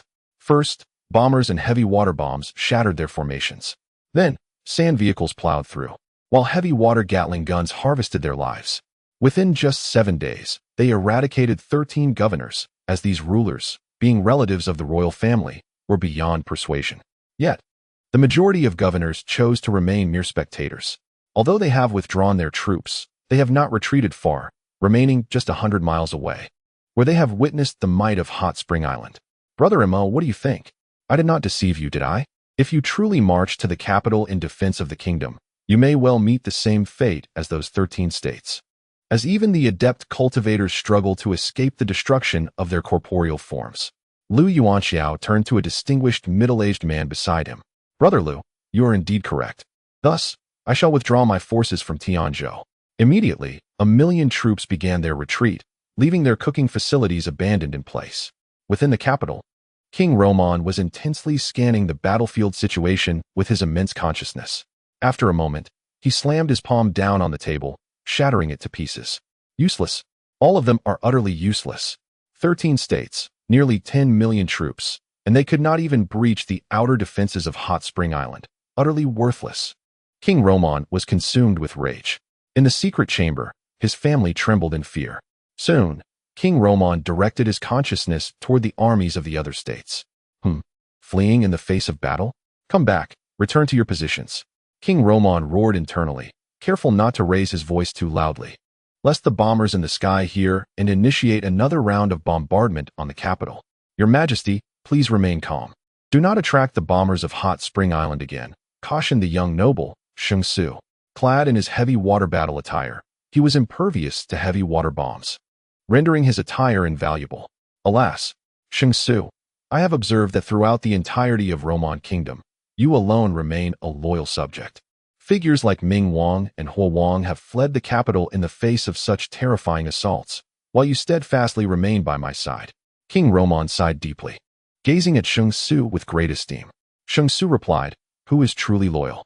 I am merely unable to escape the capital, and with my heavy water armor, I have no choice but to remain hidden in this impoverished district. Were it not for my armor, I might have fled even faster than Ming Wang and the others. Yet, appearances must be maintained. To serve the ruler is to be loyal, and I laugh with my sword raised to the heavens, preserving my steadfast heart to shine throughout history. Hmph recited elegantly. A splendid poem indeed. Hmph, from this moment forth, you shall no longer be a mere noble. I decree that you be bestowed the title of Prince, named Loyal, and from now on, you shall be known as Prince Loyal, King Roman declared solemnly. Thank you, Your Majesty, but our troubles remain unresolved. Ye Feng has demanded the surrender of 100,000 royal nobles to cease the bombardment. Perhaps we should find some individuals to meet the numbers? Hmph suggested. Alas, King Roman sighed heavily once more, as if he had aged a decade. The capital was rife with radiation, and he felt his strength waning significantly. If this situation persists, Hot Spring Island only needs to encircle the capital, and the royal members here will eventually perish one by one. After a moment, King Roman stood resolutely, his gaze unwavering. Hmph, I require you to undertake a particular task. It appears that King Roman has made a momentous decision. Please, Your Majesty, elucidate. A sense of joy surged within Hmph. Has my sovereign finally attained enlightenment? This would allow me to hasten my departure from the capital and return to my cherished Misty Rain City. Misty Rain City is renowned as the cradle of literary talents, a place teeming with erudite scholars and poetic souls. Now, apart from the offspring of the queen, you are to apprehend all the progeny born of the concubines and escort them to the southern gate, to be delivered to the authorities of Hot Spring Island. Upon uttering these words, King Roman's voice grew hoarse. Though the children of the concubines were deemed illegitimate, they were nonetheless of his royal blood. Now, he must personally deliver them to their fate. Your Majesty, perhaps you could entrust this matter to another? Hmph implored, his expression one of terror. There is no one else. It must be you. The Imperial Guard is now under your command. Proceed immediately, King Roman insisted, his voice heavy with urgency, teetering on the brink of despair. Understood, Hmph stammered, shakily rising to his feet, flanked by a multitude of Imperial Guards. The weakest among them possessed the strength of the divine origin realm, with the elite guards even reaching the refining void realm. Yet now, all were at his disposal. The impoverished district concealed numerous royal kin. With a crash, the door of a dilapidated dwelling was kicked open, and Hmph strode in with determination. How dare you? Hmph, this is the temporary palace of the esteemed concubine. Do you intend to rebel? A eunuch shrilled in reprimand. Hmph paid him no heed and knelt before a captivating woman. Your Grace, the king has decreed. I must escort you and the princes to a place of safety. Please, follow me. After rising, he gestured, and 4 imperial guards stepped forward, their formidable presence suffocating the woman. Does the king truly intend this? She inquired. Hmph, take me to meet the king. I have matters to discuss with him, the concubine replied. As an expert in palace intrigue, her keen perception quickly unraveled King Roman's intentions to sacrifice her for the citizens of Hot Spring Island. Apologies, but summon assistants to escort the esteemed concubine to safety, Hmph commanded. In an instant, the impoverished district erupted with cries. Numerous concubines, princes, and nobles were ushered beyond the southern gate. At Hmphu's behest, these royal members formed orderly ranks, their numbers swelling from thousands to a staggering 100,000. However, this was still far short of the count demanded by Hot Spring Island, which sought 1 million royal souls for their reckoning. From atop a 9th-generation sand vehicle, Ye Feng surveyed the assembly of royal members through binoculars. Fully aware that King Roman had ultimately capitulated, Mokg dispatched Blackbird reconnaissance aircraft to the Black Mountain Empire, the Star Moon Kingdom, the Tianwan Kingdom, and indeed all neighboring nations, to summon their monarchs or high-ranking officials to witness the retribution of Hot Spring Island. Ye Feng declared, his countenance stern. As you command, Mokg replied, picking up the phone. 7 days swiftly passed. By this time, Hot Spring Island had ceased its bombardment of the capital. For over 300,000 royal members now stood outside the southern gate. Saint Su apprehended all individuals connected to the royal family, such as uncles, great-uncles, neighbors, and closest friends, leading them to gather outside the southern gate. Of course, among the 300,000 royal members, there were numerous interlopers. Some lesser nobles also fell victim to this purge, standing in formation outside the gate. If commoners were to be counted among them, it would undoubtedly be evident to the inhabitants of Hot Spring Island from their demeanor and conduct. At the same time, a multitude of unfamiliar faces had congregated around the sand chariot where Ye Feng was situated. Within the Canine Knight clan, Highness, who had previously encountered the Lord of Hot Spring Island, was present. He was the Khan of the Canine Knight clan and had been invited by Ye Feng to witness the proceedings. Behind Ye Feng sat Huang Lin, Huang Ping, Bai Li Rue, the Holy King of Xingyue Kingdom, the Jade Fairy, the Yexian of Tianwan Kingdom, and the Great Khan Wan Yan. Lastly, a few scattered chieftains from the Baiyue tribe had been forcibly summoned by Ye Feng to swell the numbers. After all, the broader the dissemination of this message, the better. He aimed to demonstrate the dire consequences of slaughtering the citizens of Hot Spring Island. Having been in the Starry Dream continent for 2 decades, it was time to establish his authority. Otherwise, they would still have to operate factories underground, perpetually under the threat of coercion and extortion. Prince Consort Huang Lin stood behind him, while Huang Yueya was waving at Ye Feng. Since meeting him, she had lost interest in all nobles, for none possessed the grace and demeanor that Ye Feng exuded. Ye Feng, maintaining a stoic expression, disregarded her, for he knew that one day he would settle accounts with the Haitian Empire. Huang Lin had taken the lives of over 20,000 of his citizens, and this debt would eventually be settled. But first, he needed to resolve the troubles with the Xinghua kingdom before he could confront Huang Lin. Even though his daughter-in-law hailed from the Huang family, he would show no mercy. "Brother Feng, is it not too cruel? Have you not seen that all those concubines are exquisite?" Shannon lamented, gazing through a telescope at the throngs of royal members outside the southern gate. "Silence. This is the national policy of Hot Spring Island," Ye Feng admonished. "Very well." Shannon reluctantly lowered the telescope, his expression pained. "Tuan, look, you're sweating. Let me help you wipe it off." Behind Ding Tuan stood Tang Etienne, the young master of Luzhou. Since Tang Etienne began his tenure on Hot Spring Island, the entire Luzhou had basked in its glory. Huang Lin took special care of Luzhou, bestowing the title of Vice Marshal of the Kingdom upon Tang Yuan. Tang Yuan, seated behind Huang Lin, observed his son trying to curry favor with Ding Tuan, a smile creeping onto his face. Initially, he had gone to great lengths to conceal his son's position on Hot Spring Island, but unexpectedly, Huang Lin had discovered it himself and not only spared him trouble, but also promoted him. Thus, he tacitly approved of his son's involvement with Hot Spring Island. For as the saying goes, more friends, more paths. Should a rift arise with the Huang family in the future, he would still have the option of retreating to Hot Spring Island. Tang Yuan increasingly valued his son, having resolved that, when his own lifespan eventually wanes, he would bequeath the throne to Tang Etienne, believing only he could bear the responsibility. "Thank you." Ding Tuanshuan took Tang Etienne's handkerchief and suddenly leaned toward Ye Feng, gently wiping the sweat from his forehead. "Ah Feng, do not burden yourself with too much psychological pressure," she said softly. "Nonsense. In front of so many foreign guests. You exhibit no decorum at all," Ye Feng reprimanded Ding Tuanshuan.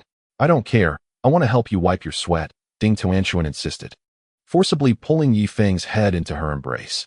"Ye Feng, Shunin," Tang Etienne glared with reddened eyes. "Ah!" The sound of barking echoed thunderously. Suddenly, the sonic boom of a Blackbird reconnaissance aircraft resonated in the sky. More foreign guests were being brought here. Upon disembarking, they immediately approached Ye Feng. "I am Moridos, the monarch of the Mo kingdom, and I have come to meet the Lord of Yi," he introduced himself. "Ah, I have met the King of Mo. Attendants, please escort the King of Mo to his seat," Ye Feng commanded. Immediately, an attendant approached to lead the King of Mo to a chair. Whoosh! Another Blackbird reconnaissance aircraft flew by, bringing more chieftains, khans, monarchs, and kings. However, they were mostly rulers of minor nations, their status far inferior to that of Emperor Huang Ling. Among the monarchs, some bore grudges against each other, and upon meeting, the tension was palpable. Had it not been for the host, the warm spring island, perhaps the two kings would have clashed immediately. At that moment, a transport aircraft landed smoothly. Yi Xing was the first to leap from the aircraft, followed by Huang Wan, who pulled Yi Chen down with her. "Father!" Huang Wan exclaimed as she and Yi Chen rushed towards Huang Ping.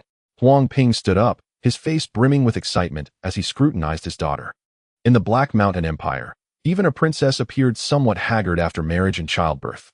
Yet, his daughter Huang Wan seemed to radiate vitality, looking even more beautiful and vibrant than before. This indicated that she was thriving aboard the spacecraft.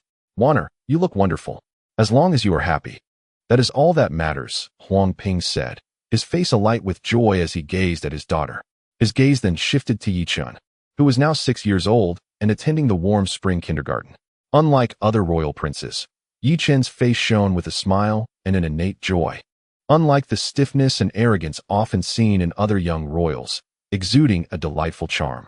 "Chener, this is your grandfather. Call him grandfather," Huang Wan encouraged, pulling Yi Chen forward. "Grandfather, I have brought you a little flower," Yi Chen said, producing a small flower from behind him. "My grandson, my own grandson," Huang Ping exclaimed, tears of joy streaming down his face as he embraced Yi Chen and accepted the little flower from his hands. On the high platform, Huang Ling looked on with excitement, marveling at this great-grandson of his. The demeanor, the aura, and the warmth he exuded, none of his descendants could compare. In a fleeting moment, He felt an irresistible urge to embrace Yi Chun and shower him with affectionate kisses. However, as a sovereign ruler, he had to maintain composure. Meanwhile, his consort, Anna, could not contain herself and strode purposefully towards Yi Chun. "May I?" Anna opened her arms wide. "Of course, my grandson. This is your great-grandmother," Huang Ping chuckled. "Great-grandmother." Yi Chun approached and planted a kiss on Anna's rosy cheek. "Ah, my dear Yi Chun, you've grown so much," Anna exclaimed, her face alight with excitement as she reciprocated with a kiss on Yi Chun's cheek. Their interaction resembled that of a mother and son rather than that of a great-grandson and great-grandmother, for Anna possessed an eternally youthful visage. Having lived for a millennium and being a practitioner of the divine realm, her physical capabilities were akin to those of an 18-year-old girl, vibrant and full of life. "Dad." Yi Xing stepped up behind Ye Feng, calling out obediently. Ye Feng nodded, redirecting his gaze towards the southern gate. There remained a vast distance to 1,000,000 royal members, and he discerned that even among the 30,000 present, there was considerable exaggeration. Huang Wan was indifferent to the impending vengeance of the hot spring island. Instead, she beamed with joy observing her son interacting closely with the Huang family. How wonderful it would be if Hot Spring Island could forge an alliance with the Black Mountain Empire. I wouldn't have to be caught between conflicting sides, she mused quietly. Glancing towards her husband, Yi Xing wore a stern expression, fixated on the tender exchanges between Yi Chun and the Huang family. A moment of unease washed over Huang Wan as a horrifying vision unfolded before her eyes. It was a battlefield shrouded in smoke, with countless aircraft soaring through the skies of the Black Mountain Empire. Hydrogen bombs rained down, the ground littered with corpses, and the screams echoed as if from the depths of hell. The entire sky was engulfed in smoke, transforming the Black Mountain Empire into a realm of torment. "Dear Sister Ilian, please board my dark warplane. I drew inspiration from you," Pei Jijian called from a distance, showcasing his dark aircraft to Ilian. Ilian's eyes widened in alarm, and she instinctively retreated several paces, distancing herself from the ominous warplane. "What is it, Sister Ilian? Do you not like my dark warplane?" Pei Jijian asked. Disappointment etched across his face. "No, what you possess is not a dark warplane. It is a death machine," Ilian replied anxiously. "A death machine? It has yet to claim any lives. This black material ensures we remain unscathed," Pei Jijian responded, confusion evident. "No, it is indeed a death machine," Ilian insisted, a profound terror flickering in her eyes. "A death machine?" Pei Jijian furrowed his brow, a sense of foreboding creeping in. The materials for these dark aircraft were extracted from the soil of the graves in his homeland. "Sister Ilian, what is truly going on?" Pei Jijian inquired. "You would not wish to know. Suffice it to say, it is a death machine. Use it sparingly in the future," Ilian said, her expression darkening as she returned to her seat. Chapter 1451. A grim countenance at the southern gate. A multitude of royal members had gathered, jostling for space, their heads nearly touching. The astute among them wore pale faces, their eyes betraying a glimmer of despair. Meanwhile, the oblivious continued their chatter and laughter. Observing this, Shang Su rode back and forth, offering reassurances. "Esteemed ladies and noble princes, there is no need for concern. Shortly, someone will escort you to a secure haven, an expansive palace where you may continue to revel in your pleasures." The voice of the Holy Void echoed from afar. A number of nobles, foolish and of lesser rank, began to fantasize about the future. "I find warfare rather intriguing. Previously, I was confined within the palace, unable to venture outside. Now, amidst the conflict, I can step beyond the palace walls and witness the vibrant world beyond. Indeed, dear sister, it is only the common folk who perish in war, for the royal family remains unaffected. Even if our beloved Roman kingdom were to fall, the monarch would surely find a way to rescue us, as we have borne his children. Yes, the deaths of those commoners are of no consequence. Our kingdom lacks many things, but not the presence of these lowly peasants." In that moment, several lesser nobles stifled their laughter, enveloped in an eerie sense of superiority. The bombardment of the capital by the hot spring isle persisted for 7 or 8 days, resulting in near-total devastation among the common populace. Simultaneously, as the royal family seized the slums, they drove the impoverished into the affluent areas, leaving the nobles largely unscathed while the commoners faced near annihilation. A small fraction managed to escape the capital, yet most were slaughtered by the ground forces of the hot spring isle. The survival of some amidst the carnage inflated the egos of these lesser nobles. However, the countenance of those at the concubine level told a different story. If the monarch truly intended to rescue us from the city, he should not have lingered at the southern gate for so long. In this time, the hot spring could have bombarded us dozens of times over. A concubine spoke softly, cradling a 3- or 4-year-old child in her arms. The child, even at such a tender age, bore a face of chubby defiance, occasionally kicking at his mother's chin and spitting at the nearby maid. In my view, the monarch wishes for us to leverage our bodies to bribe the people of the hot spring isle. Another concubine interjected. What? How could the monarch stoop to such actions? We are all esteemed concubines, after all. One concubine exclaimed in indignation, yet a flicker of anticipation danced in her eyes. After all, in the Roman kingdom, they are fated to be favored only 3 to 5 times throughout their lives, condemned to a long existence of solitary mourning, forbidden from consorting with other men. This is the decree of the Roman king. Any woman I have touched, even if slain, shall not be touched by another. Sister, you must think more broadly. If our bodies can secure the safety of the Roman kingdom, then I believe we shall be hailed as benefactors of our realm. I trust the monarch will understand our sacrifice. At worst, I shall set an example for all of you. One particularly enchanting concubine declared, regarded as the second most esteemed in the Eastern Palace, just below the queen. Mother, how could you betray father? A youth, barely 18 or 19, stepped forward, pointing an accusatory finger at the concubine in outrage. Silence. I am your biological mother, and I have my own designs. Remain discreetly by my side to avoid drawing the ire of the hot spring isle. The concubine admonished. Just then, a throng of imperial guards approached with sudden urgency. What are you doing? Why are you binding us with spirit ropes? Some concubines and talented individuals began to scream. However, the imperial guards remained expressionless, diligently binding individuals with spirit ropes. For those princes and favored consorts possessing formidable strength, additional sealing talismans were affixed to ensure their powers were diminished to that of ordinary individuals. Hmph, how dare you bind us? I demand an audience with the emperor. I shall ensure your entire family faces annihilation. The first concubine stepped forward, glaring fiercely at Hmph. Hmph paused momentarily, turning expressionlessly to meet her gaze. You? The first concubine took several steps back in fright. It is known that subjects are forbidden from directly looking into the eyes of royal women, a rule of the kingdom of Roman. Yet, Hmph had just dared to gaze directly into her eyes. At that moment, a sense of foreboding gripped her heart. Bind her, Hmph commanded with a wave of his hand, prompting 2 imperial guards to approach, each seizing one of the first concubine's arms. What are you doing? Why are you doing this? She exclaimed in fury. Everything will be fine. It will be over shortly, the head of the imperial guards reassured her. As he spoke, he used a talisman to seal the first concubine's energy completely. Why must you seal my energy? She demanded. Everything will be fine. Please remain calm, Your Highness. The head of the imperial guards replied nonchalantly, proceeding to impose restrictions on the others. From morning until afternoon, all 300,000 royal members were finally bound with spirit ropes. Those with excessive strength had additional restrictions imposed to ensure they could not retaliate in their final moments. Ye Feng's gaze remained fixed on the city gate. In his line of sight, a rider approached swiftly, brandishing a white flag. I am the envoy of the emperor. Our esteemed Hmph has stated that the 300,000 royal members are prepared. Please proceed to deal with them. Island Master Yi, the envoy announced.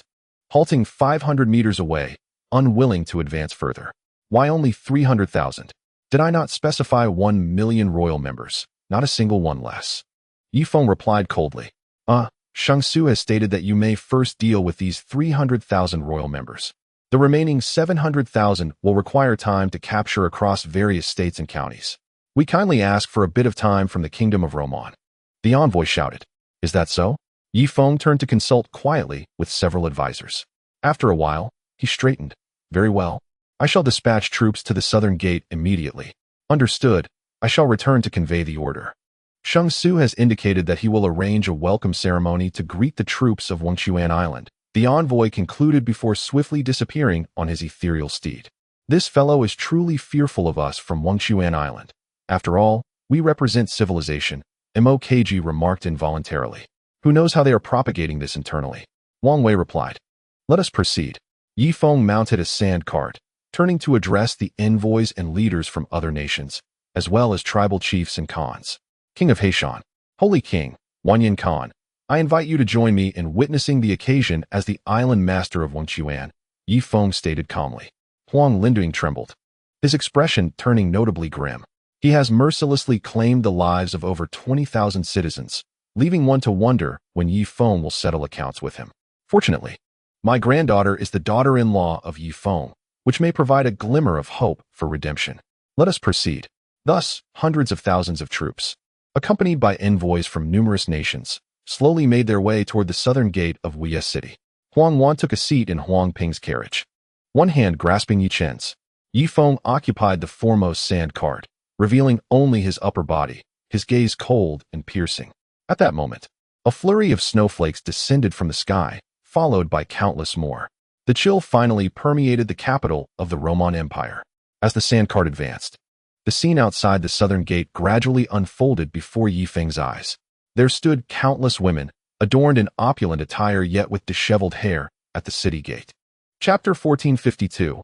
Wasting time is not an issue. Their hands bound behind their backs with spirit ropes, they formed distinct formations. 300,000 individuals arranged themselves into 3,000 formations, each consisting of approximately 100 people. In front of this assembly of royal members stood tens of thousands of men clad in yellow armor, standing in unison to create a central passageway. At the heart of this passage stood the unarmed Saint Su Gongzi. Ye Feng narrowed his eyes. To his astonishment, Saint Su Gongzi was donning heavy water battle attire produced in Hot Spring Island. As the main force drew nearer, Saint Su suddenly bent slightly, clasping his hands in a salute toward Ye Feng. From the Roman kingdom, I, Saint Su, pay my respects to the Lord of Yi. Upon his proclamation, the tens of thousands of yellow guards knelt on one knee. Ye Feng raised his right hand, halting the advance of the army behind him. A row of Gatling guns elevated their barrels, aiming at the multitude of yellow guards. Esteemed foreign guests, please descend with me, Ye Feng remarked before leaping from the sandcart. Surrounded by He Qingji, Chenin, Wang Weixian, Wang Weiping, Mo and others, he stepped into the midst of the yellow guards. These yellow guards obediently knelt on one knee, their gazes fixed on their toes, resembling statues in their stillness. Saint Su hastened a few steps to follow Ye Feng, deliberately lagging slightly behind to emphasize Ye Feng's esteemed status. The execution platform has long been prepared. Over there is the moat, and beside it, 100 vegetable plots, Saint Su introduced. Indeed, Ye Feng unceremoniously approached the steps of the execution platform, swiftly taking his seat in the central position. Wang Weixian and the others stood behind him. Huang Lindai, Wanyan Khan, Sheng Wang, each of you from your respective nations, please select one person to sit beside me on these chairs. The execution platform will afford you a clearer view, Ye Feng stated calmly. Understood. Huang Lindai's figure flickered, appearing directly to Ye Feng's left side, and with a flourish of his garment, he seated himself with an imposing demeanor, although his inner unease was palpable. Wanyan Khan hesitated for a moment before also utilizing spatial movement to appear at Ye Feng's right side and took his seat. The others exchanged glances, obediently ascending the steps to take their places on the execution platform. Above them, several canopies provided shelter from the wind and snow. Saint Su, observing the situation, positioned himself beneath the execution platform, gazing up at Ye Feng. Master Yi, do you require my assistance, or shall your own men carry out the sentence? He boldly inquired, ensuring that the 30,000 members of the royal family present could hear him clearly. At that moment, even the most naive of the concubines comprehended their impending fate. A cacophony of cries and wails erupted, with some audaciously hurling insults at Saint Su. However, he remained unperturbed, steadfast in his resolve. There is no need for your esteemed nation to intervene. Wei Ping, summon the executioners. Ye Feng signaled to Wang Weiping. Yes, master, Wang Weiping replied, taking a deep breath before swiftly returning to the main force, soon leading in several thousand men. Regrettably, the soldiers of Hot Spring Island lacked the specialized decapitating swords, possessing only military daggers. In a moment of desperation, Wang Weiping had to borrow 100 execution swords from Saint Su. 100 soldiers from Hot Spring Island shed their upper garments and stood bare-chested before the execution site, each wielding an execution sword. Wang Weiping approached the first line of captives, gazing at the exquisite royal ladies. Truth be told, it was quite a pity. Master, we are ready, Wang Weiping shouted. Very well, let us begin, Ye Feng declared, seated with his hands resting on the armrests, coldly observing the throng of 30,000 royal captives. As you command, Huang Yueya responded with a wave of his hand, directing 200 soldiers to escort 100 captives toward the execution site. The pampered royal ladies, unaccustomed to such a scene, were paralyzed with fear, collapsing to the ground. Nevertheless, the soldiers rudely seized their hair, dragging them to the execution site. A few of the concubines were so frightened that they lost control of their bladders. Among them were nearly 20 princes, their legs weakened by fear. Yet their tongues remained defiant. "You dogs, release us. I am of royal blood. My father is King Luomong. Let me go? If you dare lay a finger on me, my father will annihilate your entire family and wipe out your lineage." Ye Feng tightened his lips, retrieving a token from the table. The token bore the character for decapitation. Decapitate. Ye Feng casually tossed the token to the ground. The executioners raised their swords high. With a series of sickening thuds, 100 heads fell, their blood gushing forth into the moat. The once murky waters of the moat instantly transformed into a crimson hue. The soldiers collected the heads, arranging them into a pyramid shape along the moat's edge. A gasp escaped the lips of the concubines, and several fainted on the spot. "Next batch, bring them forward," Huang Yueya bellowed. 200 ferocious soldiers surged forward, ushering another group of royal members to the execution site. The gruesome spectacle continued, with blood spraying far and wide as the second pyramid of heads was constructed. "Third group, bring them forward," Huang Yueya continued to shout. Yet another line of captives was led to their doom. Saint Su stood rigidly in place, his fists clenched tightly, his thumbnail digging into his index finger. A drop of fresh blood dripped from his palm onto the sandy ground. Ye Feng's gaze wandered, casting a sidelong glance at Huang Lindong. Though his expression remained relatively composed, a flicker of fear glimmered deep within his eyes. Simultaneously, his hands trembled slightly, gripping the armrests of the chair tightly, his nails embedding into the pearwood without his awareness. The envoys from the smaller nations exhibited even greater trepidation, their faces betraying a profound fear. Had Ye Feng chosen to slaughter 300,000 civilians, their hearts would have remained unperturbed. To the nobility, commoners were akin to livestock. Their deaths bore no consequence to their status. However, Ye Feng was executing 300,000 nobles, including members of the royal family. Time slipped away, and night soon descended. "The 79th batch, bring them forth." Huang Yueya's voice resonated. Another group of captives was escorted to the moat's edge. Puffed, puffed, puffed, puffed, puffed, puffed, puffed. "Island Lord, this method of execution is far too slow.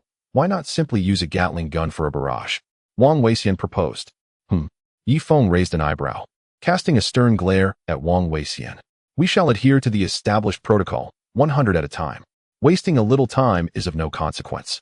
Ye Feng replied coldly. "Understood." Huang Yueya retreated to the back. His intentions were deliberate, aimed at demonstrating to the foreign guests that the lives of the citizens of Hot Spring Island should not be squandered frivolously. "For every citizen you take, I shall demand 1,000 of your kin in return." The longer the process took, the better. The night quickly enveloped the surroundings, and countless bright lights illuminated the southern gate. "The 249th batch, bring them forth." Huang Yueya's voice was hoarse from shouting. Another group of captives was brought to the riverbank. Chapter 1453. "Ah, they are coming, they are coming. My lord, I beg you, spare me and my child. He is so young. Just do as you wish." The first concubine gazed longingly at Huang Yueya, as her squad was precisely situated in the 250th batch. Soon to be their turn. "Do as I wish." Huang Yueya raised an eyebrow. "Indeed, I am the first concubine. If you release me from this binding, I shall grant you the true pleasure of a man," she continued to plead. Huang Yueya's hair stood on end with excitement, and he immediately approached Ye Feng's position. "Island Lord, it is as such," he whispered into Ye Feng's ear. Ye Feng furrowed his brow. "Island Lord, the brothers have fought valiantly for so long. It is time for some relaxation. There are still over 200,000 left, and women comprise a significant portion. I have heard that in the primitive nations, victors not only seize wealth, but also enjoy the company of women to soothe them. I believe this could be an excellent morale booster. At worst, after the festivities, we can continue with the executions," Huang Yueya suggested. "Is that so?" Ye Feng cast a glance at his advisors. "My lord, such is the nature of war. If the soldiers risk their lives for you and do not receive what they desire, it may lead to discontent. Island Master, I am aware of your disdain for such matters. However, War is war, and you must cater to the needs of your soldiers. If victory is attained but the soldiers are denied the reward of women, what motivation do you think they have to serve you loyally? For members of the advisory council supported Huang Yueya's assertion. Ye Feng sighed deeply and gradually rose to his feet. Mokg. I am weary and shall return to the spacecraft to rest for 2 days. Henceforth, you shall assume the role of executioner. And you will be fully responsible for handling the prisoners here, Ye Feng stated slowly. Understood. Thank you, Brother Feng, Mokg exclaimed excitedly. Taking a seat in Ye Feng's position, Ye Feng strode purposefully towards the sand cart, and after a few steps, he suddenly turned back to address the foreign guests. Esteemed guests, please continue to observe the execution. Once it concludes, you are invited to dine at our rear military camp. I have some matters to discuss with you, he announced. Of course, Island Master Yi. We shall certainly attend, the guests replied in unison. Very well, Island Master Yi. I also have matters to discuss with you. The Khan interjected. Then it is settled, Island Master Yi. All the foreign guests, including Emperor Huang Lin, stood up in agreement. Ye Feng took his seat in the sand cart and soon departed through the southern gate, halting beside the dark warplane. Peiqijian, take me back to the spacecraft. Brother Feng, I no longer wish to pilot this dark warplane, Peiqijian replied, suddenly dejected as he sat beside the aircraft. Why? Ye Feng exclaimed in anger. Is this the time for such emotional outbursts? I cannot quite express it. It feels as though this warplane possesses a life of its own, and is somehow connected to my very bloodline, Peiqijian said earnestly. Get in and start the plane. Ye Feng kicked him into the cockpit. There was no other choice. Only Peiqijian could control this warplane, as others were unable to wield it with mere thought. The aircraft swiftly vanished into the night sky. On the ground, various tents had been erected, with soldiers from Hot Springs Island forming long lines outside. Strange sounds occasionally emanated from within the tents. In a basement of the impoverished district, King Roman withdrew his consciousness, resembling a ticking time bomb. His face flushed red, his eyes ablaze, and his fists clenched tightly. He appeared on the verge of explosion. Your Majesty, do not behave this way, Guo said, rushing over to pat King Roman's back reassuringly. The humiliation of today shall be repaid 100-fold in the future. Ye Feng, Ye Feng, Ye Feng. King Roman roared in a low growl. Huang Yueya emerged from the tent, adjusting his trousers. Fourth brother, you should join in as well. The first imperial concubine is indeed deserving of her reputation. Hurry up, Huang Yueya urged. Ninth brother, you are truly lacking ambition. Allowing the ordinary soldiers their enjoyment is one thing, but you should also take part. Huang Yueya scolded Huang Yueya with a look of disappointment. Mokg's standing in the military far surpassed that of Huang Yueya, as he was a graduate of a military academy, possessing considerable knowledge of high-tech warfare, and was also recognized as Ye Feng's designated heir to the title of Grand Marshal. Marshal Mo, upon my first glance, I could see that you are a person of exceptional talent, destined for an illustrious future. It appears that Lord Yi has entrusted you with overseeing the execution grounds, perhaps with the intention of designating you as his successor, remarked Huang Lindong with a polite smile. Not at all. I am not the Grand Marshal. The acting Grand Marshal is Chue Ma. I merely serve as the Chief of Staff learning at his side, replied Mokg. Haha, it matters little. Regardless, your future is boundless, and I hold you in high regard. Let me propose this. My family, the Huang family, has a daughter who excels in music, chess, calligraphy, and painting. Why not visit our capital in Heishan country sometime? I shall introduce you, and you young people can converse freely, Huang Lindong suggested with a grin. That might not be appropriate, Mokg hesitated. At that moment, Wanyan Khan, seated to his right, interjected, Brother Mo, I feel an immediate kinship with you. I also have a daughter, 18 years of age, renowned for her beauty and celebrated as the fairest maiden of the grasslands. If you have time, you may visit my Tianwan country. You young people can engage in conversation. Oh, I nearly forgot. My daughter will be arriving in Luoming's capital in about a month, and she has already heard of your esteemed reputation from miles away. She holds you in great admiration, Wanyan Khan chuckled. Really? She admires me? I am hardly famous on Hot Spring Island, Mokg replied, bewildered. At that moment, Mayu stepped forward, Brother Mo, among our diviners, there is also a striking beauty. Before she could finish, a figure clad in animal skins approached. Brother Mo, our Inaru clan also has a captivating lady. Perhaps you might meet her and choose for yourself. Without exception, These formidable figures traversing the starry continent recognized the immense technological prowess of Hot Spring Island and sought to extend their lineage into its realms. 3 days swiftly passed. During this time, Ye Feng did not concern himself with affairs above ground. Instead, he first visited Wang Zhihai. "Open the door, sister-in-law. I have come to see Zhihai," he called. The door was opened by Wang Zhihai's first wife. "Feng Ge, come as you please, no need for gifts," she said as she accepted the offering and ushered him inside. His gaze swept the room and fell upon Wang Zhihai, who sat vacantly on the living room sofa, watching television. Zhihai, Feng Ge has come to see you," Wang's wife shouted into Wang Zhihai's ear. "Huh." The silver-haired Wang Zhihai lifted his head, his eyes already clouded. After a moment of recognition, he managed to force a faint smile upon seeing Ye Feng. "Oh, you're here, he murmured, then lowered his gaze again, his eyelids drooping as if lost in thought. Sighing, Ye Feng wiped his eyes. It seemed Wang Zhihai had succumbed to a state of oblivion. It would be a miracle if he managed to live for another year. Subsequently, Ye Feng sat beside Wang Zhihai, watching television with him in silence. Chapter 1454. No need for such formality, everyone sit down. Wang Zhihai's mind was no longer clear, rendering him incapable of normal conversation.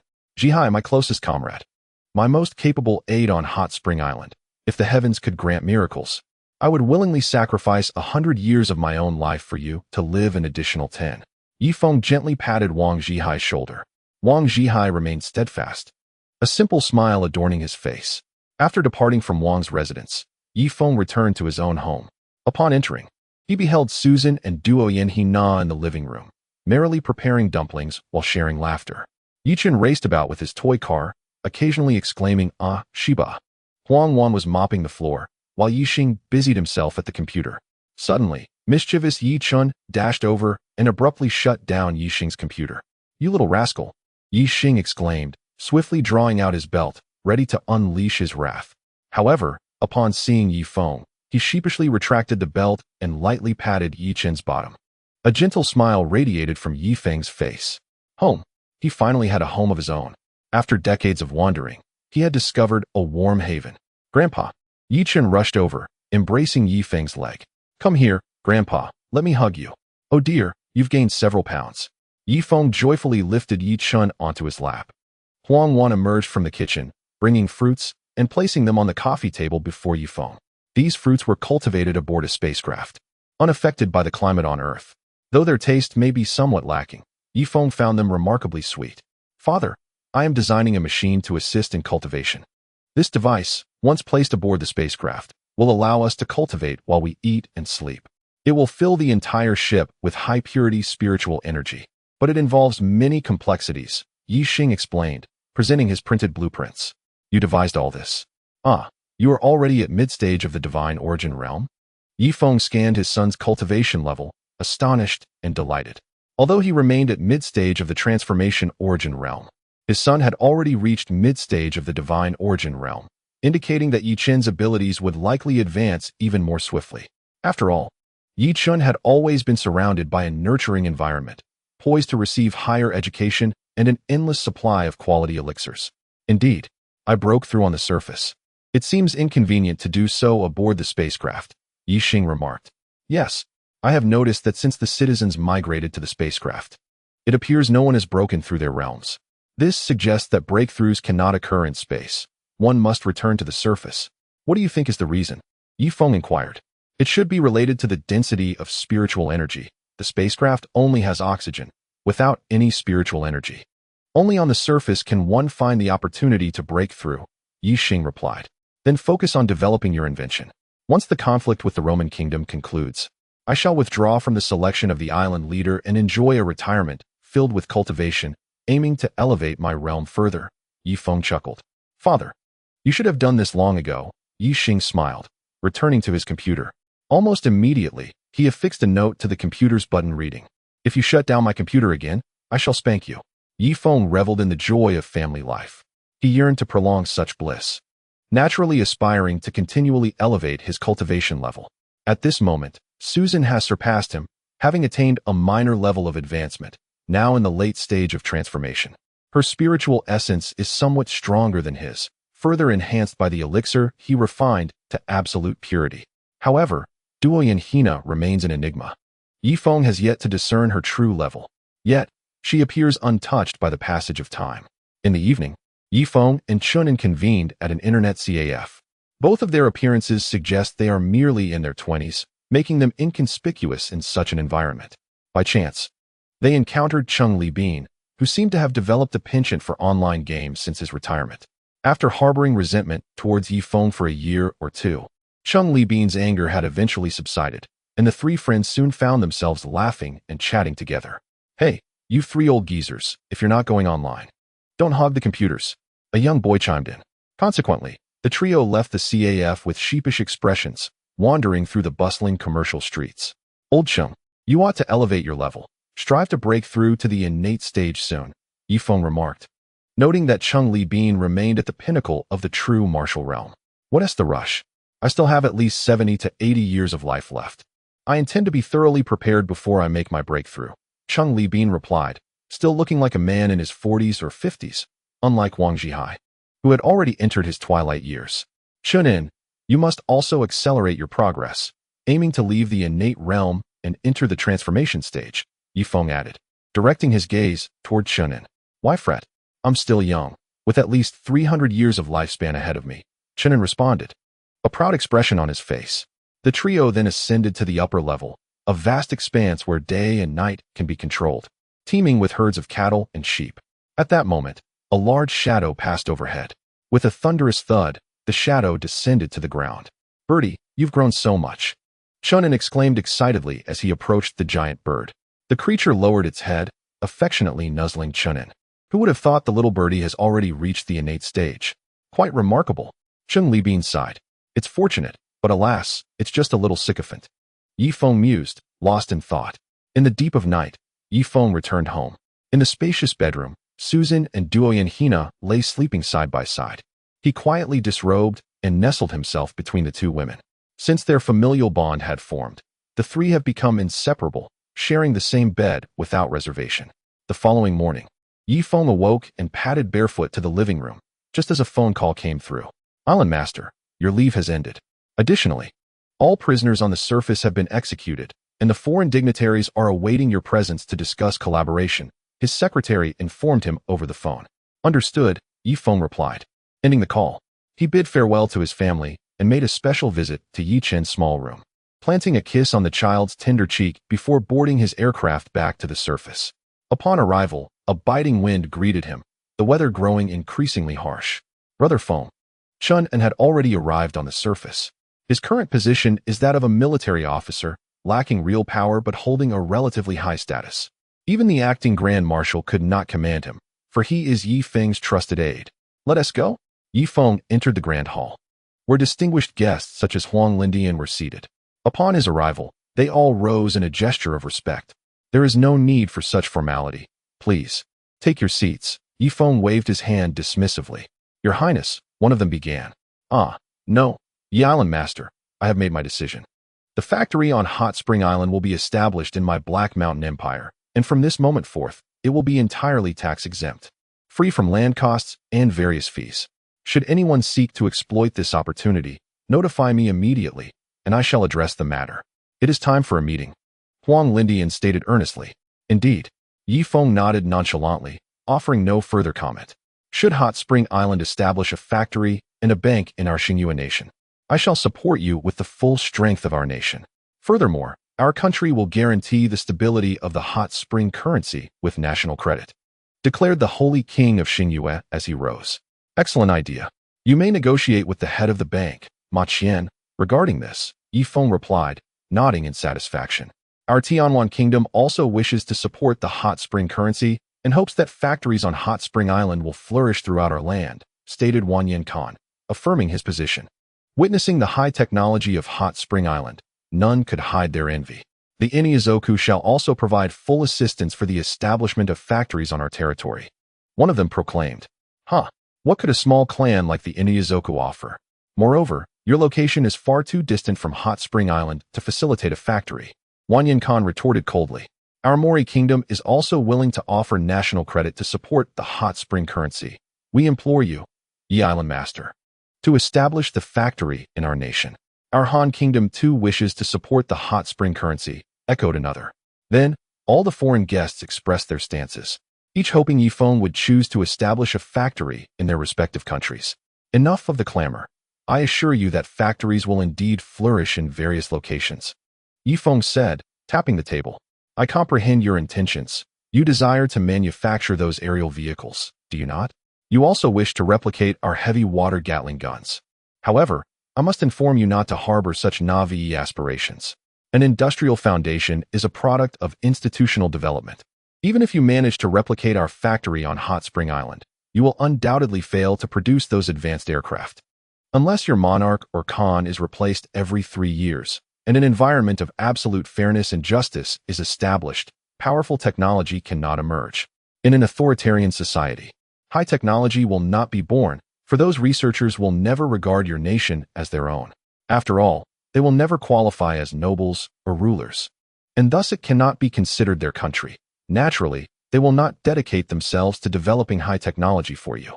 If you genuinely wish for Hot Spring Island to extend a helping hand, you must commence reform from within. Moreover, you must relinquish your hold on power, willingly distributing your authority among all the citizens of the nation. Ye Feng finally expressed a heartfelt sentiment. The room fell silent. Clearly, their power had been accumulated over generations, and now Ye Feng suggested that they share it with the common people. One must question whether the ordinary citizen could accept such a notion in an instant. Master Yi, you need not concern yourself with this matter.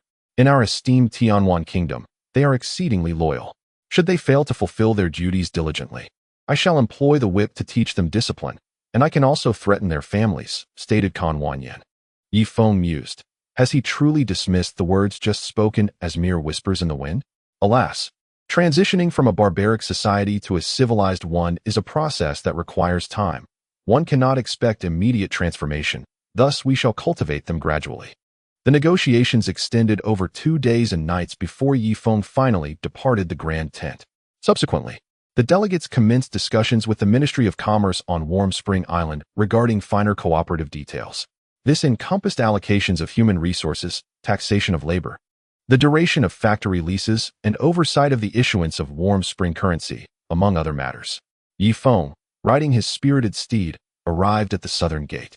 The sky was shrouded in ominous clouds, yet upon closer inspection, he discerned that the clouds comprised a multitude of vultures. The moat below had transformed entirely into a deep reddish-brown hue. Heads were stacked in a pyramid formation, numbering in the thousands. Saint Su approached on horseback, dismounting when he was 10 paces from Ye Feng. Master Yi, might we retreat our forces now? We have at least fulfilled part of our promises. These are royal kin, he implored. Ye Feng also dismounted and conferred with his advisory council. When can the remaining 700,000 royal family members be brought here for execution? Ye Feng inquired expressionlessly. That requires sending people to various states and counties. It cannot be assembled in a short time, Saint Su replied, his head bowed. There must be a timeline. Otherwise, if you delay for 10 or even 100 years, what recourse will I have? Ye Feng pressed. Well, how about granting me a century? Saint Su ventured tentatively. No, that is far too long. Revenge must be swift. Otherwise, if the hatred wanes, can it still be called revenge? Ye Feng shook his head in refusal. Then what of 90 years? Saint Su continued, testing the waters. I shall grant you 1 year. After 1 year, I will return to this place, and I expect to see the remaining 700,000 royal members kneeling here, Ye Feng stated coolly. 1 year. What then? Should you disagree, we shall continue bombarding the entirety of the Roman kingdom. The next city will be Misty Rain City, Ye Feng warned icily. Very well. 1 year it is. I will do my utmost to comply, Saint Su hastily conceded. Now, may your island withdraw its troops? Saint Su inquired once more. Yes, you may. But I must inform you that you must expedite the gathering of the captives. Otherwise, 1 year from now, Warm Spring Island shall not entertain negotiations and will enact a true annihilation plan against the Roman kingdom, leveling all states and counties to the ground, Ye Feng declared coldly. Rest assured, I will report this to His Majesty, Saint Su replied. Very well then. Ye Feng turned back and exchanged opinions with several advisors. Ultimately, he nodded at his secretary, who promptly picked up the phone. Attention, all troops. The island master has decreed that Warm Spring Island may station troops near the capital. However, from this moment forth, Any military action against the Kingdom of Roman is deemed impossible. The ceasefire agreement shall take effect after tomorrow. The secretary concluded the call and hung up. Above, fighter jets roared through the sky, ascending slowly into the vast expanse above. On the ground, all sand vehicles retreated 100 kilometers, halting only upon returning to the military camp of Warm Spring Island. Young Master Hmph, tomorrow, let your monarch come to the southern gate. We must publicly sign the ceasefire agreement in front of all foreign guests. The Kingdom of Roman must surrender unconditionally. Can you comply? Ye Feng inquired. What? Our monarch must personally sign the surrender document? Hmph hesitated. The King of Roman was currently filled with pent-up anger, and should he lose control, it could spell trouble for them as well. Indeed, he is the ruler of a nation, and I am the master of an island. It is time for us to meet, Ye Feng replied coldly. Brother Feng, this is unwise. The King of Roman possesses the strength of the spirit division. If you meet him, there is a high possibility of being taken hostage, a strategist suggested. Yes, master of the island, if you are taken hostage, it would cause considerable trouble for us on Warm Spring Island. I propose that a staff officer meet with the king instead, as the master of an island. There is no need for you to be personally involved. Several advisors voiced their objections. However, this time, Ye Feng did not heed their counsel. No, as the master of Warm Spring Island, how can I be cowardly? I want them to understand that the loss of one island master would bring about the demise of their kingdom, and the death of one island master would not significantly affect Warm Spring Island. Our war machine can still function. Ye Feng stated resolutely. The advisors fell silent, gazing at Ye Feng with admiration. At that moment, their reverence for him was pure, a recognition of his spirit. Hmph, overhearing the conversation between Ye Feng and the strategists, could not help but sigh deeply. The might of Warm Spring Island was not without reason. It was evident from Ye Feng's bravery and decisiveness, as well as the island's systematic governance. No wonder they soared through the skies while his Kingdom of Roman could only passively endure on the ground. The disparity in their systems was at least several millennia apart. Master Yi, after I return to report to the monarch, let him decide the course of action. Farewell. Hmph concluded, riding towards the chaotic city gates. Meanwhile, Ye Feng returned to the main camp, where Huang Yueya Emperor and others had not yet departed, as they needed to discuss cooperation details with Ma Qian, the president of the Warm Spring Bank, as well as technical issues regarding factory operations with the head of the Engineering Academy, Meng Yanla. Later that night, Hmph sent another message. He stated that at noon the next day, the monarch would set up a platform outside the southern gate to sign the surrender agreement with Warm Spring Island. After concluding a meeting with all the high-ranking officials, Ye Feng retired to his tent for the night. Just then, a graceful figure slipped into his bed. Is it you? Ye Feng exclaimed in surprise. The one who had joined him under the covers was none other than Ilian. Xiao Ilian, what do you mean? Ye Feng inquired. Uncle Yi, I too desire to marry, Ilian replied. But I already have 2 wives, Ye Feng stated. Who said I wanted to marry you? Before marriage, my body is my own. I have always harbored a wish, do you understand? Upon finishing her words, Ilian began to remove her garments one by one. Well, all right then. Ye Feng decided to drop his reservations. That night, he and Ilian engaged in numerous encounters until she begged for mercy. What a surprise. The following morning, Ye Feng awoke to find Ilian still lying on the bed, traces of tears glistening in the corners of her eyes. Tenderly, he covered her with a blanket and proceeded to the main tent. Let us depart. The senior officials boarded the sand vehicles and exited the camp. Outside, Huang Yueya and other foreign dignitaries had been waiting for quite some time. They were eager to see whether King Roman would truly submit to the might of Hot Spring Island. After all, King Roman had always been a formidable presence among the 4 southwestern nations, known for his arrogance and dominance. Esteemed guests, please follow along, Ye Feng instructed, signaling the driver. With a rumble, hundreds of sand vehicles rolled toward the southern gate, trailed by thousands of foreign dignitaries. Some dignitaries had just arrived at their destination, having traveled a great distance. On a high platform outside the southern gate stood a tall, middle-aged man, flanked by 4 royal guards. Hmph stood obediently behind him. This middle-aged man was King Roman. At that moment, he appeared haggard, hands clasped behind his back, staring blankly at the densely packed sea of heads along the city moat. His heart bled, and his soul roared. The rumbling of the sand vehicles grew louder from behind. Slowly, King Roman turned, his sharp gaze assessing a young man at the forefront of the leading vehicle. The young man, appearing to be around 24 or 25, maintained a calm demeanor. his eyes sharp, exuding an air of unhurried confidence, and emanating an uncanny pressure with every gesture. King Roman found himself compelled to descend the platform step by step. He felt an inexplicable allure in Ye Feng's demeanor, a mysterious charm that drew him in.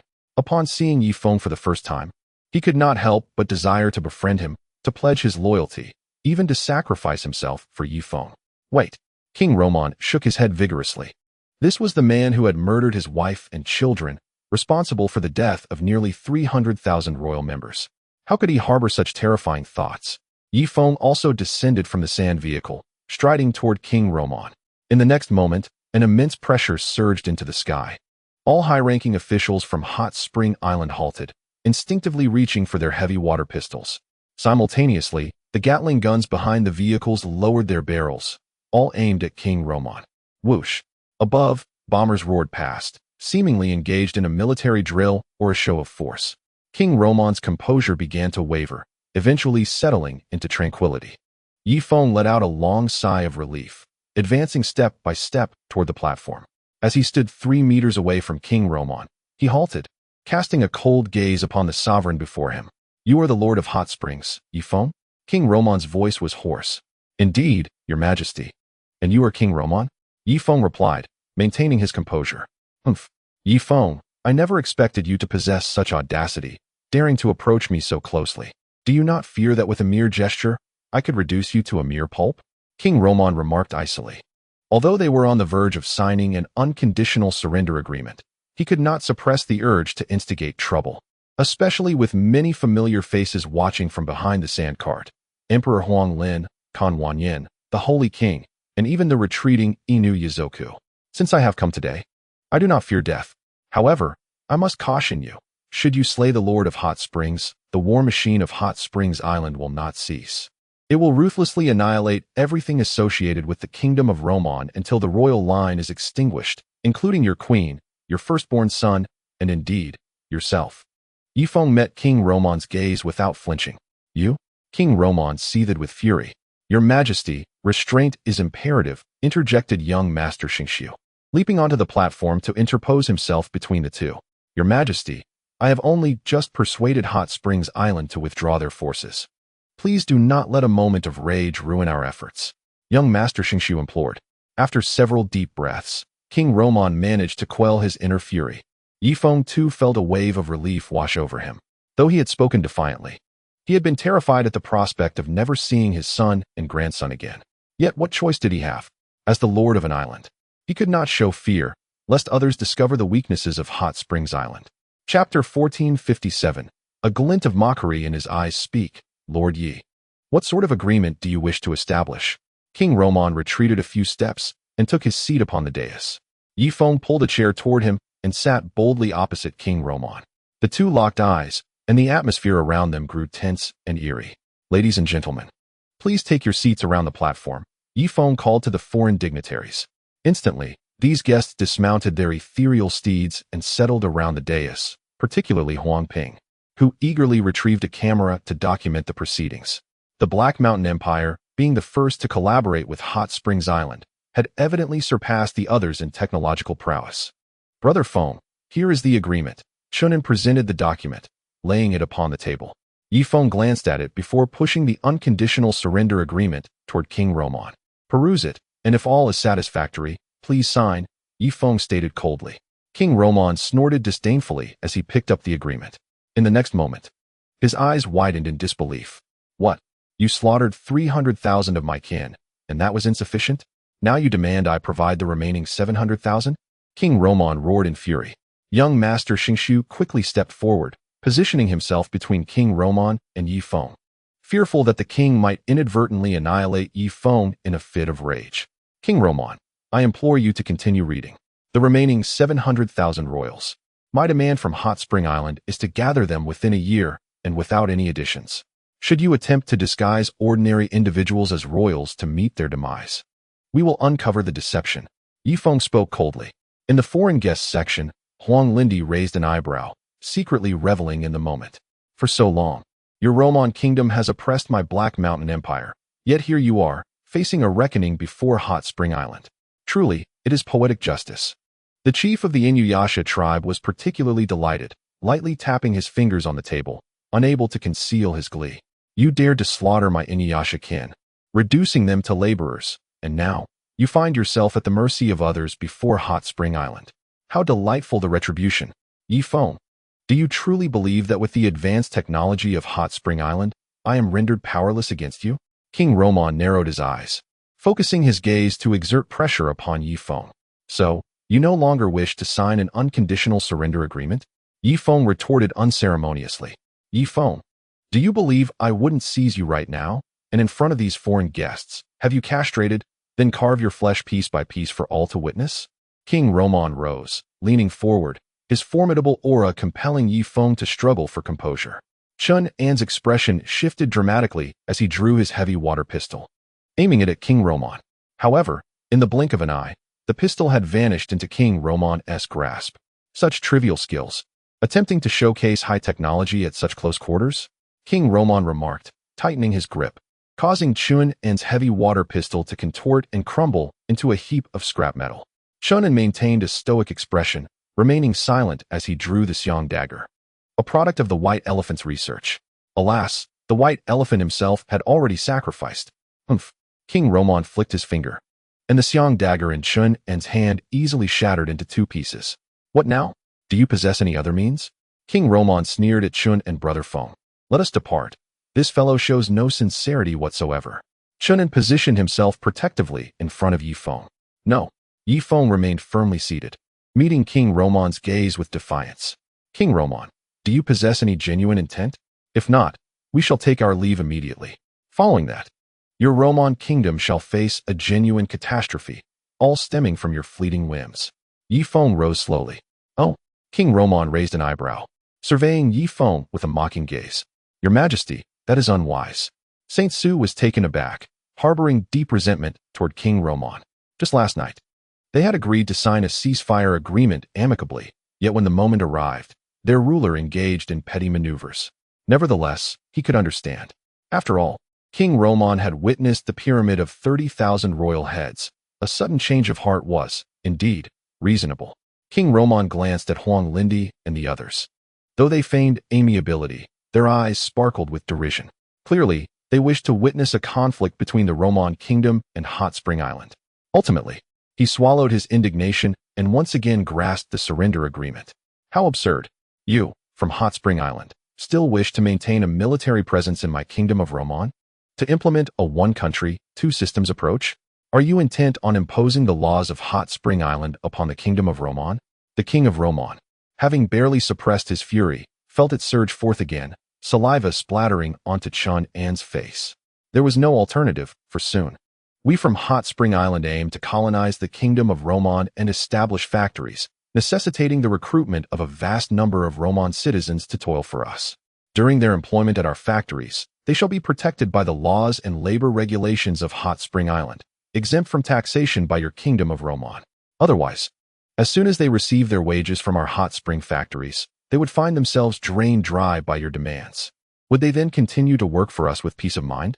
It is essential to recognize that we produce items requiring high precision, and the mental well-being of our workers is paramount. Ye Feng shrugged his shoulders. The king of Romon cast a deep glance at Ye Feng before continuing to examine the conditions.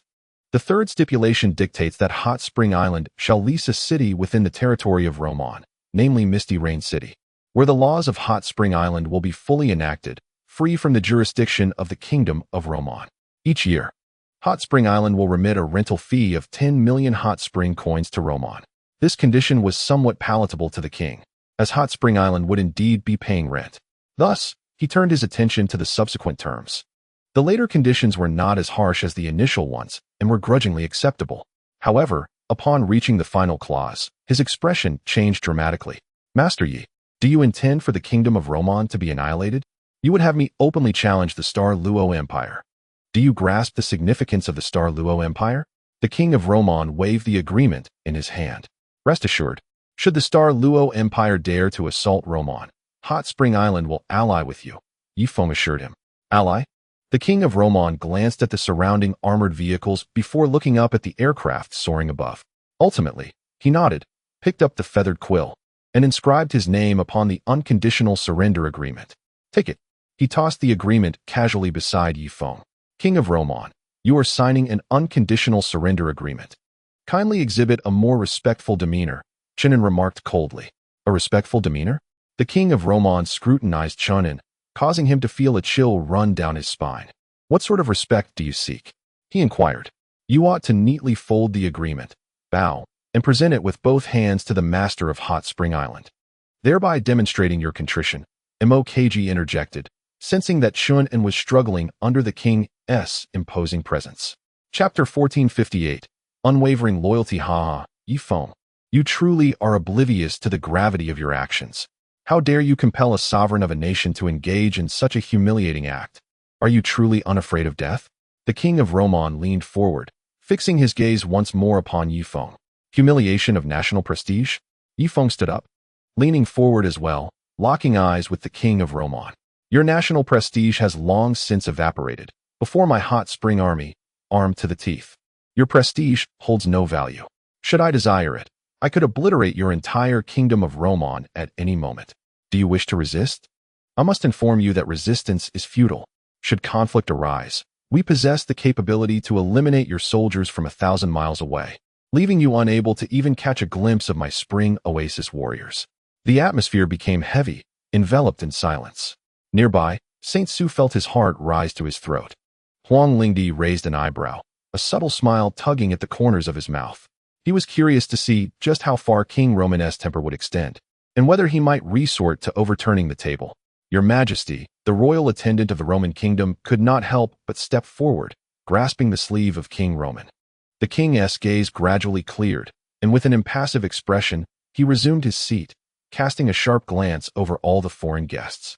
There was no need to ponder. These individuals were merely spectators. If he momentarily lost control and killed Ye Feng, they would surely applaud from the sidelines, for he bore a deep-seated grudge against Spring Oasis. Indeed, as Ye Feng had stated, if war broke out, the soldiers of the Roman kingdom would face annihilation before they even laid eyes on the Spring Oasis warriors. Only his few spatial practitioners possessed the ability to counter low-flying fighter jets. However, the entirety of the Roman kingdom boasted but a handful of such practitioners. Those below that level remained utterly incapable of contending with the advanced weaponry of Spring Oasis. Your Majesty. Saint Su's tone was filled with admonition. King Roman lifted his gaze to the heavens and slowly closed his eyes. After a prolonged silence, he let out a deep sigh, meticulously folding the surrender agreement, gripping it tightly in his hands. He rose to his feet, bowed at the waist, and with both hands extended, presented the unconditional surrender agreement to Ye Feng. Please, Master Yi, accept my sincere surrender on behalf of the Roman kingdom, King Roman stated, bowing his head to conceal the tears welling in his eyes from the foreign guests.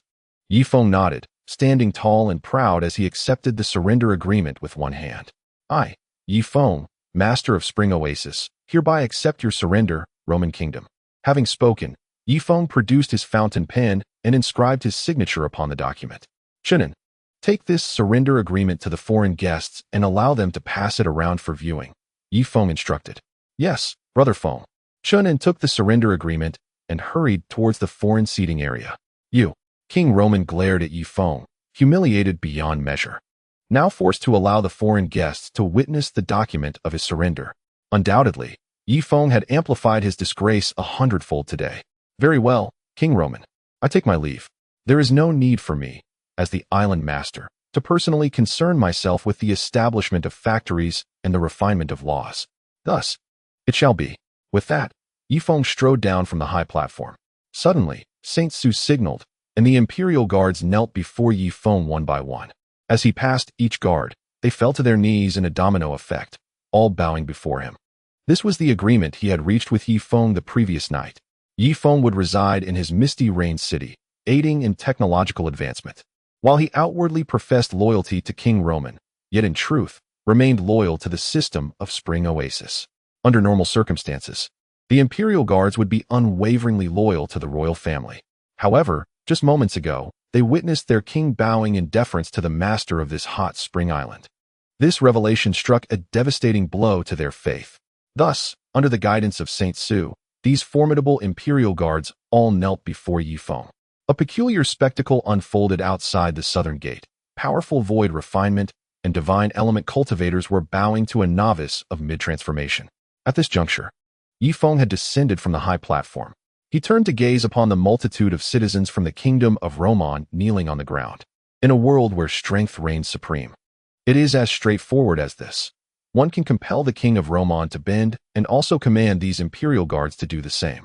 Have the esteemed guests perused the unconditional surrender agreement from the kingdom of Roman? Ye Feng inquired. We have, replied the chieftain of the Inuzuka clan, approaching to personally hand the surrender document to Ye Feng. Excellent. If the esteemed guests are interested, you may attend the upcoming election conference for the Hot Spring Island Master in a week's time. For those disinterested, you may return home and engage in discussions with the Hot Spring Engineering Department regarding the establishment of factories, Ye Feng stated nonchalantly.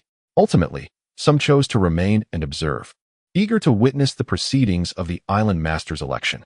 Others, driven by ambition, took their leave to allocate land and prepare for the civilization of the Hot Spring Island. Let us depart. Ye Feng settled into the sandcart. Master of the island, is it true that you are convening the Island Master's election in just 7 days? Huang Yueya expressed disbelief. Is that not permissible? The election should have been held long ago, but due to our impending conflict with the kingdom of Roman, it was delayed until now. It must be held immediately, otherwise, the citizens may perceive that I am exploiting this unique moment to secure a continued reign. Attempting to transform the Hot Spring Island into my own autocratic domain, Ye Feng articulated. Very well. Huang Yueya did not press further. After all, he too was a graduate of the Hot Spring University and understood the significance of governance surpassing all technological advancements. A solid system is foundational. Without it, technology cannot flourish.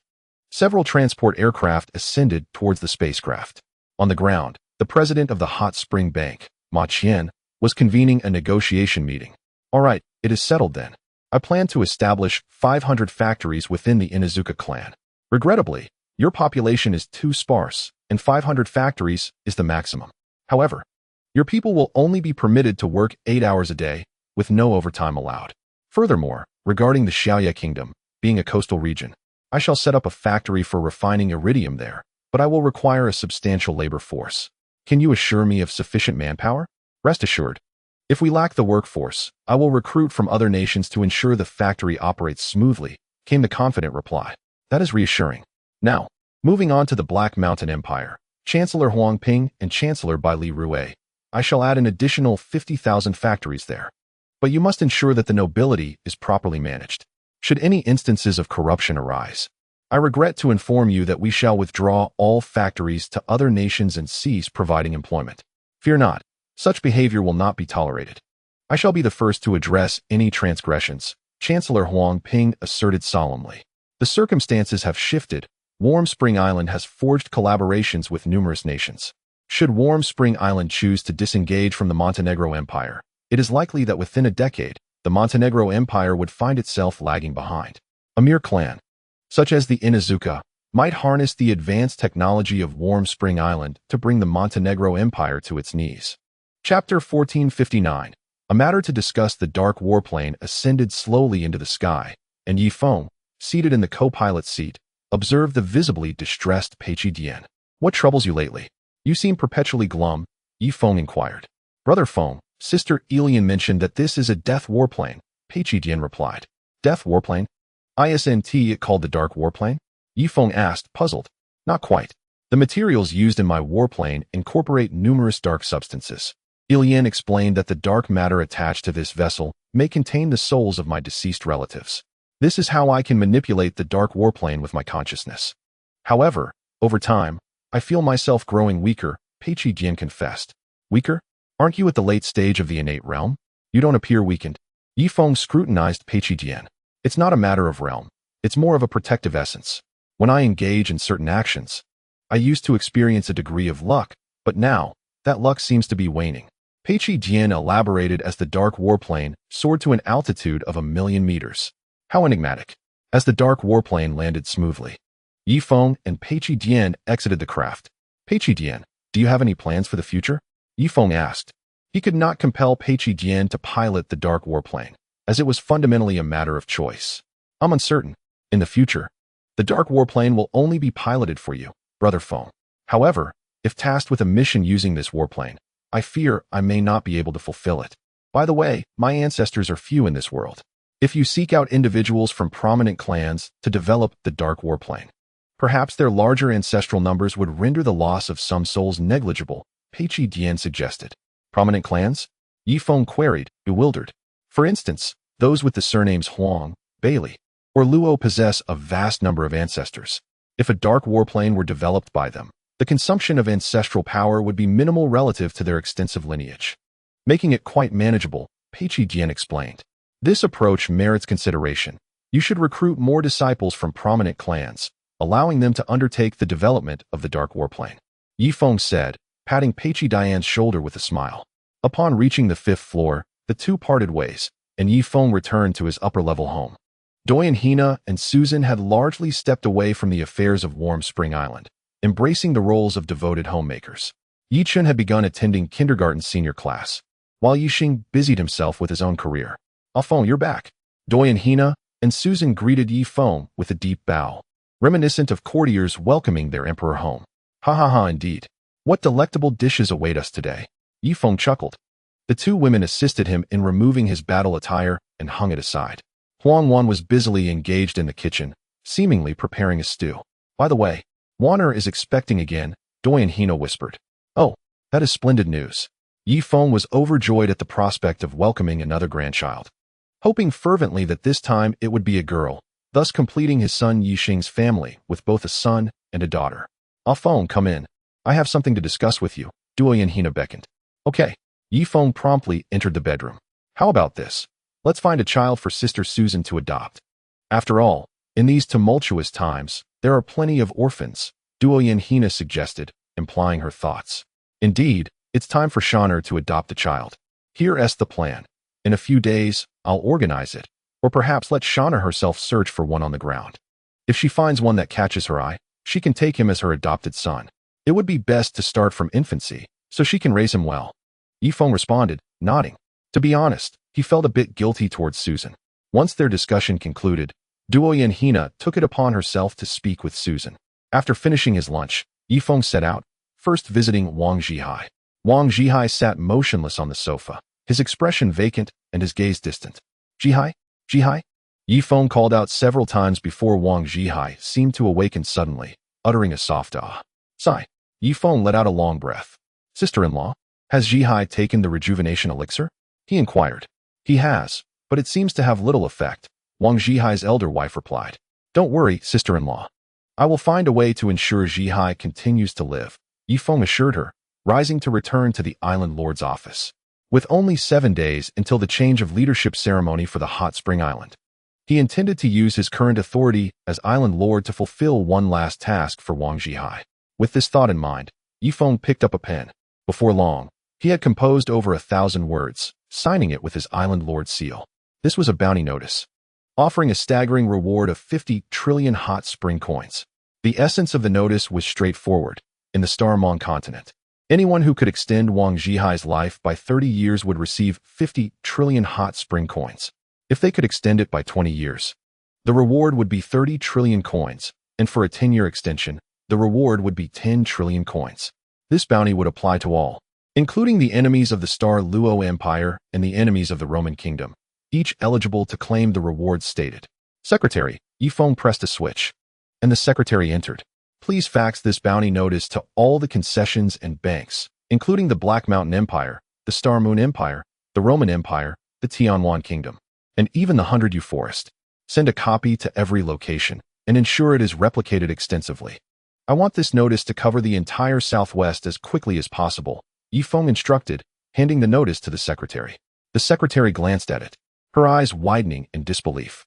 "Island Lord, 50 trillion is an astronomical sum for just one person's lifespan. The House of Representatives might impeach you," she cautioned. "Just do as I say and ensure it reaches the entire Southwest at the fastest speed." Ye Feng waved his hand dismissively. "Understood." The secretary left with a complex expression, heading to the fax room. Ye Feng leaned back, his eyes half closed. He was acutely aware that within 3 or 4 days, the House of Representatives would likely move to impeach him. However, he was indifferent. After all, he had no intention of remaining the island's leader. In just 7 days, the leadership transition conference would take place, after which he would revel in a life of retirement aboard a spacecraft, free from the burdens of governance. Subsequently, Ye Feng attended to several official matters, striving to uphold fairness and justice. Assisting Wang Zhihai in extending his lifespan was perhaps the only infraction he committed in his capacity as island leader, yet he harbored no regrets. 2 hours later, a message from his secretary arrived. Leader, representatives from the house have arrived, accompanied by military police, seeking to speak with you. What? Delay them for me. Ye Feng's expression darkened. He had not anticipated their swift approach. He needed to stall them until the bounty order enveloped the entire southwest region. Even if the house managed to apprehend him then, the bounty would already be in effect, and in order to maintain its credibility, the hot spring island would have no choice but to pay the 50 trillion hot spring coins.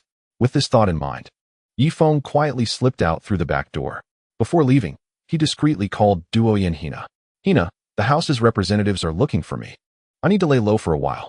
Rest assured, I shall return in 7 days. If they come to our home to confront me, just engage them. There is no need to worry about me. Having spoken, Ye Feng discarded the call and stealthily made his way to the spacecraft docking station in the lower chamber. Just as he stepped into the elevator, 2 members of the house and 16 military police burst into the island leader's office. Where is the leader? Huzhua inquired, gazing at the secretary. I don't know. He was just here. Perhaps he went to the restroom? The secretary provided cover for Ye Feng. Huzhua approached the restroom and forcefully kicked the door open. It was empty. Let us go to his home. In a short while, Huzhua arrived at Ye Feng's residence with the military police. Although he shared a bond with Wang Zhihai, the house was elected by the common people, and as the speaker, he must uphold fairness and justice, never allowing the expenditure of 50 trillion hot spring coins for a single citizen. However, he could reluctantly turn a blind eye to a 5 billion hot spring coin expenditure. Half an hour later, Huzhua sat in the living room of Ye Feng's home. Madame Duoyan, Madame Susan, this is no jest. Please hand over island leader Ye, or it may adversely affect your future welfare, Huzhua stated languidly, cradling a teacup. He did not wish to be overly aggressive, but with so many representatives from the house, he had to provide an account. We truly do not know where he has gone, Susan replied. Is that so? Huzhua sneered, picking up the phone. Shut down the docking station in the lower chamber and conduct a thorough search. Do not allow island leader Ye to leave the spacecraft.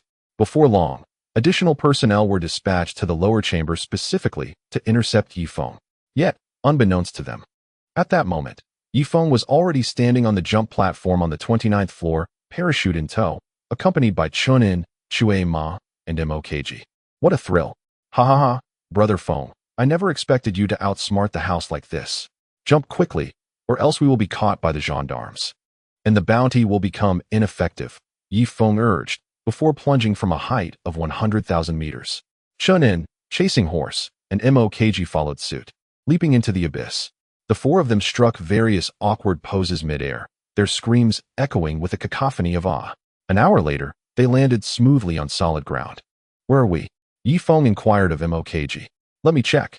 We are several thousand kilometers from the capital of the Roman Empire. Come.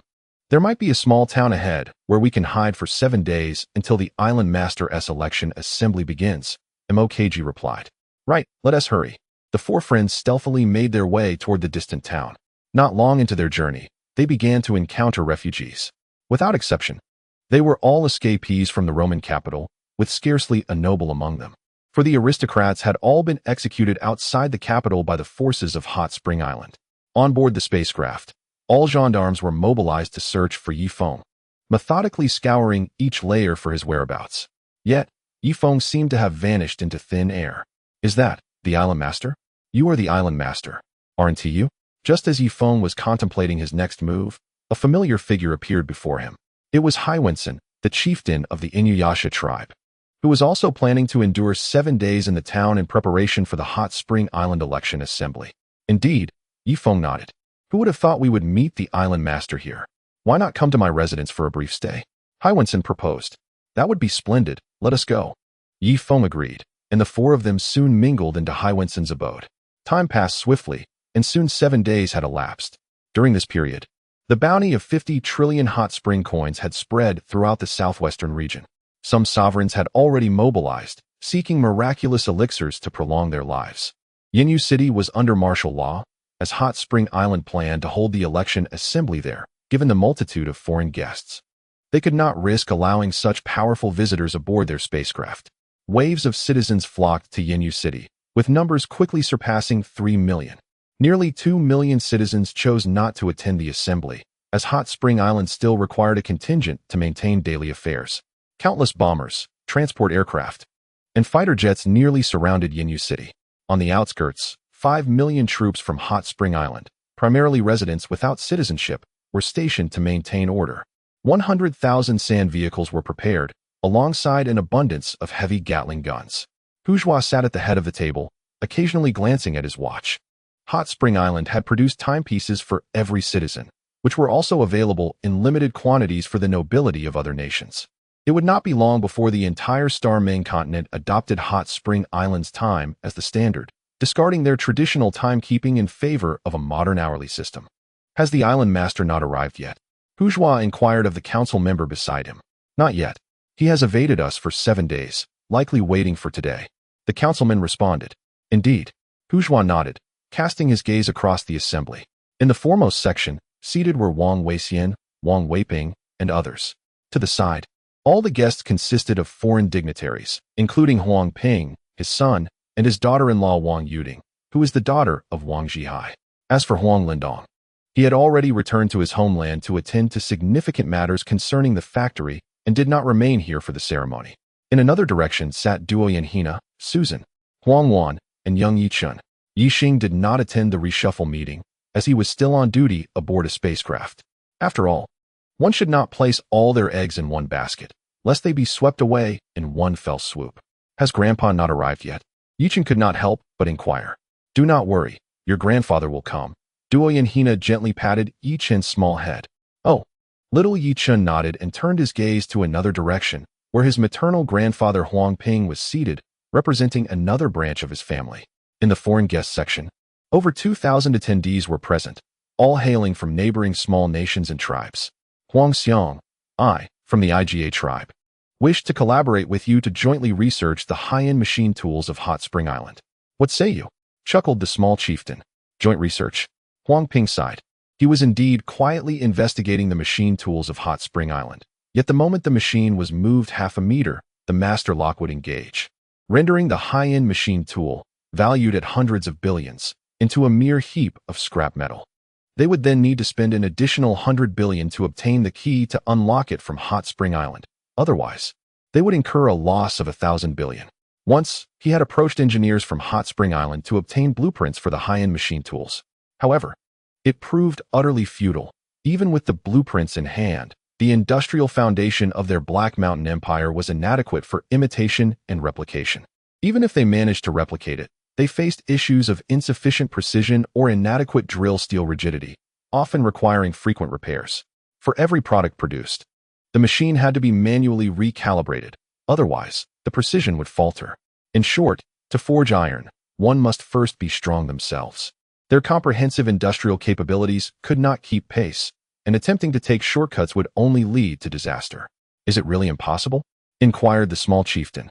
It is not that it cannot be done, but I advise you to first acquire a mid-range machine and study it gradually. In time, you will understand my concerns. Huang Ping sighed. Very well. The small chieftain could only retreat to his seat. In the face of Hot Spring Island's advanced technology, who would not feel envious? Furthermore, the brilliant annihilation war waged by Hot Spring Island had already made waves throughout the southwest. It would not be long before the entire Xingming continent became aware of Hot Spring Island's technological prowess. Soon, those seeking to purchase machine tools would come in droves. Hot Spring Island was indeed formidable, having claimed nearly 1 billion lives from the Roman kingdom while sustaining the loss of merely 1 aircraft, 2 pilots, and fewer than 30 soldiers. Alas, the exchange ratio is terrifying if one were truly to eliminate Hot Spring Island. One fears that the combined military strength of the entire Southwest would not suffice for the exchange required by Hot Spring Island. This is not the most terrifying aspect. The soldiers of Hot Spring Island are not citizens. They are residents recruited from outside, meaning they can continuously replenish their ranks for exchanges, rendering any conflict futile. The only way forward is to learn from the advanced technologies of Hot Spring Island, hoping that one day we too can engage in a magnificent campaign of annihilation. How easily that is said. The foreign guests have not been idle, fervently discussing the recent obliteration of the Roman kingdom by Hot Spring Island. Had it not been for the unconditional surrender agreement signed by the Roman king, one can only speculate that the forces of Hot Spring Island would have already commenced their assault on other key strongholds of the Roman kingdom. Tiger Claw rose, his gaze sweeping across the rainy smoke square, which can accommodate nearly 10 million people at once. Elegant seating arrangements have been made around the perimeter to ensure that everyone can witness the voting system employed by the citizens of Hot Spring Island. Logically, with several million citizens now residing on Hot Spring Island, the voting could be delegated to representatives, sparing the ordinary citizens from such exertion. However, Ye Feng insisted that every citizen must cast their vote under their real name. Only through real name voting can one guarantee the absence of manipulation. Anonymous voting, on the other hand, permits excessive maneuverability. Of course, real name voting could expose individuals to retribution from those in power, but that is of no consequence. If a citizen cannot bear such a minimal burden, they are unworthy of citizenship. Where is the island master? Tiger Claw glanced around, visibly displeased. Suddenly, a stir arose among the crowd. Moments later, Ye Feng, Chun Un, Chasing Horse, and Mokg mingled among the foreign guests of the Canine Knight clan, making a grand entrance. For constables promptly approached, brandishing spirit handcuffs. Island Master Ye, you have repeatedly evaded the scrutiny of our Congress. Regrettably, this cannot be overlooked. Tiger Claw stated as he confronted Ye Feng. I understand, Ye Feng replied, extending his hands to allow the constables to fasten the handcuffs around his wrists. The foreign guests erupted in uproar, a chorus of murmurs filling the air. Hmph was the first to stand, exclaiming, Hey, Ye Feng is the island master of Hot Spring Island. How dare you show disrespect to the master? Hmph, this is an internal matter of Hot Spring Island, and it is not your place to interfere. Furthermore, do not presume that we are akin to your Black Mountain Empire, a society of despotism. Even the island master is subject to punishment for wrongdoing, Tiger Claw retorted, casting a knowing glance. The constables escorted Ye Feng to the highest platform. Ladies and gentlemen, 3 days ago, Congress voted to relieve Ye Feng of his position as island master, yet he has only now chosen to appear. Therefore, I hereby officially declare that Ye Feng is dismissed from his role as island master and demoted to an ordinary citizen. Upon concluding his statement, the constables released Ye Feng from his handcuffs, restoring his freedom. Ye Feng, do you accept the punishment handed down by Congress? Tiger Claw inquired. I accept. Fully accept. It is much better than I had anticipated, Ye Feng responded with a quick smile. Having feared that he would not only be stripped of his position, but also face expulsion from citizenship. As long as he remained a citizen, all was well. He could still enjoy a leisurely retirement aboard a spacecraft. Good. Please sign here. Tiger Claw approached with the decree of appointment and dismissal. Ye Feng not only signed, but also affixed his fingerprint, ensuring that there were no oversights. Tiger Claw's eyes twitched, a blend of amusement and exasperation crossing his features. Brother Feng, what am I to do with you? He said, pocketing the decree before stepping back onto the podium. Grandfather. Yi Chen leapt into Ye Feng's embrace. Ah, my dear grandson, Ye Feng exclaimed, lifting Yi Chen and returning to his seat. Susan and Duoyen, he not quickly made some room for him. Hu Zhuan nodded, casting a glance at Cheng Li Bin, who stood at the podium. Although retired, he was called upon to host. For his esteemed reputation could command the unruly citizens of Hot Spring Island. I hereby declare the commencement of the 9th Island Lord Election Conference for Hot Spring Island. I invite the 7 candidates to come forth. With a gesture, Cheng Li Bin signaled to the audience. Thunderous applause erupted as the 7 candidates ascended the stage in succession. Wang Weixian, Cheng Pingping, Meng Yinla, Ilian, Pei Jian, He Li Xuan, and Shi Jin, whose father was the martyr Xian. Originally, Wang Weiping was also eligible to be a candidate, but the council deemed that no family could present 2 candidates. Thus he was eliminated. Allow me to introduce, Cheng Li Bin announced as he positioned himself before Wang Weixian. This is Wang Weixian. In the absence of Brother Feng, he served as acting island lord, demonstrating remarkable leadership and coordination skills. Furthermore, his father, Wang Zhihai, has made significant contributions to the development of Hot Spring Island, and his elder brother, Wang Weiluo, is honored as a martyr of our island, representing true integrity. The audience erupted in enthusiastic applause, with some fervently chanting Wang Weixian's name. Cheng Li Bin then moved to Qing Pingping. This is Hmph, currently a general in the military.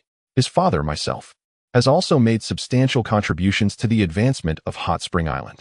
The applause was not as vigorous as before, but still resonated with respect. Next, he introduced Meng Yanla.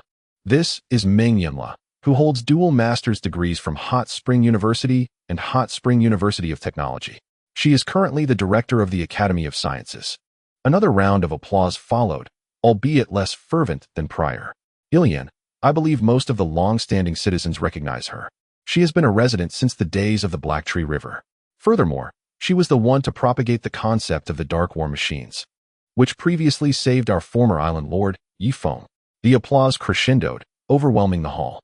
This is Peiqi Dian, who brought Ilian's dark concept into reality, making groundbreaking contributions to Hot Spring Island's technology. This disruption introduced a third energy source, known as dark energy, alongside electricity and nuclear energy. Upon this declaration, nearly all citizens joined in applause. After all, in contemporary Hot Spring Island, technological advancement took precedence. Citizens cared little for past contributions, but rather focused on future potential. Chapter 1462. Both the palm and the back of the hand are flesh. He Lishuan is a familiar name among the long-standing citizens as the second island lord following Brother Feng. During his tenure, he inherited Brother Feng's methods, ensuring the steady development of Hot Spring Island. This is Shi Jin, a descendant of a martyr, embodying true integrity. With the introductions complete, Cheng Libin stood before the 7 candidates. Now, esteemed citizens, please form an orderly line to cast your votes, ensuring that each ballot is singular in nature. With a wave of his hand, Cheng Libin summoned several armed guards who approached, bearing white bards to place sequentially before the 7 candidates. Former Island Master Yi, would you be so kind as to cast the first vote? Cheng Libin beckoned to Ye Feng. Me? Ye Feng pointed to himself in mild surprise. Indeed. Oh, what a dilemma this presents. Each of these 7 individuals possesses remarkable talents, and it pains me to choose. Ye Feng paced before the candidates, deliberating with uncertainty. To cast my vote for Wang Weixian would signify that Wenshu Island is destined to ascend as a superpower. But technological advancement would undoubtedly progress at a sluggish pace. Conversely, supporting Peiqidian would delay our emergence as a superpower, yet within 2 decades, we would undoubtedly eclipse the entire Xingming continent in technological prowess. The sentiments of the other candidates must also be considered. Peiqidian, I shall cast my vote for you. With that, Ye Feng seized the carbon pen. The once exuberant expression on Wang Weixian's face vanished, replaced by a look of deep resentment directed at Ye Feng. Upon completing the voting, Ye Feng discarded the carbon pen and returned to his faction. The citizens immediately formed a long queue. I vote for Peiqidian. I shall vote as well. They are all quite comparable. I will also support Peiqidian, trusting in the judgment of the island master. I, too, cast my vote for Peiqidian. In a mere moment, the board for Peiqidian was filled, while the other 6 candidates wore expressions of discontent, casting glances of reproach at Ye Feng, causing him considerable discomfort. His reputation was so formidable that his single vote could nearly determine the next island master. Among the foreign guests, murmurs arose as they exchanged opinions. Clearly, this was their first encounter with such a fair and just selection process. Could this be emulated? Emulate what? If we were to adopt Wenshu Island's system, would it not imply that the domain painstakingly established by our ancestors must be shared with the commoners? Indeed, that is our right. How could it be distributed among the lower classes? Thus, the system of Wenshu Island is currently inadvisable for us. The foreign guests pressed their lips together, some revealing a hint of derision in their eyes, mocking Ye Feng's seemingly foolish decision to distribute power equitably among all citizens. What privileges would remain for the island master? As time flowed slowly by, 2 hours elapsed. Peiqidian had filled 40 boards, while the second candidate, Wang Weixian, had only filled 4. A tenfold disparity had emerged, effectively determining the choice for the next island master. Stop. At that moment, He Lishuan raised his hand. What is it, He Lishuan? Hu Zhua inquired impatiently. This is unjust. If Cheng Libin permitted Brother Feng to vote first, that in itself is an unfair advantage. The former island master should have the privilege of voting last, as that would truly embody fairness and justice. Otherwise, with Ye Feng's prominence on Wenshu Island, whoever he supports is practically assured the position of the next island master. This involves potential conflicts of interest. If I were Ye Feng and favored a candidate, casting my vote for them first would be indistinguishable from a hereditary system. He Lishuan declared loudly. The expression on Tiger Claw's face darkened as he immediately turned his head away, engaging in hushed discussions with several vice presidents. 2 minutes later, he straightened his posture and directed his gaze towards He Xian. He Xian's proposal took effect, and following a decision by the House of Representatives, Pei Jidian was temporarily removed from the candidate list, with Naraimi replacing his position. Tiger Claw spoke solemnly. Oh, Pei Jidian was left utterly stunned. Do not be disheartened. Pei Jidian, this term is but 2.5 years. You may still run in the next election, Tiger Claw reassured him with a smile. Run for the next term? I'll run against you, old man. Pei Jidian exclaimed, kicking over the whiteboard and charging towards Tiger Claw in a fit of rage. However, after just a few steps, he was subdued by 5 or 6 constables who pinned him to the ground. Take him to the back and calm his emotions, Tiger Claw said, visibly embarrassed. Raimi was invited to the podium to fill the numbers, and the previously cast votes on the whiteboards were entirely erased and replaced with new ones. He Xian wore a satisfied smile, standing in anticipation at his designated spot. Ye Feng, you shall cast the last vote. No need for the others to proceed, Tiger Claw instructed. Casual enough, Ye Feng replied, shrugging. After all, as long as he could rid himself of the island master's troublesome candidacy, he would consider it a significant success. The 7 candidates on the podium were all reputable, and he was unconcerned about any potential issues. I hereby declare the voting open. The citizens once again formed a long queue. In a matter of moments, Huang Yueya's side surged ahead by a considerable margin. Ha! Huang Weiping laughed heartily below. At this rate, our family will have 2 island masters, bringing glory to our name.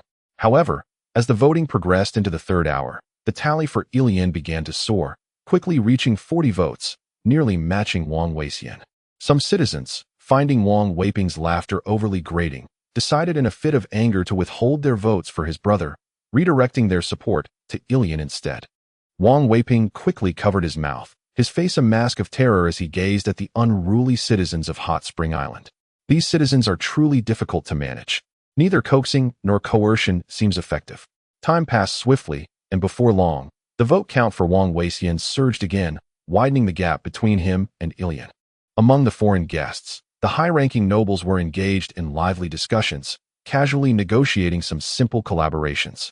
For instance, your nation is coastal and could assist us in refining elemental energy. Yours is mountainous and could supply us with iron scraps and other materials. Where is Zhihai? Has he not arrived? Ye Feng suddenly recalled, swiveling his head as his thoughts wandered. Zhihai is old and his mind is in disarray. His presence would serve little purpose. Susan remarked. Indeed. Zhihai, you must hold on. My bounty notice is already taking effect. Ye Feng silently prayed, wishing well for his closest comrade. Soon, evening fell, and the citizens finally completed their voting.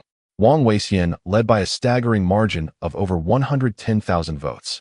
Ye Feng, it is now your turn to cast your vote, Tiger Claw finally announced. Very well. Ye Feng hesitated for a moment before casting his vote for He Xian, indicating he bore no grudges. The overall outcome was already determined. Huang Yueya was the island master. All right, I shall make the announcement. Cheng Li Bean stepped forward. Huang Yueya, with an impressive total of 197 for 141 votes, has been elected as the 9th leader of Hot Spring Island, prompting a round of applause. The sound of flesh meeting flesh echoed throughout the entire Misty Rain City, within a radius of 300 kilometers. The foreign guests exchanged glances and joined in the spontaneous clapping. Huang Ping focused intently on Huang Yueya, nodding in approval. Henceforth, this young man would be the paramount figure of Hot Spring Island. The other guests raised their glasses in a distant toast to Huang Yueya. With great excitement, Huang Yueya accepted the microphone handed to him by Cheng Li Bean. Esteemed citizens, honorable council members, distinguished speaker, former leader Yi, I, Huang Yueya, hereby pledge that during my tenure, I shall elevate the welfare of the citizens, ensuring that all may swiftly ascend in a relaxed, joyful atmosphere. I strive to raise every citizen's realm to the true martial realm during my leadership. Thank you, thank you. Upon concluding his speech, he bowed deeply. Once again, the sound of flesh colliding reverberated throughout Hot Spring Square. Particularly, the foreign guests rose in unison, fervently applauding to express their support for Huang Yueya. After all, he was to become the leader of Hot Spring Island, and they wish to foster strong ties with this young man for future technological advancements. I must first extend my gratitude to the former leader, Ye Feng. Under his guidance, Hot Spring Island has evolved into one of the most formidable nations in this realm. Thank you, Leader Yi, for your hard work. Huang Yueya continued. The citizens' gazes shifted entirely to Ye Feng, who stood up as they orderly bowed in respect. Thank you, Brother Feng. Their harmonious voices resonated, bringing a glimmer of moisture to the corners of Ye Feng's eyes. It is because of you that I have been able to showcase my worth. I must also express my gratitude to all of you, for you have allowed me to realize my life's value and goals. Ye Feng also bowed deeply to everyone. Please take your seats. I, Huang Yueya, hereby declare that from this moment forth, the working hours for ordinary citizens shall not exceed 4 hours daily, and the Labor Department must ensure this is implemented. For the upper echelon, the maximum working hours shall not exceed 8 hours per day and 40 hours per week. As for me, as the island leader, I am available to work around the clock. Upon finishing, the crowd erupted into enthusiastic applause once more. Huang Yueya smiled lightly and turned to the next page of his speech. Additionally, for the cooperative factories associated with Hot Spring Island, workers' weekly working hours shall also be capped at 40. Should they exceed this limit, compensation will be calculated at 1.5 or double the standard wage. Yulong, Lingyan, you are our largest cooperative factories on Hot Spring Island. I expect you to strictly adhere to our labor laws without negligence. Otherwise, Hot Spring Island reserves the right to support alternative factories, Huang Yueya stated. Yulong and Lingyan exchanged apprehensive glances, standing to nod in agreement with Huang Yueya's decisions. Then, there are the other factories, such as those of the Black Mountain Empire, under the stewardship of Prime Minister Hmph. I sincerely hope that the Black Mountain Empire will adhere strictly to labor laws, ensuring that workers do not exceed a weekly working time of 40 hours. Otherwise, while we at Hot Spring Island may refrain from imposing sanctions on you, future collaborations may dwindle significantly, Huang Yueya remarked to Hmph. Hmph's expression darkened, his displeasure evident. The citizens of the Black Mountain Empire are akin to the long-term workers of the Huang family.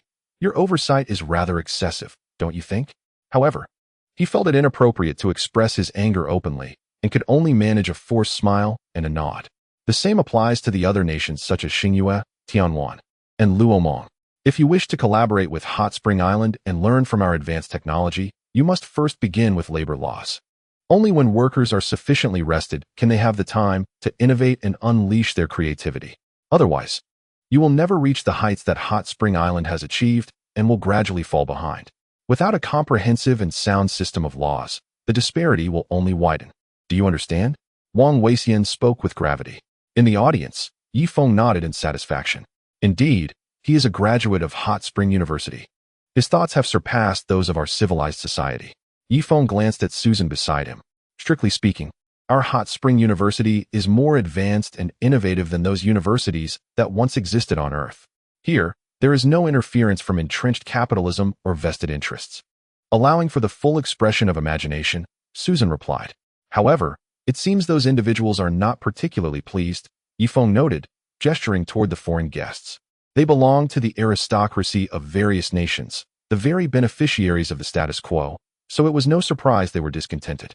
If Mr. Wang's system were implemented, their privileges would vanish, rendering them indistinguishable from the common populace.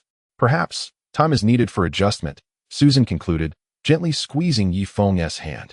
As midnight approached, Huang Yueya continued his lengthy discourse from the podium, while some citizens, growing impatient, opted to retire for the night. The foreign guests, initially contemplating an abrupt departure, were compelled to endure, mindful of their need to collaborate with Huang Yueya. This young man has inherited his father's eloquence. At an island leaders' conference, he can speak for 2 to 3 hours, Ye Feng mused, bemused. Beside him, Bai Chuxue and Su Yun chuckled softly. Do you remember the time in the Blacktree River Valley? Wang Zhihai won over a multitude through his storytelling, Su Yun recalled with a smile. Indeed, I fondly remember those days. Wang's ambitions leaned toward dictatorship, yet he possessed undeniable capability, Bai Chuxue added. An hour later, Huang Yueya turned to the next page of his speech. Hu Zhua, unable to endure any longer, interjected, Island Lord, if you have more to say, perhaps it would be better to save it for another time. Most of the citizens have already departed, and the foreign guests are only remaining out of respect for your status as island leader.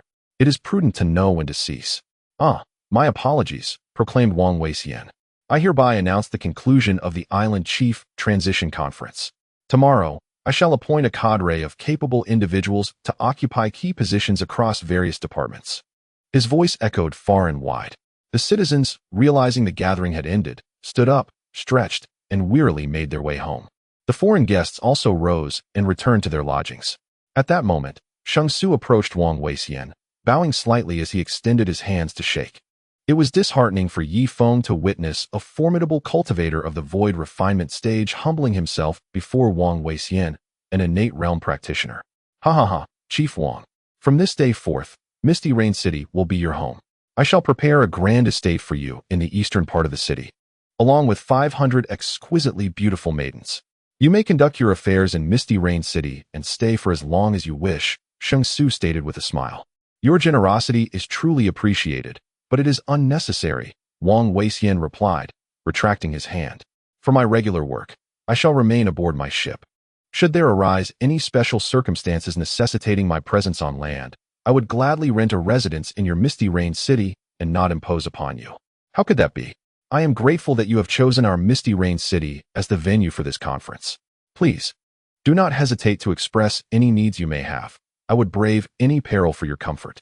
However, I do hope to procure a few more high-end machine tools from your island, Shang Su added. That is certainly feasible. Just prepare the funds, Huang Yueya assured him. Chapter 1464. The tone softened considerably. Ye Feng returned to his temporary residence in Misty Rain City, which turned out to be a charming standalone villa, attended by numerous maidservants. Dismiss these servants at once. I, Ye Feng, prefer solitude in my abode. The citizens of Hot Spring Island are more than capable of taking care of themselves. He instructed the steward. Understood, the steward replied, promptly leading the throng of maidservants away. At that moment, the villa belonged to Ye Feng and his family. Residing on solid ground offered a comforting sense of stability. Susan settled into a nearby chair. Shall we not acquire a couple of sofas? Ye Feng suggested with a grin. No need. This arrangement possesses a certain nostalgic charm, Susan responded with a smile. Doi and Hina peeked into the kitchen, noting the cooking utensils were unique to the kingdom of Roman, far less advanced than those in Hot Spring Island, as they relied on firewood for cooking. Grandma, let me assist you in preparing the meal. Yi Chen rushed into the kitchen. Mom, I too wish to help with the cooking. Huang Wan followed suit, calling Doi and Hina Mom just as Yixing did. Susan sat in her chair, gazing at the scene before her with a hint of melancholy on her face. Shaner, I am no longer the island chief. Let us stay in Misty Rain City for a couple of days, and then we shall journey to the mainland to explore and see if we might offer shelter to an orphan, Ye Feng suggested, perching on the armrest of Susan's chair. Is that truly possible? Susan's eyes sparkled with hope. Absolutely. I understand your desires, Ye Feng replied, gently stroking her hair. Oh, by the way, should we invite Hina's sister to join us on our travels? Susan inquired once more. Rest assured, I anticipated your inquiry. Just the two of us.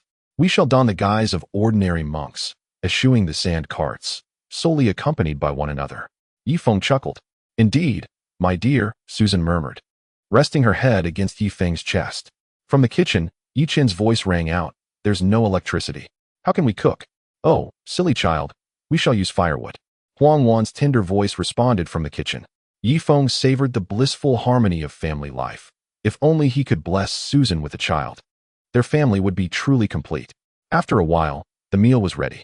It must be said, the rice cooked over firewood had an exquisite aroma. The family of 5 gathered joyously, with Yi Chen even taking the initiative to serve vegetables to Susan. At that moment, Yi Feng's phone rang. Hello. Is everything all right on the ground? It was his son, Yi Xing, calling from his post on the spaceship, ever vigilant of affairs below, fearing that the citizens of Wangshuan Island might be in peril from the forces of the Roman kingdom. How could there be trouble? Currently, the neighboring nations of the southwest have all come to pay their respects. Only the nation of Longwa, the foremost in the southwest, has yet to arrive. But fear not. Longwa is but marginally stronger than the Roman kingdom and will hardly stir up significant waves, Yi Feng replied with a smile. Then I can rest easy. Father, I believe that in a few days, you should bring the family back to the spaceship. It is safer there, Yi Xing suggested, already taking on the role of a caretaker. Well, you may decide when the time comes, but I intend to take your Aunt Susan on a journey across the continent. By the way, Do remember to practice regularly aboard the spaceship and take your elixirs on time. Do not overexert yourself. We shall have ample time in the future to explore those peculiar curiosities of yours. Ye Feng spoke gently. I understand. I am quite energetic at the moment and am ready to delve into that research. Father, do take care of your health. Avoid venturing into dangerous places and refrain from conflicts with others. It is best to be cautious. I would rather not have to rescue you from the ground in the future. Yi Xing's tone softened considerably. Very well, that shall suffice. Ye Feng ended the call. The following morning, Ye Feng took his family of 5 for a leisurely stroll in Yenyu City.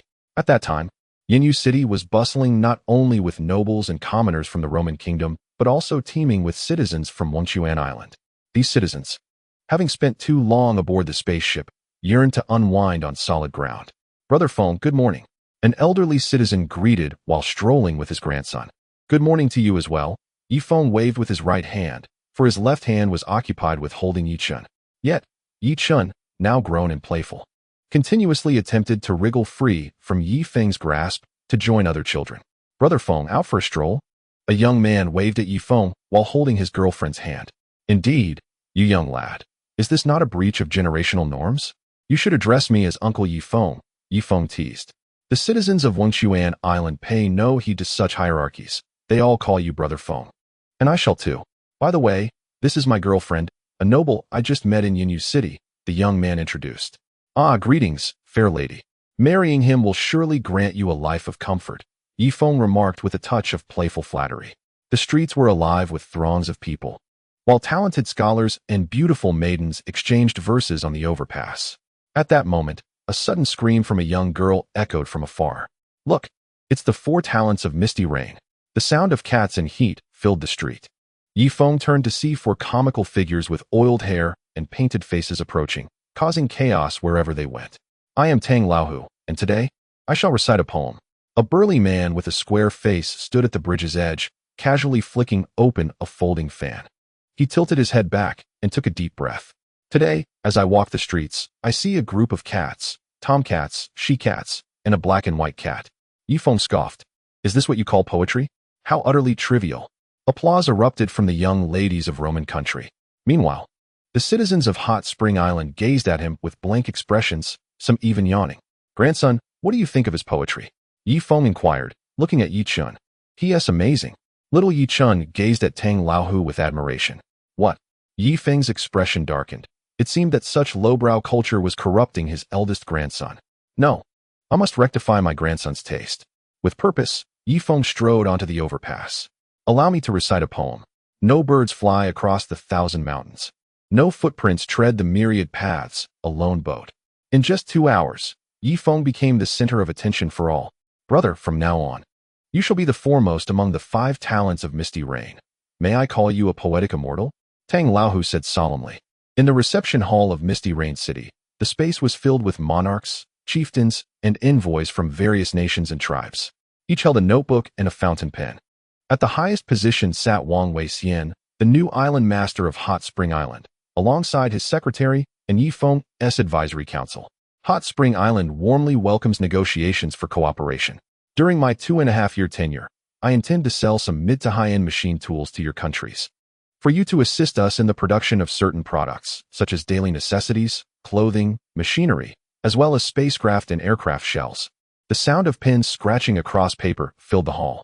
For daily necessities and clothing, our requirements are not particularly stringent. However, regarding spacecraft and aircraft shells, we have high standards. Therefore, your factories must possess a comprehensive labor law to ensure the rights and wages of the workers. Additionally, we have strict requirements for the factories. Once a contract is signed, we will dispatch engineers to your countries or regions for on-site inspections to ascertain whether you meet our production conditions. Another series of pen strokes reverberated through the hall. Furthermore, there is a factory that requires minimal technology, the extraction of iridium from seawater. This process demands substantial manpower and resources. Our buyback price for iridium is 10 trillion hot spring coins per gram. After Wang Yueya finished speaking, he turned to his advisory council. Indeed, our hot spring island symbolizes civilization. At present, the high-end machine tools we offer you are equipped with locked restrictions. They cannot be disassembled or relocated. Should you attempt to manipulate the machinery, it will become inoperable. Upon hearing this, Huang Ping raised his hand and inquired, "How can we develop high-end machine tools?" A commendable question, he was told. The technology for high-end machine tools necessitates a comprehensive system to ensure its integrity. If your nation exists as a barbaric society, we would not entrust such advanced technology to you. For if a barbaric society were to wield such power, it would spell disaster for humanity as a whole. Unless your nation achieves a level of civilization akin to that of Hot Spring Island, though we do not demand you reach our standards entirely, attaining 70% of our civility would suffice for us to consider granting you access to certain advanced technologies. As for what constitutes civilization, it entails tempering the arrogance of nobility, alleviating the fears of the common populace, safeguarding vulnerable groups, and ensuring that all may have sufficient sustenance. However, given your national circumstances, let us first address the issue of your citizens' basic needs. Wang Weixian responded. I understand, Huang Ping noted, diligently recording the information, his mind already formulating a comprehensive plan. Island Master. The former leader Yi once mentioned that a reward of 1 trillion to 5 trillion hot spring coins could be granted for extending Wang Zhihai's lifespan. Is this true? A chieftain from a small tribe inquired. Upon hearing this, Wang Weixian felt a surge of alarm. Naturally, he wished to prolong his father's life. Yet, he was reminded of his position and the necessity to separate personal interests from public duty. The former leader Yi had overstepped. It was implausible for Hot Spring Island to allocate such a sum for a single individual's benefit. However, as the son of Wang Zhihai, I am willing to privately offer a reward of 100 billion to 500 billion, which I shall secure through a loan from the Hot Spring Bank. Wang Weixian declared. Is that all? The chieftain scoffed, feeling a profound sense of disappointment. He was aware of a certain place that might extend the lifespan of ordinary cultivators. At that moment, the think tank pulled Wang Weixian aside. Island Master, the reward decree issued by Leader Yi during his tenure remains valid. If you do not uphold it, it may reflect poorly on the credit of Hot Spring Island. Our think tank unanimously agrees that we could propose a reward of 1 trillion to 5 trillion to provide your esteemed father with a glimmer of hope for survival. Indeed, I concur, another added. Island Master, your father has made remarkable contributions to Hot Spring Island, his status second only to Ye Feng. Thus, although this reward may not align with the law, it is reasonable, and I believe the House of Representatives will refrain from interference. For members of the think tank nodded in agreement. Wang Weixian felt a wave of gratitude wash over him as he gazed deeply at the assembled group before turning his attention back to the foreign guests. Very well. I hereby declare the reward decree issued by the former leader Yi to be in effect, Wang Weixian announced. Is it truly so? If I can ensure that Wang Zhihai lives an additional 30 years, I shall receive 5 trillion hot spring coins, Haiwensen rejoiced. In their expansive grasslands, there existed a longevity spell capable of preserving a person's physical form for millennia. However, those who consumed the tree fruit after their lifespan had expired would descend into a state of dementia, akin to what modern medicine refers to as a vegetative state. Regardless, at the very least, it allows Wang Zhihai to continue living. Of course, can there be any doubt regarding my credibility on Hot Spring Island? Wang Weixian's face was marked by discontent. Ha ha ha ha. Wow ha ha. 50 trillion. I have won. I have triumphed. Heaven's Son leapt up in joy. Island Master Wang, I wish to have a private audience with you after the meeting. Oh. Wang Weixian's expression shifted slightly. Very well. During the subsequent meeting, Wang Weixian appeared somewhat distracted, having been reminded by his secretary several times. Finally, when the meeting concluded, Wang Weixian hurried to his private villa, where Heaven's Son had long been awaiting him. Mr. Heaven's Son, your deliberate inquiry about the bounty indicates you possess some reliable information that could aid in extending my father's life. Wang Weixian warmly grasped Heaven's Son's hand. Although Wang Weixian was a congenital cultivator, Heaven's Son was a formidable void refinement practitioner. There existed a vast chasm of 2 major realms between them. And according to the customs of the Starry Dream continent, should Wang Weixian dare to approach Heaven's Son, he would be instantly sent flying by a single palm strike. Yet now, Heaven's Son felt no discomfort. Instead, he seemed rather pleased with himself. Wang Weixian's prowess was lacking, but he was the head of Hot Spring Island, a powerful organization capable of easily toppling the Roman Empire. In our vast grasslands, there exists a tree of longevity. By consuming its fruit, one can preserve their corporeal form indefinitely. However, that is merely the extent of its power. Do you understand, Island Master Wang? Huang Yueya had already taken his seat opposite Hmph. Merely that.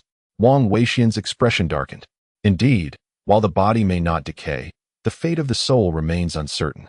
Those who consume the fruit of the longevity tree typically exist in a state of life, yet they cannot speak, respond, or perceive anything from the outside world.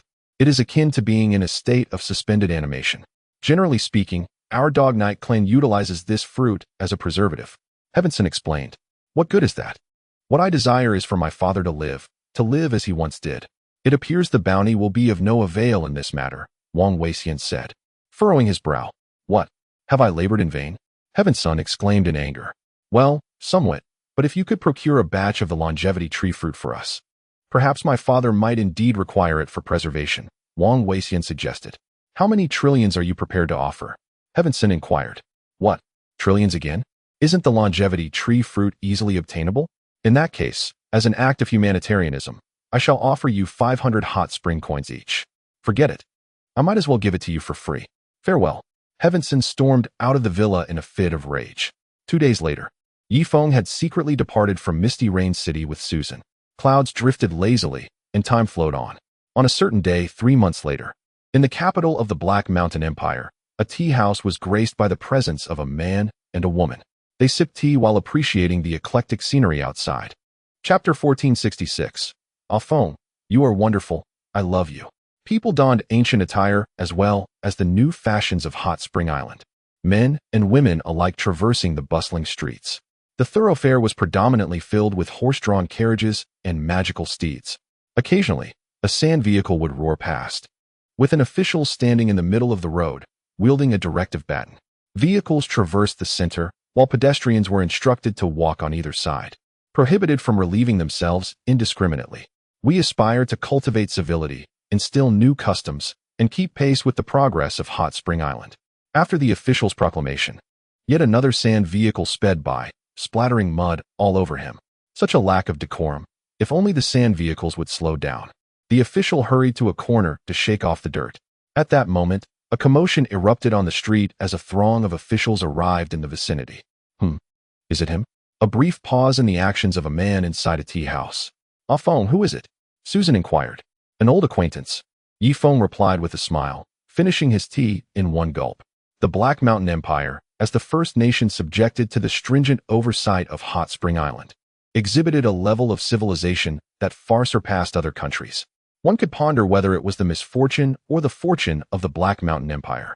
A large crowd gathered, led by Baili Rue, who donned the attire of an ordinary citizen, his piercing gaze scanning the surroundings. Make way, step aside. The Chancellor is coming, can't you see? Baili Rue's retainers pushed aside the surrounding populace with forceful kicks and punches, clearing a path. We are a civilized nation. What of the Chancellor? Shall we cease to walk simply because he has arrived? Protested a few youths who had spent a brief time studying at the Hot Spring Academy, boldly reprimanding Baili Rue's retainers. Are you courting death?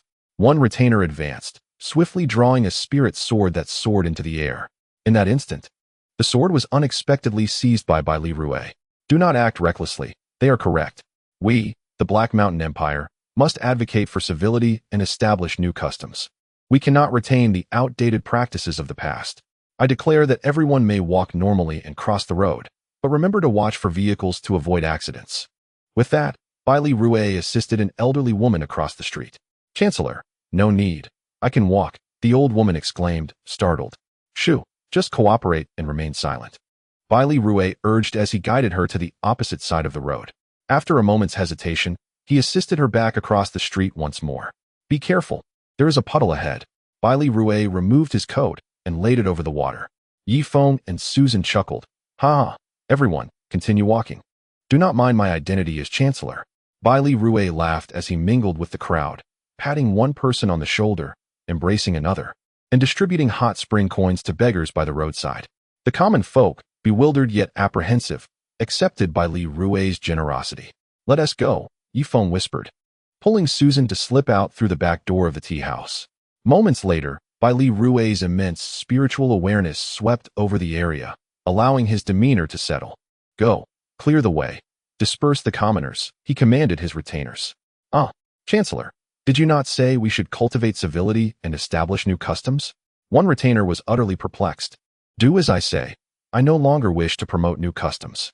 Clear the path and do not obstruct my way, Li Rue bellowed in anger. Very well. Before long, the streets were filled with various cries of anguish. Ye Feng and Susan settled into an inn. The Inn of the Black Mountain Empire resembled a hybrid of a hotel and a guest house, deliberately designed reminiscent of the dormitories from the Hot Spring Island factory. It featured private bathrooms, plush mattresses, and expansive glass windows. That night, Ye Feng and Susan consummated their love before the grand mirror, which allowed them to behold each other's expressions and much of their bodies. After all, human vision is limited, capturing only about 30% of a person's form. The remaining 70% lies within the realm of visual blind spots. However, in front of the mirror, the experience was unparalleled, as they could observe approximately 60 to 70% of each other's bodies, a vivid visual impact that left Ye Feng and Susan utterly enchanted. That evening, Ye Feng transformed into a romantic figure. Ah Feng, you are wonderful. I love you, Susan exclaimed. Shaner, you are breathtakingly beautiful, utterly stunning. I love you too. Ye Feng replied, playfully brushing his fingers against Susan's nose. The couple slept soundly until midday the following day. Subsequently, they spent half a month exploring the capital of the Black Mountain Empire before packing their belongings and preparing to embark towards the Star Moon Empire. Naturally, they would not travel by sand vehicle, but could take a train to the northern province of Black Mountain. Upon reaching the northern province, the railway ceased operations due to the imposing mountains ahead, which would significantly escalate construction costs. Wow, the scenery here is exquisite, reminiscent of the Black Tree River Basin, Susan exclaimed, her spirit buoyed, resembling a youthful maiden. Ye Feng had neglected her for far too long, yet in these past few months of wandering through mountains and waters, their bond had not only deepened emotionally, but also physically. Indeed, it is unfortunate that there are not many rivers here, but there are numerous lakes, which must have frozen over by now, Ye Feng mused as he removed his gloves to gauge the external temperature. The temperature in the northern province is around 15 degrees. It is still bearable for an ordinary person, although gravity seems to have increased slightly, Ye Feng stated gravely. Yes, Susan replied, gazing upward at the two celestial bodies, one large and one small. Indeed, they appeared somewhat smaller than before, indicating that the twin stars were moving away from the Starmon continent. It was believed that soon, the gravity across the entire Starmon continent would double. Hey, do you need deworming medicine? At that moment, an elderly man wearing a fur hat approached them. Deworming medicine? Do you have any? Ye Feng inquired skeptically. Of course. Would you like some? Quite cheap, 500 hot spring coins per bottle, the old man responded, revealing several bottles concealed beneath his clothing. Ye Feng narrowed his eyes and used his mental prowess to assess the situation. You're a fraud, aren't you? You cannot deceive me. The deworming medicine from Hot Spring Island is always numbered. Look at this number, he said, forcibly seizing a bottle from the old man. The number is 7001002333154. Do you know what each digit represents? Ye Feng interrogated. Isn't this number written by Hu Qiu? The old man stammered in shock. Ha ha ha, you are mistaken. The number 7001 indicates that it was produced during the tenure of the 7th Island Master of Hot Spring Island, while 001 signifies the first generation of antiparasitic medicine, which has become ineffective and is no longer in production. Now, take a look at 0023. This year marks the 1298th year of the star calendar. But what does this 0023 signify? Was it produced over a millennium ago? Moreover, this denotes the circulation among the residents of Hot Spring Island. Do you comprehend what these 4 digits represent? Ye Feng chuckled. What do they represent? The old man appeared bewildered, sensing that he had met a formidable opponent in Ye Feng. Chapter 1467. Kid, you're out of options now, aren't you? It signifies the batch of goods. Thus, 3154 indicates that this is the 3,000th batch of antiparasitic medicine produced by Hot Spring Island. You think you can deceive me? The production batches of the 9th generation antiparasitic medicine from Hot Spring Island Haven Tea even reached 2. Yet, you conjured up a 3154. You should go back and study more. With that, Ye Feng tossed the antiparasitic medicine back. By the way, where can I find a spirit horse around here? Ye Feng inquired, turning to the old man. If you walk 20 miles ahead, there's a small town where, as long as you possess sufficient hot spring coins, you can purchase a spirit horse from the town elder, the old man replied. All right, farewell. After saying this, Ye Feng took Susan and entered the northern territory of the Black Mountain Empire. The old man let out a long sigh, gazing at the Arabic numerals on the bottle, his eyes flickering with intrigue. Today, there has finally been a breakthrough, ha ha ha. With that, he strode towards his family.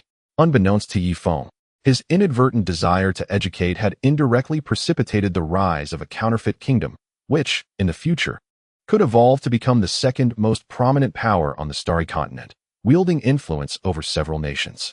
Ye Feng and Susan remained blissfully unaware of this. Having already arrived at the small town, upon entering, they encountered a burly man with a twisted face, his hands clasped behind him, resembling a lion surveying its territory.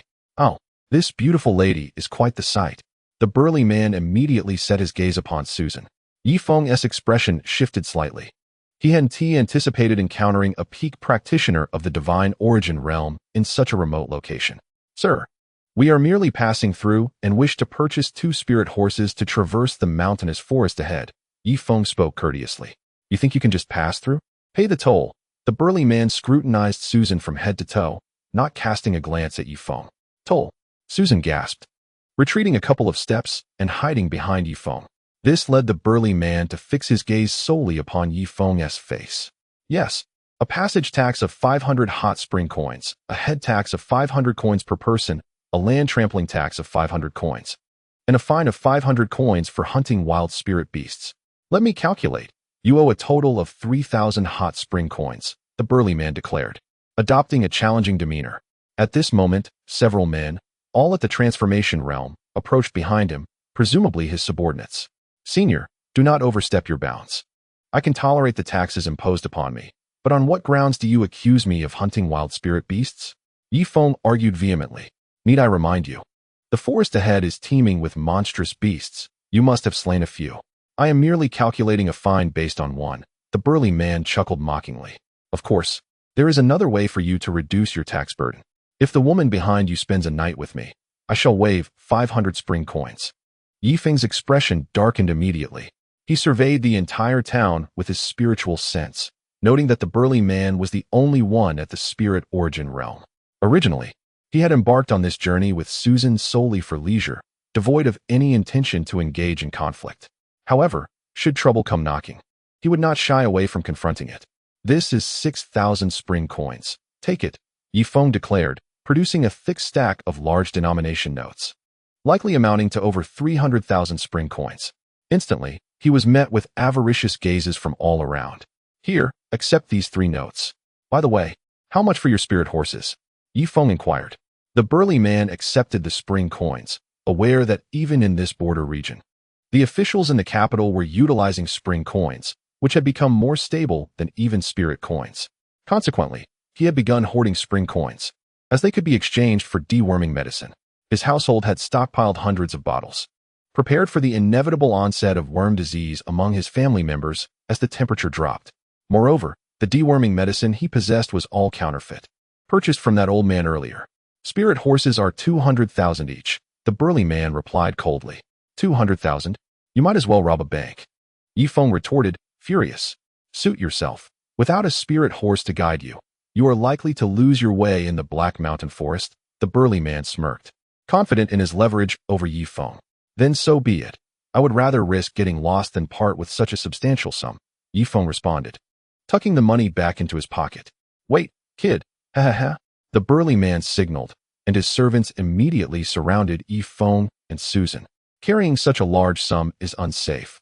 Hand it all over to me for safekeeping, and I shall return it upon your departure. A sinister grin spread across the burly man's face. Ye Feng sighed deeply, realizing that conflict was inevitable. In truth, he held no fear of this spirit origin realm strongman, but he was concerned that engaging in a brawl here would alert the authorities of Spring Island to his movements.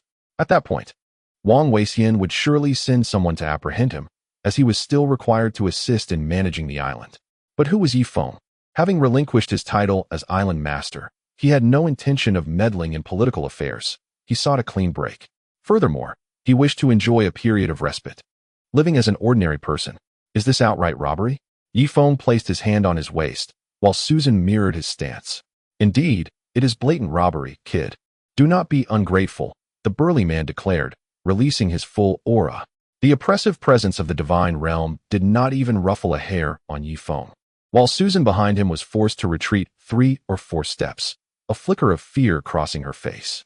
Without hesitation, she drew her heavy water pistol and aimed it at the head of the burly man. Bang!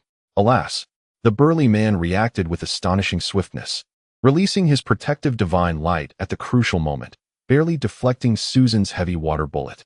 Bang, bang, bang, bang, bang. Both Ye Feng and Susan fired simultaneously, their bullets causing the protective divine light to waver. However, the heavy water pistol had its limitations, capable of holding only a few dozen rounds. Once expended, they found themselves at a standstill. Well, it seems you are out of tricks, the burly man sneered. I recognize that weapon in your hand. It is the heavy water pistol from Hot Spring Island. It appears your identities are not as simple as they seem. Maintaining his protective divine light, he glared at the two, his expression twisted with discomfort, and a flicker of struggle glimmered in his eyes. He had long heard of the war between Hot Spring Island and the Kingdom of Roman, and the king had issued an edict forbidding all nobles from troubling the citizens of Hot Spring Island. Otherwise, there would be no mercy. Indeed, Ye Feng replied, holstering his pistol.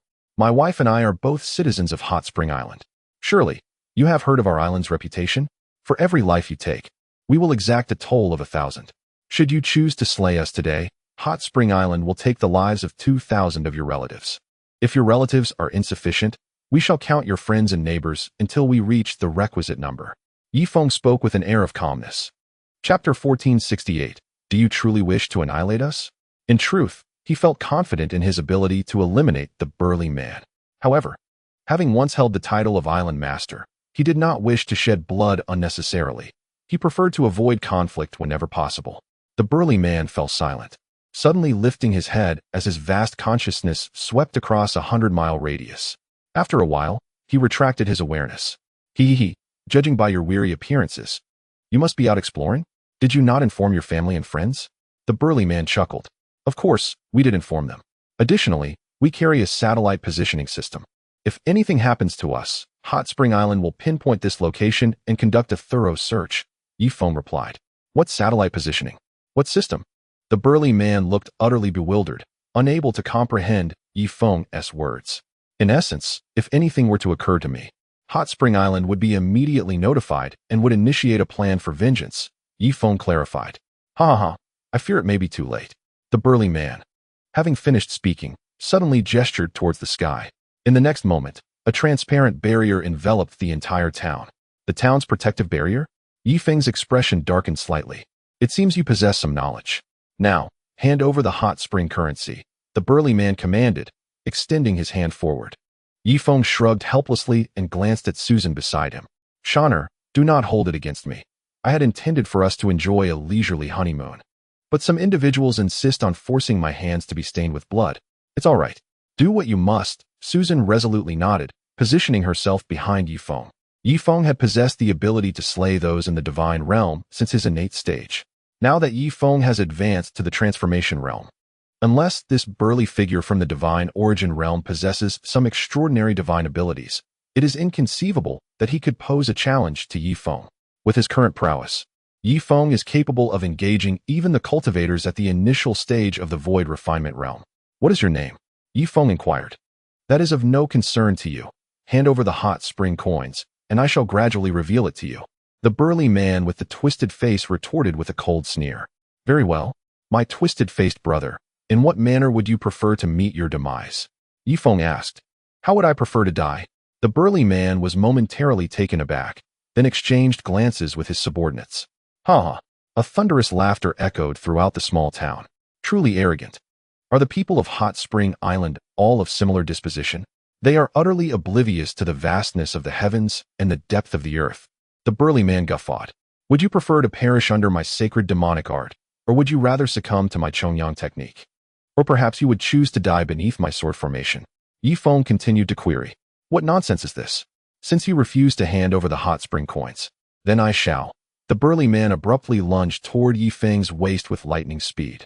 However, in the next moment, both Ye Feng and Susan vanished without a trace. What is happening? Where are they? The burly man and his 4 subordinates looked around in confusion, only to find themselves in an inexplicable space. Where are the people? The burly man bellowed furiously. In the next instant, a golden thread suddenly appeared from the void. Then came the second, third, and fourth. A sword formation? How can these two conjure such an intricate array? The burly man seethed with anger, unaware that Ye Feng had single-handedly set up the formation. The two stood outside the sword formation, coldly observing the 5 headless flies within. Sword formation, converge. Ye Feng commanded with a single hand gesture. Inside the formation, the surrounding golden light flickered incessantly, swiftly coalescing into a dense web of sword threads. When Ye Feng was at the innate realm, manipulating the sword formation required considerable effort. However, now that he had reached the late stage of the transformation realm, controlling the formation was a mere trifle. The convergence of the sword formation accelerated. You four, charge east together. I shall head west, commanded the burly man. Earlier, they had fed all their artifacts and treasures into the sword formation, yet, without exception, they had been reduced to mere fragments by the sword threads. Now, they had no choice but to gamble everything on this final attempt. Agreed. The four simultaneously unleashed their protective divine light and surged eastward. Thud, thud, thud. Ugh. A series of brief, anguished cries rang out, and the four were torn into a state of nothingness before they could even last 3 seconds. The burly man could no longer maintain his composure and collapsed in the center of the sword formation.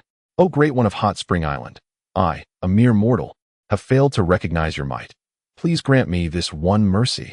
If you spare me, I shall offer all my wealth and every spirit steed I possess. Whatever you desire, I shall give you. The burly man's voice reverberated through the air above the small town. Yet, Ye Feng remained expressionless, continuing to channel his vital energy. The golden threads have condensed the sword formation into a circle of merely 10 square meters, enveloping the burly man with an aura of murderous intent, leaving him pale and trembling. My lord, I bow before you, he implored, striking his forehead with a resounding thud. Simultaneously, he clutched a talisman in his hand. Ye Feng, unfazed, continued to manipulate the sword formation. Susan produced a handkerchief, wiping the cold sweat from Ye Feng's brow. To consolidate the sword formation in such a brief span is indeed a burden, even for a practitioner at the late stage of Yuan transformation. You truly intend to eradicate me, you little wretch? I curse you. The sounds of various objects being severed echoed from within the sword formation, accompanied by the man's anguished cries. Unsettled, Ye Feng commanded the formation to slice for an additional 5 minutes before gesturing, revealing the 12 flying swords in their true forms. Not a drop of blood remained, all having been reduced to mere nothingness by the relentless golden threads. At that moment, a swirl of black mist suddenly ascended from the ground, darting away with a whoosh. Within the shadowy vapor, a figure emerged, vaguely humanoid, adorned with a talisman. Where do you think you are going? Ye Feng bellowed, striking at the black mist with his flying sword. Alas, the sword merely grazed the mist without inflicting any injury.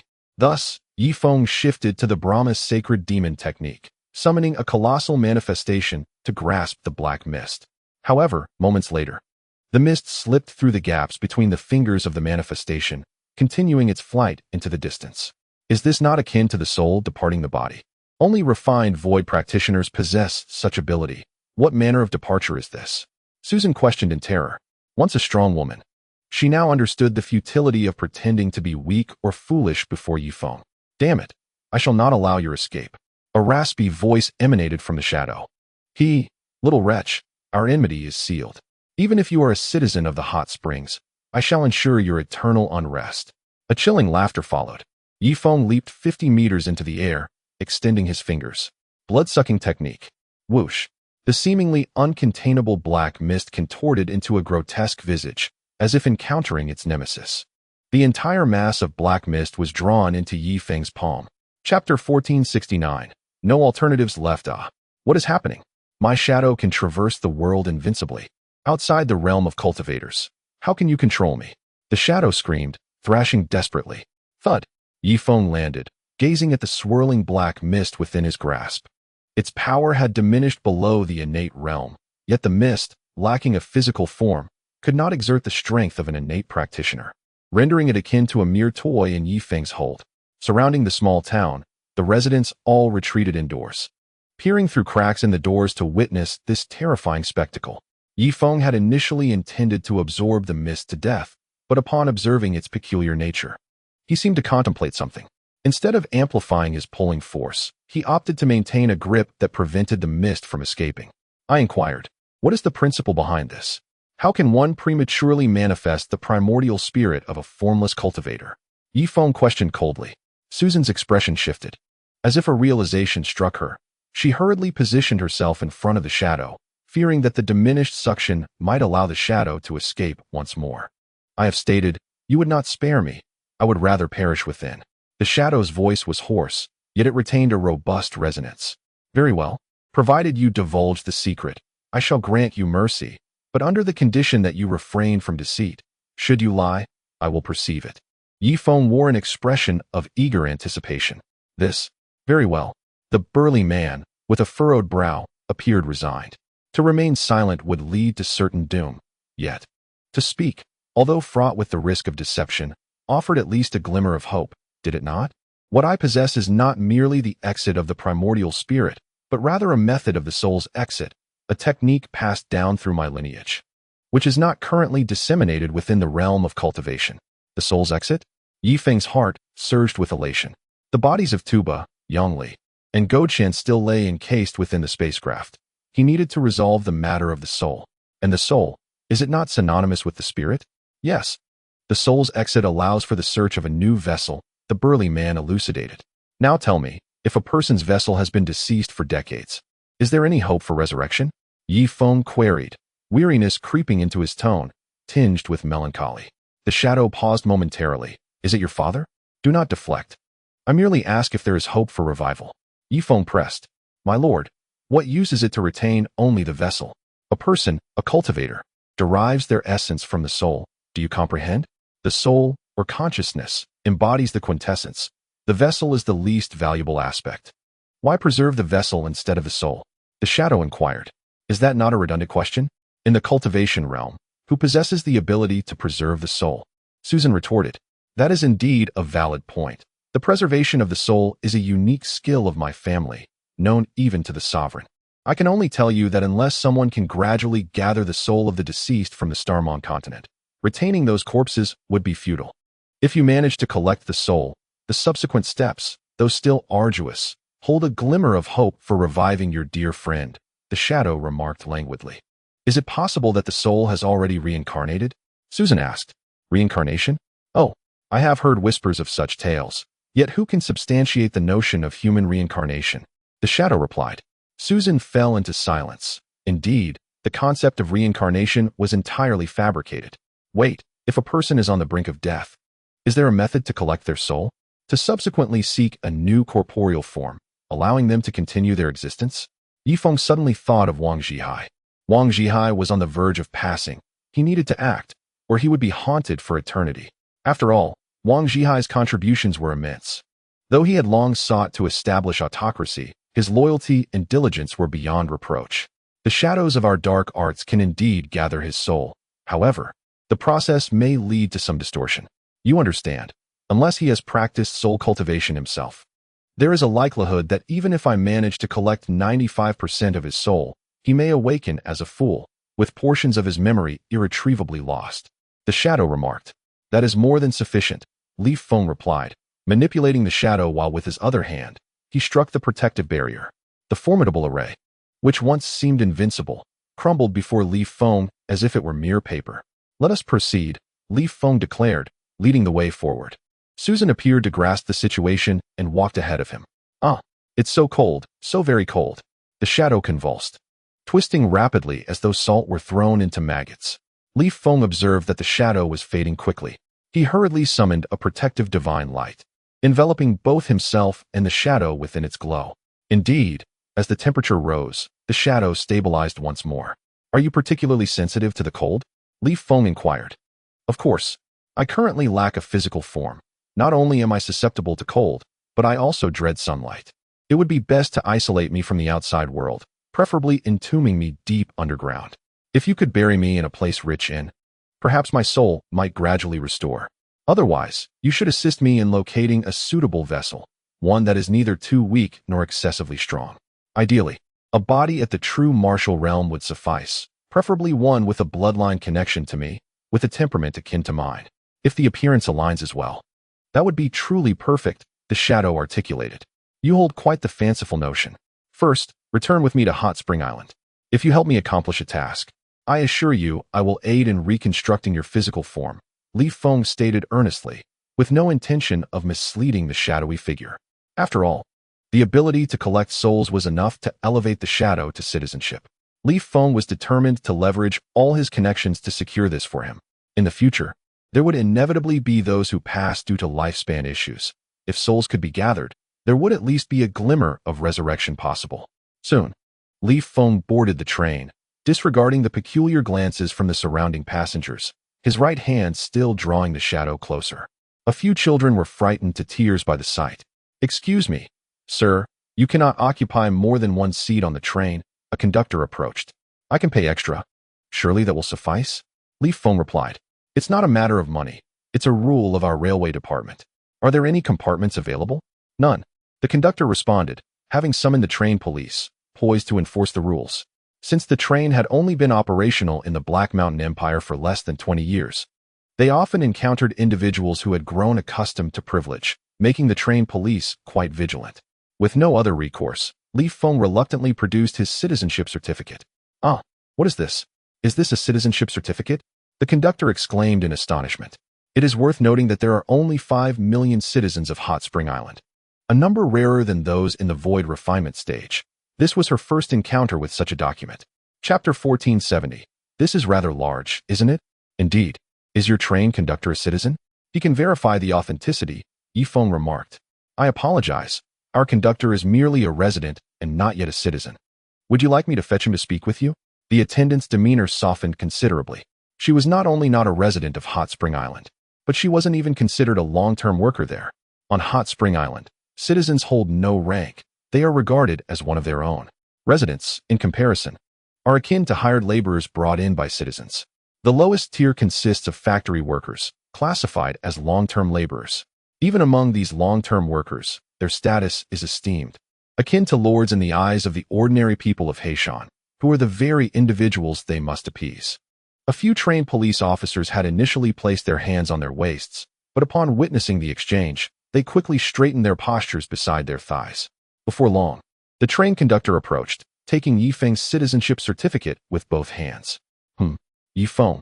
The conductor was momentarily taken aback, hastily rubbing his eyes and scrutinizing Ye Feng from head to toe. "My apologies, Island Master Yi. How about this? At the next station, I will clear this carriage," he offered. The surrounding attendants and trained police were left dumbfounded. What was this individual's status that could inspire such deference from the normally haughty conductor? "No. Please do not disrupt the other passengers' travel. Just ensure I am not ejected from the train," Ye Feng replied. Of course, the conductor respectfully returned Ye Feng's citizenship certificate and then called over the chief of the train police. Shortly thereafter, 30 train police entered the carriage. Encircling Ye Feng and Susan, their firearms pointed outward. The passengers, being ordinary folk lacking the rebellious spirit of Hot Spring Islanders, could only endure in silence. The train soon arrived at Beizhou Station, and Ye Feng, controlling the shadow, swiftly made his way towards the Beizhou concession. "Fifth brother, prepare the fastest fighter jet for me," Ye Feng commanded as he entered Long Wu's concession office. Indeed, Long Wu had been reassigned to another location as the concession leader. He was like a brick, moved wherever needed. Most importantly, Long Wu seemed unfazed by the cold, which made him particularly fond of the harsh climate of Beizhou. "What is this shadow?" Long Wu inquired, eyeing the shadow in Ye Feng's hand. "Hurry, prepare the fastest fighter jet. Lives are at stake," Ye Feng urged. He had been traveling for nearly half a year and feared that Wang Zhihai might not be able to hold on any longer. Yes, Long Wu responded promptly. Before long, a third-generation fighter jet ascended gracefully, swiftly heading towards the direction of Rainy City in the kingdom of Luomong. While aboard the jet, Ye Feng produced a long-range radio. "Is this Beizhou concession? What is the situation?" a voice from the radio inquired. "This is Ye Feng. Inform Wang Weixian to direct the spacecraft northward, tracking my radio signal for a prompt rendezvous," Ye Feng instructed. "Ah, why Ye Island Master?" The operator was momentarily taken aback. Although Ye Feng had stepped down from his position, people still habitually referred to him as Ye Island Master. This had seemingly become a tradition. As he was the founder of Hot Spring Island and, indeed, its very soul. Before long, Huang Yueya issued a command, directing the Ye Feng spacecraft to swiftly pursue the radio signal from Ye Feng. 3 days later, within the aircraft, a shadow inquired curiously, "Is it dark already?" A colossal shadow enveloped their fighter jet. After maneuvering the aircraft several times, Susan gradually reduced its speed, then tilted the jet upwards, soaring towards the sky. The shadow gaped, its hollow eye sockets gazing at the magnificent Ye Feng spacecraft above. Having once belonged to the nobility, he quickly grasped the situation. Is this truly the renowned Spa Island spacecraft? It is astonishingly large. This was his first encounter with the Ye Feng, leaving him utterly awestruck. The massive cargo bay of the spacecraft opened wide, resembling the gaping maw of a beast. With a swift motion, Susan piloted the fighter jet onto the runway. After disembarking, Ye Feng boarded the rail car, hastening towards Huang Yueya's residence. Meanwhile, in Huang Yueya's bedroom, white sheets adorned the bed, while a metallic coffin sat prominently in the living room. 6 or 7 nurses were either standing or seated in the living space. Huang Yueya, Huang Weiping, Huang Yuting, along with other descendants of Huang Yueya, had gathered together. Several of Huang Yueya's wives sat weeping on the sofa, while Cheng Li Bin, Duo Yanhina, Su Yun, and others offered gentle words of comfort. Brother Feng has arrived. Chen called from the doorway. Everyone in the living room stood up. Brother Feng, Feng? Sister Susan. Ye Feng did not return the greetings, guiding the shadow directly into Huang Yueya's bedroom. At that moment, Huang Yueya lay on the brink of death, his face a tapestry of wrinkles, and 4 drip in his arm, and various tubes affixed to his body, alongside several medical instruments. The devices displayed a feeble heartbeat, fluctuating weakly. Everyone, out, Ye Feng commanded, leaving only himself, Huang Yueya, and the shadow he controlled in the room. Senior Ming, this is my friend. If you can gather his soul, I assure you that not only will I grant you safe passage, but I can also bestow upon you a significant position on Spa Island. Whether you wish to become a citizen or a resident, or even seek a promotion from Huang Lingdi, it can all be arranged, Ye Feng stated. He refrained from mentioning citizenship, as it required an election, and he could not single-handedly elevate someone to that status. Given his condition, it would be remarkable if he lasts a month. I can use the shadow technique to help gather and seal his soul, but I must possess a physical body. Currently, I exist in a spiritual state and cannot manipulate the incantations, the shadow replied. That is acceptable. Ye Feng opened the bedroom door and immediately locked eyes with Huang Yueya. Uncle Huang. Huang Yueya gazed at Ye Feng, excitement evident in his expression, as well as at the shadow Ye Feng controlled.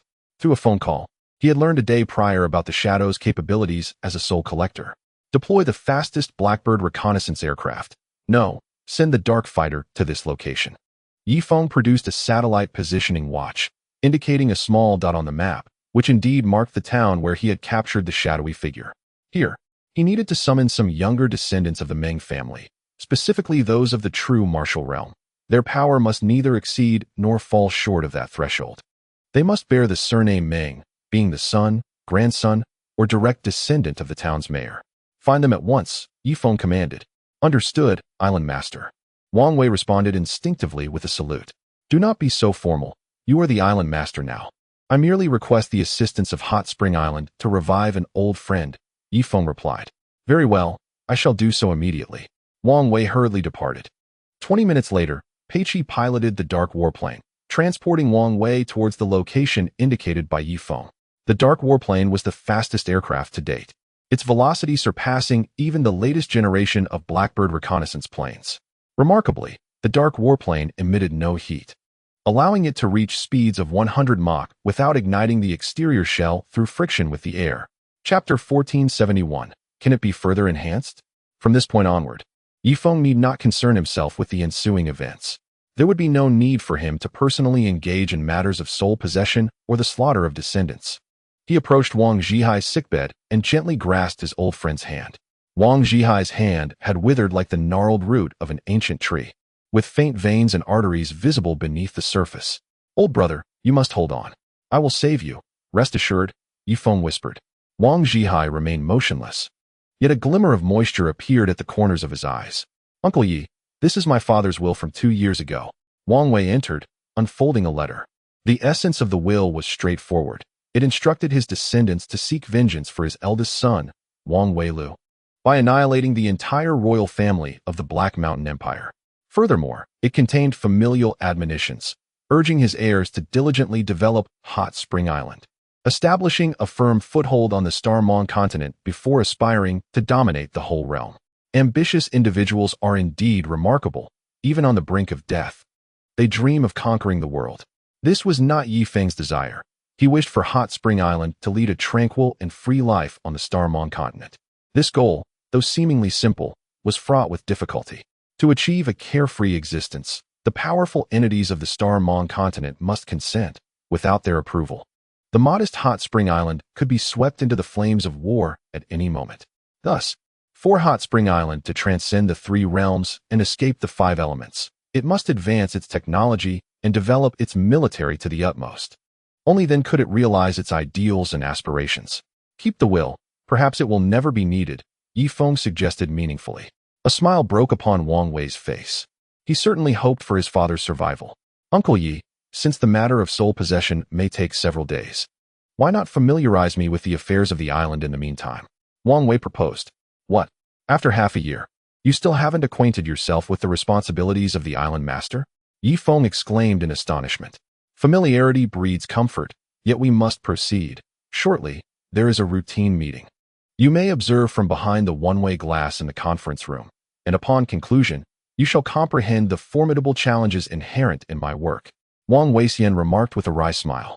Very well, Ye Feng replied, gently ruffling Wang Zhihai's hair before he and Wang Weixian made their way to the 98th level of the spacecraft. There lay a vast conference room, but Ye Feng did not enter.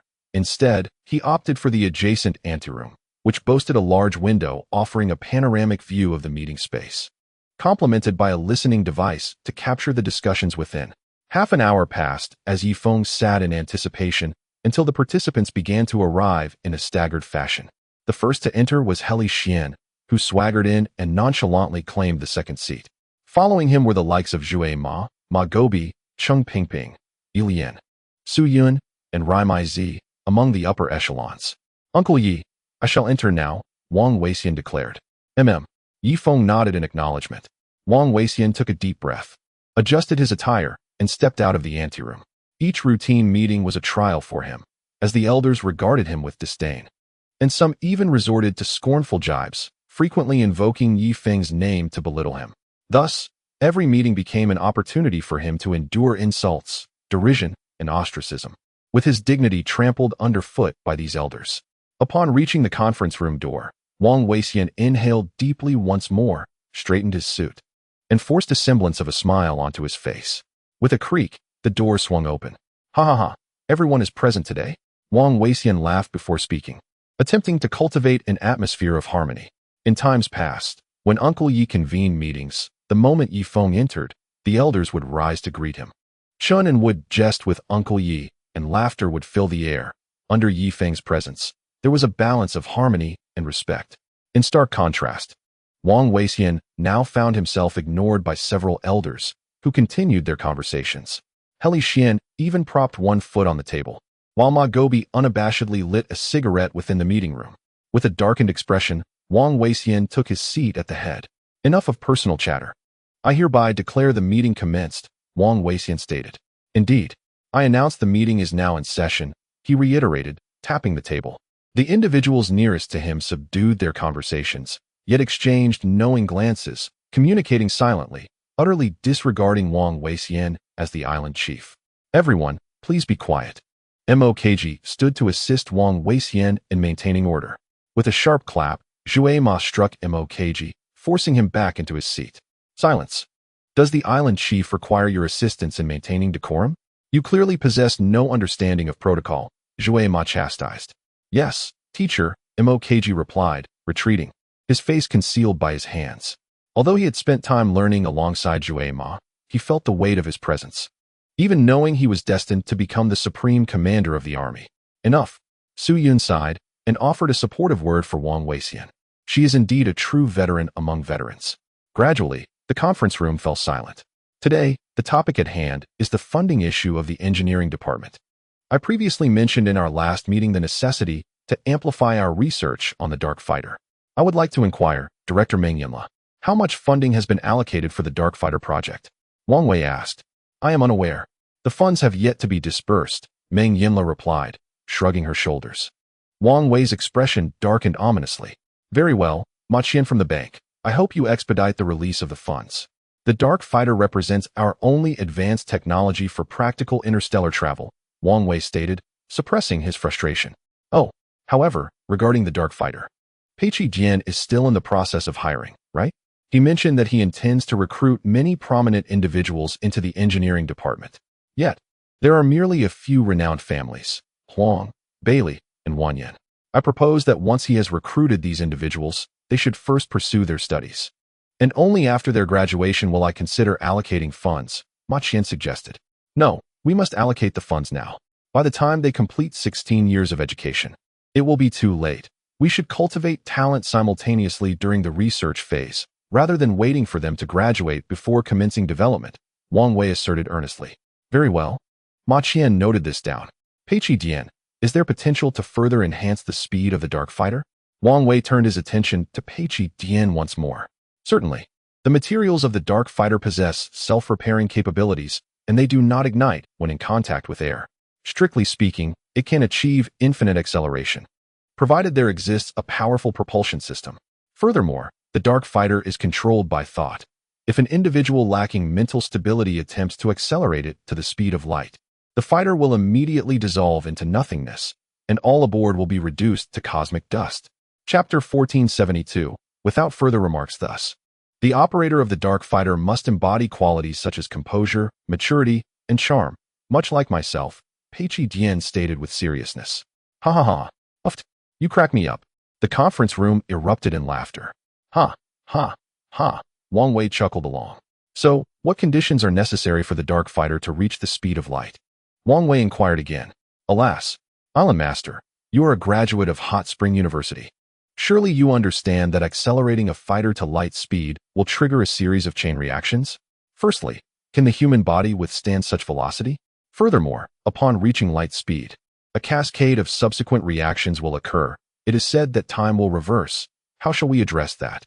Additionally, as the Darkfighter is controlled by thought, there are stringent requirements for the operator. Primarily, one must hail from a considerable lineage. Personally, I feel that each time I operate the Darkfighter, my body becomes somewhat weaker, not in the conventional sense, but rather, it feels as though some inexplicable essence has been lost from my soul. Peiqi Dian's expression turned grave. Could it be the protective power of your ancestors? Ilian suddenly interjected. Ah, Sister Ilian, your choice of words is remarkably apparent. Indeed, it pertains to the protective power of our ancestors, seemingly intertwined with fortune. Ever since I piloted the Dark War machine, my luck has notably diminished. It must be that the ancestral blessings have waned, Peiqi stated with a serious demeanor. Ah, I comprehend now. We must seek individuals of formidable ancestry to pilot the Dark War machine, preferably descendants of deities, Wang Weixian remarked, casting his gaze towards Ye Feng. Among the citizens, it was well known that Duoyan Hina was a descendant of dual gods, and thus, Ye Feng naturally inherited divine blood. Please, I would rather not suffer a decline in fortune. What if something were to happen to my father? Ye Feng shook his head in protest. In the room, Ye Feng remained expressionless. It was unexpected that Wang Weixian struggled to maintain order. It appeared the time had come to help him clear the obstacles. It would be prudent to dismiss the veteran citizens, either demoting them to basic administrative roles or enforcing mandatory retirement, particularly those like Heli Xian, Chui Ma, and Ma Gobai. These individuals were the old guard, and their refusal to retire would inhibit Wang Weixian from fully wielding the powers of the Island Master. Simultaneously, he felt a twinge of sympathy for Wang Weixian. He had endured this unruly group for nearly half a year. It was entirely his own selfishness that led him to abandon his responsibilities as Island Master to frolic with Susan, neglecting Wang Weixian's sentiments. Let us recruit some individuals from the Huang family. Huang Lindi, for instance, is a practitioner of the divided spirit realm, and it is said that his ancestors produced a formidable being of the clear realm. With such powerful ancestral protection, I believe he could propel the Dark War machine to light speed, Wang Weixian proposed. I concur. I wholeheartedly agree. Let the Huang family bear the burden. Others chimed in with laughter. Wait a moment. What if the individuals from the Huang family seize control of the Dark War machine and abolished the system of Hot Spring Island, establishing a dictatorial regime. Heli Xian raised an objection. Rest assured, do you not trust in the assimilative power of Hot Spring Island?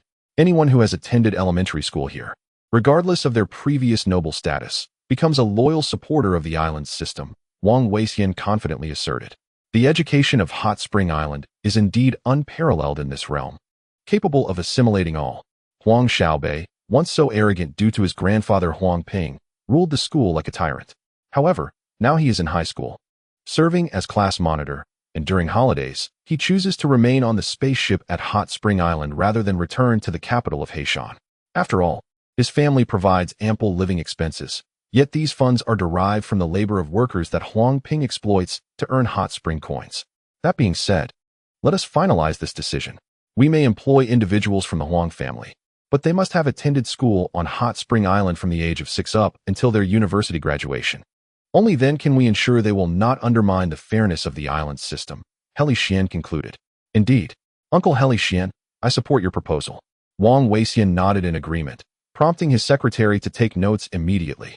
Indeed, the conference room is equipped with comprehensive audio and video recording devices to document each meeting. However, the salient points must still be meticulously noted down to leave a lasting impression on the secretary. The owner of the Hot Spring Island ostensibly manages over 5 million citizens, yet he indirectly oversees hundreds of millions of subcontract factories, with the number of workers in these factories surpassing the stars in the sky. Consequently, Huang Yueya found it imperative to appoint 4 secretaries and 9 advisors. In contrast, Ye Feng previously had only 2 secretaries and 7 advisors. Owing to his status as a pioneering figure with exceptional problem-solving abilities, I am contemplating the addition of 3 more secretaries and 5 advisors, Huang Yueya declared. Lord Huang, your current advisors and secretaries already outnumber those of your predecessor, Lord Yi. Adding 8 more individuals implies an additional financial burden. May I inquire where these funds will be sourced? Ma Qian was the first to voice his opposition, given his position as the president of the Hot Spring Bank. Is the bank unable to cover my expenses? Huang Yueya's expression darkened. Regrettably, that is not feasible, Ma Qian replied, shaking his head. Then it is of no consequence. I shall allocate a portion of my own salary to them. By the way, isn't my annual salary 100 million? Huang Yueya inquired. Indeed, this generous compensation was granted to you as a special consideration. Lord Yi previously earned a mere 60,000 Hot Spring coins per month, Ma Qian elucidated. The assembly immediately cast skeptical glances at Huang Yueya. Times have changed. During Lord Ye's tenure, the scale of Hot Spring Island was not as vast. Now, with the island's considerable expansion and the multitude of factories and workers under indirect control, an annual salary of 100 million seems entirely reasonable, does it not? Huang Yueya asserted. The assembly merely exchanged glances, refraining from further comments. After all, the proposition of an annual salary of 100 million for the island owner had been sanctioned by the House of Representatives, leaving them without grounds to contest. The House of Representatives represents 5 million citizens. Who would dare oppose them? Lord Huang, whom do you wish to appoint as your advisors? And what remuneration do you intend to offer them? He Lishuan inquired. The first advisor I wish to invite is Ye Feng, with an annual salary of 10 million. Huang Yueya responded with a laugh. In the ear room, Ye Feng's expression darkened, contemplating a hasty retreat. Yet he was swiftly restrained in his chair by Huang Yueya's personal guards, 2 of whom were former elite guards under Huang Linduing, skilled in the realm of virtual refinement. Chapter 1473. A flicker of gloom. I need to use the restroom, Ye Feng stated. Mr. Yi, spare us the theatrics. The island owner possesses the authority to select advisors from among the citizens. I know you are contemplating an escape, but this time it will not be so simple. Should you attempt to flee, the House of Representatives may suspend your pension, one of the personal guards warned. Ye Feng's expression darkened as he resigned himself to remain seated. His pension, too, was 60,000 per month, commensurate with his salary during his tenure. In the conference room, Huang Yueya wore a smug expression, while the others appeared somber. If Ye Feng were to become an advisor, they would no longer dare to act so brazenly in the conference room. Now, let us turn our attention to matters concerning the welfare of the populace, inquiring about the nations and tribes collaborating with us. Have any emulated the civilization of our Hot Spring Island? Huang Yueya directed his gaze towards Raimai from the publicity department. Indeed, The Black Mountain Empire is imitating us. Yet they only mimic the surface without grasping the essence. When our citizens conducted inspections, they feigned a facade of benevolence. But satellite imagery revealed that once our inspectors departed, they regressed into barbarism. As for other countries, they merely put on an act, particularly the smaller tribes, who do not even attempt to maintain appearances while seeking to purchase advanced machinery from us, Raimai respectfully articulated. Being an esteemed veteran citizen, she held a high regard for Huang Yueya and exercised restraint. This is unacceptable. Mei, you must amplify our propaganda efforts. Furthermore, the engineering department should refrain from providing those barbarous tribes with advanced machinery. Instead, establish simple facilities for seawater purification within their territories, as it merely consumes human resources. There should be no schools or railways built in their communities. Huang Yueya then turned to Meng Yanla from the Academy of Sciences. Oh, Meng Yanla noted this down diligently. Suddenly, an incongruous sound disrupted the meeting room. Chunin was sprawled across the table, snoring loudly. This is intolerable. Unclein. Huang Yueya rapped on the table. Chunin jolted awake from his reverie, bewildered. What? Has the meeting concluded? He queried, his expression one of confusion. Laughter erupted. How amusing. Chunin, did you overexert yourself last night? A group of senior citizens teased him. Island Master, I apologize for my fatigue. Could you relieve me of my duties? I truly am unfit for high office. Chunin, still bleary-eyed, implored.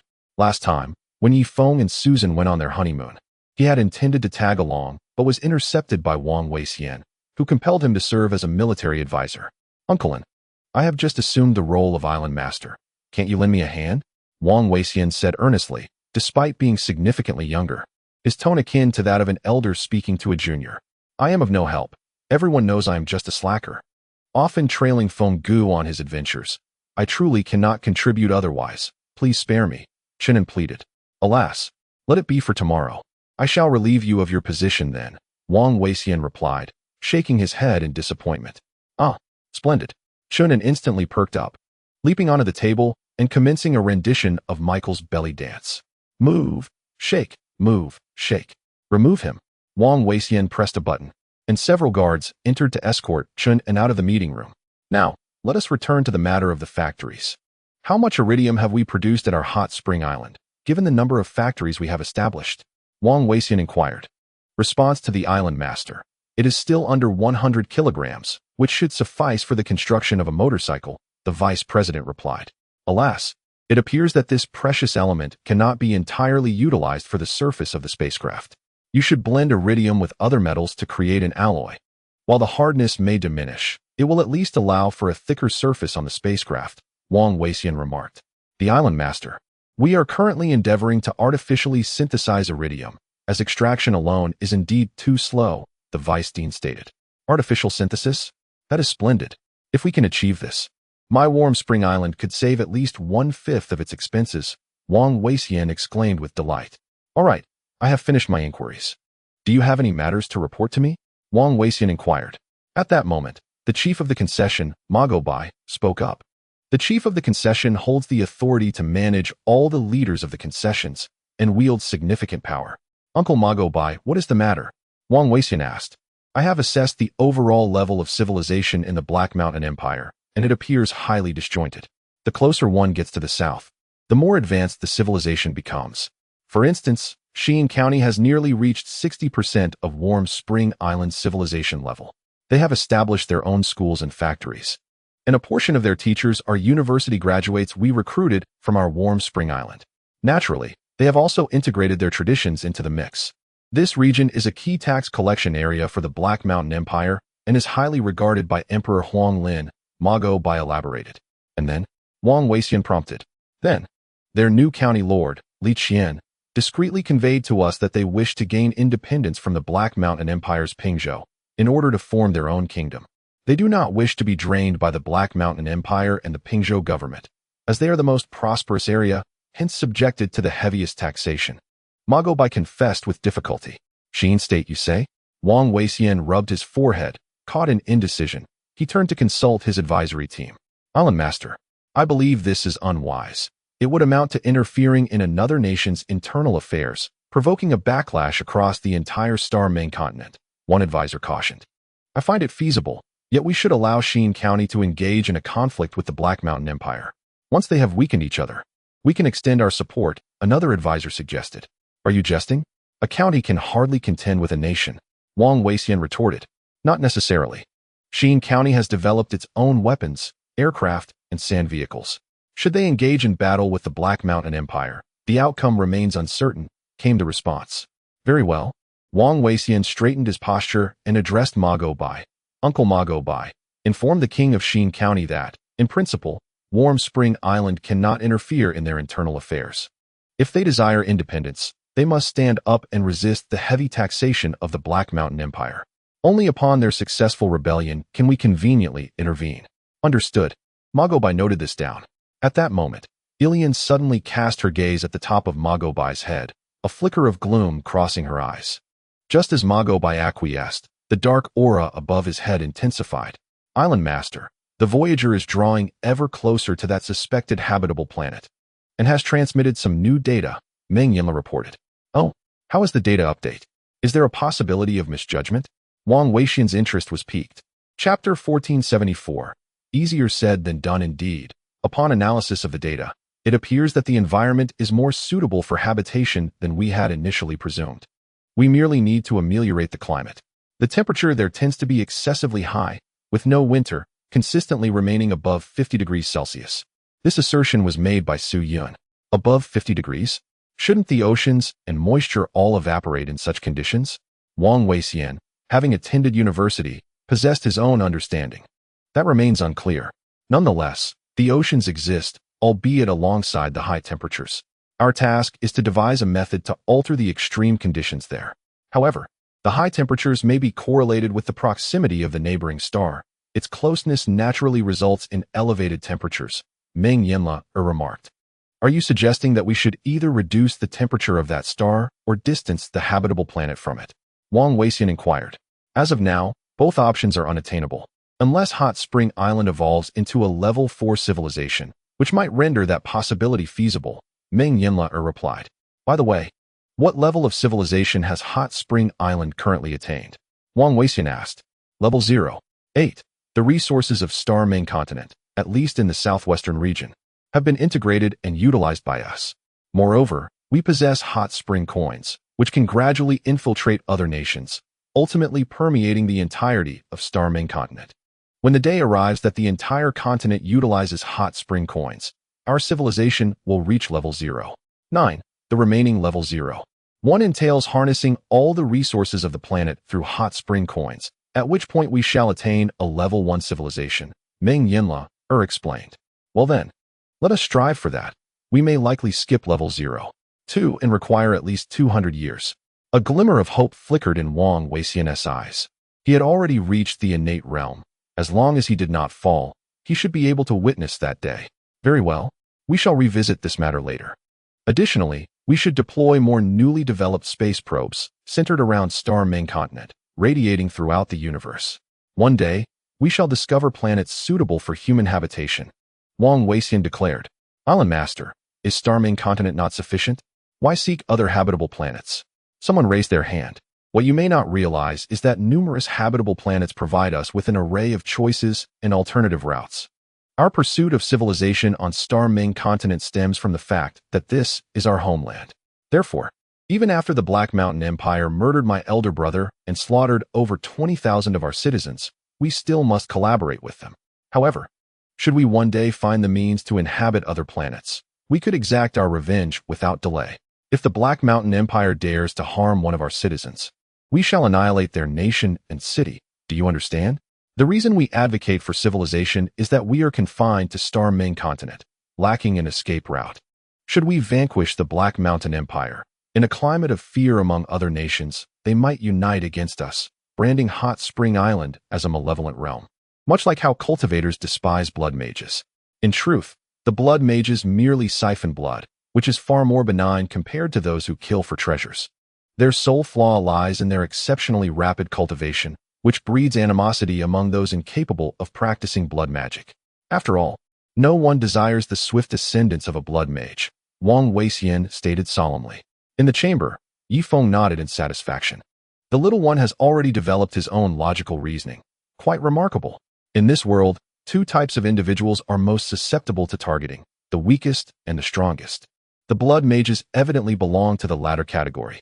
However, the practice of blood magic requires a rare and special constitution, one that many cultivators lack. Naturally, they harbor resentment towards those who possess it and thus direct their ire at them. The island master implies that if we can establish new habitable planets, we can act with impunity? Suyin inquired. It would not be entirely accurate to say we can act with impunity, but should anyone provoke us, we would be swift in our retribution, Huang Yueya replied. Indeed. Suyin nodded and settled back into her seat. Do you have any other reports to make? Huang Yueya directed his gaze towards the others.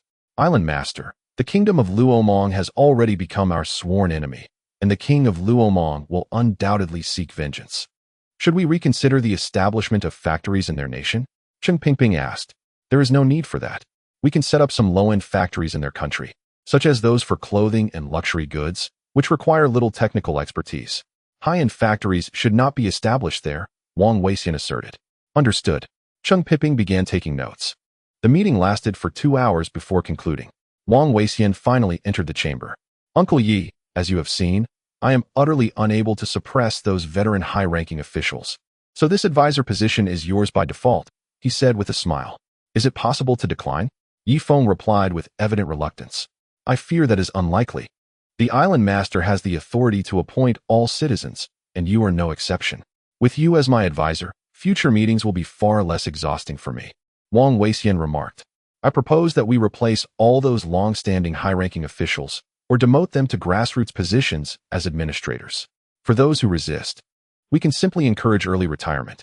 We should appoint the younger talents from Hot Spring Island. Among the veteran officials, those who support you can be retained and entrusted with significant responsibilities, thus relieving me of the need to have you as my advisor, Ye Feng suggested. It is easier said than done. They have held their positions for over a decade, even decades. One cannot simply dismiss them. Moreover, even if we do, there are no new talents to take their place. Huang Yueya countered. Then, let us transfer them to the ground level, where they can manage independently. For instance, He Lishuan could be assigned to Xin County to oversee its administration, Ye Feng proposed. I fear he might not comply with the transfer. Oh, by the way, the new year is approaching. Huang Yueya smiled mysteriously. New Year. We at Hot Spring Island do not celebrate such a holiday. Ye Feng was momentarily taken aback. However, Aunt Suyin mentioned that in the future, we will celebrate the new year. During this festive period, all citizens, residents, and workers from the factories will enjoy a paid holiday lasting 14 days. These 14 days will be filled with joy, the lighting of firecrackers, and the crafting of new garments for oneself. It is said that the new year is a festival unique to your world, Uncle Yi. Huang Yueya remarked with a smile. Indeed. Ye Feng stood up, casting his profound gaze into the pitch-black expanse of outer space. Uncle Yi, there is one more thing. This New Year celebration will also be recognized by the other nations collaborating with us on Hot Spring Island. They will send congratulatory messages and introduce this festival, calling it the Spring Festival. At that time, the heads of state from all nations will personally visit Hot Spring Island to extend their congratulations or record their greetings on camera. Chapter 1475. Count it on my head. Huang Yueya said. Very well, splendid, truly splendid. A smile gradually appeared on Ye Feng's lips. Ultimately, shall we transform the Starmon continent into the home it once was? By the way, will there be a gala? Ye Feng suddenly inquired. Come, follow me for the rehearsal. The live broadcast of the gala is in 3 days. And you must not let me down. Kazina, accompanied by her dance troupe, was practicing backstage. 1, 2, 3, 4. Huang Wan also joined them, becoming a member of the dance troupe. She admired Kazina's dancing and secretly signed up without Yixing knowing. Soon, her figure would grace the television screen during the live broadcast. At another filming location, Ye Feng picked up the microphone. Brother Feng, I believe you could perform a skit or something. Singing is certainly not necessary, Chenin remarked, frowning at Ye Feng, who appeared utterly enraptured. What? Do you find my singing unpleasant? Ye Feng glared at Chenin. It's not a matter of pleasant or unpleasant. If someone sings poorly and causes a mishap, it would be a criminal matter, Chenin replied awkwardly. You little rascal, are you itching for trouble? Ye Feng immediately chased Chenin, who was running about in a frenzy. The rehearsal for the Spring Festival Gala was scheduled in Misty Rain City. Not only were citizens of Hot Spring Island participating in the rehearsals, but employees from various factories also contributed their talented singers and dancers. If they performed well, they would have the chance to appear on the Spring Festival Gala and become stars. Simultaneously, the Kingdom of Roman sent representatives to rehearse in Misty Rain City. Their rehearsal was somewhat dull, merely involving poetry recitations, but there were a few noteworthy performances that could be showcased during the gala. Subsequently, the Black Mountain Empire, the Star Moon Empire, the Heavenly Completion Kingdom, and the Canine Knight Tribe all sent personnel to rehearse in Misty Rain City. Those who performed well would have the opportunity to make an appearance during the Spring Festival Gala. Ye Feng and Chun and playfully bantered as they began to appreciate the diverse cultures presented by the various nations and tribes in the rehearsal space. One indigenous performer sang melodiously into the microphone, and although Ye Feng did not fully comprehend the lyrics, the sound was undeniably enchanting. It appears that the indigenous people possess their own remarkable talents. Their singing is melodious, even without accompaniment, characterized by a strong sense of rhythm and pleasing timbre. Brother Feng, he sings far better than you, Chinen remarked. Indeed, he does outshine you. The two then proceeded to the next venue. There, they witnessed several foreigners engaging in a dance reminiscent of horseback riding, accompanied by the resonant beats of war drums. This spectacle stirred something within me. The rhythmic movements echoed the clangor of battle, transporting me back to a time of valor and strife.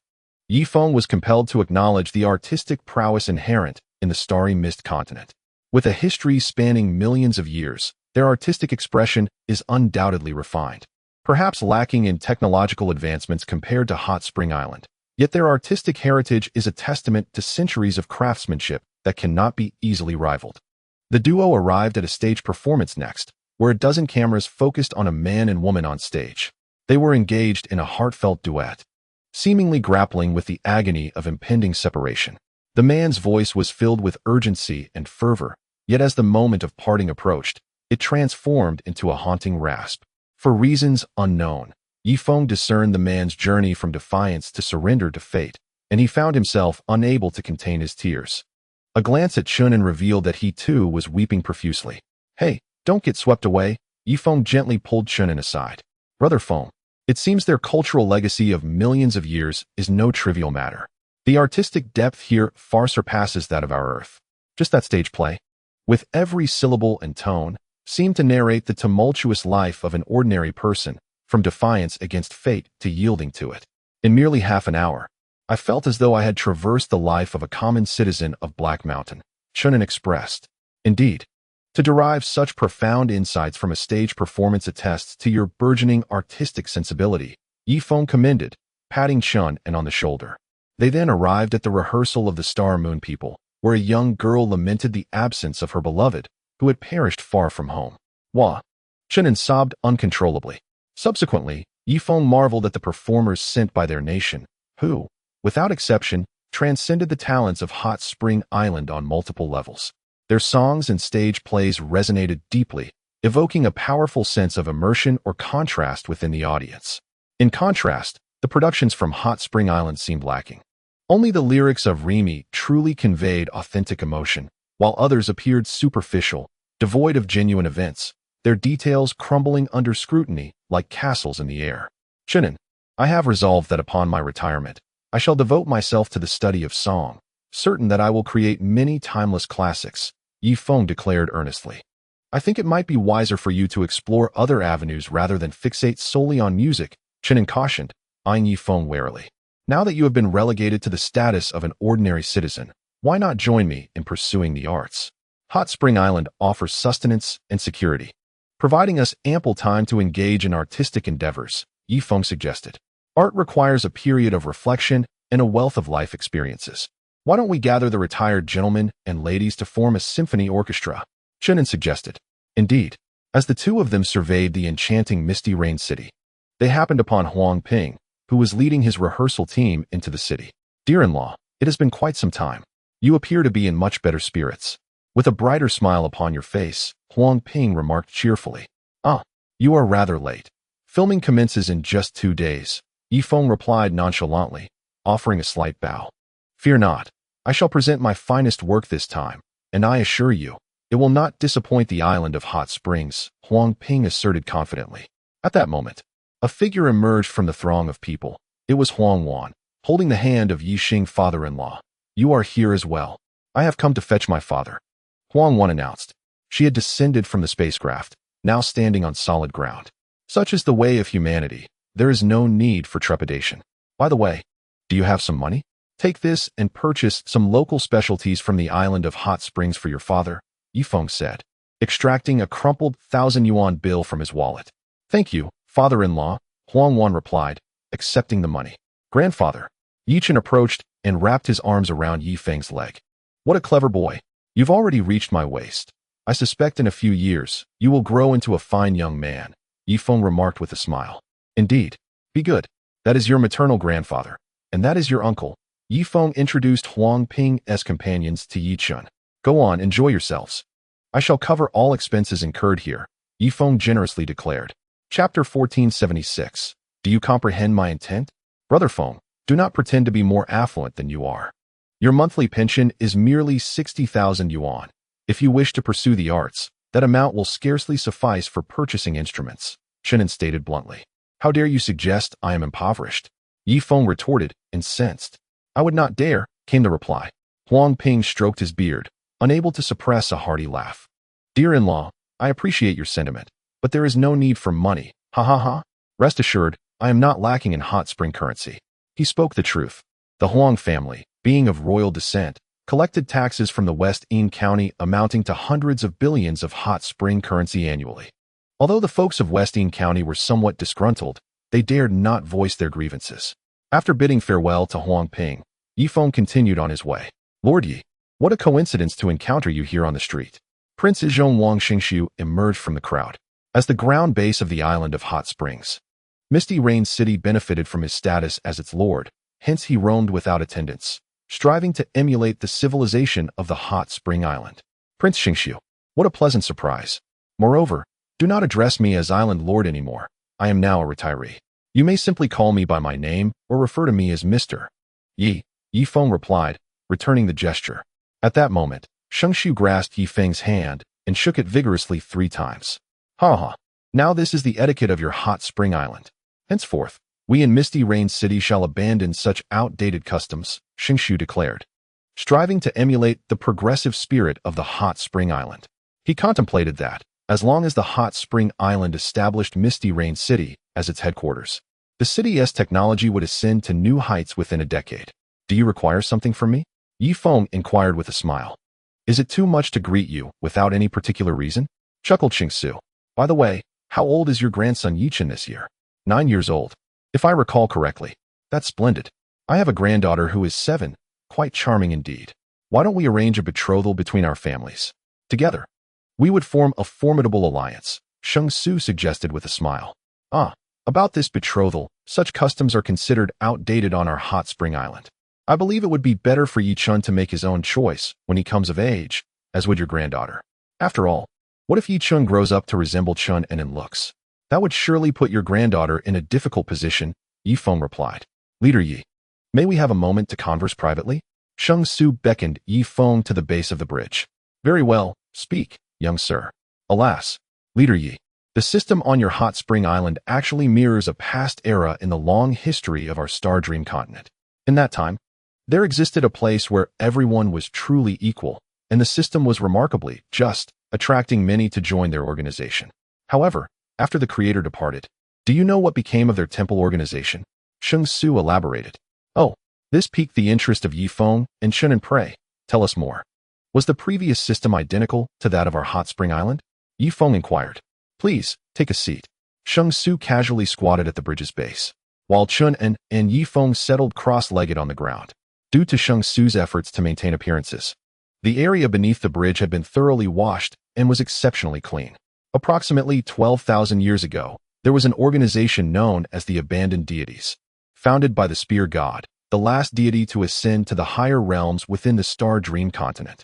Although the Abandoned Deities did not evolve into an independent nation with its own laws and systems like Hot Spring Island, they primarily welcomed the weak into their fold. With the Spear God's assistance, These individuals gradually transformed into formidable powers capable of sweeping across the entire Star Dream continent. Within their organization, regardless of whether one was a mortal or a deity, all members were treated as equals. Once one joined their ranks, even an ordinary person could dare to slap the spear god, who would not retaliate or seek vengeance later. I find this aspect quite reminiscent of you and the spear god, Shang Su remarked, casting a meaningful glance at Ye Feng. And then, Ye Feng pressed on for more details. Then the spear god and the goo god both ascended, leaving the continent devoid of any divine powers. Do you know what became of the spear god's disciples? Shang Su continued. What happened? Ye Feng asked with curiosity. The disciples of the spear god and the goo god abolished the fair and just system, transforming the abandoned deities into a temple. They exploited the spear god's prestige to amass a multitude of followers, categorizing them into over 900 ranks. From the lowest tier of first-level followers to ninth-level followers. Then knights from first to ninth tier, priests from first to ninth tier, and finally sorcerers and sorcerer kings. They nearly upended the equitable system left by the gods, leading to chaos among the temple's high sorcerer kings as they waged war against one another. Do you grasp my meaning? Shang Su scrutinized Ye Feng's eyes intently. I do not understand. Ye Feng shook his head. Alas, regardless of the civilization and systems established by citizens, with the passage of time, they inevitably devolve into barbaric societies due to the inherent selfishness of human nature. The reason the system of Hot Spring Island is currently so commendable is that it is still in its nascent stages. However, if we wait several decades, or even a century, mark my words, the island will inevitably fracture into various factions, which will vie for power among themselves. Ultimately, this will lead to a society reminiscent of our own autocratic regime. It is evident that the anti-humanitarian nature of your system on Hot Spring Island cannot endure for long, relying solely on your exemplary leadership. Hence, the other island leaders and military officials refrain from opposing your regime. Yet, in a few decades, the situation may drastically change, and your fall from grace is inevitable. Once that occurs, the decline of Hot Spring Island will accelerate at an alarming rate, far beyond your imagination, Saint Su solemnly remarked. Surely not. It cannot be that dire, Ye Feng replied, furrowing his brow. He found Saint Su's words quite distasteful, for they bore a certain truth that was unsettling. In the early days of the dynasty, everything was harmonious, and the people lived in peace and prosperity, but such stability is seldom sustained through subsequent generations. A review of the historical dynasties of Huang reveals that few have escaped this law of decline. It is precisely for this reason that our two families must unite through marriage. We do not intend to oppress others. Yet it would be prudent to secure a fallback for our lineage, Saint Su asserted. Master Saint Su, I must insist. I still maintain my stance. Let Yi Chun and the others grow up and pursue their own romantic paths. I cannot make decisions on their behalf, Ye Feng replied, struggling to rise, his steps unsteady. Under normal circumstances, his strength would not allow him to falter in such a manner, but the weight of Saint Su's words had profoundly impacted him. Brother Feng, are you all right? Chun-en quickly supported Ye Feng. I am fine, Ye Feng said, brushing aside Chun-en's hand. Saint Su's words struck him like a thunderclap. When he initially established the system on Hot Spring Island, he had consciously ignored these shortcomings. Yet in retrospect, Saint Su's insights were indeed quite astute. The sustainability of the system on Hot Spring Island hinged entirely upon his personal example. Even during his tenure, Wang Zhihai had covertly contemplated establishing a despotic regime.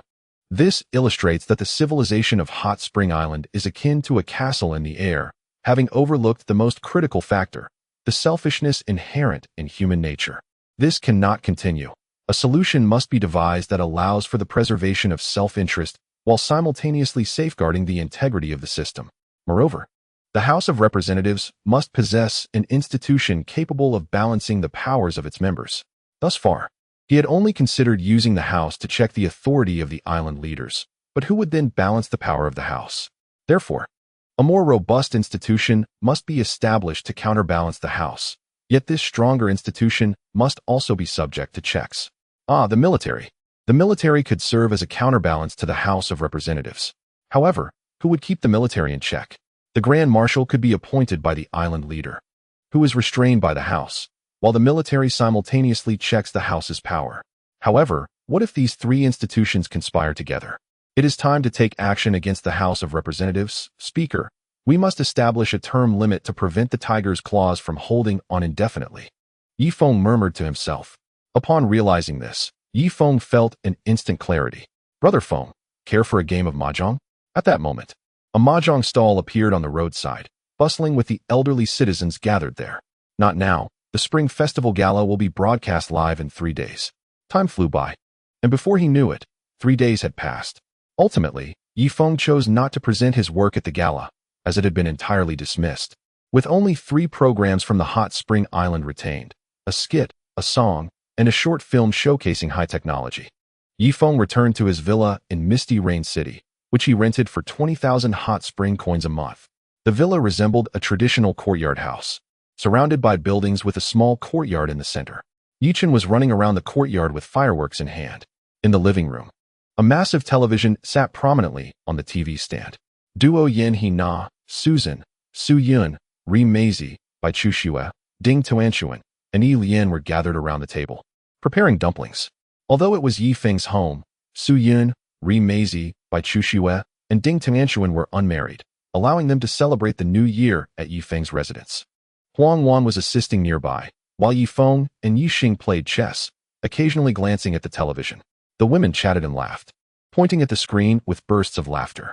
In the courtyard, other children from the neighboring villas came to play with Yi Chun, and the sound of fireworks shooting into the sky echoed. I'll take your piece. My son, consider the greater picture. If you take my piece, won't your charm be captured by me? With a swift move, Ye Feng captured Yi Xing's piece. Dad, you're truly impressive. Yi Xing conceded with a smile, though he had intentionally let Ye Feng win. Chess is about strategy, and at the late stage of the divine origin realm, Yi Xing's mental prowess far surpassed Ye Feng's. There was no way he could lose. Indeed, you should learn more from me in the future, Ye Feng boasted with a smug expression, while wrapping dumplings. Duo Yin He Na cast a sparkling glance towards the 2 most important men in her life, her husband and son. The success of a woman can be measured by such devotion.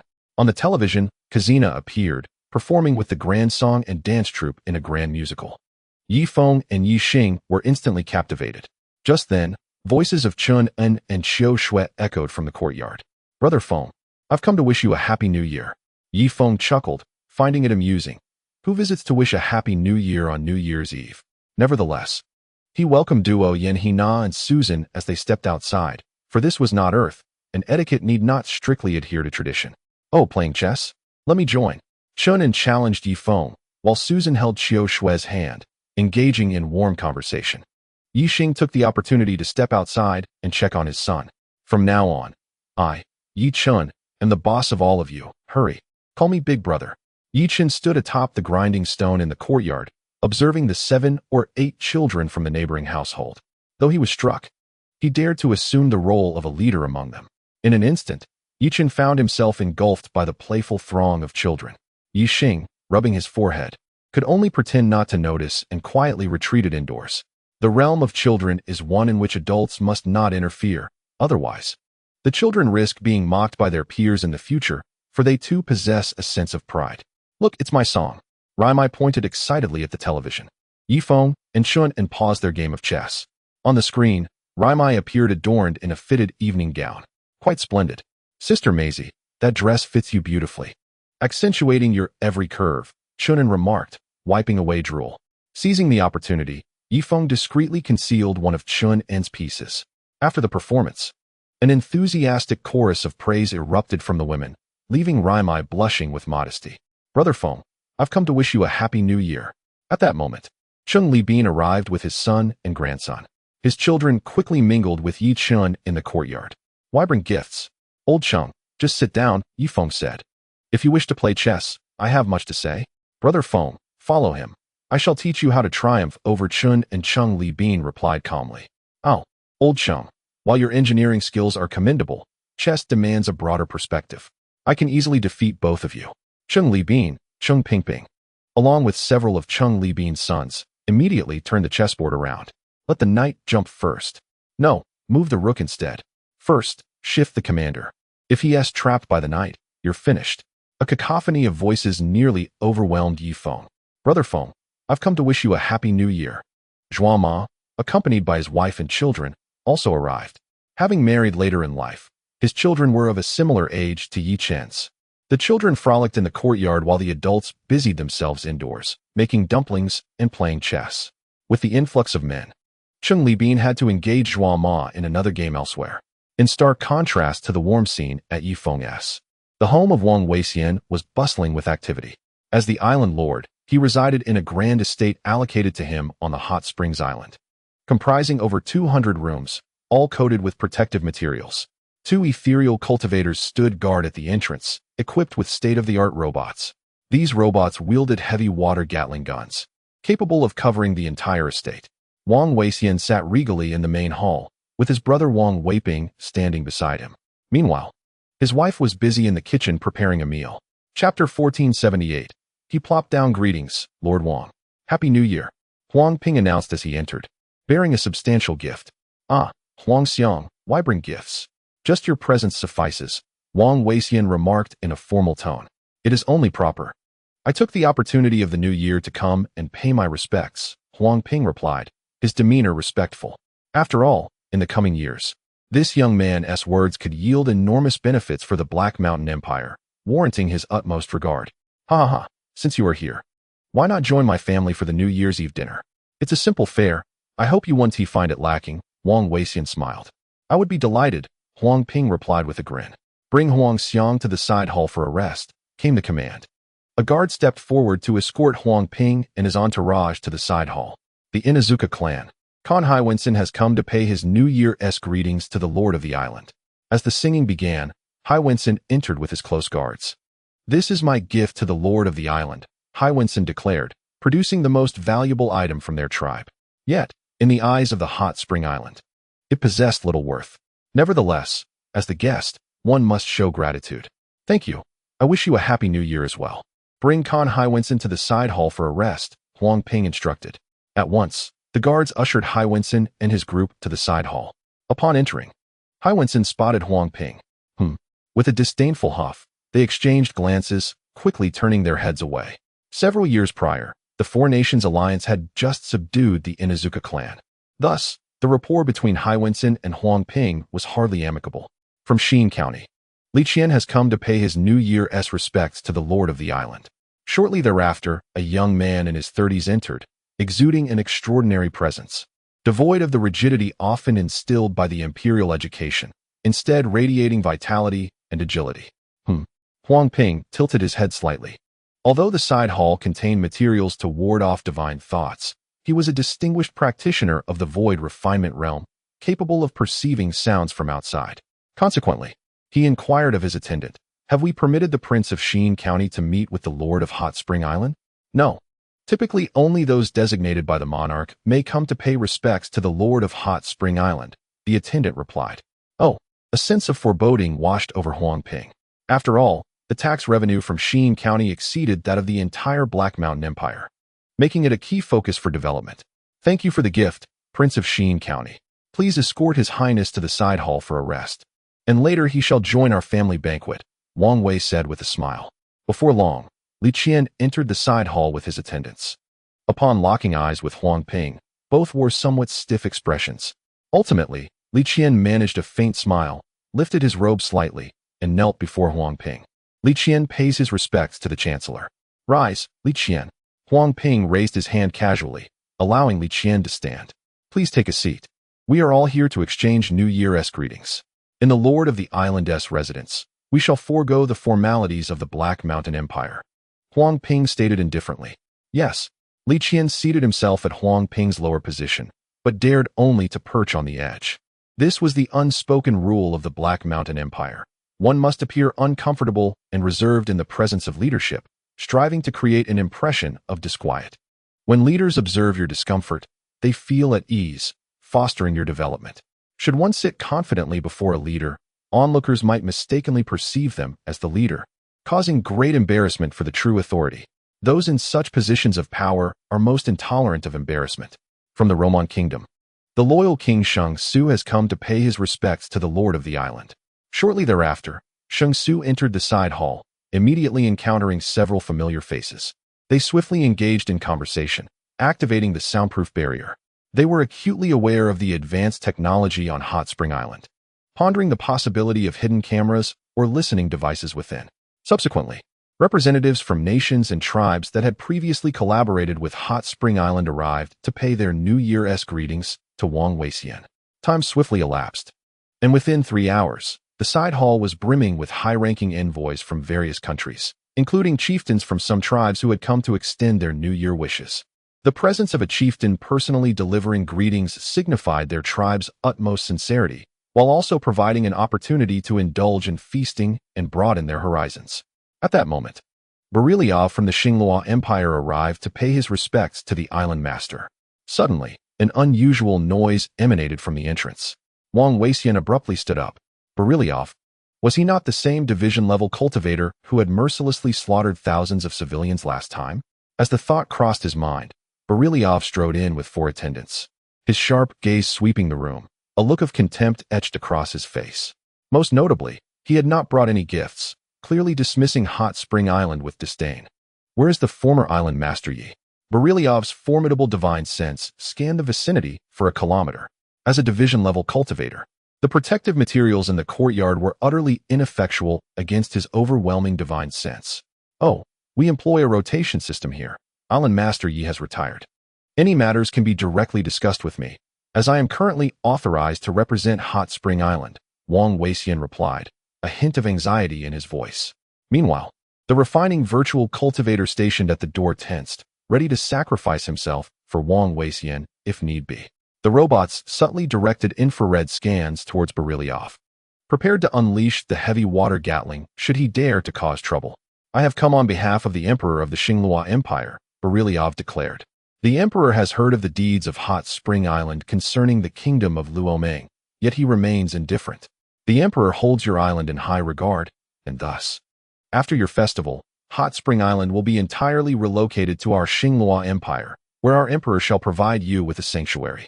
In return, Hot Spring Island is to fully manufacture warplanes, spacecraft, sand vehicles, and that heavy water gatling for our Xinghua nation. Berylliev's demeanor resembled that of a eunuch at the Emperor's side, issuing commands rather than extending New Year greetings. The corner of Huang Yueya's eye twitched, forcing a semblance of a smile. In this matter, I fear I, as the island master, lack the authority to decide. Perhaps, esteemed senior, you might rest in the side hall for now, and we can discuss this further after the festival, Huang Yueya suggested. Very well, I shall grant you this concession. With that, Beryliev swaggered into the side hall, his divine sense already perceiving the numerous guests within. Huang Ping was the first to notice Beryliev, hastily rising to his feet. Following him were the loyal King Xingxiu, and finally the beautiful Jade Fairy from the Xingyue Kingdom. Your Highness? Indeed, it is I. What were you discussing just now? Did you employ soundproofing? Quite intriguing. Berylliev's gaze swept the room as he made his way to the seat of highest honor, plopping himself down without a hint of regard for those present. His arrogant demeanor stirred discontent among the attendees, yet none dared to voice their displeasure. The Starry Empire, indeed, stands as a true behemoth. Even the kingdom of Roman appears but a mere mosquito compared to a buffalo, existing on entirely different planes. Chapter 1479. Today's affairs shall remain confidential. Your Highness, we are currently discussing business cooperation with Hot Spring Island, Huang Ping remarked. Oh, so swiftly tamed by Hot Spring Island? Beauclerc glanced at the assembled envoys. Silence enveloped the room, a flicker of shame crossing their faces. It is essential to remember that they were once the elite among nobles, yet now they find themselves yielding to Hot Spring Island. Surely, Your Highness has witnessed the last confrontation between Hot Spring Island and the Kingdom of Roman? What alternative do we have if we do not cooperate? Shall we oppose Hot Spring Island? Furthermore, should we choose not to collaborate, others will inevitably forge alliances with them. And over time, our national strength will falter. Moreover, the industrial advancements of Hot Spring Island are undeniably significant. With their factories, our impoverished populace could at least have food on their tables, unlike before when the absence of industry led to the annual demise of countless destitute souls. Alongside a multitude of cultivators deprived of elixirs and spirit stones for their training, Mayu articulated. I never imagined such words would emerge from the lips of a great diviner from the Star Moon Kingdom. Have you not discerned? Hot Spring Island seeks to assimilate you. Once successful, you shall lose your noble status, and the hard-earned territories of your ancestors will be shared with the commoners. Can you truly accept this? Beauclerc stated bluntly. A profound silence ensued. They certainly did not endorse the civilization system of Hot Spring Island. Yet what recourse remained? Hot Spring Island routinely dispatches emissaries to evaluate the civilization levels of other nations. Only those with higher standards receive orders and assistance with advanced machinery.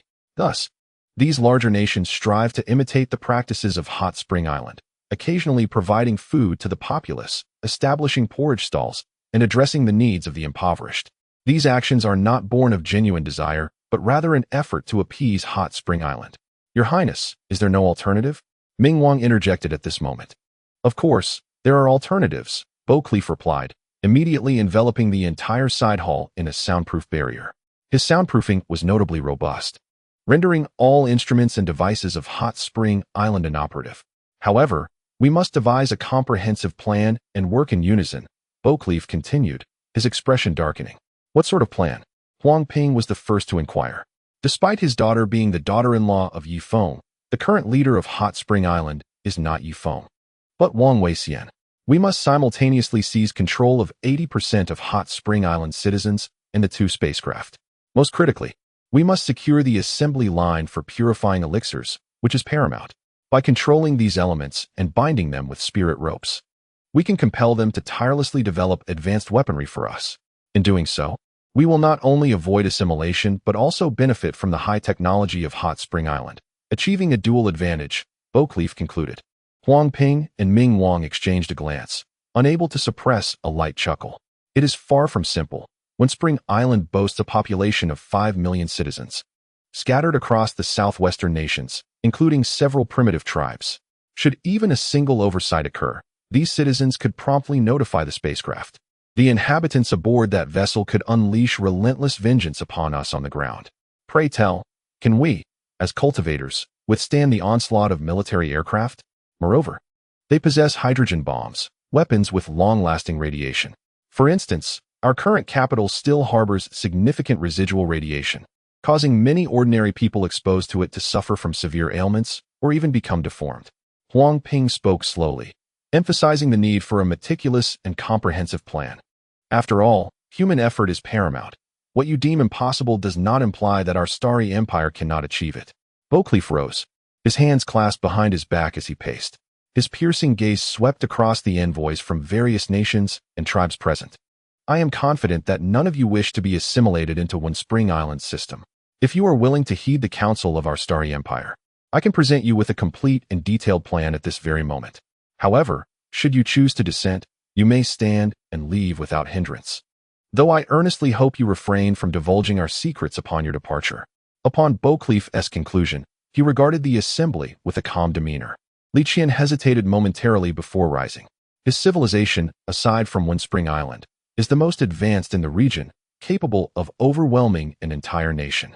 Your Highness, esteemed elders and dignitaries, I must attend to official matters and shall not intrude further. Rest assured, today as proceedings will not escape my lips. With that, Li Qian prepared to depart with his entourage. Just then, Beauclerc unexpectedly pointed at Li Qian. You? Li Qian was taken aback, staggering back a few steps, his eyes wide with shock. Bang! Li Qian's head exploded like a watermelon. His 4 attendants gasped in astonishment, ready to flee. Alas, Beauclerc was quicker. Bang, bang, bang, bang. 4 more heads burst forth. After eliminating the 5, Beauclerc nonchalantly waved his hand. In a flash of white light, the bodies were absorbed into his storage space, and even the bloodstains on the ground were effortlessly erased by his formidable powers. Huang Ping felt a surge of anxiety, his face darkening to an extreme. Regardless of the circumstances, Li Qian was a prince of his Black Mountain Empire. Beauclerc's actions seemed excessively disrespectful. Unfortunately, Beauclerc was at the spirit division level, and he could only bury his fury deep within. Now that the traitors have been dealt with, I shall fully unveil my plan to you all. This proposal is backed by the Starry Empire, ensuring that no errors will arise. Whoosh! In Ye Feng's courtyard, the first fireworks shot into the sky. Subsequently, a chorus of fireworks erupted throughout the city of smoke and rain. Brilliant fireworks ascended into the sky, illuminating the entire city with a dazzling glow. Children rushed out of their homes, shouting exuberantly in the streets. Ye Feng stood in the yard with many old friends, reveling in the spectacle of the fireworks raining down from above. Brother Feng, It feels as though we have returned to a civilized society, Chen remarked, gazing upward. I wonder how my parents are faring now, Raimai suddenly said, her expression turning somber.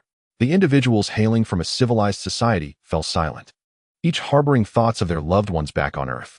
Having spent half a century in this alien world, it was likely that, even if they were to return, many of their friends and family would no longer be there. Susan rested her head on Ye Feng's shoulder, and after a moment's hesitation, Su Yun followed suit. Come on. It's time to go home and eat dumplings. Yi Chun, hurry back for dinner. Ye Feng called out to Yi Chun, who was outside the yard.